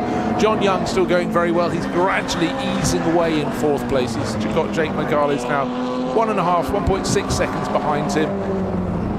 Again, Mark Gordon and his Jaguar just looks so different. So Cinnamon Begg, his XK120, having his own battle just around 9th place.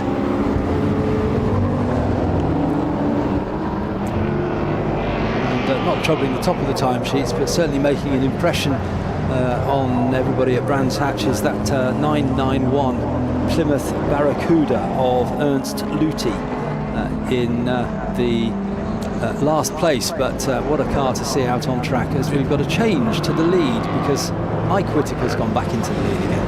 Are they just putting a race for us? I just think there was one slight mistake from Mike Whitaker in the TVR. He fell back behind son Michael's car, but he's just got so much more handling, and with every extra lap I feel the handling of the Mustang is going to go away because the tail is swinging around a lot more, and that is not what you want in terms of keeping your tyres sweet. But they're having a lot of fun, and maybe they'll take this one all to the finish, because Michael Whitaker, if he can ruin his Father's Day today, that's clearly what he's planning to do, particularly after his father rather kindly said, oh yes, I let him win that previous race. Nice bit of friction between them there, competitive friction. I'm sure they're having a huge amount of fun, and Alex Legui got to ask about the atmosphere when they share a car going home this evening. I tell you what, they'll have gone, wasn't that a great few days of racing at Brands Hatch? MGBs, of course, we've had quite a few of them here for the Generations Trophy, as the pace continues to pick up at the lead of the race, and just good to see some out having fun this afternoon. Battle with an Alpha, that would have been sort of as they were in period. Mike Whitaker just set the fastest lap of the race on that last lap, so that was part of the reason he got past Michael out on the back of the circuit. A 1:47.016 for the light blue TVR Griffith. Just had sight of John Symes and his white and red halved Alfa Romeo going very nicely, but the car going most nicely, nicest of all, fastest lap of the race, having been down in 2nd place, gone back into the lead, and now Mike Whitaker is doing sort of what we expected in that TVR Griffith. Look, open space between him and his son Michael. Enough is enough, he said. 1:47.016. That's enough to be 2 seconds a lap faster than anybody else in the field, I expect, and particularly having watched him race this TVR Griffith for many a year, and generally doesn't do anything other than cut in the top 3 positions, but more often than not wins in it. You expect it to be where it is right now. Tricky car to drive, but he's absolutely mastered it in the period he's been racing these cars. The lovely old band-the-bomb rear light clusters as you had on the Ford Cortina Mark 1s. And unfortunately the number 30 car of Matthew Moore will have to come into the pits because he's been given the black and orange flag, which means that the observers have seen something that is wrong with the car that he may not be aware of, and he has to come into the pit lane to have that investigated. So he'll come in. He's in 12th place at the moment. One of the best battles in the field is this one, 4th, 5th and 6th. Jaguar E-Type, which is John Young. Alfetta GTV6, which is Jake McGarlis. And then Gavin Watson in the older Alfa Romeo in the background, the 1750 GT Am. And look how it's chopping and changing. John did the running in the early laps. He was behind the Alfa, got back ahead of it after a brilliant start in that E-Type, and now they're coming back at him, nose to tail. This is more like it, isn't it? 20 minutes to go. Those could be long 20 minutes for John. I think the soft top E-Type of this type, the Series 2, is the prettiest of them, and certainly that colour, the deep blue of John Young's car, looks absolutely beautiful with a white nose. But what a battle that's going on through Surtees, with Jake Margalis going around the outside of both cars to move up ahead of both Gavin Watson and John Young. But will he keep hold of it? Because of course next is the long straight. Well, no, there's the Jaguar. The power of the 6-cylinder Jaguar has pulled it ahead of the, well, 6-cylinder Alfa as well, but more cc's in the Jaguar than the Alfa. 2.5 litre Alfa against the 4.2 litres of, or is it 3.8? Sorry, John Young. It is the 3.8 litre engine, so the John Young E-Type has around about 1300 cc more. But here comes the Alfa again as they come down to Stirling's, and closing in on John Young again, takes a tighter line. You can see how much better handling the Alfa is than the older E-Type, but the E-Type's got the power. But behind them both is Gavin Watson in the much older Alfa Romeo, but the modified AM type, GT AM type of Alfa Romeo. Yeah, it seems to have plenty of straight line speed, the GT Am Alfa Romeo in the background of the shot, but no change given for 4th, 5th and 6th, separated by not a lot of time. Just been looking at the progress of John Tordoff. He's very much within that lead battle, but he's 7.5 seconds down overall. He loses about 1/4 second a lap, so it may come to his lighter elan later in the race. We've got it's a race of half an hour. We've had 12 minutes pretty much expunged, so maybe later in the race John will get closer to the Whittakers, but the Whittakers are such sharp racers. Their tyres more likely to fail. Their cars are heavier, more power being put through them, and in the case of Michael Whittaker, his Mustang getting a little sideways at the tighter corners, so he's probably putting even more pressure on his tyres. So if the TVR up front is fairly well balanced, that should be slightly kinder to its tyres. It's also lighter. The second place Mustang, that's white with the dark blue or black stripe over its nose and roof, it's a little harder on its tyres, but easiest of all of them will be the car in 3rd place, the mid-blue Tordoff family Lotus Elan. At the moment, 5.5 seconds down or thereabouts on the second place Mustang. But I think towards the end of the race, providing the driver doesn't overheat, providing John Tordoff doesn't overheat, that one might come back into the mix. Yes, so John's just done his best lap of the race for the 49.994. Not quite as quick as Michael Whittaker, but as you've already said, will the brakes and tyres hold out on that Mustang for the whole half hour? We've got just over halfway to go yet, 17 minutes still to run. Still that black and orange flag being waved at Matthew Moore, but he's not yet come into the pits. He'll be given a slap on the wrists if he doesn't come in next time around. Here comes the battle for 4th place, which is John Young, still leading that group in the E-Type, from Jake McGarlis in the Alfa Romeo, and the second of the older type of Alfa Romeo of Gavin Watson in 5th place. Still all tied together, and they go down and then up to Druids Hill, and then start to sweep back downhill again. What a wonderful circuit this is, with these dips and rises as they turn into Graham Hill Bend at the bottom of the hill. And this is where Jake Margalis starts to close in on the E-Type as the tighter sections of the circuit through, and this is where he came alongside him a couple of laps ago, aside John Young. But Young this time is able to hold the place in 4th place, but onto the long straight it could change again. But it's usually where John Young starts to pull away, and then it takes the rest of the lap for Jake Margalis to gradually catch him up again. it's unusual when you've got a battle as close as this for 4th, 5th, 6th positions to actually pick up their pace. They should slightly be interrupting each other, but they all did their fastest laps of the race last time around, so working rather well.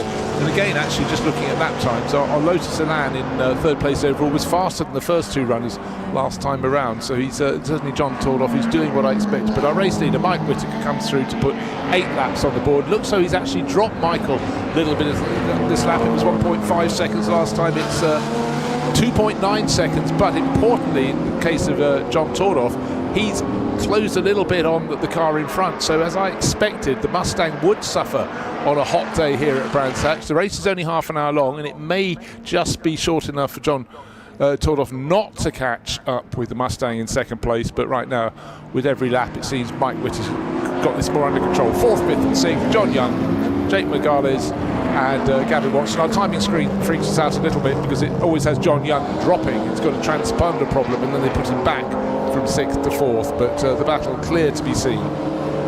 And Bradley Jordan will be the next car across the timing line. 7th place overall, number 771. Bradley Jordan, younger brother of Andrew Jordan, and racing the same car that Mike, his father, and his brother Andrew were racing earlier on, which unfortunately ended with collision. But the car's fixed and out there in 7th place. Brett Sindercombe in 8th place in the 116 Alfa Romeo, running in the Classic Alpha Challenge. But the interest really is in 4th place, which is a good battle, but also a slow burn for John Tordoff, whether he can close in on Michael Whittaker as the race continues in this heat with 13 3/4 minutes to go. And still the number 30 Matthew Moore, Austin Healey, hasn't come in, so I fear that will change from a black and orange flag to a black flag and a slap on the wrists from the clerk of the course, because he's passed that now more than 3 times.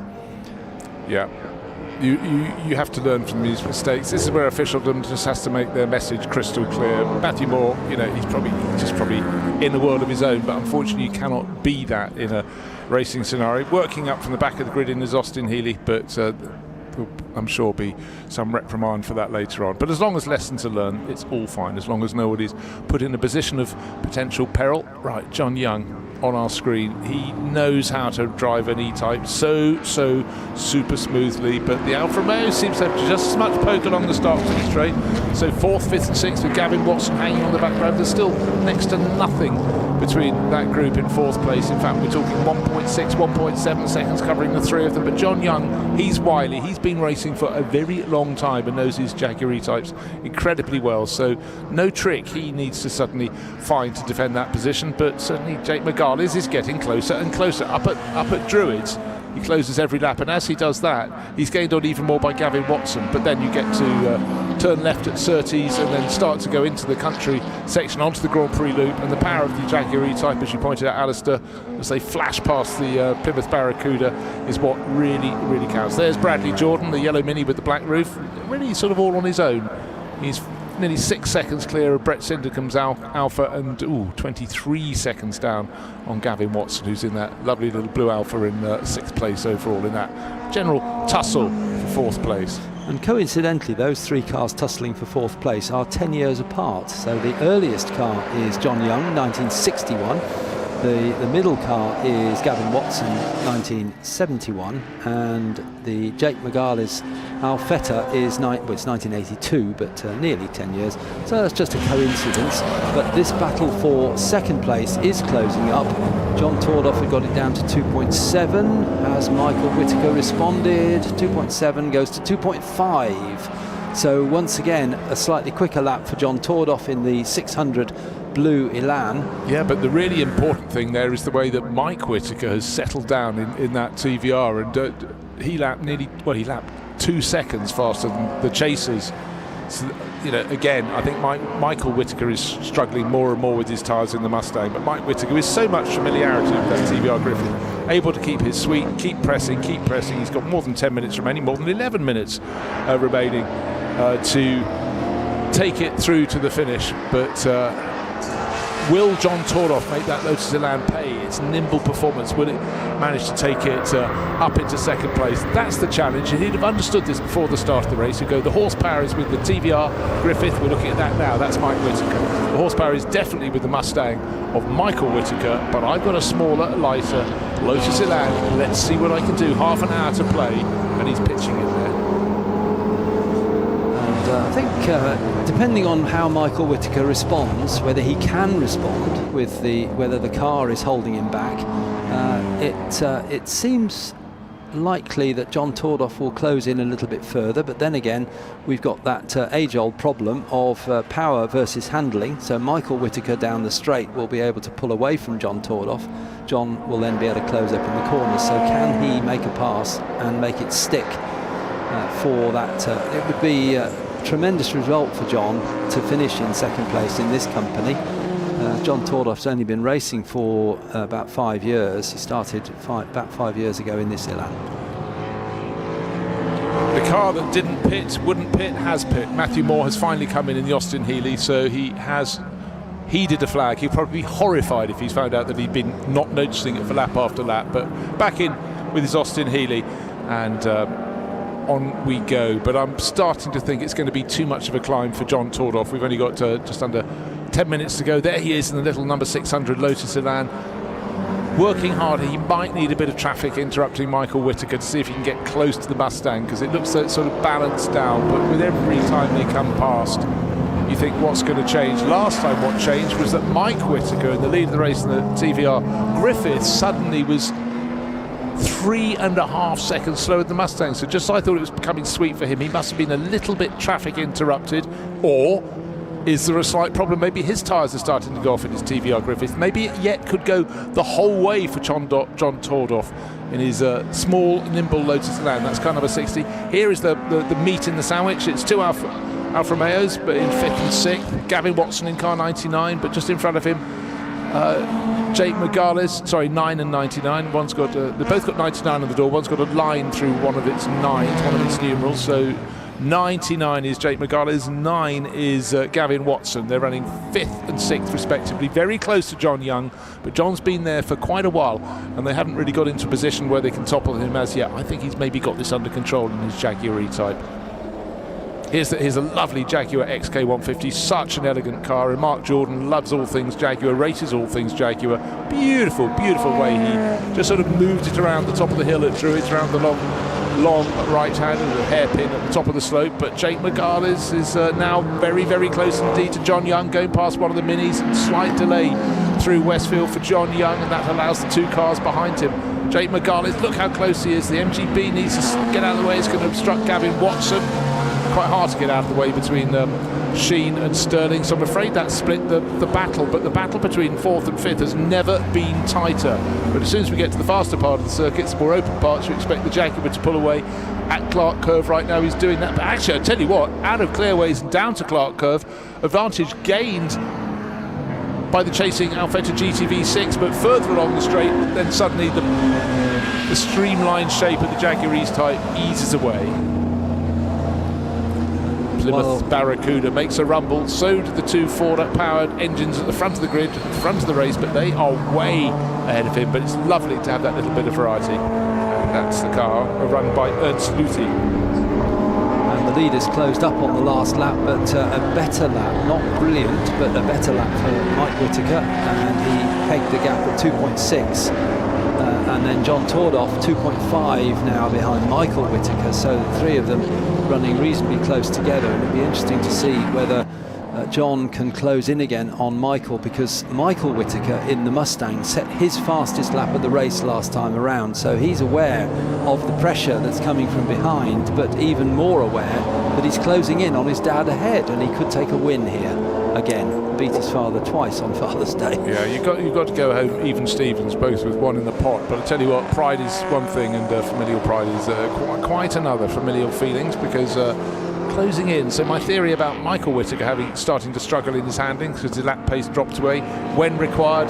He's turned the wick up and he dives inside another Alfa and his lead over the Lotus, well, I think it's finally, with just over 5 minutes, just under 6 minutes remaining, going to be a bit insurmountable for John Tordoff. He's tried, but what's happened in the last few laps, it's been Michael Whittaker in his Mustang in second place, really turning up the wick and doing 2 very, very quick laps indeed, not that far off his fastest lap of the race, so that is impressive at this late stage. It's hot here at Brands Hatch. It's been a long day for a lot of the drivers, a long 3 days. They've done qualifying, and some have done multiple races, and some have done multiple races in particular cars, not always chopping and changing from race to race.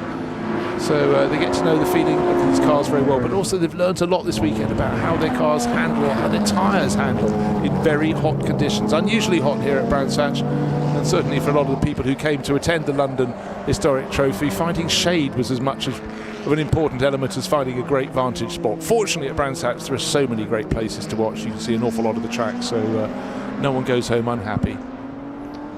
Still that battle carries on. There's been a whole race battle between Jaguar and 2 Alfa Romeos, and they're as close as ever, if not a little bit closer perhaps than they were last time around, with John Young still just that squeak ahead of Jake Margales and Gavin Watson, bringing up the rear of that trio in 4th, 5th and 6th places. And last time across the line they were closer than ever, both of them within a second of the car in front. In the lead battle, it's still Mike Whittaker in the TVR, who comes through now towards Clark Curve to complete another lap. This will be 14 laps completed, 4.5 minutes to go as he comes across the line. The gap last time was 3.6. His son Michael Whittaker comes across in number 49, and the gap is 2.8, so it's a little bit closer, and 2.5 for John Tordoff, the gap. So again, John Tordoff slightly quicker than both of the cars ahead. The Elan closing in, but not yet really in a challenging position, and with only 4 minutes remaining, I think it's he'll keep trying, but I think John Tordoff unfortunately just has not got the legs to catch and pass the Mustang ahead. And also, just look, we talked about this before, with the lack of grunt you have in a smaller engine car like the Lotus Elan, you cannot afford to lose momentum. So he suffers when it comes to traffic. If he goes offline, has to lift off the throttle where he wants to keep that momentum going. He suffers far more than the Mustang or the TVR Griffith at the front of the race would do.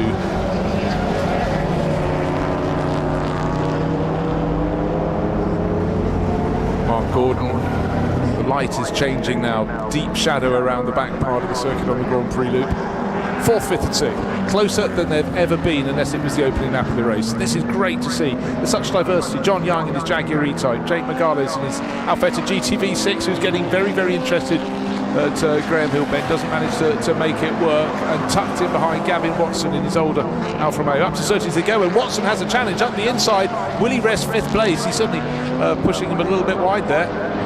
And off the circuit he went, Jake Margales, but surely he won't get the power down, and he will suffer accordingly. So after all these laps, they've been running in the same order, close together. It's changed now with Jake Margales being pushed back a place by Gavin Watson's forceful pass at Surtees. Good move from him, but it's also meant that John Young's got a bit of breathing space now. He must have looked in his mirrors and thought, thank you very much, I'll just take that and move on. And he's now in a stronger 4th place than he's been for the whole race. And with 2.25 minutes remaining, if he can keep the Jaguar ahead. But Gavin Watson now, he's been released perhaps from behind Jake Margales. Will he be even quicker and challenge John Young? He's certainly through Sterling's. John Young went a little bit wide there. Gavin Watson closes up. They'll come into sight into clearways. Here they are now. They've got a couple of cars in front of them that they'll probably need to lap, but it's still John Young leading. Gavin Watson now, Jake Margales in 5th and in 6th place, with Young coming through in 4th through, and John Young moves to the inside of Matthew Moore, gets past the Austin Healey on the run down to the bottom of the Paddock Hill, but when they get up to Druids, he's now looking at the back of a Mini. He'll try and get past. I don't think he'll do it though. He won't get past before Graham Hill,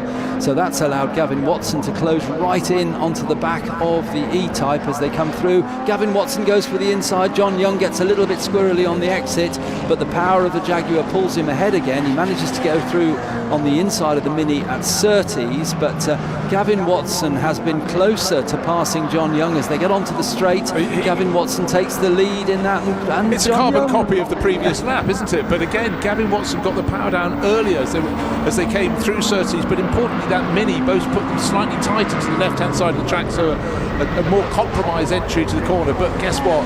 Straight line speed, the 3.8 litre Jaguar engine, it's absolutely mighty along Pilgrim's Drop, but he's been unsettled, hasn't been unseated yet. That's the important bit. Right, by the way, first, second and third across the start-finish line. There's only 1.3 seconds between Mike Whittaker and his TVR and son Michael in the Ford Mustang, and then 2.4 seconds back to Sam Tordoff. So only 3.8 seconds from first to third. John Tordoff. What did I say? Sam again. So how did this happen? This is Gavin Watson having a replay. The Jaguar running a little bit wide, took a tighter line, and then Gavin Watson coming through as well. The door came open. The door came open. Sorry, lots of hand signals in the commentary box. Not always useful. I thought someone was sweeping a table there. But the door came open on John Young's Jaguar, and he had to close it, and that's why he went a little bit wide. Wow, very, very good indeed. So the battle is very, very tight indeed. Magali's back in front for now, but here we are waiting for our race leader to come round. Is it the TVR only in front by 1.3 seconds at the start of this lap, which is the final lap? We've got to the end of 30 minutes of racing, waiting to see when our front runners come through. It's going to be Whittaker from Whittaker, surely. The question is which way around, and John Tordoff, who is famously father of Sam, who I've given credit for half the laps of this race, but maybe it's a sharing occasion on Father's Day, but John Tordoff has been driving beautifully in his Lotus Elan 600, but at the moment waiting for them to come back into view. Who's going to be in front when they sweep back into sight?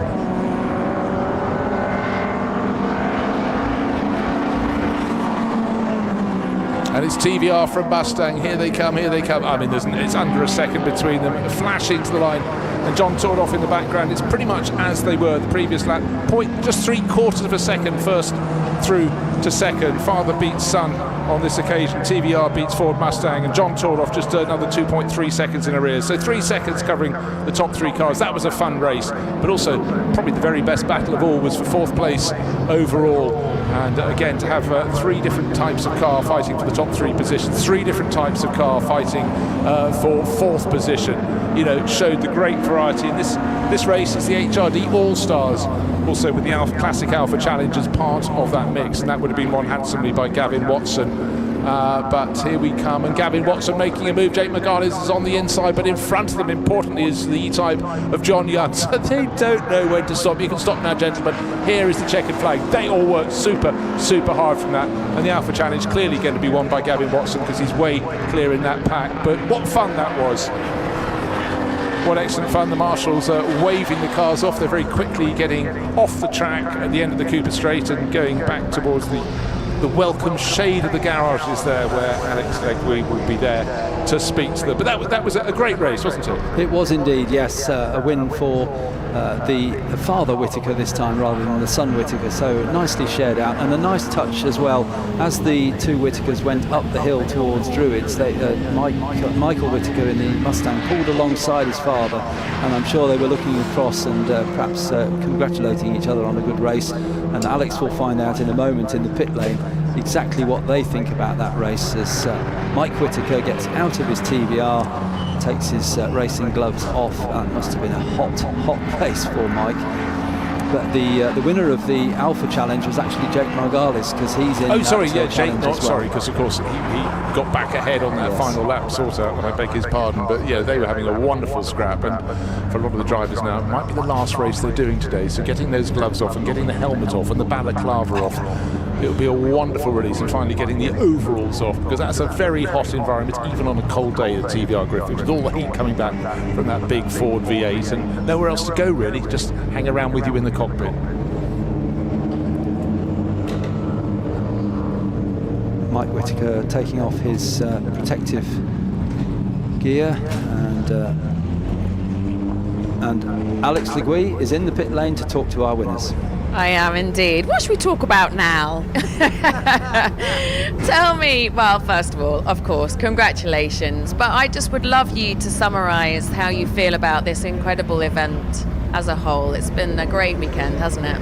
Yeah, I think, you know, Sean's Motor Racing Legends has really grown. And I think it brings out great cars, and today this is the HRDC run by Julius. It's always the biggest mix of historic cars on any grid is the All-Stars, and you know, I had a car that's 200 kilos lighter than anybody else's and 50 more horsepower, so I should have won. So as much as I couldn't catch him in the Rovers like this, I levelled my car up so I could. But yeah, I mean, what a weekend, and the sun and spectators, and it's been fantastic. It's got a brilliant atmosphere, hasn't it? Yeah, and we don't normally come and be as successful as we have done this weekend, so we've had one of those weekends that reminds you that it's all worth it. Yeah, I love that. Well done you, and enjoy your Father's Day meal later on. John, I'll come and have a chat with you because I haven't spoken to you enough. Congratulations. That looked like a rather toasty race. Yes, I dread to think what the temperature was inside the little airline. It must be about 60 degrees. It was. I've sat in cooler saunas, I think. So it was toasty. Thankfully, it was only a 30-minute race, so it's manageable. If it had been an hour in the car, I think I'd have been hanging on towards the end. But no, it was good fun, and I think Mike Senior was showboating a bit at the end. I think he had the pace to drive away from us both, and I think Mike Junior was hanging on a bit. So it made for an interesting and a good race. So. Can you summarise how you feel about MRL and how this weekend's turned out for you? I think they've just taken it on to a whole new level, and everything from the size of the grids to the organisation, the hospitality, everything about it is just absolutely 5-star, and they're doing a really good job, and long may it continue. Yeah, good. Long may it continue. We want more drivers. Just continue amazing grids. Great news. Well done. Well done, John. Well, and then we end up going back to where it all began, to the pre-war era, a fan favourite, and they're getting ready to head out for what is going to be our final race. I'm now here with Tim from MyC, a new partner of Motor Racing Legends, and what a perfect partnership that is. Well, thank you very much indeed. We've had a long association with Historic Motorsport, with another race series, and with MRL we've got lots of very familiar drivers, team owners, so it's a nice synergy. So it's nice to be back in the paddock and the pits. Are we ever going to see you behind the wheel? I feel like that would be an even better synergy. I think that's probably a question for a different day, but maybe watch the space, I think. How beneficial is it for you to be aligned with MRL? It's always been a very lovely synergy to have because we have obviously a lot of reflection between yachts and cars. We've done an awful lot for the Monaco Historic Grand Prix over the years with the standard Formula One, etc. There's a very shared passion for cars and boats, which we find works very well with what we do here at the Motorsport. Luxury meeting luxury. I love it. Thank you very much, Tim. My pleasure. Thank you very much. Happy Father's Day to Dad. I always think best dad in the world. So lots of cool memories. A lot of them racing, some not racing, but really nice to be spending the day racing with you and my dad at Brands Hatch in our little Mini. So lots of cool memories, and hope you have a great day. Happy Father's Day. Dad, as you stand behind me fixing our car, I just want to say thank you so much for getting me into racing. A few years ago, we thought we'd do one Citroen C1 race just to have the experience. It'll be a fun thing to do. And because of that, we've now had years together where we've had weekends away, going through data. And just sitting in the motorhome, having a beer with you, discussing things, discussing the track, comparing notes. It's been everything. I love racing. I love that you've introduced me to this, and this has become my life. But also just the time that it's given me with you is everything. Happy Father's Day. Hi Dad, happy Father's Day. Thanks for getting me into motor racing. We've gone from the rather drab Microprose Spring Trophy at Silverstone in 1998 to absolutely sunny Brands Hatch, the Costa del Brands. What a day. Thanks for everything. Happy Father's Day. See you soon. Happy Father's Day. Thanks for being my race partner since day one and having amazing taste in cars. Happy Father's Day, Dad. Wouldn't want it any other way today. Been following around the racetrack too long. Anyway. Hi Dad, just wanted to say happy Father's Day and a big thank you for getting me into motorsport. Had a brilliant time at the London Historic Festival at Brands Hatch this weekend, and all of the times I've been dragged to the track is finally worth it. Happy Father's Day. This is where it all began, pre-war sports cars from the 1920s and 30s. These are machines running in road-going trim, wings, lights, even pump fuel, as close to possible to how they originally raced. This grid celebrates a transformative era when racing cars evolved from road machines into purpose-built racers, with marques like Bentley, Alfa Romeo and Bugatti leading the charge. Aside from a few minor modifications in the name of safety, they're almost identical to their period spec. These cars may be nearly a century old, but they demand total respect, physically demanding, mechanically complex, and often unforgiving. Oh, it's so fabulous down here. Just hear those engines roar just before you run away. Tim, I just wanted to have a chat to you. You just told me a lovely story. This is Tim Llewellyn, Ollie's in the car, and you, Clive Morley, you've all got a lovely little family connection, haven't you? Well, yeah. You can talk if you want. Sorry, our fathers used to race together in the 50s in old Bentleys, so we grew up going around the racetracks together, and then our two dads shared racing cars through the 60s and 70s, and the families have been friends ever since. So I was his best man at his wedding, and Oliver's his godson, so it's all quite close-knit, really. Oh, I absolutely love that, and we're ready for another incredible race to round off the day. Best of luck to you guys. Oh, how fun. Right, Alistair, it's over to you. And Bruce. And me. Thank you very much, Alex. So, I can't believe we've come to the final race of the London Historic Trophy meeting, and it's been wonderful. Second race today for the pre-war sports cars, and it was so much fun, that first race, and I love this intergenerational challenge that goes with it. Of course, we have the entirely generational challenge in the Generations Trophy for MGBs. It's been such a hit since it had its debut at the end of last year. But this is about Bentleys against Rileys against Talbots, and half an hour of racing. It's been a hot day all around the south of England, all around the whole of the UK. For the Morgan Super Aero, that's a car that always entertains with Sue Derbyshire on board, so that's providing something very special indeed. And again, you can see so much of what the drivers do in these pre-war cars, and it really will be a story of the Morleys against the Llewellyns, as it has been for 3 generations at the front of this grid. So we're looking forward to see how that shakes out. But Alex Hewitson in his Riley TT Sprite is probably going to keep them honest. And don't forget, we've got a car that will be charging up from the back as well, actually from 7th on the grid. Pat Blakeney-Edwards and Vijay Mallya showing that glorious BMW 328. That will go with the flow up and down the order. But here we are. It seems a shame we've reached the last race of what's been a 3-day meeting here, the London Historic Trophy at Brands Hatch. And importantly, the first day was just on the Indy circuit, but then the legs were stretched to come on the full Grand Prix loop as well. The track that so many drivers just want to put a big tick against. They have raced here. Conditions very hot, but very, very fine indeed. A couple of cars aren't going to make the start, but we need to just focus on the Bentleys at the front and all those who might make a charge from in behind. Don't discount the Talbot, the pea green Talbot up there.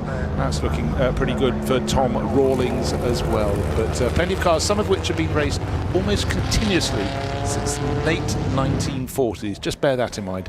80 years of racing after their racing period had come to an end with the Second World War. So raced, put to a side, restored and carried on racing. That is the very, very beauty of motor racing, if it can be done. Of course, the historic racing scene, Alistair, has grown and grown in the last 20 and 30 years, and the variety that has now come our way is something that's such a treat and such a sort of moving education, isn't it? It is, yes, and there wasn't much development between sort of 1937, 38 and post-war period for obvious reasons, but so the cars that were racing shortly after the war were very similar to this. But you did hear Patrick Blakeney-Edwards giving us a very, very interesting rundown of that BMW 328 he's driving, which was so far ahead of its time. And that car could have been launched in the 1950s, he was saying, and it would still have been technically about right. And I think it's Patrick starting that car on this grid, and the grid is made up from the finishing order of the first race, so he's much further forward than he was in the first race when he took over from Vijay Mallya. So Oliver Llewellyn and Father Tom got the sort of the show on the road in the first race. It's the second race. They come to the start and the finish line, and it's a rolling start. Nice clean start from the Bentleys in the front. The Riley and the Talbot in behind are keeping them pretty honest indeed. But the car that won the opening race, the Llewellyn car, is in to the lead of the race. Keeps it neat, keeps it tidy. Tim Llewellyn, not Tom Llewellyn. I got over encouraged by the excitement at the start. The Talbot in fourth place. Everyone else, Sue Derbyshire's Little Morgan is out round the outside in Druid into fifth, sixth position. But this field nice and neat and tidy up there. And all the drivers, even in cars as old as 100 years, they were saying, how good are your tyres? Good for about a lap, and then their performance starts to go away in the heat here at Brands Hatch. But for the Llewellyn car, smoky a little bit as it maybe just a bit of overfill as it turns into Surtees. And then heads out into the country onto the Grand Prix loop here at Brands Hatch. And I was wrong, it is the car's owner, Vijay Mallya, who started the BMW number 35. 135, Vijay Mallya. So Patrick Blakeney-Edwards, as he did in the first race, will take over. But it's as in the first race, it's the Bentleys at the front in the early stages. But remember how Alex Hewitson closed in towards the end of the race in the Little Riley, and we're looking for, there's Sue Derbyshire. It's up to fourth. Yeah, absolutely, and she's got past the Talbot team car.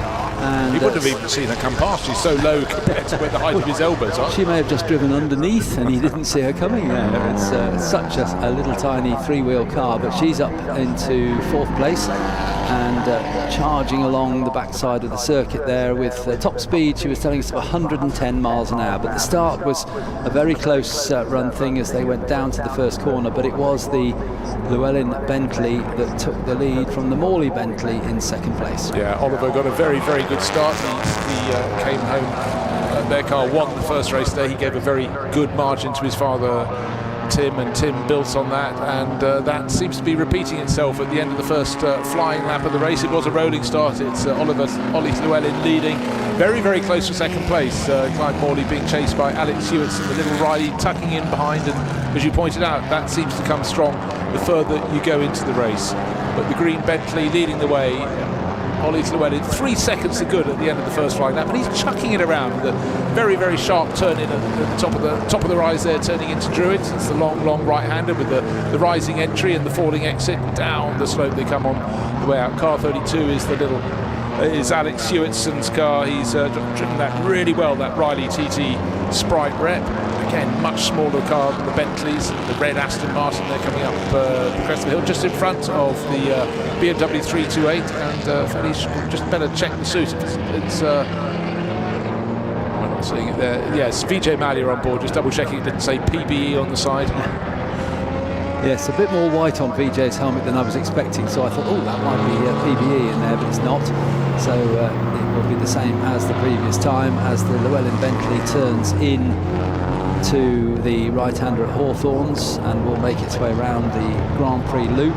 And Bentley really made its name in terms of motorsport, although I don't think WO Bentley was really terribly happy about it initially until you could see sales rising. Was at Le Mans in the 20s. They won Le Mans 1924 and then 27, 28, 29 and 1930, and then they waited 73 years to win it again in 2003.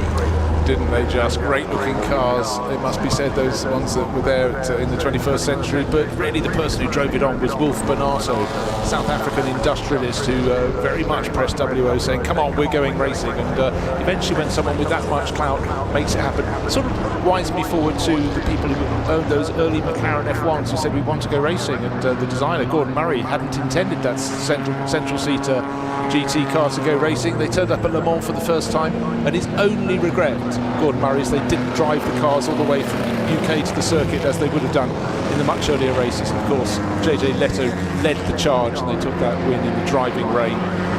But these cars, Bentley and them all, they were synonymous, and at the time there were so many different manufacturers. They suddenly realised the promotional value of racing, and that's why WO stayed in the mix, and Bentley got all the glory as the 20s moved into the 30s, and that's probably why a lot of these cars existed as well. They were there in the early days. We've got some that are best part of a century old. That's a thought in itself, but Bentley became synonymous for racing at the time. Of course, luxurious cars too, but it never hurts to have a racing brand, a racing sort of element within your brand.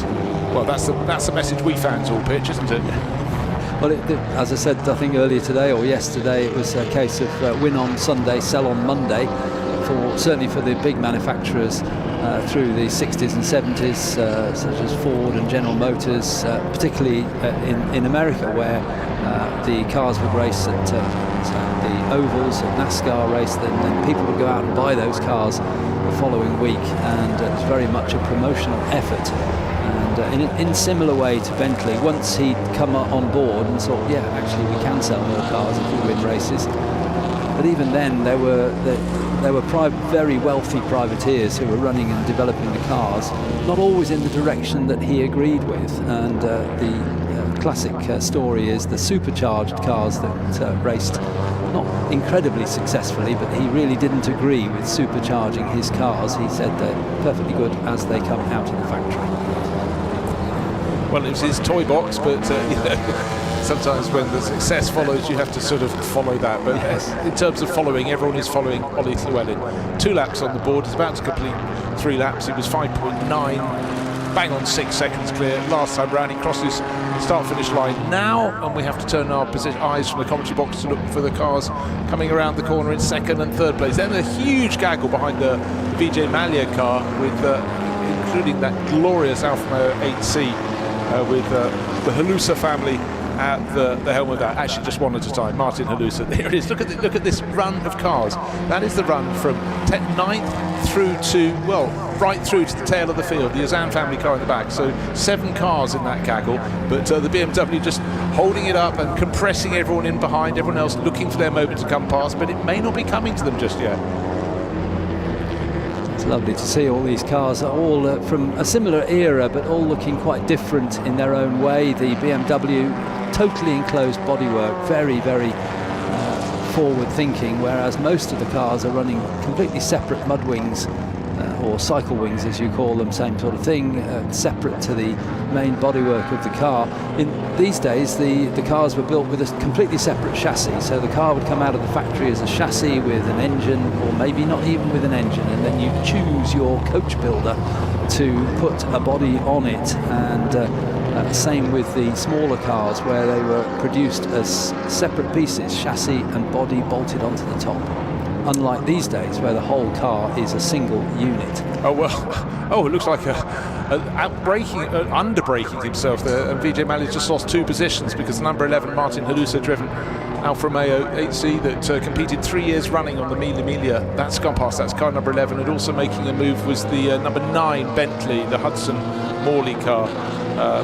So Richard Hudson will be showing that later in the race with one of the Morley family, but finally made the move, and maybe that's going to take the cork out of the bottle, but no cork needs to be put in any bottle at all at the front of the field, because onto another lap. 3 laps completed, now about to be 4 laps completed. It was 9.5 seconds clear for Ollie Llewellyn, and it looks so it's increased by a similar increment, so maybe out to 12 or 13 laps, but 2nd place is very, very close indeed, because Alex Hewickson, coming onto the start-finish straight, is at the home straight, is right under the rear of the taller Bentley. We'll have a look at the inside, but we saw this in this earlier race that Clive Morley is very good. He goes very, very late into Paddock Hill Bend, where you'd expected him to maybe have to slow himself down a little bit more than the smaller Riley, but the Riley, you think, oh, he's going to have the momentum to carry up the hill, but there's plenty of poke from that 2nd place Bentley, so up into Drury's it goes, still in 2nd place. Oh, by the way, I forgot to mention, yes, it was another 3 seconds or so added by our race leader, Ollie Llewellyn. Best part of 13 seconds clear after 4 laps. You can do the maths on that. He's putting clear by more than 3 seconds a lap, so that's a remarkable run. Father Tim will be taking it over in the 2nd part of this race. It's a half-hour race, and the pit window opens after 10 minutes, so we're getting towards that in just under a minute's time. And meantime, this great battle goes on for second place, which is pretty much a repeat of what happened in the first race, with Clive Morley just managing to stay ahead of Alex Hewitson. And we're back to that classic battle, aren't we? The Bentley got a little bit more power, perhaps not quite as good on the brakes and the handling through the corners, but Alex Hewitson, smaller engined but nimble. So he closes up at different parts of the circuit. So we're at the end of the long run to Hawthorns. They've turned through Hawthorns towards Westfield. This is where the Morley Bentley will be a little bit quicker, but then as they start to move through these corners down into Dingledale and up to Sheen Curve, Alex Hewitson is gradually closing in, particularly when they get to the tighter left-hander at Stirling's, and then through the final corners at Clearways and Clark Curve, and see already Alex Hewitson starting to close in on the back of Clive Morley in the Bentley. Fascinating battle, and like you said in the first race, that rear shot we're getting on the live stream, and even the front shot, the difference in heights of the cars, the different height that the drivers are sitting at, with Clive Morley sitting up on top of all of the transmission going underneath him to the rear wheels, whereas the Riley designed as a much more sleek, low car. Very, very nice looking car.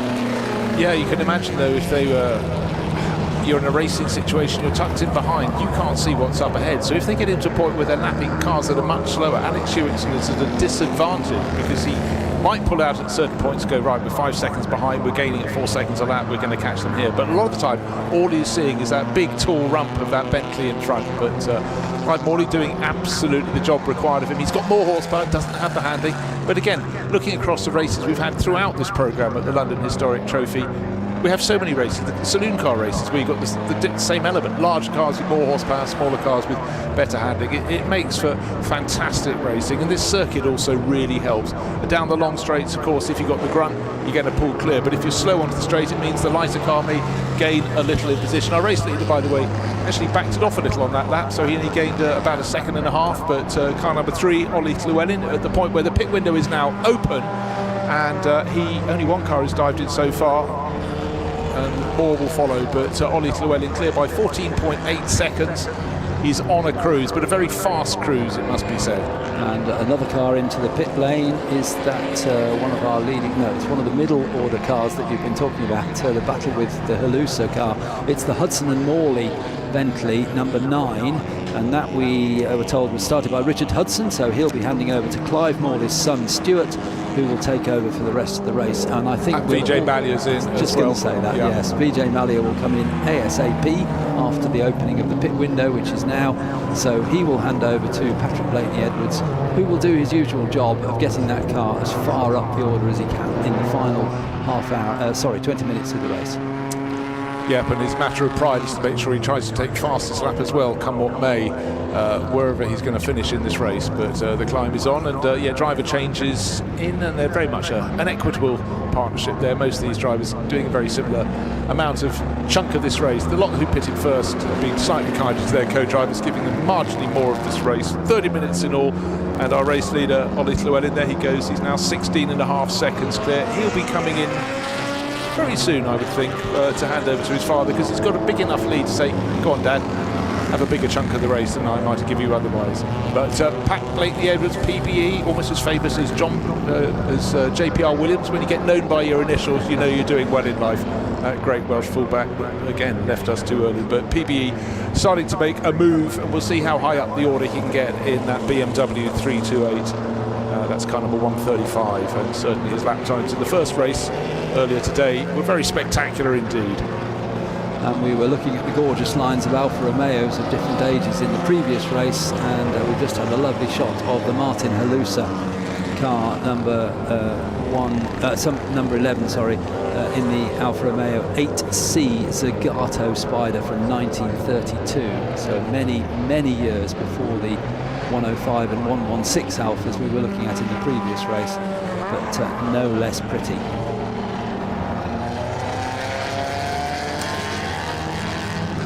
Just waiting for another lap to come on the board from Ollie Llewellyn and see how much of the race he's going to give to his father. His advantage last time around was 16.5 seconds. Interesting shot there. I was trying to see one of the drivers looking down into the cockpit. What have they dropped? You never know. Whereas are they holding the gear lever handle that's not attached to the gear lever and things like that. But there's nothing untoward. Getting towards just past 6 o'clock on the evening at Brands Hatch. It's been a phenomenal 3 days of practice, qualifying, racing, and I think a lot of drivers have found out what it's like to race in very, very hot conditions. It's certainly been very warm indeed here. It was expected to be about 28 to 30 degrees. I think it's crested 30 degrees today, quite possibly. Certainly opening the commentary box door was like opening, walking past an oven. There's Alex Hewinson, who has served a pit stop. He's come back out into the race, but our race leader, Ollie Llewellyn, continues to pound down, continues to stretch clear. 18.5 seconds to the good in his number 3 Bentley. Looks as though Sue Derbyshire's just diving into the pits from 3rd place, unless my eyes deceive me. Very small car at a distance. It's disappeared from shot, but it'll come round into the pit lane, and it does too. So Sue's coming in to hand over to herself. A lot of the drivers in this field racing solo, as she usually does. I have seen her share with someone who also drives a Morgan three-wheeler in a race a couple of years ago, but generally Sue drives on her own, and George, her husband, there with the board on the right hand side of our live stream picture with the red hat on. George saying, "Go on Sue, off you go." 15-second stop for Sue, as is the requirement, and off she goes again into the race. Came in around 5th place. I think in the last race earlier on today she lost 5th place on the very last lap and finished in 6th, so Sue will try and improve on that in this race. And Patrick Blakeney-Edwards, as we've said, is out in the number 135 VJ Malier BMW, which has already started to move up the timing screen. He's up to 12th place now.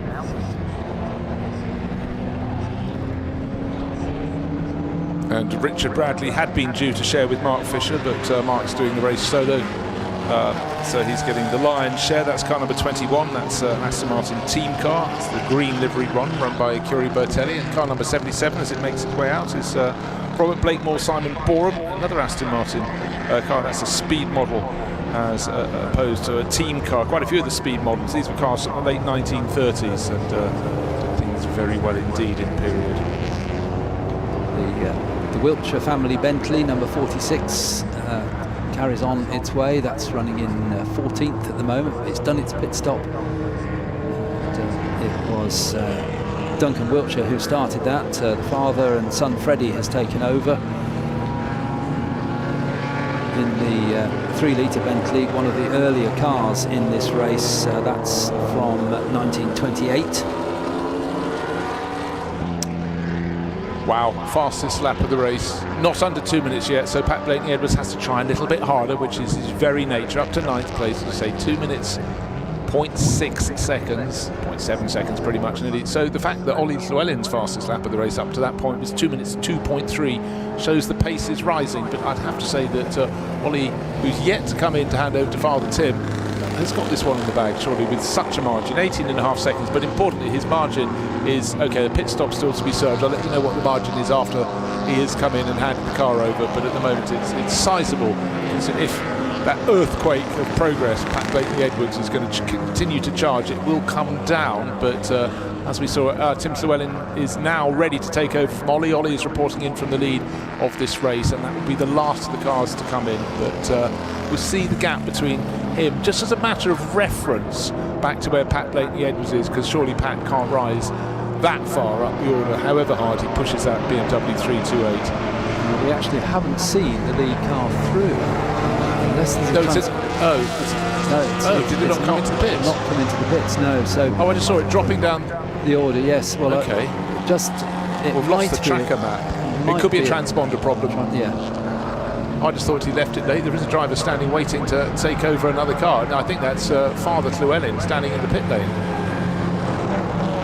It's a driver in a pale blue race suit and a white helmet waiting for a car. Well, we'll wait and see if...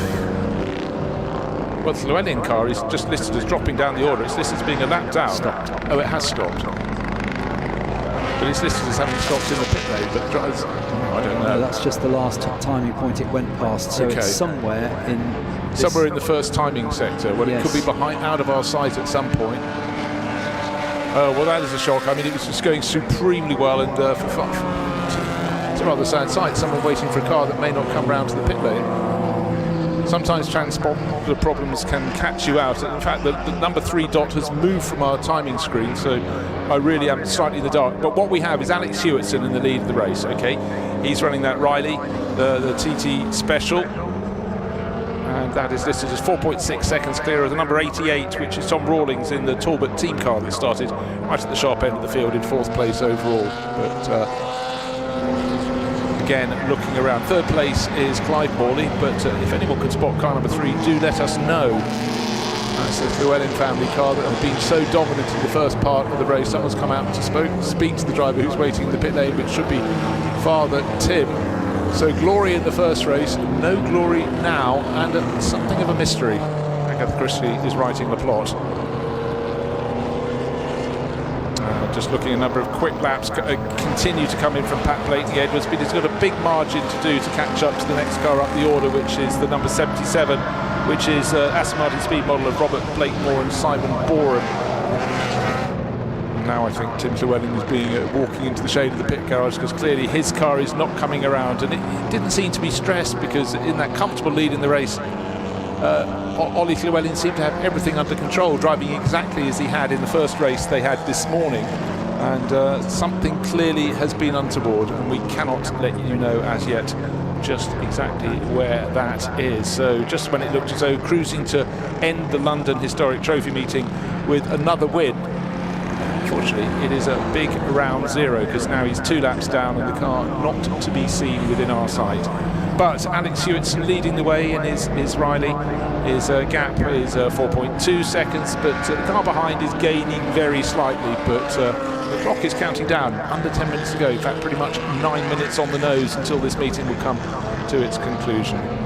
And a new fastest lap of the race from Pat Blakeney-Edwards, but again, he's got to gain 14 seconds to even catch the car in front, and I think he might manage that, but he certainly won't be troubling those in the top 3 positions. No, he should catch the car in front, because he's running 30.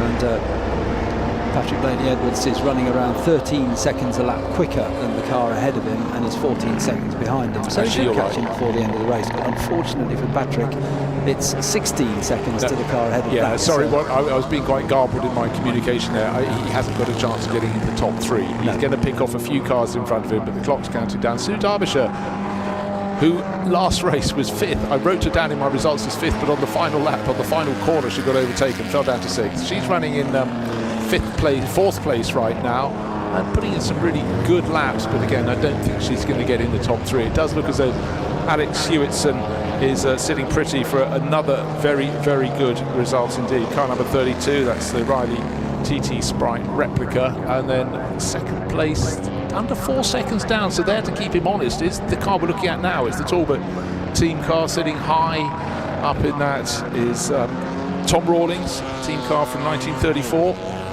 So he's pressing on, visor up. Quick scratch to the eyes, drop the visor again, maybe dust, who knows, maybe dirt.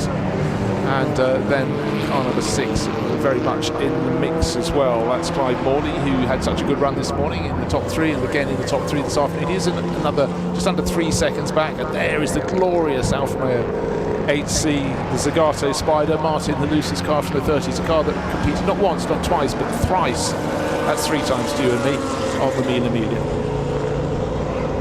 And not with that bodywork, but the sort of car driven by the great Tazio Nuvolari to take some unbelievable results.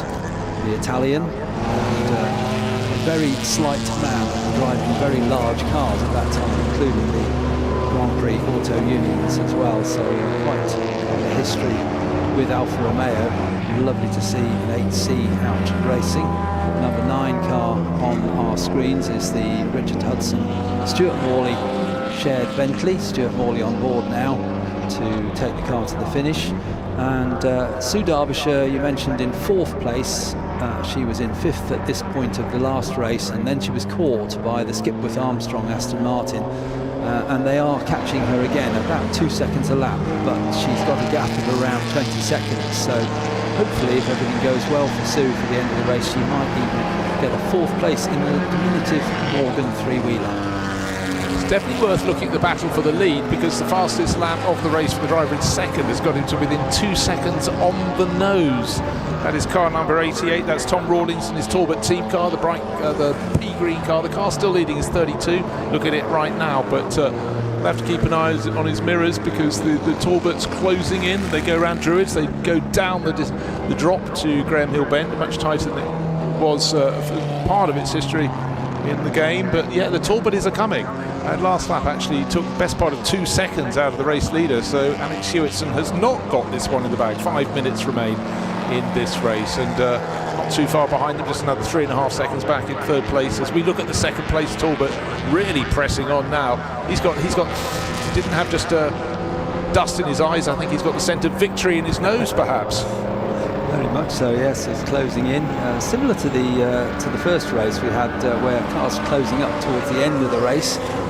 In this case, it's for the lead, and in third place, the number 6 Bentley of Clive Morley still stays there. He's only 3.5 seconds back, but his times are slightly slower than the 88 car of Tom Rawlings, the Talbot 105 team car from 1934, which is closing in on our leader. So we'll see when they come through. It was 2 seconds last time around, and they've still got 4.5 minutes to go, so plenty of time.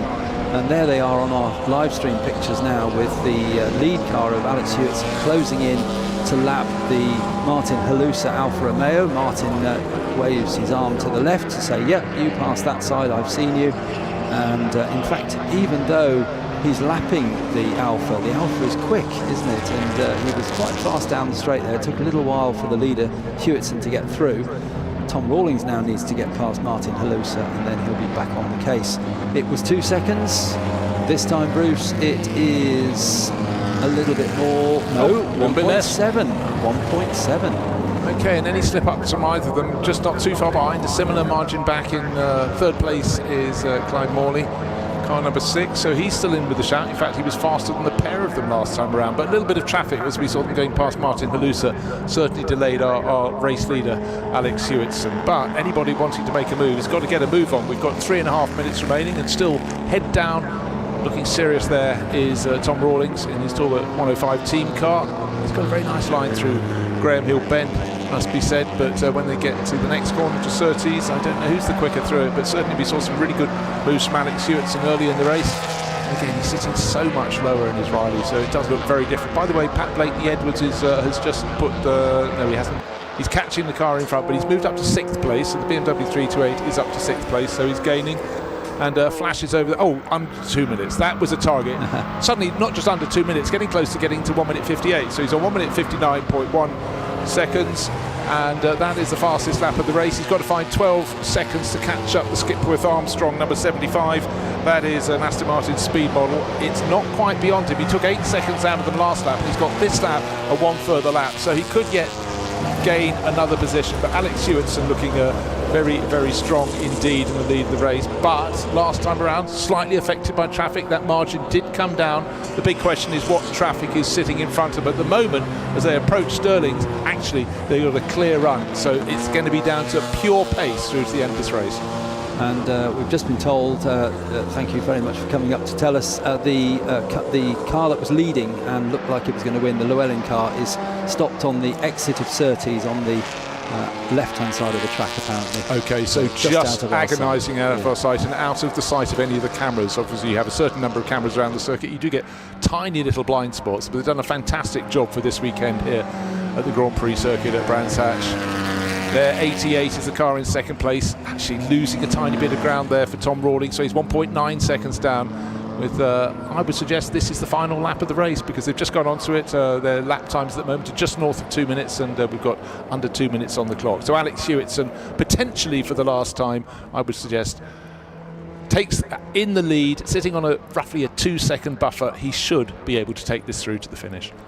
Turns through the Graham Hill Bend at the bottom of the hill, goes along Cooper Straight, just adjusts his position in the car, urging it on. Come on, we've only got best part of 3/4 of a lap to go through Surtees. There's the Talbot, the tall, what looks like a very tall, ungainly car, but a very, very effective racing car in period and now in the pre-war race. And it's the Tom Rawlings car, the green car, that's chasing. Then it's Clive Morley in 3rd place, but he's dropped back a little bit. He's at 4 seconds now, so not really a challenge expected from Clive Morley for that 2nd and 3rd place, but certainly the lead battle is not yet settled. There may be a second or so, a second and a half between them, but Tom Rawlings charging along as he turns through the right-hander at Hawthorns towards Westfield. In fact, no, that was Westfield, down into Dingle Dell, through Sheen Curve, and that will take them to the left-hander at Stirling's. Here they come down, so the lead car, Alex Hewitson, moves to the right-hand side of the track to get the best racing line, just kisses the curb on the exit of Stirling's. A little bit more curb taken by the 2nd place car of Tom Rawlings, but they're coming under the bridge for the last time into Clearways. Yeah, and with only 5 seconds left on the clock, this will be the time they will be greeted by the checkered flag. Right, we've got to the end of 30 minutes. They haven't got to the end of the race, but they have now, as they come onto the start-finish straight for the final time. The checkered flag is waved. Victory for Alex Rawlings and his Riley. In the end, it'll be around 2 seconds his margin, 1.7 seconds. So kept very honest by Tom Rawlings, and Clive Morley comes through to 3rd place. So great variety there to have Riley from Talbot and from Bentley, and Morgan coming through in 4th place at some point soon with Sue Derbyshire. Had a good meeting in her little Morgan. There it is, so low she sits in that 3-wheeler as she sweeps round onto the through Clark Curve for the final time. But victory to car number 32, to Alex Hewitson. He's had a really, really good meeting. I'm sure he'll remember this day here at Brands Hatch in the London Historic Trophy with a good degree of fondness, because it was a race hard fought. Looked as though it was going to go to the Llewellyn family, but alas, something caused them to pull up round as they went through Surtees, park out of our sight, and just as Father Tim was waiting to take over, the car never came round again, so rather unfortunate for them. But a great day, and I think the fans very much enjoyed seeing these cars, and some of which are, just get this, around a century old, doing what they did in period. And that's the continuity that we so love, and in historic racing, just so lovely to see them back with a reason to race all over again. So that is it. I will almost shed a tear. That is the last race of the London Historic Trophy meeting, and Alistair Douglas, has been a huge amount of fun, hasn't it? It has been a great 3 days. We were on the Indy circuit for day 1, which in itself gives you a little bit of variety, because it's a very different challenge to the Grand Prix circuit, and very, very enjoyable. Good grids, good racing. I think 1 or 2 races stand out in my memory as being some of the best that I've seen over the last few years. Brilliant racing. Well, that's good accolade, and the cars actually, this final race, come to literally the bottom of our commentary tower. It's a long climb up, it's a hot climb up, but there is Alex Hewitson, who got the job done. He gave chase, and he's really made it count for him. But let's head straight down, because Alex Legui is as fast as the drivers. She's ready in the pit lane. Oh, wow. What an incredible race. The pre-war is just the gift that keeps on giving. Wowzers. Well done, you. What an incredible race that was. Talk us through it, Alex. Well, you know, it was a piece of cake. It looked really easy. Oh, wow. Amazing, particularly against this chap here. No, fabulous race, fabulous circuit, fabulous prep on the car, fabulous organisation for MRL. What more do you need? What a way to end the day, huh? Absolutely. 3rd in the first race, 1st in the second. I'll take that any day. I've had worse weekends. I'm sure you have, as we all. Well done, Alex. That was just brilliant. Let's come over and grab you, Tom, while we can. That was a hard-fought battle all the way to the end. It was an arm workout, put it that way. Yeah. Just good working with a car that's got some pace now. Yeah. And out the back, if you keep it flowing, you're proper up there. So yeah, it's good. Was there any point where you, were concerned? Was it about management, or is it just a case of nursing it from beginning to end? Just being kind on it, and just keeping the speed going, and just not stopping the car too much and slowing it down, just keeping it. Yeah. Just keep it lit. Be kind to the yeah, lady. be kind to it. Well done, you. Let's come around here and have a chat to Clive. Who here we are once again. A well-deserved, Third. well, still a well-deserved podium. That was well fought, huh? I knew I shouldn't have danced that hard on Saturday night. So the tyres, I think, I'm not making excuses, but it did feel a little bit more slippery out there. I'm sure. Lack of talent or tyres. I'm going to say tyres. No, always. You know, that's what the drivers do, isn't Always it? blame the car Always or the blame mechanics. the car. Trouble is, I'm the mechanic as well. So no, it was good fun and nice for Alex to have a win. Really good. That was Yeah. a great race. Thank you so much for providing us with lots of entertainment, as always. Enjoy your well-earned podium. Pleasure. Well done to all of you.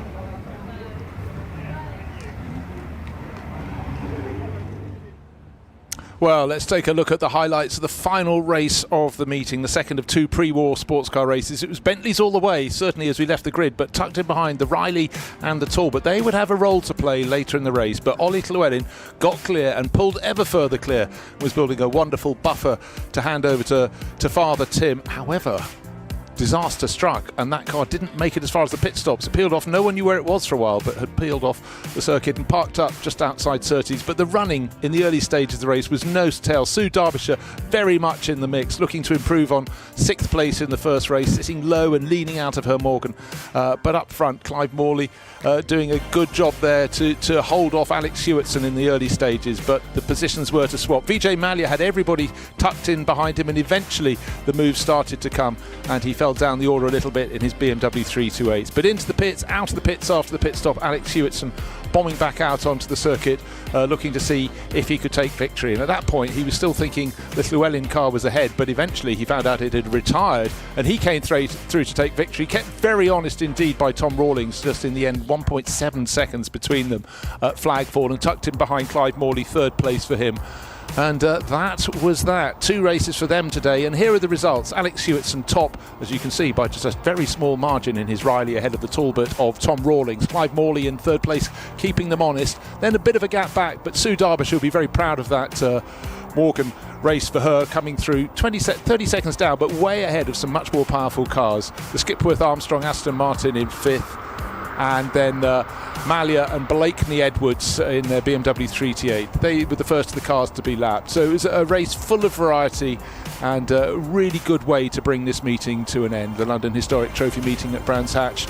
Bright sunshine, perhaps too much sunshine for some when they get home this evening, but it was a wonderful race, and just the joy and from all the drivers when we interviewed the top 3 at the end of the race was absolutely apparent that they've had a real ball here at Brands Hatch. And sadly, as you look at the bottom of the results, 15 of the 16 cars made it to the finish, but unfortunately the car that could and should have won it ended up with nothing.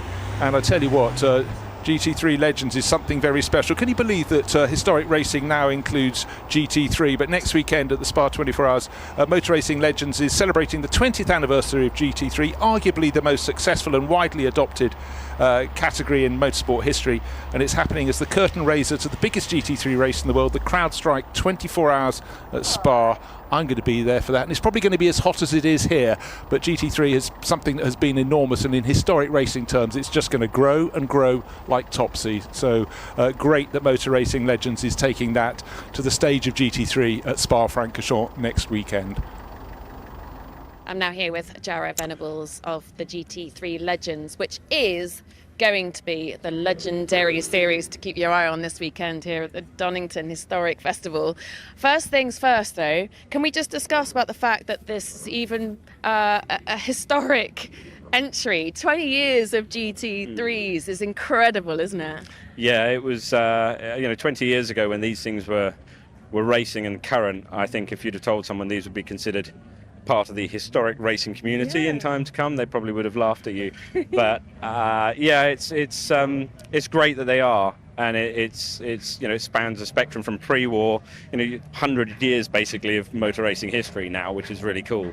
And it's nice this year that there's a 20-year anniversary of GT3, and the series now in its 2nd year, basically a full season, is as well supported as it is. What do you think it was about the GT3s that made them continue in the way they have? I think, well, it was a BOP formula, so it had loads of variety in terms of manufacturers, shapes and sounds and so on. And it was brainchild of Stefan Rattel, who was kind of the grandfather of GT racing, arguably, for the last 30 or so years, back to the 90s with FIA GT and BPR. And he took sort of all the lessons he learned from, the Venturi Trophy, BPR, FIA GT, and rolled it into something that was commercially far more successful for everyone, manufacturers, teams, sponsors, SRO himself. And the formula worked, because here we are 20 years later and it's still a roaring success with the current series he's running. So, who do we need to look out for this weekend? How much time have you got? Probably the top half of the grid are all going to be remarkably close. I think last year here, we didn't have quite as many cars, people on the pace in their cars as we have this year. Even then, I think the top 14 were covered by a second, which in modern motorsport is a huge gap. In historic motorsport, that's incredibly tight. Yeah. So we'll find out tonight once the owners start pushing, because the owners' times in our series set the grid, not any pro driver, co-drivers they might have, or rapid amateur co-drivers. So, and the owners have to start the race. So it's we'll find out in a few hours. And Donington is the gift that keeps on giving, even if you're not watching a GT3 series. So to have the GT3 legends around Donington, that's going to be pretty special, isn't it? Yeah, it's especially on the shorter track we're running now with 35 cars. That's a busy lap. There's no rest really. You've got a couple of seconds maybe on a straight, and that's it. But with that many cars out there, it's full on. It'll be fun for people, and the weather's perfect. So we can't ask for more really. What more could you possibly want? Thank you. Very well.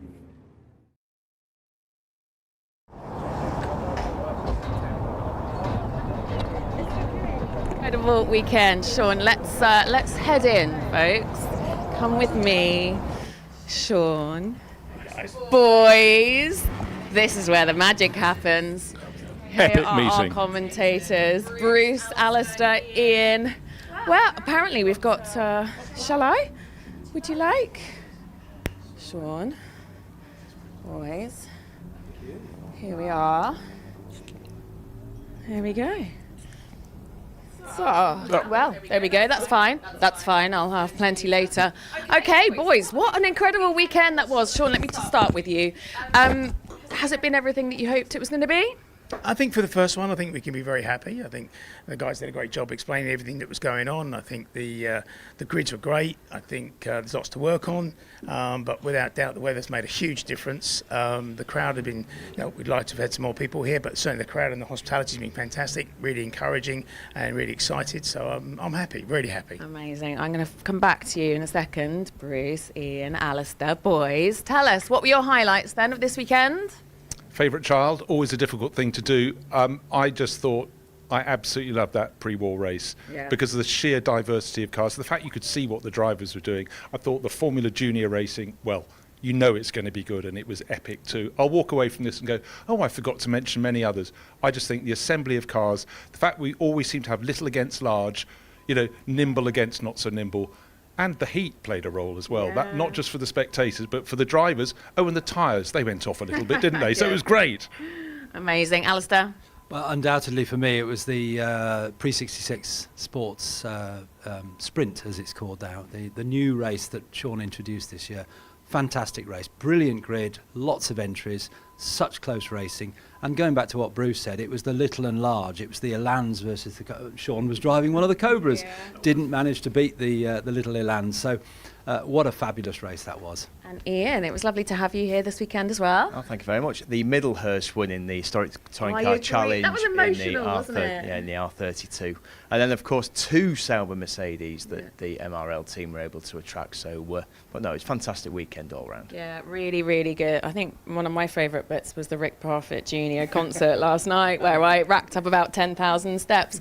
Sean, just let's finish with, let us know what can we look forward to, what's coming up. I think with regards to Charade that's coming up in a few weeks' time, which is going to be amazing. We've got Spa next weekend for the GT3 revival. That's going to be, I think, really exciting as we sort of head towards the actual Spa 24. But then we've got Silverstone Festival coming up, which is now renamed the BRDC Festival or BRDC Classic. That's going to be, I think, hopefully we're going to get some full grids there with some great cars and good. Going back to what they've been talking about, that the pre-war grid hopefully is going to be very diverse. I think we've already got a lot of entries for that. So I think just going forward for the year, there's just lots happening. We'll be back here next year as well for Brands Hatch again, which I spoke to Mr. Palmer yesterday. He's very happy, so that's good. That's great. That's good. But yeah, more and more of it. Well, I can know that I can speak on behalf of all of the fans and the drivers. You're making a lot of people very happy. We're really enjoying this, aren't we? It's been a fabulous weekend. Thank you all for watching the live stream as well. What an incredible weekend of racing. What a way to celebrate 100 years of Brands Hatch too. And make sure you keep up and stay tuned to see what's coming next with Motor Racing Legends. Ciao for now.